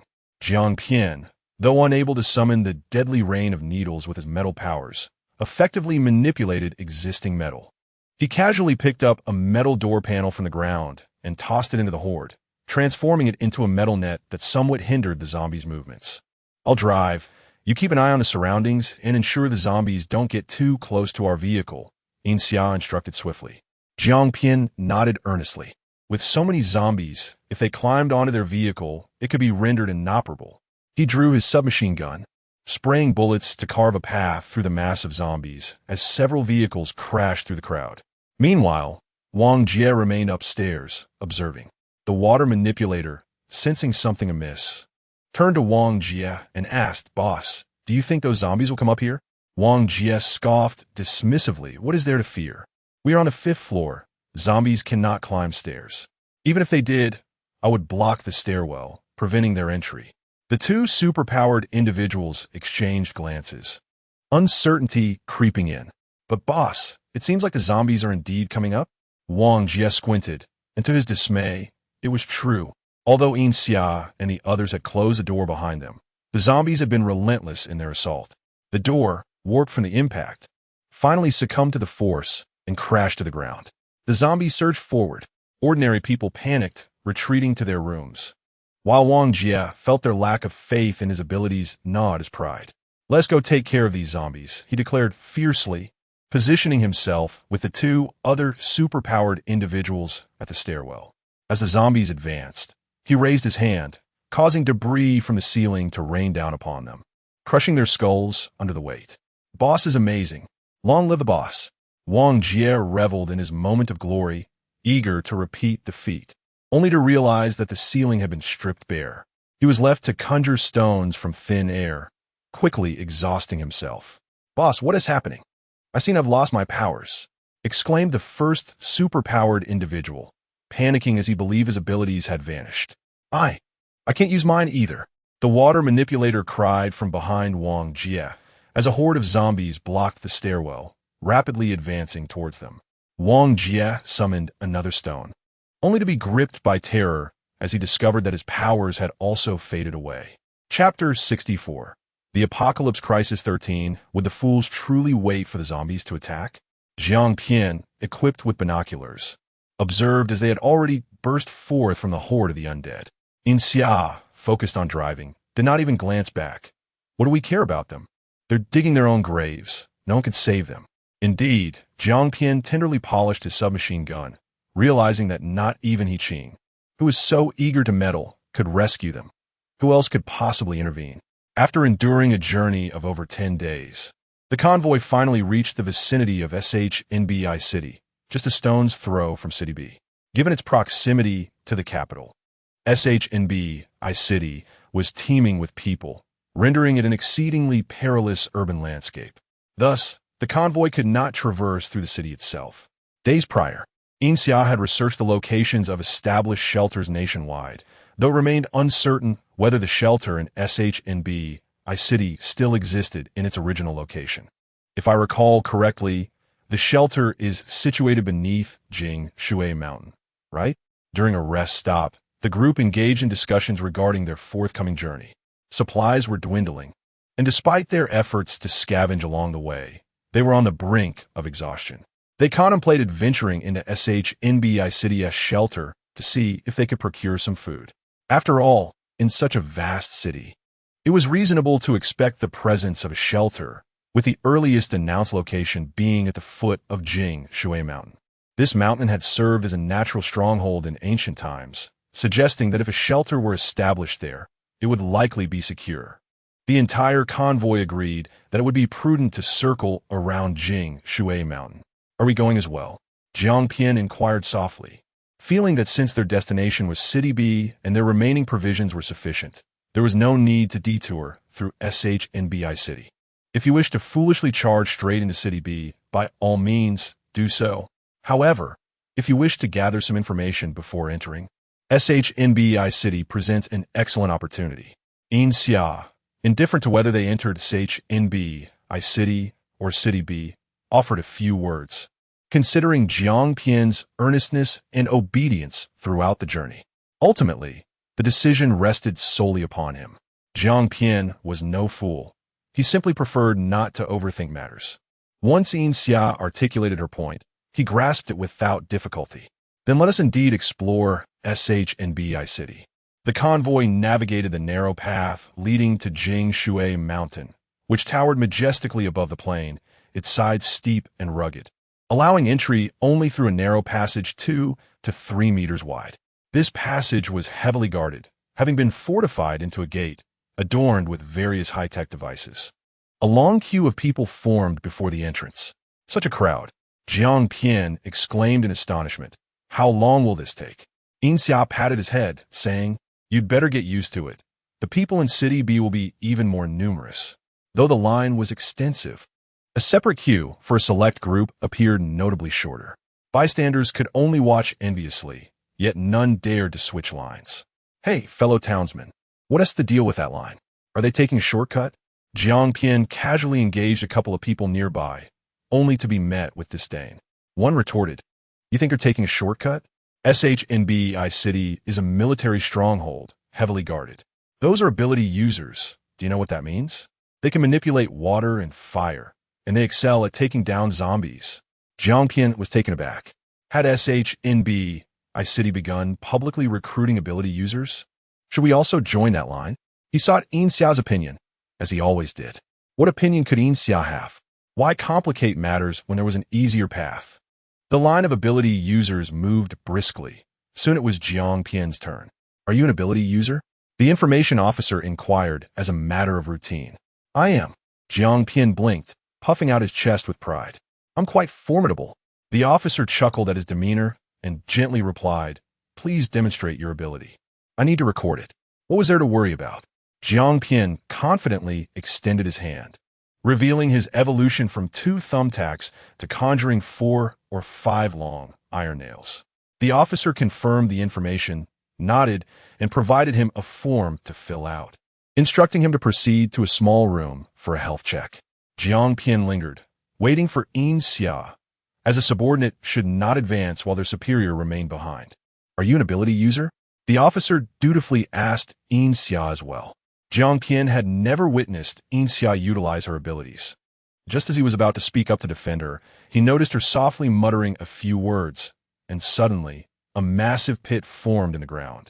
Jiang Pian. The officer merely nodded, handing her a form as well. During the form-filling process, Jiang Pian cast her a resentful glance. Yin Xia, preoccupied with her thoughts, took a while to notice. What is wrong with you? Jiang Pian fumed, feeling deceived. You never mentioned your abilities, leading me to think you didn't have any. I was too scared to use mine in front of you.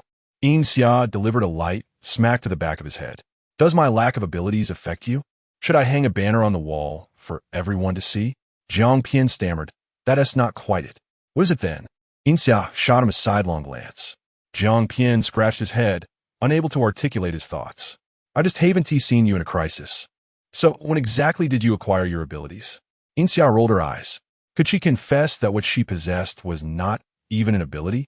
Would he then inquire where she learned it, and if she could teach him? Best to avoid that trouble altogether. If they drew too much attention, they might be expelled. Jiang Pian suddenly understood. Right, if a crowd had attempted to expel them, had it not been for Yin Xia's timely intervention, he might have succumbed to a zombie bite while burning with fever. The shelter in SHNBI City had become quite established, with comprehensive rules and regulations. Now formally named Jing Shui Base. The base had initiated research on both zombies and ability users. As the evolution of zombies and the first batch of ability users emerged during those 5 days of endless night, evolved zombies became swifter and more agile, presenting a formidable challenge to ordinary individuals and intensifying the demand for firearms, which remained in short supply. The newly emerged ability users, while not exceedingly powerful, possessed limitless potential for future development, making them ideal for the fight against the undead. The base offered numerous privileges to ability users. Newcomers could secure a month's residency in a high-end district simply by presenting identification and complying with routine blood draws and experiments conducted by researchers. Cash had become obsolete, a reality Yin Xia had anticipated. However, the rest of the convoy was not so fortunate, as they were neither ability users nor did they have any supplies left, facing an uncertain future filled with further unpalatable realities. As for He Qing, he had brought them here and would no longer intervene. They could form their own teams to head to City B or choose to remain behind, entirely at their discretion. Chapter 65. The Apocalypse Crisis 14, the so-called upscale community, is nothing more than an ordinary apartment building from the pre-apocalyptic era. However, Houses with water and electricity are no longer affordable for everyone. At the very least, the utility bills represent a significant expense. As Yin Xia entered, she passed through a slum area where clusters of green tents huddled together, forming a makeshift community. Summer is somewhat bearable, but come winter, those tents provide no warmth. With the cold winds howling through, an unbearable experience indeed. This is still an official base. Even ordinary people, who possess nothing, are provided with tents and receive a free lunch each day. However, conditions would be even harsher at privately established bases. It is said that initially, the base provided 3 meals a day, but upon realizing that many were simply lazy, it was reduced to 1 meal due to insufficient supplies. "Are you planning to visit the market, boss?" Jiang Pian asked, inexplicably excited. "Do you think I might stumble upon a treasure at the market?" Upon hearing this, Yin Xia immediately understood his thoughts. "You've read too many novels," she replied, exasperated. "If you wish to trade for something valuable, it would be quite simple. But if you hope for a miraculous encounter like in those stories, you might as well go back and sleep." What naive daydream. Yet, Jiang Pian's enthusiasm remained undeterred. He was still filled with curiosity about the market. "Let's go."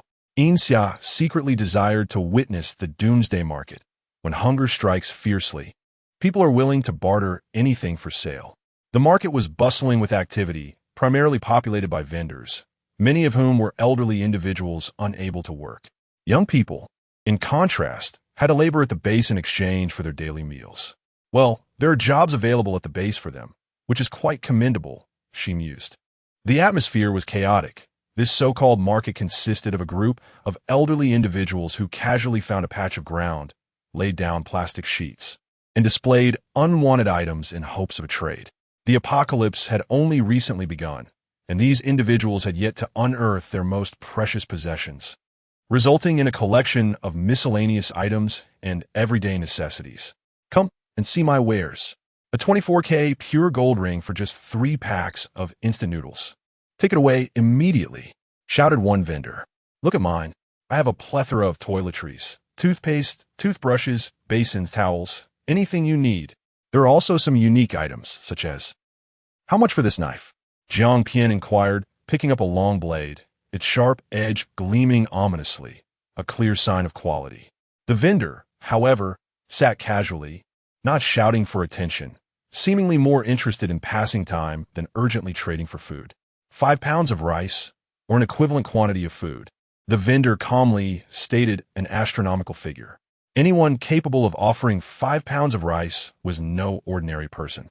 Even those with abilities would hesitate to trade such a substantial quantity for a mere knife. "It's just a knife, not a firearm," he added dismissively. Evidently, Jiang Pian did not belong to the ordinary crowd. He showed no reaction to the price, swinging the blade a couple of times before turning to the vendor. "Can this knife cleave a zombie in one stroke?" The vendor spluttered tea across the table, glaring at him. "Don't cause trouble if you aren't buying. What knife could possibly slice through a zombie? Even a legendary weapon would fail." Jiang Pian pouted in discontent. "You clearly lack vision. My boss's knife can effortlessly dispatch a zombie without even a hitch." The vendor scoffed, utterly unconvinced. "How could such a knife exist? I've collected blades for a lifetime and have never seen one capable of cleaving through the hardened flesh of a zombie. Don't assume I'm an ignorant country bumpkin. Young one should read more." The vendor stood up, ready for a verbal spar. "How could it not be possible? My boss is right here." Jiang Pian pointed to Yin Xia standing behind him. "Boss, show this narrow-minded old man your knife." How boastful he is for someone who claims to have collected blades for a lifetime. Yin Xia wished to leave the scene immediately, but the vendor had already set his sights on her. "Show me your knife. If it truly possesses such prowess, I'll give you this knife for free." Yin Xia replied, "I don't have my knife with me. That's unacceptable. I've made my claim, and I must see that knife. If it's not on you, then it must be a home. I'll follow you both to see it." The vendor was determined to examine Yin Xia's knife, disregarding her lack of consent, and began to pack up his stall. "Boss, just show him the knife so he can broaden his horizons.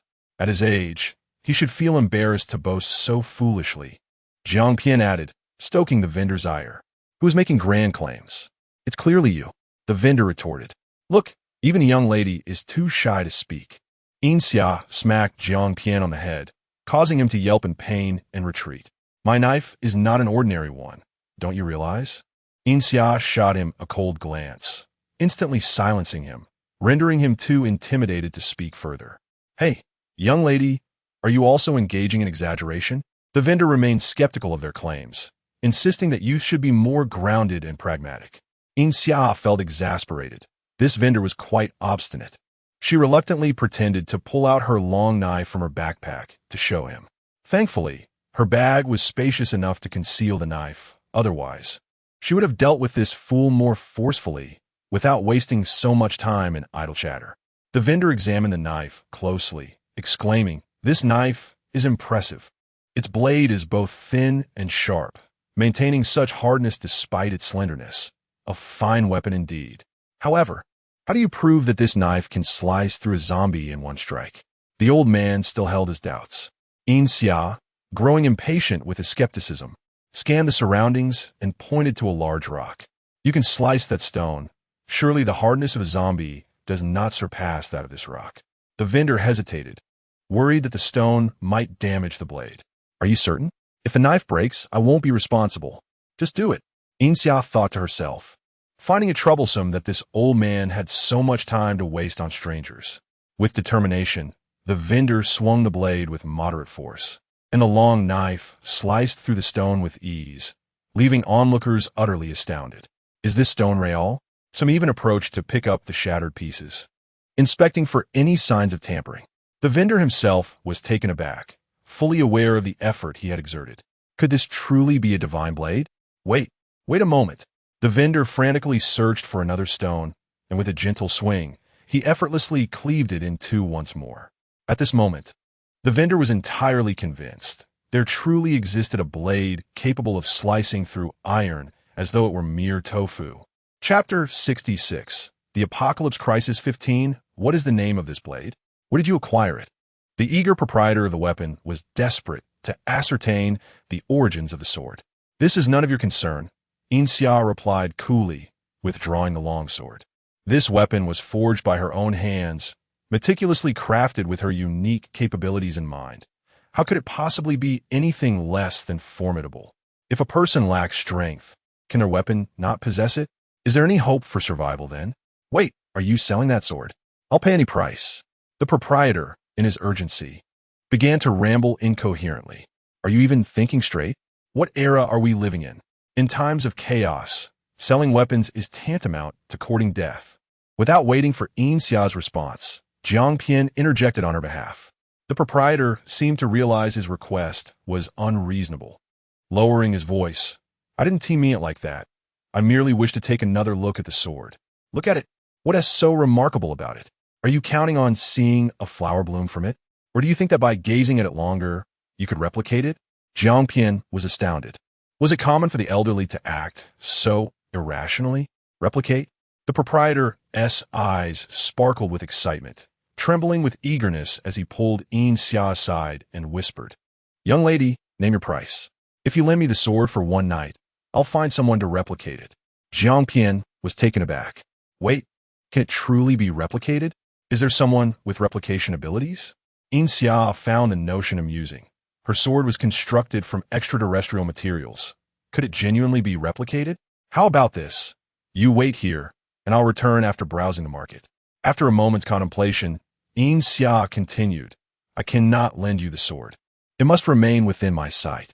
However, if you wish to replicate it, I have no demands. Merely allow me to observe the process." This request was not unreasonable, yet the proprietor appeared somewhat troubled. "If it cannot be done, then so be it. I cannot risk lending out the sword." Yin Xia intentionally provoked him.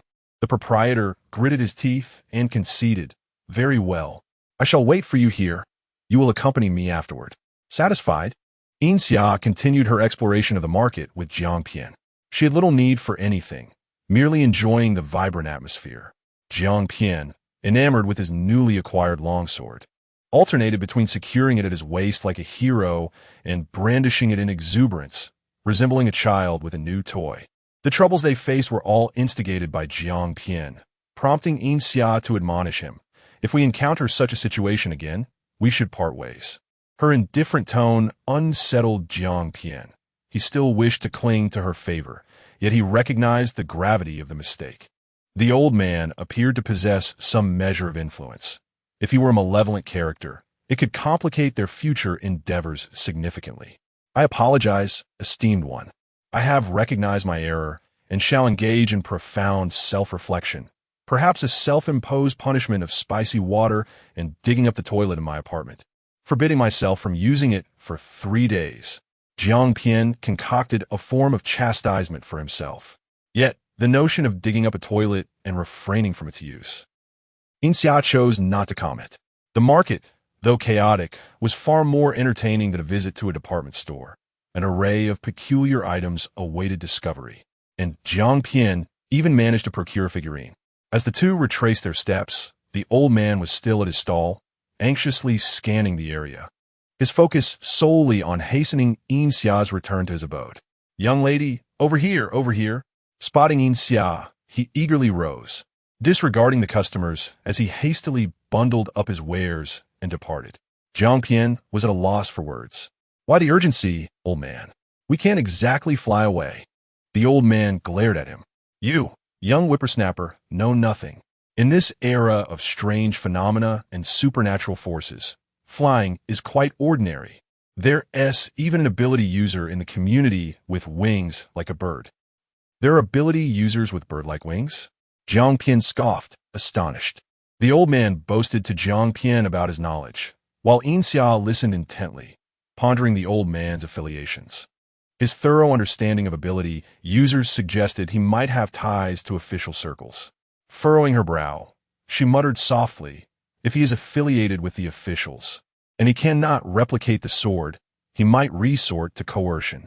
The official forces were not as easily dealt with as those of the common folk. Their formidable might posed a significant threat, and one could never be certain there were no betrayers within their ranks.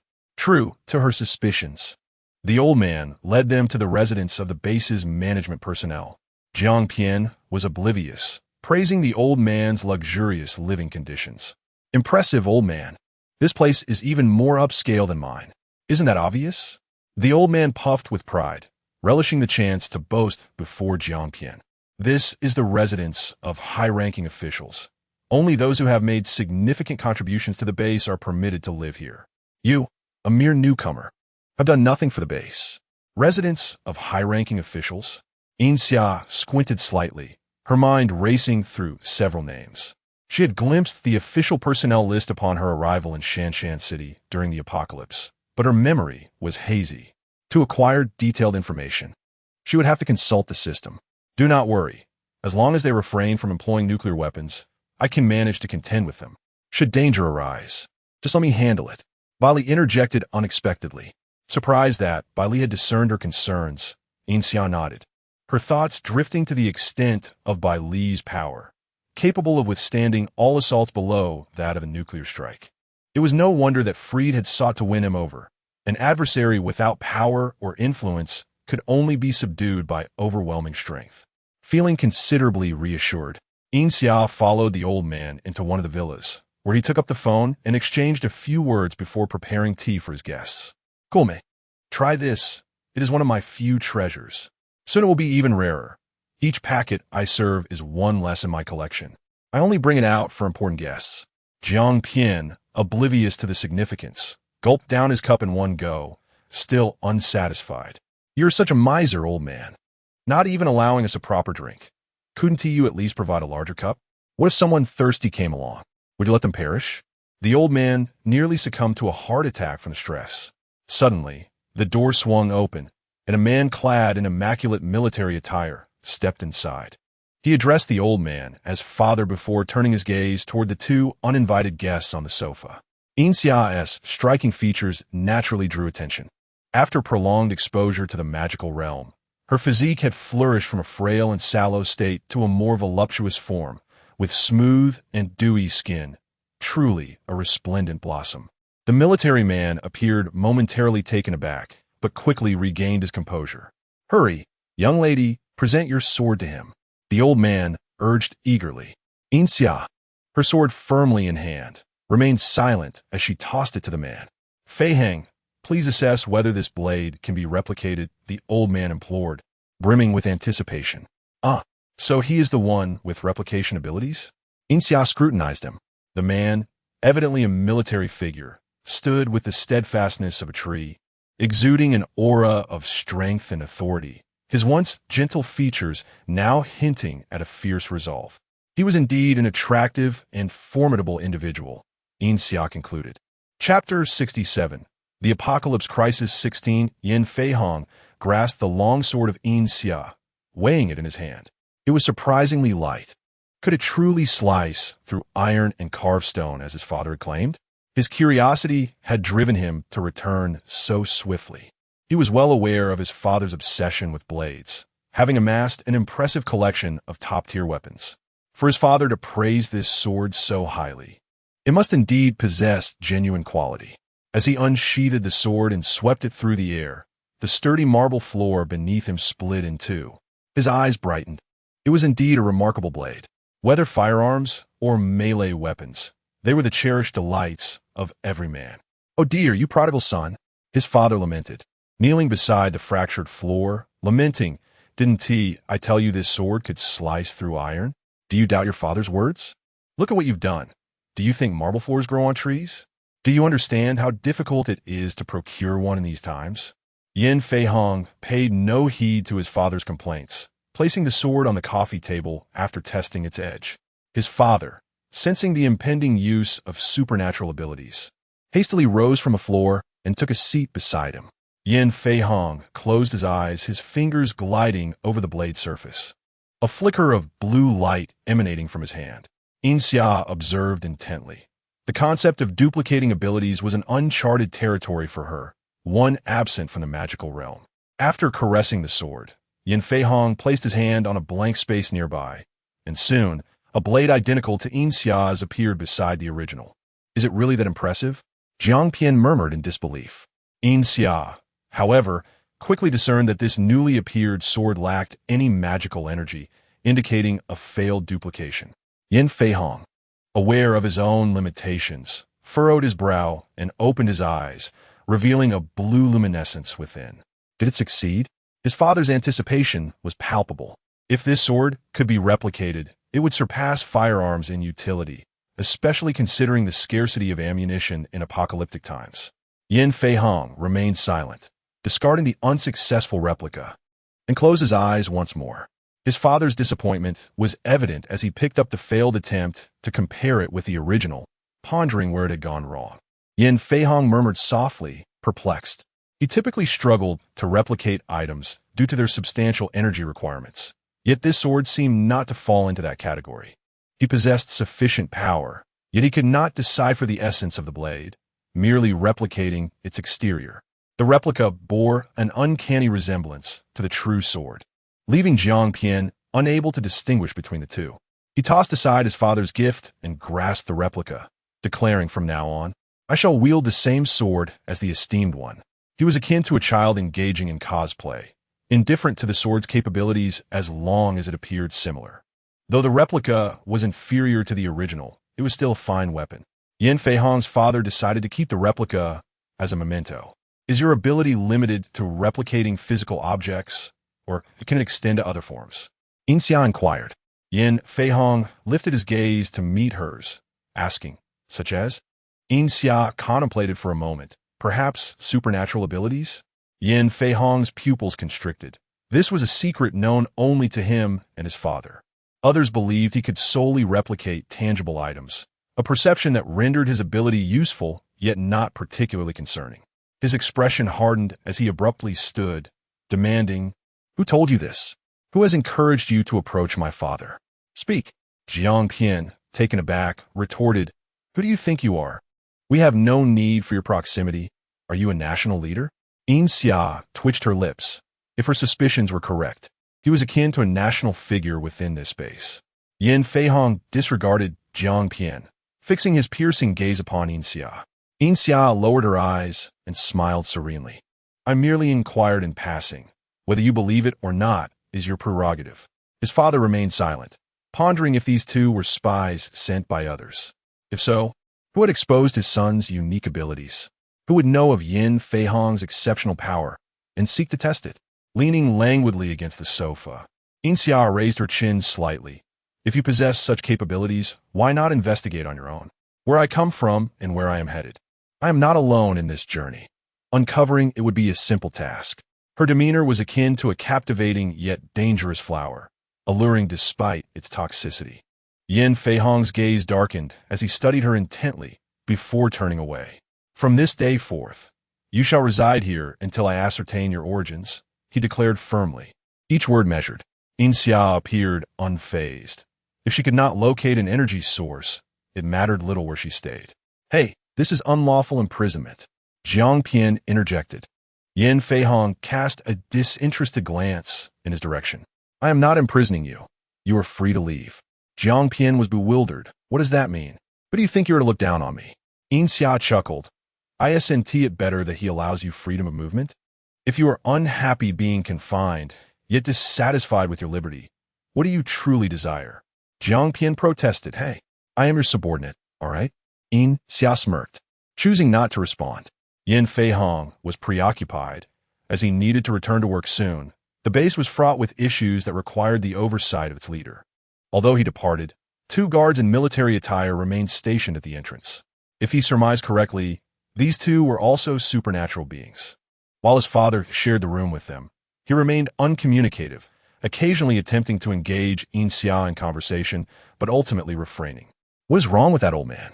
Jiang Pian, who relished quarreling, found his father unresponsive and, feeling apprehensive about speaking too much in front of Yin Xia, resorted to pestering the guards instead. For 3 or 4 consecutive days, the guards changed several times, each leaving after giving Jiang Pian a sound beating. It was not until the 5th day that the guards finally departed, and Yin Feihong returned, wearied from his endeavors. Chapter 68. The Apocalypse Crisis 17. Yin Xia's journey was indeed easy to trace.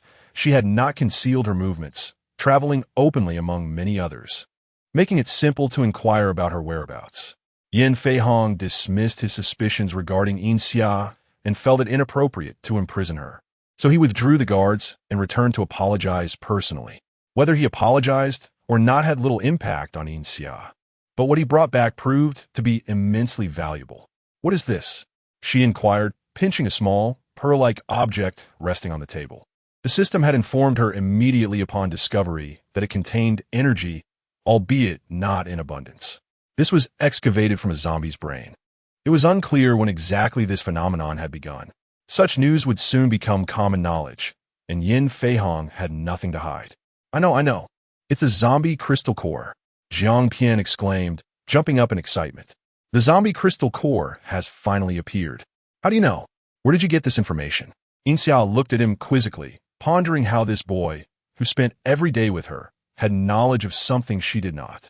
Yin Feihong scrutinized him as well. Yin Xia had no doubt that if Jiang Pian could not provide a satisfactory explanation, Yin Feihong might very well shoot him. Isn't it written in novels? Which zombie novel hasn't he mentioned this? Jiang Pian replied matter-of-factly. Yin Xia, Yin Feihong. They truly had never read any novels. Are you really unaware?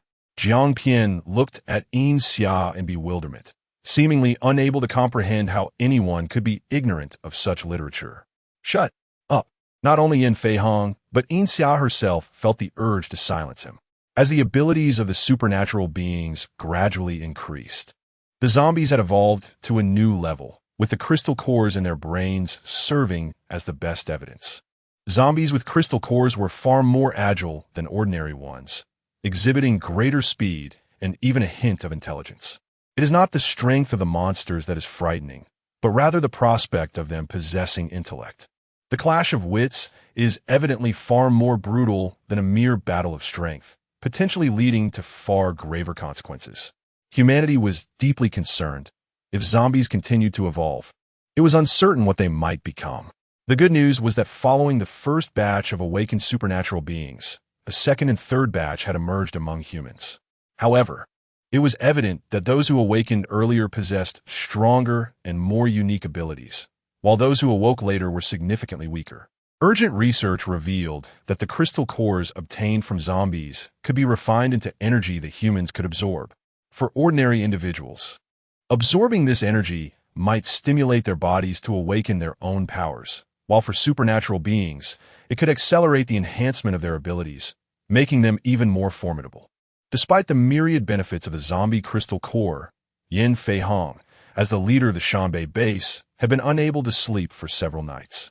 At this late hour, why not rest instead of sipping tea? Be careful your father doesn't wake up and scold you. Yin Xia leaned against the staircase, illuminated by the bright moonlight. Clearly seeing Yin Fei nestled on the sofa, indulging in tea that the elder usually reserved for special occasions. If the elder saw his precious collection being squandered by his son, he would surely berate him. Yin Fei sat in the shadows, a sense of despondency permeating the entire room. Do you think the emergence of the zombie crystal core is a good thing or a bad thing? He appeared to have entered a dead end. Well, if you ask me, it is undoubtedly a good thing. Yin Xia yawned. How could it not be? After searching for energy for so long, she had finally found it. However, the lethality of the zombie crystal core was exceedingly high. The average person's body could hardly endure the volatile energy contained within the core. He evidently could not comprehend why so many people would risk their lives in pursuit of an uncontrollable power. With a chuckle, Yin Xia mocked him. I thought something was troubling you enough to keep you awake at night, and it turns out to be this. She continued, if I were an ordinary person, I would also be tempted to try the zombie crystal core. Yin Fei frowned. Even if it could lead to death? Even if it leads to death? Why? He was bewildered. Yin Xia emptied her mind, momentarily transported back to her past, and, after a long silence, she said, Have you ever visited the slums? Yin Fei fell silent. He was so busy that he rarely returned home. How could he possibly wander through the slums? If you have no time to venture out, I suggest you visit the slums. You would understand why they desperately seek to acquire supernatural abilities. No matter how powerful the base, it still represented a relative stability. True strength lay in having power in one's own hands. If one wished to live well, one must become strong. Although Yin Fei had never been to the slums, he was not entirely ignorant of the situation there. The base would eventually address the issues of the impoverished. They had no need to gamble their lives for an uncertain future. This is the misunderstanding of the elite regarding the lower classes. Yin Xia did not wish to elaborate further and decided to return to sleep. Extracting energy from the zombie crystal core proved to be quite challenging. The quantity of crystal core liquid was scarce. Impatient ordinary people organized themselves to hunt zombies, directly consuming the cores upon acquisition. The mortality rate among ordinary citizens surged once more, prompting an urgent notification from City B, summoning leaders from nearby bases for a strategy meeting. Of course, Yin Fei was obliged to attend, and Yin Xia, having spent enough time at the Jingshui base, voluntarily requested to accompany him to City B. You're not even part of the military. What purpose do you have in going? Yin Fei questioned. Yin Xia chuckled. Just because I'm not military doesn't mean I can't go. I'm not participating in your meeting. Can't I simply travel to City B? Didn't you investigate my background? Were you not aware that I originally intended to go to City B? Yin Fei was momentarily stumped. The investigation results had indeed indicated as much. He remained silent for a moment before advising. While traveling with the military may provide greater safety, it is not guaranteed that danger will be averted. Isn't Jingshui base a suitable place for you? Yin Xia frowned, finding his words somewhat superfluous. Hey, I advise you not to meddle in matters that do not concern you. Where we go is none of your business. With a powerful ally like me, not to mention going to City B, even if I were to single-handedly venture to City J, it would be no issue. Yin Xia. Jiang Pian's delusions of grandeur were increasing by the day. It was unclear which character in his mind he had compared Yin Xia to, portraying her as an omnipotent figure. Traveling from City B to City J spanned an entire nation. After all, where did he derive the confidence that he would remain unharmed? Although Jiang Pian's exaggerations were somewhat overblown, he spoke a truth. If Yin Fei were to intervene in such matters, it would indeed be an unwarranted overreach. Yin Fei agreed to take them along, and the old man once again presented them with his long-preserved tea leaves, especially for Jiang Pian, praying that he would never have to see him again in this lifetime. Chapter 69. The Apocalypse Crisis 18 Yin Xia leaned closer to Yin Feihong and whispered in his ear. Old Yin believes that his tea was sabotaged by Jiangpian. Was it you who set him up? Yin Feihong replied. That was truly unintentional. It would be wise for you to remain honest. I would prefer not to inadvertently leave any loose ends. Otherwise, I shall reveal this matter to old Yin, she threatened coldly. Yin Feihong turned his face slightly. He towered over Yin Xia, requiring him to lower his head a bit to meet her gaze. Yin Xia was so near that he could catch a faint scent of medicinal herbs emanating from her.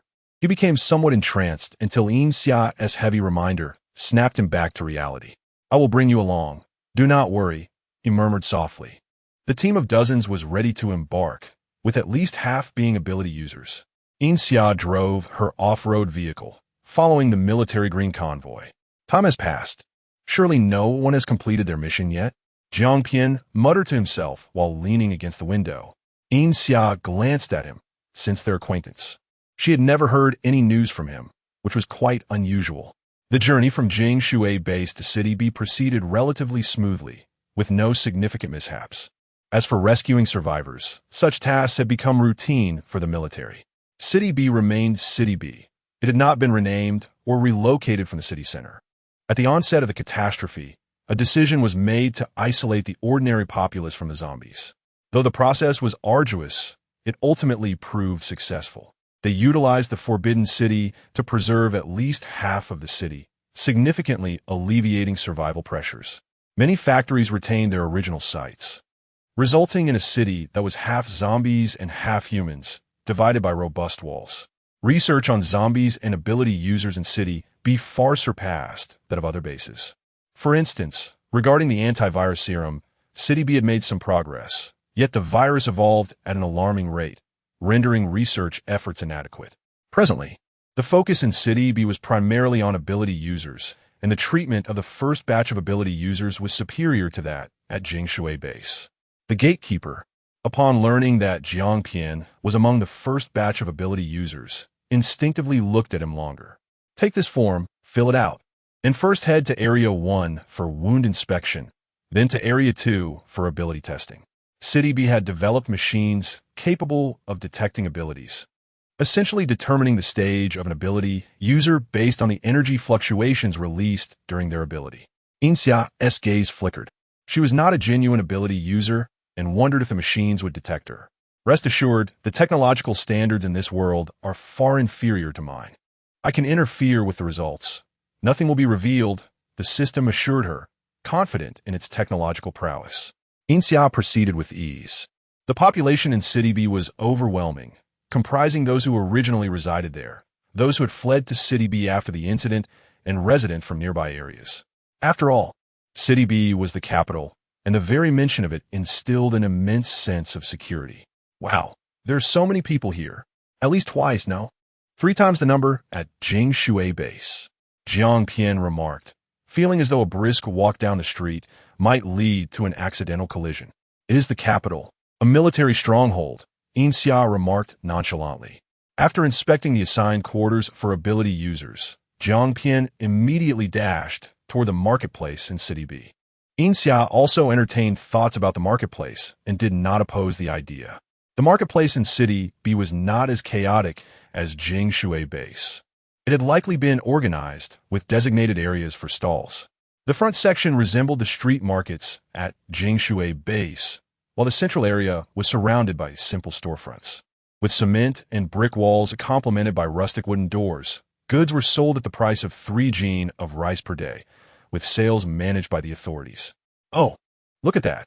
It's an official business. The higher-ups in City B certainly know how to profit, she mused. Due to the excessive population, the authorities faced immense pressure and had eliminated free relief meals.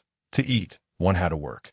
However, the workload provided by the authorities was insufficient for the ordinary populace, forcing most to rely on hunting zombies or forming teams to venture into the other half of the city for sustenance.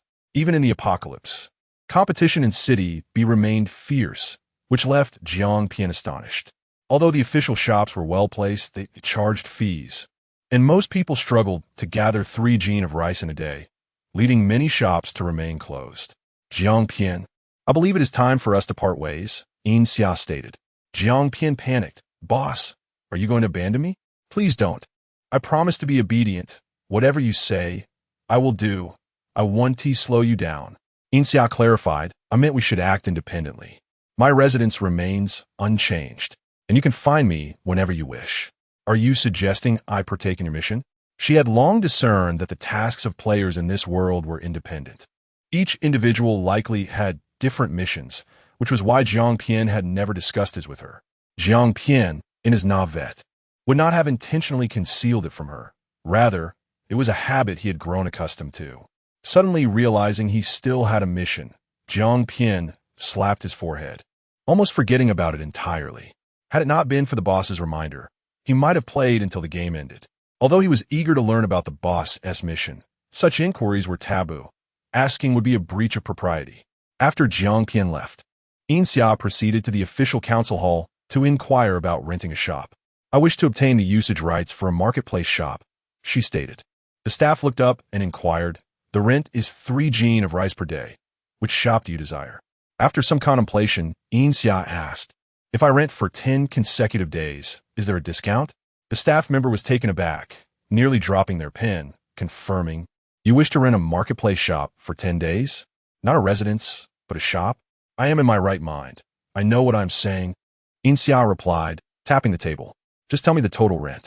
The staff hurriedly opened the forms, noting, for shop 16, the rent for 10 days would be. If you pay 27 jin of rice, would that be acceptable? The staff displayed an excellent attitude, genuinely offering a discount, effectively granting 1 day for free within the 10-day rental period. 27 jin of rice? Very well. I can manage that and do not wish to waste time haggling over a few jin, she conceded, promptly receiving the shop key and gaining 10 days of usage rights. After a quick survey of a marketplace to understand current prices and trends, she procured a piece of sturdy cardboard and wrote, buying zombie crystals. 1 crystal exchange for 3 packs of instant noodles or equivalent goods, selection available. She opened the door, positioning a large backpack nearby for effect, and hung the sign on the wall outside. The official shop's opening quickly drew a crowd of onlookers. Buying zombie crystals? 1 crystal for 3 packs of instant noodles? What is this? Is it not a shop for selling goods, but rather a higher price than the official buyback rate? Chapter 70. The Apocalypse Crisis 19 Boss. You're acquiring zombie crystal cores, not selling them, right? Yin Xia tapped on the cardboard. Can you read? Isn't it all written here? The onlookers were momentarily taken aback.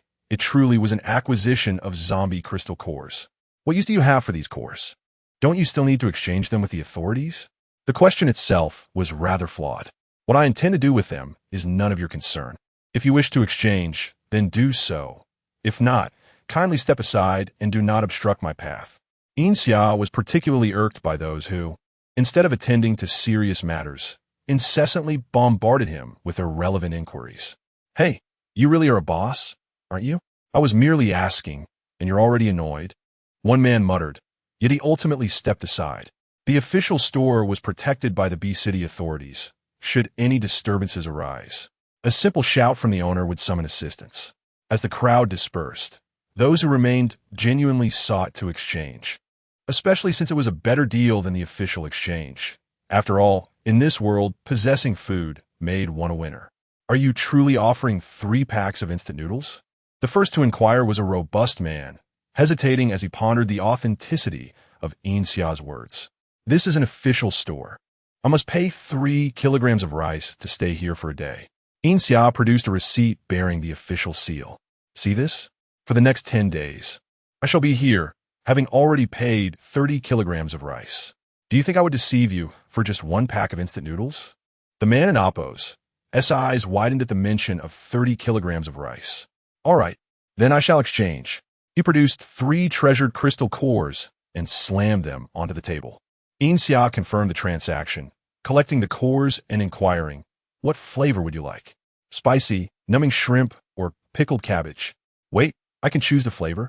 The man appeared as if struck by fortune, his head spinning. Yin Xia, growing impatient, tapped the cardboard once more. Did not state clearly? You may request other items. Just let me know, and if I have it, we can exchange. This is too good to be true. What do you have? The man was uncertain what to ask for. Flour, eggs, noodles, rice bread. Flour is 3 kilograms for 1 crystal core. Eggs are 4 for 1. Noodles are 3 kilograms for 1. And bread is 2 kilograms for 1 crystal core. Yin Xia recited the already calculated figures, derived from the price of instant noodles, indifferent to B city's market rates, presuming they would not differ significantly. Yet for ordinary individuals, these prices were exceedingly favorable. "I want 3 kilograms of noodles," the man exclaimed, exhilarated, as noodles appeared to be the most advantageous option. After he completed his exchange and departed, other onlookers rushed forward. In these times, who did not possess at least 2 crystal cores. Recently, the number of individuals exchanging crystal cores at the official base had dramatically decreased, prompting curiosity among the higher-ups. Ordinary people found little use for crystal cores. Even if someone wished to attempt acquiring abilities through them, 1 core sufficed. Where then had the surplus cores disappeared? Particularly for the ability teams within the base, each return was typically accompanied by an abundance of crystal cores. Yet recently, silence had reigned. The higher-ups promptly dispatched personnel to investigate the cause. The investigators, upon receiving their orders, gathered a few individuals and ventured to the marketplace. The marketplace, typically the most bustling area of the base, was unusually crowded today, with attendance more than doubled. And at least half the crowd was engaged in discussions about zombie crystal cores. "Hey, did you manage to obtain any crystal cores today?" "Of course. What would I be doing here otherwise? You know, the zombies have become increasingly difficult to defeat lately, but thankfully, our captain has grown stronger. Otherwise, we wouldn't stand a chance against so many zombies. There are benefits, though.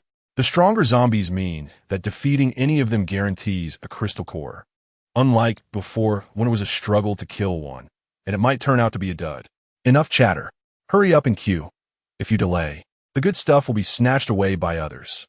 The conversing individuals surged in a particular direction, and the investigators followed suit. At the heart of the marketplace, only one official store was open, and a long line had formed before it. The investigators were astonished. What could this store possibly be selling to attract such a crowd? This wasn't the pre-apocalyptic era. Even a popular store wouldn't garner such attention now, especially when securing a meal was already a challenge. As the investigators attempted to move forward, they were pulled back by the crowd. "What are you doing? We're queuing here. Have some decency. It's the apocalypse, and you still want to cut in line? You could easily get beaten up, you know?" "Exactly. Everyone has been waiting, some for an hour and a half. Just because you have more people doesn't make you better.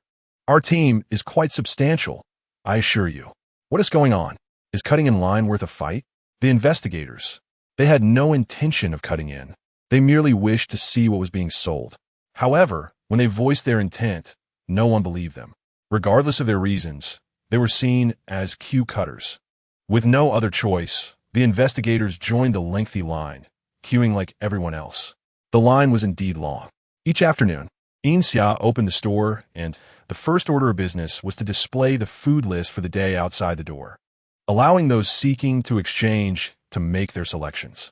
She had grown accustomed to this unprecedented phenomenon. Queue properly, no cutting in, and no noise. As customary, she proclaimed this upon opening. After more than an hour, it was finally the investigators' turn.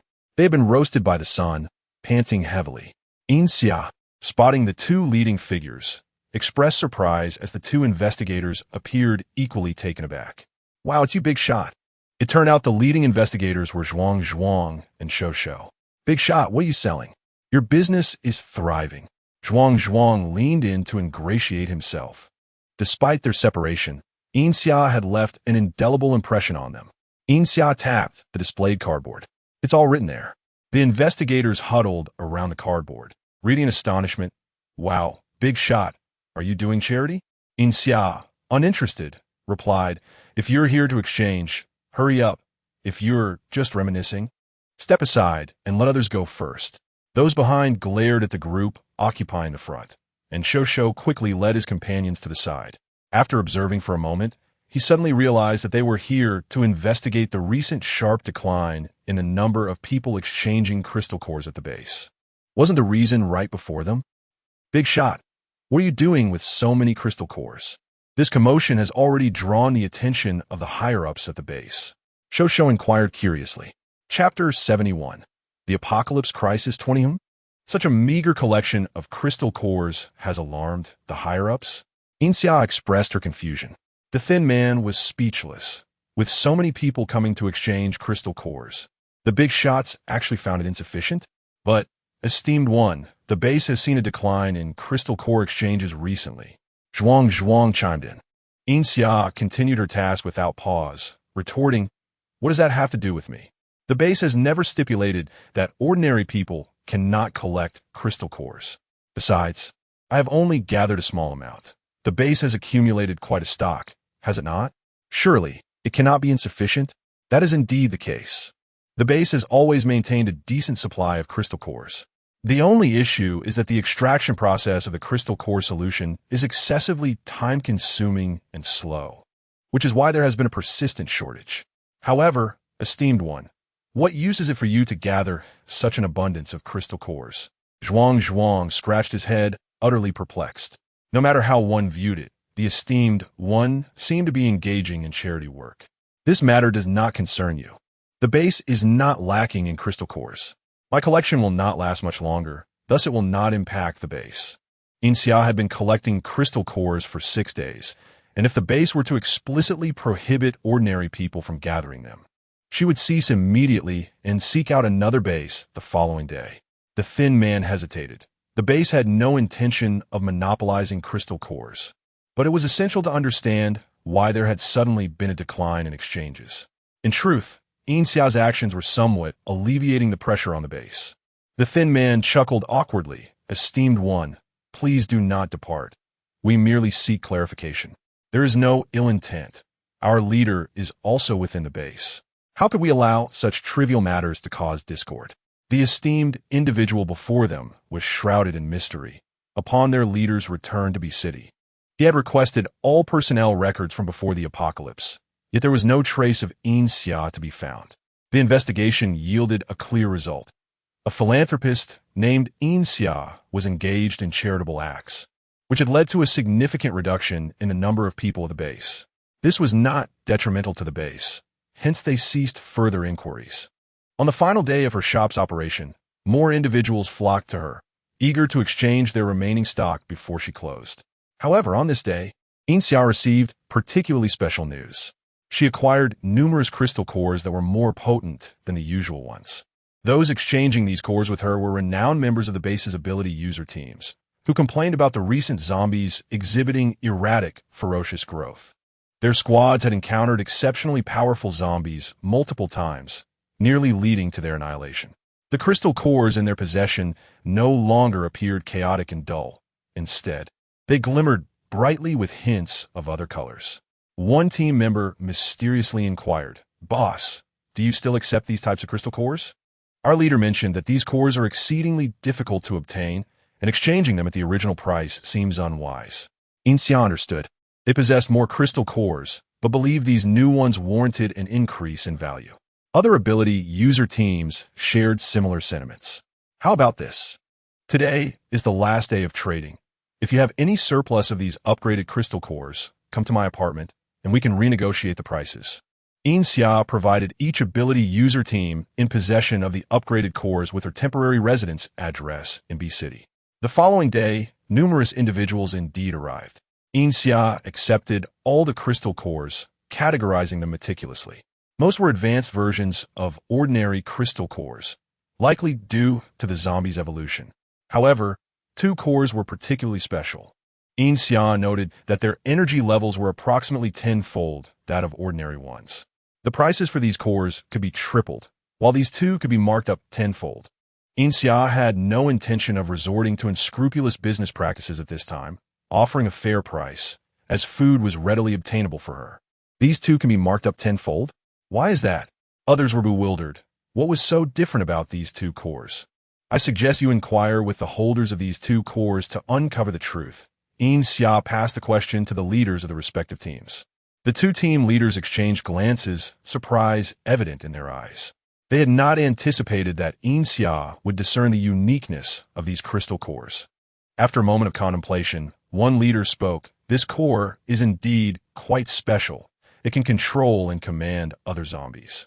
During our last hunting expedition, my team nearly faced total annihilation. Even though we narrowly escaped, we lost almost half our members. The other team leader nodded in agreement, as their situation mirrored that of the first. The leader, who had never encountered such phenomena, was taken aback. "I believe we are witnessing the emergence of commanding zombies among the undead," he declared. The realization that there could be a leader among zombies raised concerns about the potential for a zombie king, or even a commander of all zombies, in the future. Others felt a sense of trepidation. However, these developments had little bearing on Yin Xia, regardless of how swiftly the zombies evolved. She estimated that upon the emergence of a zombie king, she would need to depart. The B-City base had nearly exhausted its supply of crystal cores. If she continued to gather more, the base would undoubtedly suspect her food sources and might resort to capturing and torturing her for information. She planned to divert to another base for further collection, with Jingxue base as her first choice, as she was already relatively familiar with it. Shortly after departing B-City, she encountered Jiang Pian and another individual on the road. Jiang Pian, with keen eyesight, spotted Yin Xia's off-road vehicle from a distance and excitedly shouted, "Esteemed one, I'm over here." The person beside him looked bewildered. Yin Xia halted beside them, lowered her window, and inquired, "What brings you here?" "I have matters to attend to at Jingxue base." "Esteemed one, could you give us a ride?" They had no vehicle and, more importantly, neither knew how to drive. Yin Xia opened the door and said, "Hop in." Jiang Pian nimbly climbed into the vehicle, bringing the other person along, then turned to boast, "This is the esteemed one I mentioned. It's thanks to her that I've survived the journey from city to B-City. You have no idea how many challenges I faced along the way." The other young man listened in awe, regarding Yin Xia with newfound respect. Yin Xia. Although Jiang Pian was chattering away, his keen observation skills allowed him to notice even the slightest details. "Esteemed one, I sense something unusual over there. Should we investigate?" Yin Xia turned to look in the direction he indicated. The surrounding zombies, seemingly oblivious to her substantial presence, were all rushing toward a common point. This was peculiar. Yin Xia turned the steering wheel toward the direction of the advancing zombies. The further she drove, the denser the zombie crowd became, and soon the off-road vehicle could barely move as zombies blocked the path ahead. "Wow, are these zombies holding a meeting?" Jiang Pian exclaimed, his eyes wide with curiosity at the scene before him. Yin Xia cracked the window slightly, and a potent stench of blood mingled with the foul odor of decay surged in, nearly overwhelming her senses. Chapter 72. The Apocalypse Crisis. 21 many lives have perished ahead, possibly under the command of a Lord-type zombie, concluded Yin Xia. "How do you know so many have died?" inquired the curious youth brought by Jiang Pian. "Can you not smell the overwhelming scent of blood? Even from this distance, it is unmistakable. What else could account for such a situation but a multitude of corpses?" Yin Xia replied, her gaze fixed ahead as she sought a navigable path. The boy sheepishly withdrew his head. In the early days of the apocalypse, the city's animals had mysteriously vanished, leaving only those confined and the rest unaccounted for. "It must be humans then," Jiang Pian noted as he observed Yin Xia driving forward, unable to restrain his curiosity. "Are you planning to take a look?" Indeed, Yin Xia harbored that intention. She had yet to encounter a Lord-type zombie and found herself intrigued by the prospect. "If you two are frightened, I can escort you away first," she suggested. "Oh, it's just a minor scene. How could we be afraid?" Jiang Pian responded, patting the young man beside him, who puffed out his chest defiantly and proclaimed, "I am not afraid." The all-terrain vehicle advanced along a narrow path, arriving behind a building. Before them, an innumerable horde of zombies besieged a towering structure, the sounds of commotion within indicating that there were still survivors. "Where's the Lord-type zombie?"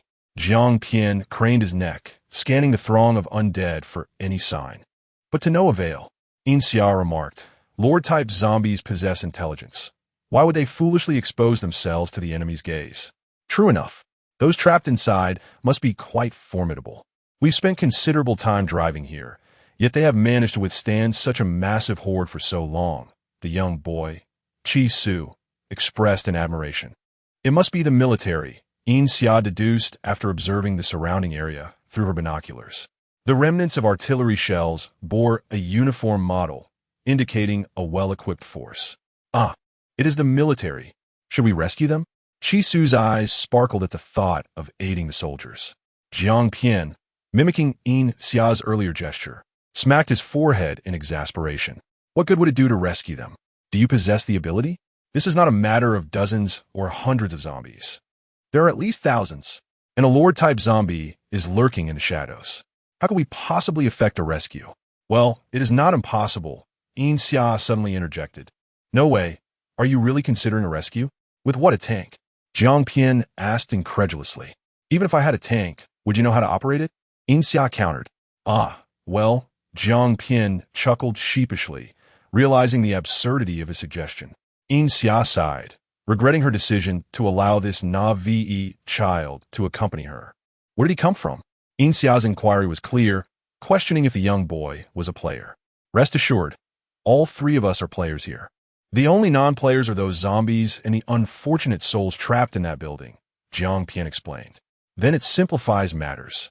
At least we can procure items from our spacecraft without the need for concealment, allowing for some disclosure of abnormal items, Yin Xia mused. Closing her eyes, she gently tapped her left ear, using this method to communicate with the system. She recalled the time spent in the wilderness, having swindled 2 supply packs from Uncle Li and Mo Jiaza. She wanted the system to assist her in opening them, hoping for something useful. The system received her command and retrieved the supply packs from the warehouse. Unpacking the supplies was exhilarating, akin to unboxing a mystery box filled with anticipation. Host, I have extracted a pair of skate shoes for you. The manual states they provide a 15% speed boost. And what use is this? I could easily craft something similar myself. The shoes I currently wear already combine speed and jumping capabilities, and they are aesthetically pleasing. What kind of hideous shoes is the system providing? Yin Xia's expression darkened. Even if I cannot save them, it is their fate. Do not burden yourself too heavily. My superior. The atmosphere in the vehicle grew tense. The 2 young boys huddled together, trembling without understanding the unfolding situation.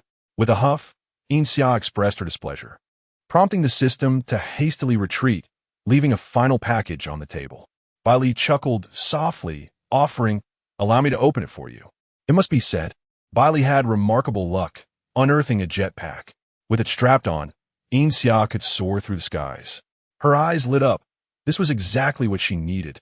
Her magical abilities were already lacking, and in this world, they were further diminished. The flying spell would allow her to hover just a meter above the ground. So the jetpack was a timely solution to her pressing predicament. Yin Xia's expression brightened, and both Jiang Pian and Chi Su sighed in relief. I now possess a jetpack, enabling me to fly into the skyscraper. What about you two? Will you accompany me inside? A jetpack? Fly in? Jiang Pian suddenly realized the implications. Of course. You are a player, not just an ordinary ability user. You can use items to enter. I have a flying carpet, Jiang Pian exclaimed joyfully, while Chi Su, lacking any flying equipment, shook his head apologetically. Do not worry. My carpet can carry many people. I will take you inside, Jiang Pian boasted. While his flying carpet may not be as agile as Yin Xia's jetpack, it could accommodate more passengers. Thus, they soared above the ravenous horde of zombies. With Yin Xia utilizing her jetpack and Jiang Pian trailing behind on his leisurely flying carpet, landing atop the skyscraper. Ah, how thrilling. I can feel those zombies yearning to drag me down and give me a beating. Jiang Pian laughed uncontrollably, while Chi Su turned pale, as the carpet's slow pace made the experience all the more nerve-wracking. Once on the 28th floor, they descended, and voices could be heard from within. Jiang Pian pushed open a door, peering inside, but as he uttered a word, a bullet ricocheted above his head with a loud bang. Yin Xia yanked it back. Did your family never teach you to knock before entering someone else's room? The occupants inside had realized these newcomers were not zombies. Where did you come from? A bewildered group of soldiers in camouflage stared at the 3 unexpected intruders. When we arrived, this building was deserted, right? Oh, we flew down from above, Yin Xia explained nonchalantly. The soldiers collectively raised an eyebrow, incredulously questioning her sanity. Wait, I think I've seen you somewhere before, one soldier remarked, recognizing Yin Xia. As she approached, she noticed the person they were protecting behind them. Yin Feihong? She exclaimed in surprise. So it's you, the leader of a base. How did you end up in such a dire situation? Chapter 73. The Apocalypse Crisis 22. Yin Feihong? Jiang Pian was intrigued and hurried over to observe. How did he end up in such a ghastly state? Jiang Pian was astonished. Yin Feihong appeared utterly wretched. His complexion a deep shade of ashen blue, lips pale, and his tattered dark green military uniform hung loosely on him, stained with dark and foul-smelling blood at the torn areas, with some severe wounds revealing bone. He lay slumped against the wall, his eyes tightly shut, his forehead glistening with cold sweat, unconscious, yet his brows knitted in distress. Yin Xia was equally curious. How did this happen? After all, he was a base commander. Wasn't he? The soldiers, heads bowed, wore expressions of sorrow and indignation. There must be a traitor among us. One soldier exclaimed bitterly, his teeth clenched so tightly that they bled. Our route back was thoroughly surveyed beforehand. There should have been no issues. Yet, as we approached this area, a massive horde of zombies suddenly emerged, tens of thousands of them. How could we, with our meager numbers, contend with such a force? The most terrifying aspect was that these zombies seemed to be led by someone, completely ignoring the distractions we set, relentlessly pursuing us as if we bore a personal vendetta against them. What? You're not aware that a Lord-type zombie has appeared among them? Yin Xia assumed the official information should have reached her sooner. A Lord-type zombie? The soldiers were bewildered. What kind of zombie is that? I know. It's a zombie that can command and control ordinary zombies, Jiang Pian interjected. See, even he knows about it. Yet you, with such a large base, have remained uninformed. Yin Xia pointed at Jiang Pian. The soldiers looked dejected, their silence further confirming their predicament. While the soldiers remained quiet, Yin Xia and her companions huddled together for a discussion. After all our efforts, if we rescue the body of a base commander, will the Jingshui base still compensate us? They had calculated the rewards beforehand. Regardless of which base S forces were involved, saving an official team should guarantee some reward, right? Who could have foreseen this outcome? Yin Xia pondered. If we merely return with these soldiers and Yin Feihong's corpse, we might not see the light of day again. What? Chisu gasped in shock. What should we do? If we leave like this, wouldn't it all be for naught? Jiang Pian was reluctant to forfeit the reward for Yin Feihong. It's indeed a difficult situation. Rescuing the base commander should have yielded a substantial reward. Yin Xia, too, despised working for nothing. After much contemplation, she returned to Yin Feihong's side. I have some knowledge of pharmacology. I could attempt to detoxify your base commander. Are you willing to try? She placed the decision in the hands of the soldiers. What choice do we have? With the base commander hanging by a thread, we might as well give a shot, the soldiers concluded. Cure him, the soldiers declared resolutely. Very well, let us conduct this experiment, Yin Xia said, producing various vials and jars to engage in a transdimensional alchemical endeavor. The alchemical process was nothing short of miraculous, with vibrant bubbles occasionally escaping the small glass vial. Yin Xia could discern the success of her concoction through these effervescent manifestations. Even the soldiers, momentarily forgetting their grief, gathered around in intrigue. Why did that water turn blue when added? Isn't grass green? What is that black substance? When added, it even froze the vial. Look, the bubbles are colorful. Does that mean it's a success? Not at all. The last colorful bubble indicated extreme toxicity. Oh no, why are you adding zombie flesh into it? A group of young men gathered, murmuring amongst themselves, not requiring Yin Xia's explanations, entertaining themselves with their own inquiries. After spending the better part of the day, Yin Xia finally produced a clear liquid. This should be effective. You should administer it to him, she said, handing the concoction to the soldiers, who wore expressions of reluctance. You go feed it to the base commander. My hand is injured. Let the second one do it. I feel dizzy. I might spill the medicine. Perhaps the sixth one should take it. The soldiers exchanged excuses until Jiang Pian snatched the vial, exclaiming, I'll do it. He hurried over to Yin Feihong, a gleeful glint in his eye, and forcefully pried open Yin Feihong's jaw. pouring the entire vial down his throat. The soldiers turned their heads away, hopeful that the potion would work, yet apprehensive about its ingredients. Since losing consciousness, Yin Feihong had been tormented, particularly in his mind, as if a legion of insects were burrowing within. He felt both ill and nauseated, immobilized. Gradually, the pain in his body faded, and he sensed an eerie numbness, realizing he might soon succumb to becoming a zombie. A cacophony of voices buzzed around him, and suddenly, he felt a hand gripping his jaw, forcing something into his mouth. After a while, he had not transformed into a zombie. His body oscillated between cold and hot, and he remained motionless, the discomfort lingering until he could bear it no longer and retched. He vomited. It seems the medicine is working. A cool female voice echoed in his ears. Struggling to open his eyes, Yin Feihong saw Yin Xia sitting beside him, gazing at him with a composed demeanor. Yin Xia, how could she be here? You're awake? Would you mind sending a couple of soldiers to attend to your base commander? 2 soldiers hurried over. Seeing that the medicine had taken effect, Yin Xia retreated to a corner to reflect on her recent concoction. Bang! Bang! Bang! The zombies relentlessly pounded on the door, which could not hold much longer. The originally steadfast metal ability soldier was now drained of energy, and Jiang Pian stepped in to replace him. We can't hold them off any longer. The onslaught of zombies is too severe. As time passed, even Jiang Pian began to falter. The zombies crashed against the door like cannonballs, having long since shattered the ordinary entrance. The most alarming part was that several zombies seemed to possess abilities. Even from a meter away, Jiang Pian could feel the searing heat emanating from the door. This is definitely a fire ability igniting the door. Enough. Yin Feihong has awakened. You should be fine. Let us prepare to depart. Yin Xia advised, unfolding a map. We aren't too far from the Jingshui base. We should be able to fly straight back. We cannot return. Absolutely not. The soldiers reacted more vehemently than Yin Feihong, their fervor akin to avenging a personal vendetta. Eager to rush back, yet apprehensive of immediate action, Yin Feihong coughed lightly, weakly stating, "They must think I'm dead. Returning now would be akin to delivering ourselves to them. It's wiser to find a safe haven, regroup, and then return when I've recovered." Yin Feihong is such a nuisance.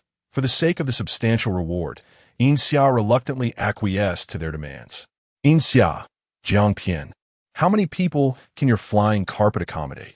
Jiang Pian, amidst the chaos, glanced back, incredulous at Yin Feihong's feeble state, as he leaned against the wall, even after regaining consciousness. Chapter 74. Apocalypse Crisis 23 Boss, my flying carpet can still accommodate a few people, but if we add more, its speed will be severely hampered. Jiang Jian was reluctant to witness Yin Feihong report to Yin Xia alone.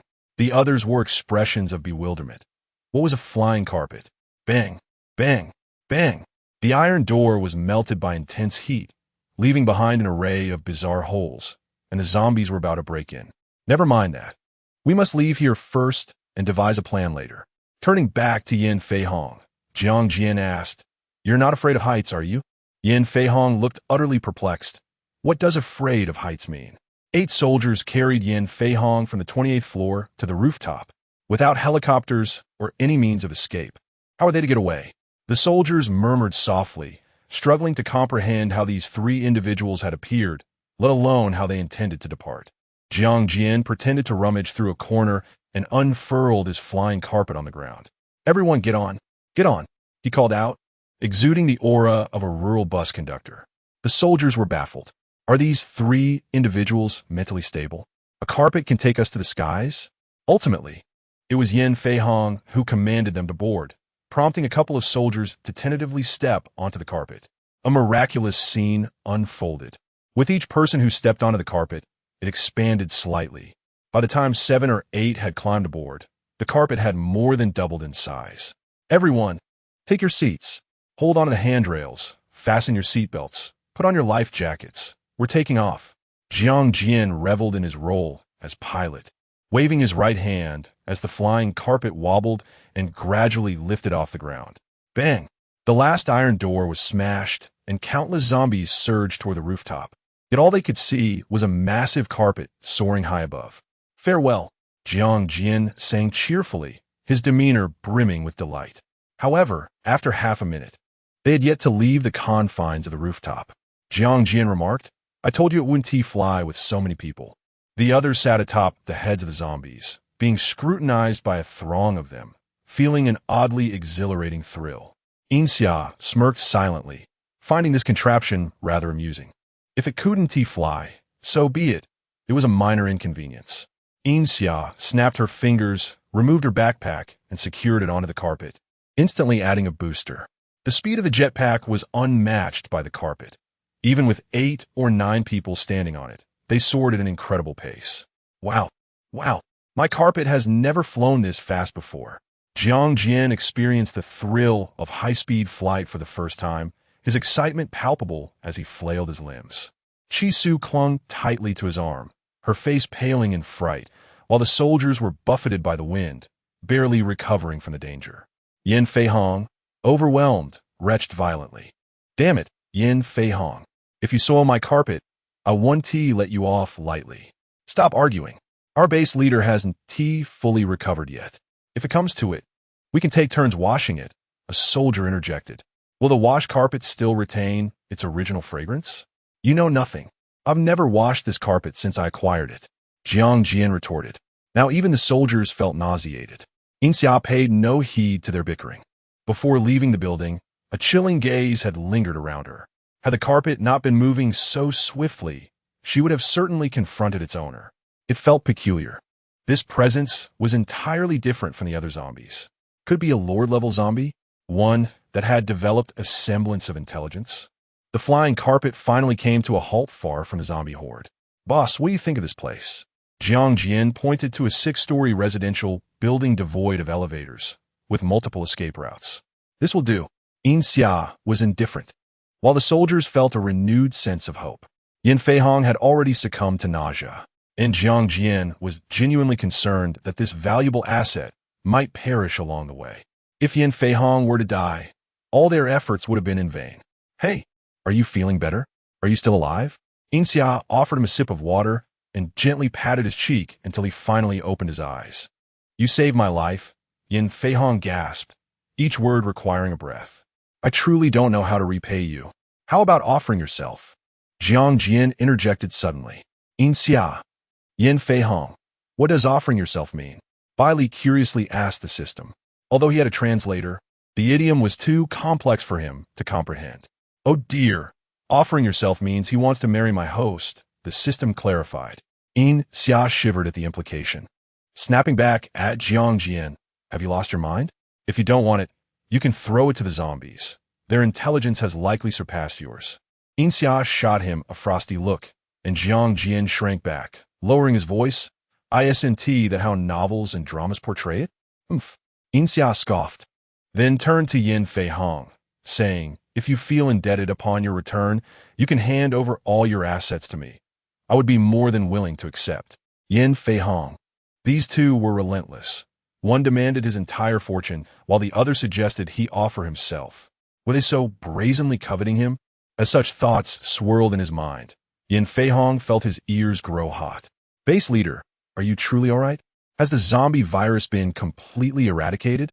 A younger soldier approached, reminding Yin Feihong of his prior infection. Coughing lightly, he removed his jacket to inspect his wounds. The rotten flesh and pus had been treated, each wound meticulously bandaged. However, some had burst open, and bright red blood seeped through the white bandages. Any slight movement sent sharp pangs of pain through him. Yin Feihong was taken aback. He had genuinely resisted the zombie virus. His body had not stiffened, nor had his blood turned into black pus. He raised his head in astonishment, locking eyes with Yin Xia. "Yin Xia, can you tell me how you rid me of the zombie virus?" He inhaled deeply. "The entire world will thank you. As for your demands, every base will strive to fulfill them." "Well, about that." Yin Xia hesitated, unsure whether to divulge. "Host, as long as you do not participate in the production of the virus serum, you can fully accept his conditions." The system chimed in, clearly intrigued by Yin Feihong's tempting offer. With the system's encouragement, Yin Xia felt there was no need for secrecy. "I simply concocted a temporary medicine. The soldiers observe the entire process and likely have a general idea of the ingredients used. The soldiers exchange glances. We don't quite remember everything. Just bits and pieces. Yin Feihong pressed. State what you remember. Anything you miss can be added by Yin Xia. Soldier 1. There was a leaf. Soldier 2. Perhaps. A bottle of clean water. Soldier 3. It seems. We had some help from the zombies. Yin Feihong frowned. This was hardly informative. Almost useless. Let me take over, Jiang Jian interjected. The leaf and water are trivial. The most crucial elements are the zombies' eyeballs, nails, skin, and the fluids secreted from their mouths. Yin Feihong. What should he do if he felt nauseous again? Chapter 75. Apocalypse Crisis 24. Is this how you intend to treat me? Yin Feihong found himself at a loss for words, feeling that at least 3 days would pass before he could consume anything. Huh, Yin Xia scoffed. Is there a problem with these ingredients? They are all legitimate natural materials. But can an ordinary person really consume such things without issue? Yin Feihong questioned, wary of the contents. Most people would hesitate to even try medicinal ingredients. Oh, I wouldn't know about that, Yin Xia shrugged. Yin Feihong replied, aren't you the one who prepared this medicine? You can't even guarantee its efficacy? What kind of unscrupulous quack are you? Yin Xia chuckled. Let me tell you, if I hadn't conducted prior research on the zombie virus, do you think you would have secured an antidote in half a day? By the time you realize what the zombie virus is, your body might already be stiff. Why don't you let someone else give it a try? And how dare you criticize my medicine? Yin Feihong fell silent. Yin Xia was correct. At least, reputable institutions had yet to fully understand the virus, and there was no sign of a serum. Moreover, the potency of this medicine was significant. Surviving its effects was merely a stroke of luck. As Yin Xia continued, an antidote developed in just half a day comes with such expectations? Dream on. Are you implying my survival is purely a matter of fortune? Yin Feihong found himself questioning his existence. Yin Xia produced a vial containing half a bottle of transparent liquid, completely unrecognizable as the concoction derived from so many repulsive ingredients. See, to cure you, only half a bottle is necessary. This also takes into account your enhanced physique as an ability user and the robust conditioning for military training. An ordinary person might just perish after a single dose. Yin Feihong silently thanked the heavens for his survival. Could you not concoct a gentler remedy? A soldier interjected, unable to fathom the thought of having to consume such a concoction should he ever contract the zombie virus. He could hardly articulate whether it would be more agonizing to become a zombie or to ingest the medicine. I say, can you all think practically? Since the antidote has been formulated and your base leader has confirmed its efficacy, why not take it back to the Research Institute for further study? You desire a milder version? It can be arranged. If you want something more potent or even fruit-flavored, that can be done as well. Yin Xia closed her eyes, unwilling to argue with these obtuse minds. Did they truly believe the researchers were fools? The results lay before them, yet they could not discern the components. Though her method of creation was rather unconventional, the Research Institute need not replicate her approach. This world ought to cultivate its own style, should it not? After resting for 4 or 5 days, under the influence of Yin Xia's various peculiar potions, Yin Feihong finally felt rejuvenated. Come now, drink this potion and see the results. With a rare opportunity to conduct a human experiment, Yin Xia had produced numerous concoctions over the past few days. Since this world had not yet reached an extraordinarily fantastical stage, her research focused on relatively conventional remedies, such as rapid wound healing elixirs and ability recovery potions. While the potions themselves were normal, the materials used were rather bizarre, often containing elements unacceptable to an ordinary person. I'm already well, truly. This potion should be given to Xiao Lu. He went out to gather supplies and sustained some injuries. Yin Feihong cruelly pushed the potion toward Xiao Lu, who covered his arm, which had been cut by a sharp object while running, and repeatedly shook his head. He believed this minor injury did not warrant medication and thought it best to reserve the potion for the base leader. With a sense of urgency, the other soldiers could not remain idle. When will we return to the base leader? Yin Feihong's gaze sharpened. Prepare yourselves. We are heading back to the base now. The people at the base were still unaware of the base leader's predicament, and the rebels had temporarily withheld the information. hoping to wait until someone noticed Yin Feihong's unusual actions. After 6 or 7 days, a portion of the personnel had begun to sense something amiss. The promised return time had long passed, and the base leader was still absent. Furthermore, there had been no telegram from City B, which was highly irregular. Old Yin had lost interest in visiting the market, spending his days at home, consumed by worry, handling affairs for his son at the base. With a troubled mind, he was prone to making mistakes, which provided the rebels with an excuse to confront him directly. Commander Yin, you have been retired for many years. Handling matters must be somewhat beyond your capacity. Under normal circumstances, it would be one thing, but with zombies rampant, the base leader is faced with critical issues that could easily lead to significant accidents. Perhaps we should assist you. Old Yin was well aware of their intentions. At just over 50, he was not yet decrepit. Had it not been for a few severe injuries in his youth that left lasting effects, he would not have retired so early. Do you think the affairs I manage do not require your oversight? Isn't that already assistance? What further assistance do you seek? To oust me from my position as acting captain? You want to take over? The old man spoke bluntly, offering no kindness to the group before him. They, knowing the truth, thought to themselves that with Yin Feihong dead, this old man could not last long. Yet he maintained a smiling demeanor, speaking with an air of politeness. The base leader had once mentioned that the commander had suffered injuries in his youth, which could occasionally resurface with age. The affairs of the base were vast and complex, and if the commander were to fall ill, it would be their fault. You should rest at home. We will ensure everything is managed well. The speaker, a man with a smug expression, felt triumphant. Old Yin sensed something was amiss. His son was merely on a business trip, not deceased. What was with their triumphant demeanor?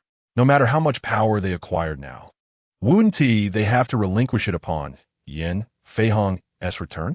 What significance did it hold?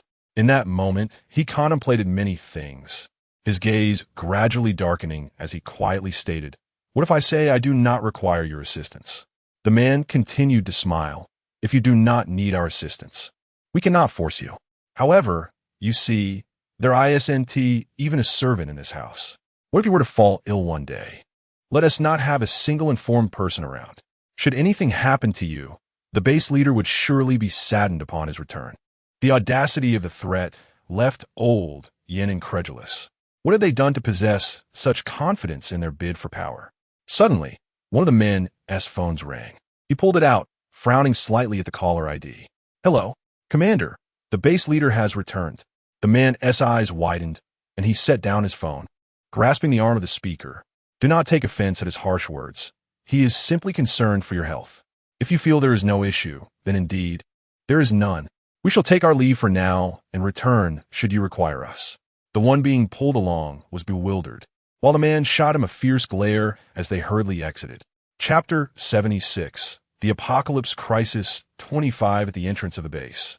Yin Feihong arrived in Yin Xia's vehicle, trailed by several dilapidated cars on the verge of falling apart.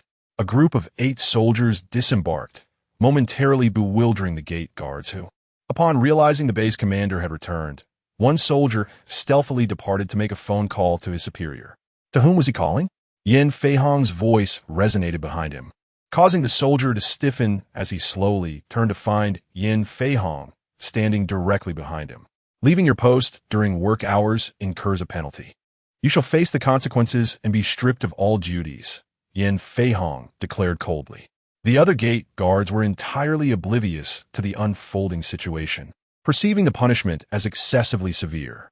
In a world turned upside down, nothing held greater significance than a stable job. The chastised soldier understood the gravity of the situation and dared not protest, retreating in shame. Yin Feihong led Yin Xia and Jiang Pian back to the villa, where elder Yin awaited their return with bated breath, finally easing his anxiety upon seeing his grandson.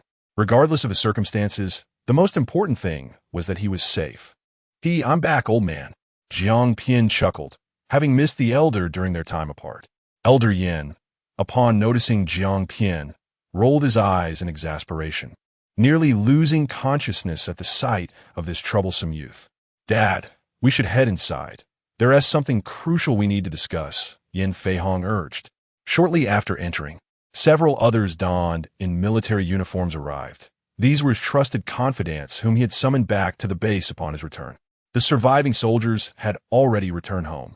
And in the conference room sat Yin Feihong, Yin Xia, and a handful of others. "Commander, why were you gone for so long?" "I nearly suspected that Zhang Hongwang had meddled with things," one of his confidants remarked. "Indeed, an unexpected incident occurred, and I nearly lost my life out there." Yin Feihong responded candidly. Elder Yin was startled and quickly pulled Yin Feihong up to inspect him. The wounds on his body had nearly healed, and the bandages had been replaced, leaving no visible signs of distress. "Commander, are you all right?" the others inquired with concern. In this perilous world, aside from zombies, what could be more dangerous? While zombies could kill, the zombie virus remained an unresolved menace, perpetually haunting humanity. "I was bitten by a zombie," Yin Feihong revealed, removing his coat to expose the bandaged area, signaling for them to look. "Bitten by a zombie? That's terrible." Several confidants shot up in alarm, while Elder Yan's eyes reddened. To be infected with the zombie virus was tantamount to a death sentence, and in their eyes, Yin Feihong's demeanor resembled that of one preparing to convey his last words. "Don't worry, I'm fine. Please sit down," he reassured them. "You were bitten by a zombie and are still fine? What does that even mean?" Elder Yin's voice trembled, for he had only this one son, and the prospect of losing him was unbearable. How could he face his late wife in the afterlife? With no choice, Yin Feihong unwrapped the bandage for them to see. Contrary to their expectations of a ghastly, blackened wound, what lay beneath was a mere scratch, hardly more than an abrasion, already scabbed over, and perhaps in a couple of days would show no trace at all. The others were left speechless. "Is it amusing to toy with your father?" Elder Yin fumed, ready to strike him. "I'm not jesting. I was genuinely bitten by a zombie," he stated calmly, presenting the facts. As comprehension dawned on his confidants, one of them asked, "Are you implying that you were bitten by a zombie, but you've already recovered?"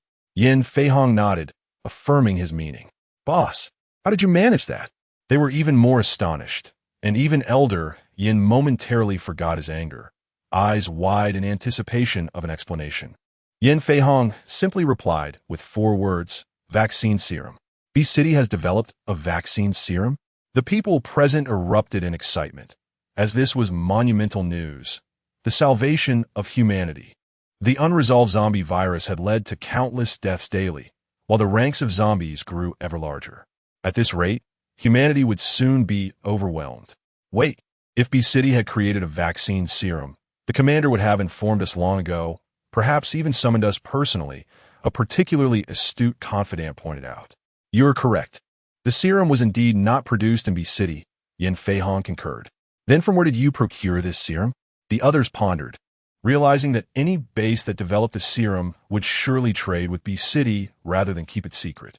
Additionally, civilian research institutions lack the capacity for such endeavors.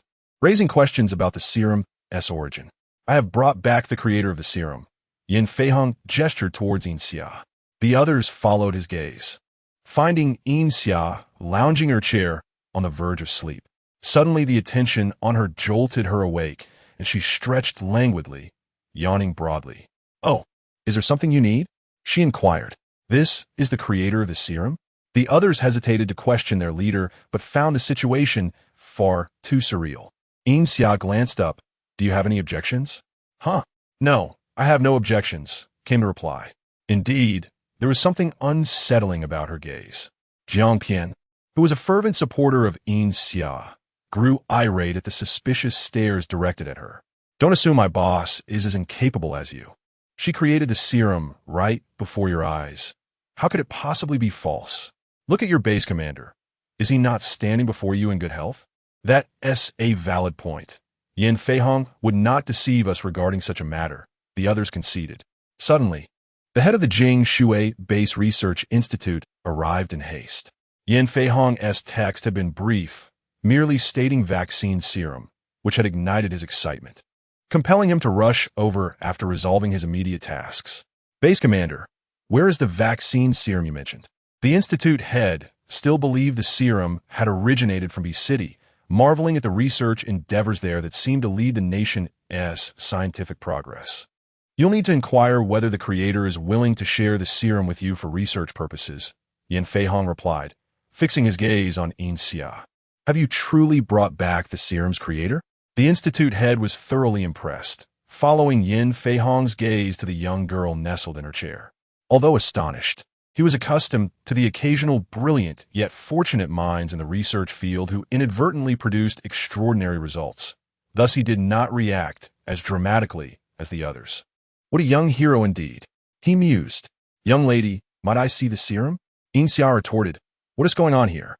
We haven't even discussed payment yet. And you wish to take the product? Yin Feihong, is this what you meant by any conditions being acceptable? The institute head was rendered speechless.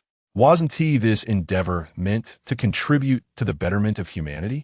Why was there a need for conditions to be set? Chapter 77. Apocalypse Crisis. Seeing the bewildered expressions of others, Yin Feihong could not help but chuckle. The situation was thus. I had been severely infected by the zombie virus, and time was of the essence. It was she who had spent half a day developing the antidote. Although it was proven effective, she mentioned that due to time constraints and limited materials, the concocted potion was rather potent and might not be suitable for everyone. Yin Feihong took the initiative to explain. After a brief pause, he continued, she was willing to offer this potion for our research, allowing us to create a gentler, more effective serum suitable for the masses. However, we could not neglect the contributions of its creator. She was indifferent to fame and fortune, but required a substantial amount of zombie crystal cores for her research. Provided we could meet her expectations regarding the number of cores, she would hand over the potion to us. Unexpectedly, Yin Feihong even embellished her intentions. Yin Xia glanced at him, fully aware that her motivations were simply financial. Whether saving lives or selling medicine, she could not remain there for long. What fame or fortune could they offer her? It was rather flattering to present her in such a grand light, making her appear noble and formidable, dedicating her life to scientific research.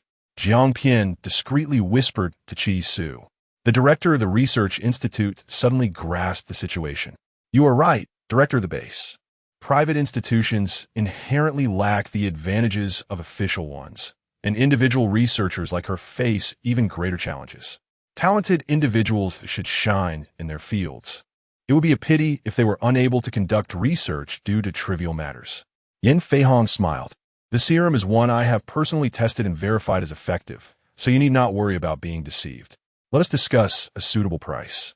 Yin Xia remained silent, as Yin Feihong had resolved everything for her. This director was indeed quite valuable. In the end, her half-bottle of potion was exchanged for 10,000 crystal cores and a 20% share of profits once the serum was officially developed. It is noteworthy that this was the first batch of serums in the world. Initial sales would undoubtedly be high, especially since other bases would need to invest considerable cooperation funds to collaborate with them. It was practically a source of future wealth for their base. Yin Xia felt quite satisfied. Whether she would actually receive that 20% share of the profits was secondary. She had only acquired less than 10,000 crystal cores after 10 days of collecting in City B, barring the unexpected events of the final day. After all, official channels were still official channels. If the crystal cores had not appeared later, she believed the Jingshui base could have offered more.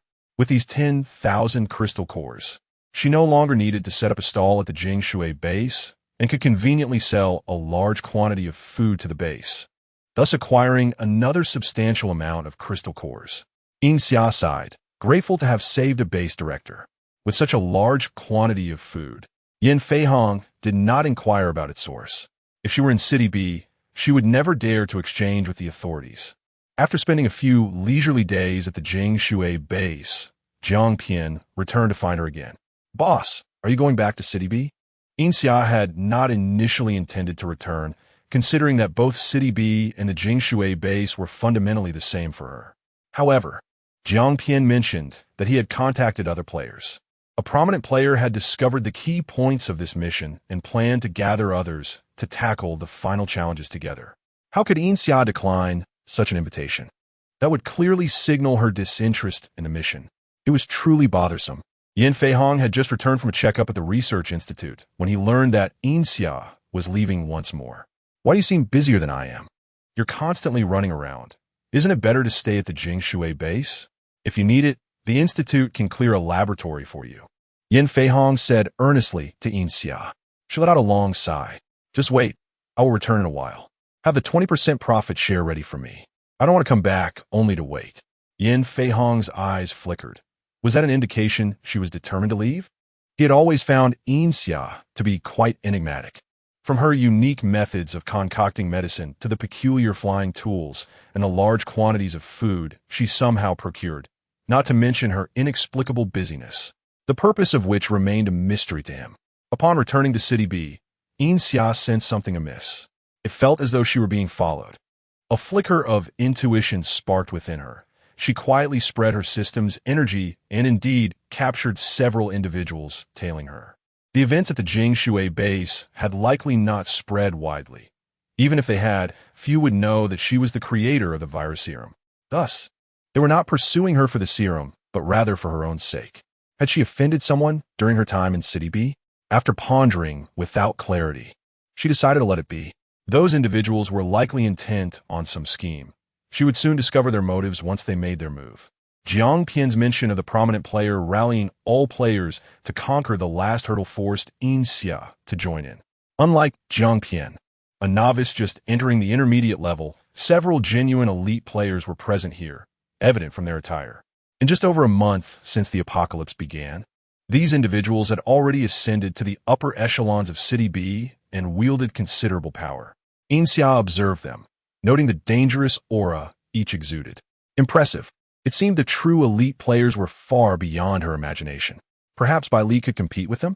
Leading the group was a man clad in military attire, exuding an air of authority, though she was unaware of his exact position in the hierarchy of City B, as she had never delved into its upper echelons. We have clarified the context of this mission. All other side quests have been eradicated, yet we still do not know the exact location of the underground research facility. The man stated. Another elite player chimed in. This underground research facility is exceedingly cunning, with formidable capabilities. They have conducted numerous studies that defy logic, employing various means of control over individuals.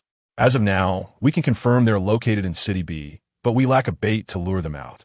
We have attempted numerous strategies before, but they have proven unyielding. If anyone here has suggestions, feel free to propose them, as long as they are logically sound. Yin Xia thought, what on earth are they discussing? What underground research? What defies logic? What control over individuals? She silently gazed at the ceiling, accepting that the content of this mission was too obscure for her to engage with. Suddenly being inundated with so much information left her utterly confused. The individuals seated at the head of the table were all the first players to engage with the mission. They scrutinized the room, hoping to identify a potential collaborator. Look over there, one elite player pointed toward Yin Xia. ISNT that the person from our records. The one who set up a stall at the market for 10 days? Chapter 78. The Apocalypse Crisis 27. Yin Xia was resting with her eyes closed, indifferent to the meeting that bore no relevance to her. However, her acute senses soon detected the gaze of several prominent figures present. Upon opening her eyes, she met their stares and rolled her eyes in response. After all, she had not uttered a single word throughout the gathering. Nevertheless, the individuals approached her. Greetings, player. I am Yu Li. The man in military attire introduced himself first. Yin Xia remained uninterested in their undertaking, preferring to quietly amass her wealth. Yu Li continued, we have your information here, and I was surprised to discover you are also a player. Yin Xia replied, it was my misstep to attract your attention. Unaware of her sentiments, Yu Li earnestly relayed the information he had gathered. Are you aware that you have caught the eye of an underground research facility? Their supplies are dwindling, and among the civilian groups known to possess substantial food supplies, you stand out prominently. Moreover, you possess a significant quantity of zombie cores, which they covet, and so, Yin Xia maintained her disinterested demeanor, seemingly still half asleep. Yu Li, perplexed by her lack of enthusiasm for the mission, pressed on. If you cooperate with us, your score upon completion of the task will undoubtedly be considerable. This is the final and most crucial step. Realizing that both parties had their sights set on her, there was no escaping the situation. Yin Xia conceded, very well, tell me what you need me to do. Another prominent figure approached, presenting her with an inconspicuous object resembling a leaf. This is a locator. By pressing this button, it will begin recording your movements. I possess the counterpart that can track the data. He demonstrated how to activate the leaf tracker by gently pressing on its veins, causing it to illuminate momentarily. Finding it intriguing, Yin Xia accepted the leaf, examined it briefly, and then stowed it in her pocket. How do you know they will bring me back to the laboratory? What if they decide to rob me outside instead? She questioned, aware that pretending to be a thief would likely incur a lighter punishment than exposing the laboratory's location, especially given the player's demeanor. The two gentlemen exchanged knowing smiles before addressing her. Rest assured, they will take you back to the laboratory. This facility is quite cunning. They never leave survivors, whether during a robbery or an experiment. By the time we arrive, you will likely only see a corpse. They cannot afford to eliminate you on the spot, as they remain oblivious to the existence of player backpacks. They will assume you have concealed your supplies and will likely take you back for interrogation, whether through torture or other means, which will not yield results in the short term. Yuli elaborated. So, this laboratory is rather ruthless. Yin Xia narrowed her eyes. What experiments are they conducting?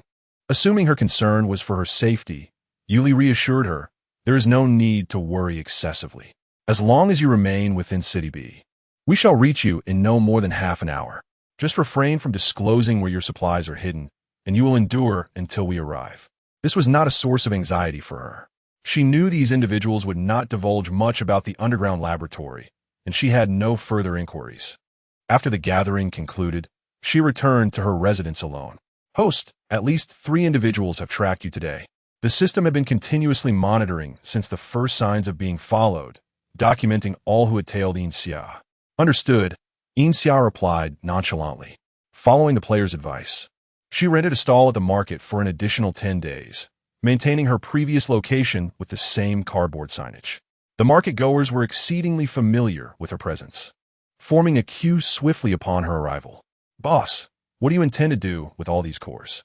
And where do you find enough food to sustain such consumption daily? One person inquired. Yin Xia glanced at the questioner.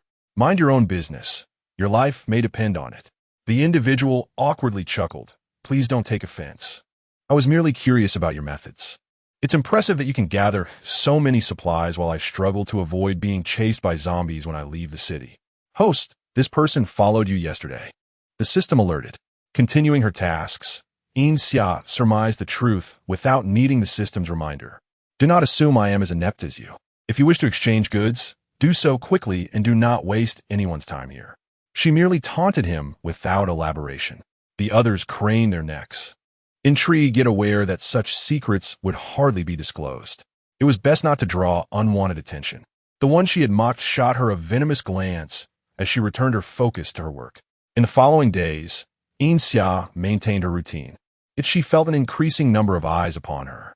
Even when she paused to admire something interesting on her way home, she would later notice individuals investigating the area for signs of her hidden supplies. One day, she returned to find signs of a disturbance in her home, indicating that they had indeed searched her residence. After exhausting all efforts to locate her supplies, the underground research facility finally took action against her. As she walked through an alley, the footsteps behind her grew ever clearer. Calmly, she pressed the button on the leaf tracker, waiting for her captors to arrive. Turning a corner, she was confronted by a burly man, his robust muscles suggesting he could easily overpower her. As he approached, he unexpectedly sprayed her face with a mist. Taken by surprise, Yin Xia inadvertently inhaled the substance. Fortunately, the leaf tracker was already activated, and before losing consciousness, she felt herself being hoisted over someone's shoulder. Just a brief slumber, she mused. After an indeterminate period, Yin Xia groggily awakened, surrounded by transparent glass. To her astonishment, she found herself encased within a massive glass tank, rather than strapped to an operating table. The glass was extraordinarily thick, and despite her attempts to strike it, she realized it was far from ordinary. She refrained from immediate escape, surveying her surroundings, which were filled with similar glass tanks, each containing peculiar liquids that obscured their contents.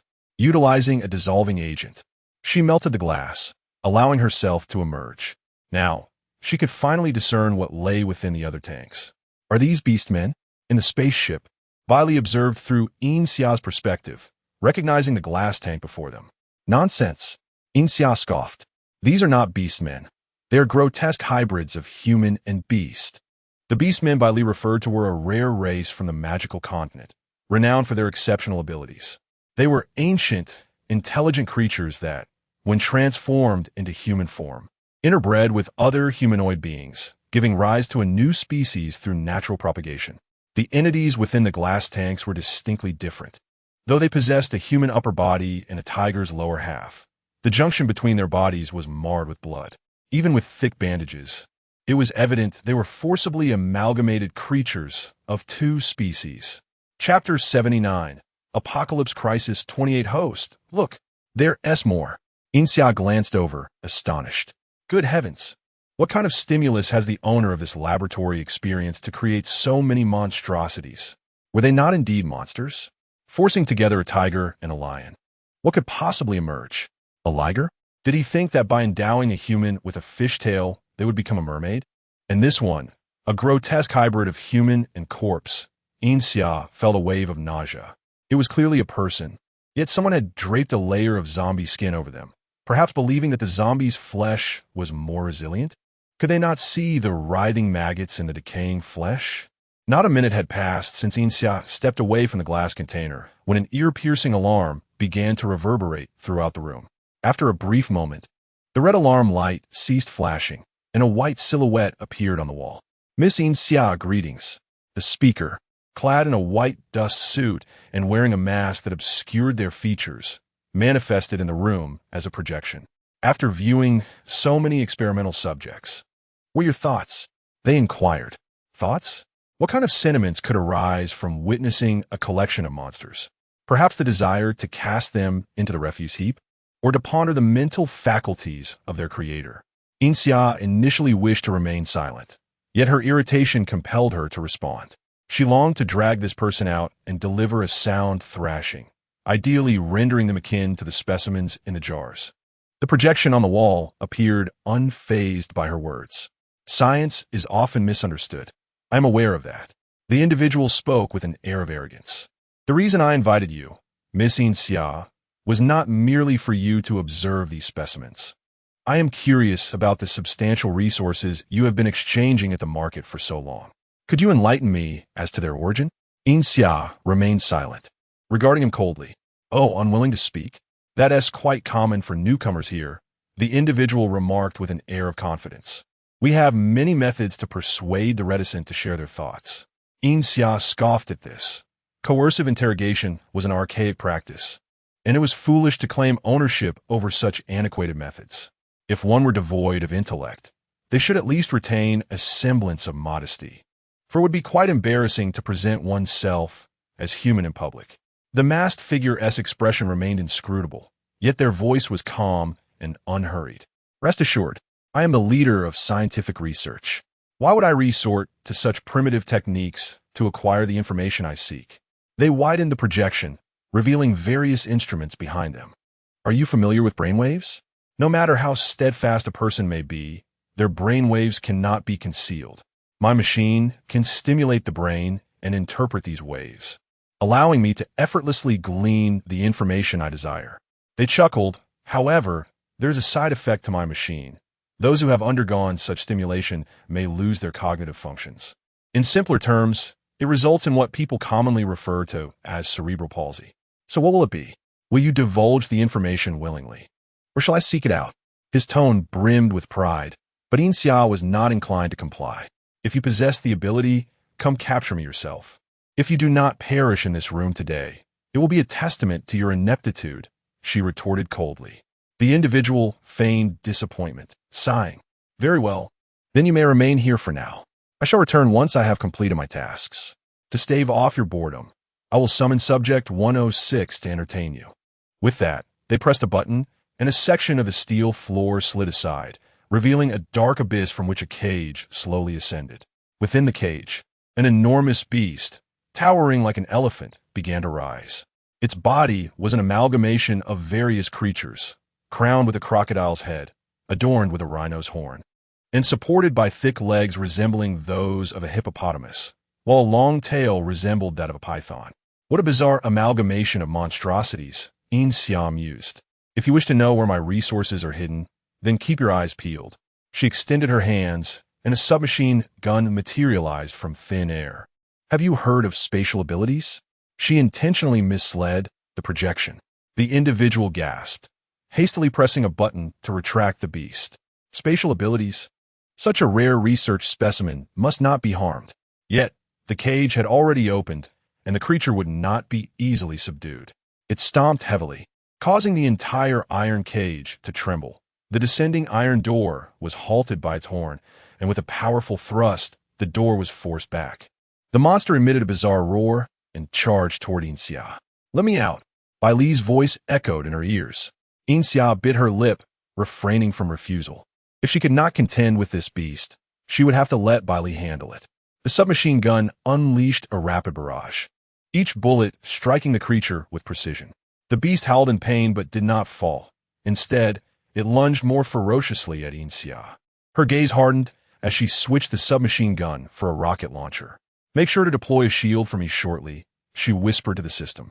The system, more anxious than Yin Xia, was eager to comply. The creature opened its maw to bite her, and she fired a round into its abdomen. A tremendous explosion erupted, showering the area with blood mist, and the towering beast was obliterated into fragments, indistinguishable flesh scattering to the ground. The system promptly erected a protective shield, shielding Yin Xia from the blast's aftermath and the blood spray. Everyone breathed a sigh of relief. "Since you are unharmed, you may come out now." The projection had been observing intently. Even without the emergence of spatial abilities, it did not intend to let Yin Xia perish so easily. It pressed another button, and numerous small openings appeared in the ceiling and walls, releasing a mist of water. Having fallen for this trap once, Yin Xia would not be ensnared again. Calmly, she donned a protective suit from the spacecraft, which not only shielded her from the vapor, but also filtered the air. A product of quality is to be expected. I should have acquired a few more supply packs from Mo Jiazi back then. The projection hesitated, about to change tactics when the underground laboratory erupted with a blaring alarm. "Intruders! It's the military from City B. Everyone flee. Quickly hide." The projection momentarily stood dumbfounded before realization struck. "It's your people," came the venomous voice from behind the mask, the individual finally appearing desperate. "Oh, it's a gift for me. Are you pleased?" Yin Xia flashed a broad smile, her radiant face betraying a message that screamed, "Fool." The individual sought to retaliate, but time was of the essence. All they could manage was a furious warning. "You'll pay for this." Before hastily departing, Yin Xia merely scoffed, "Go ahead and wait. What can someone as useless as you possibly do?"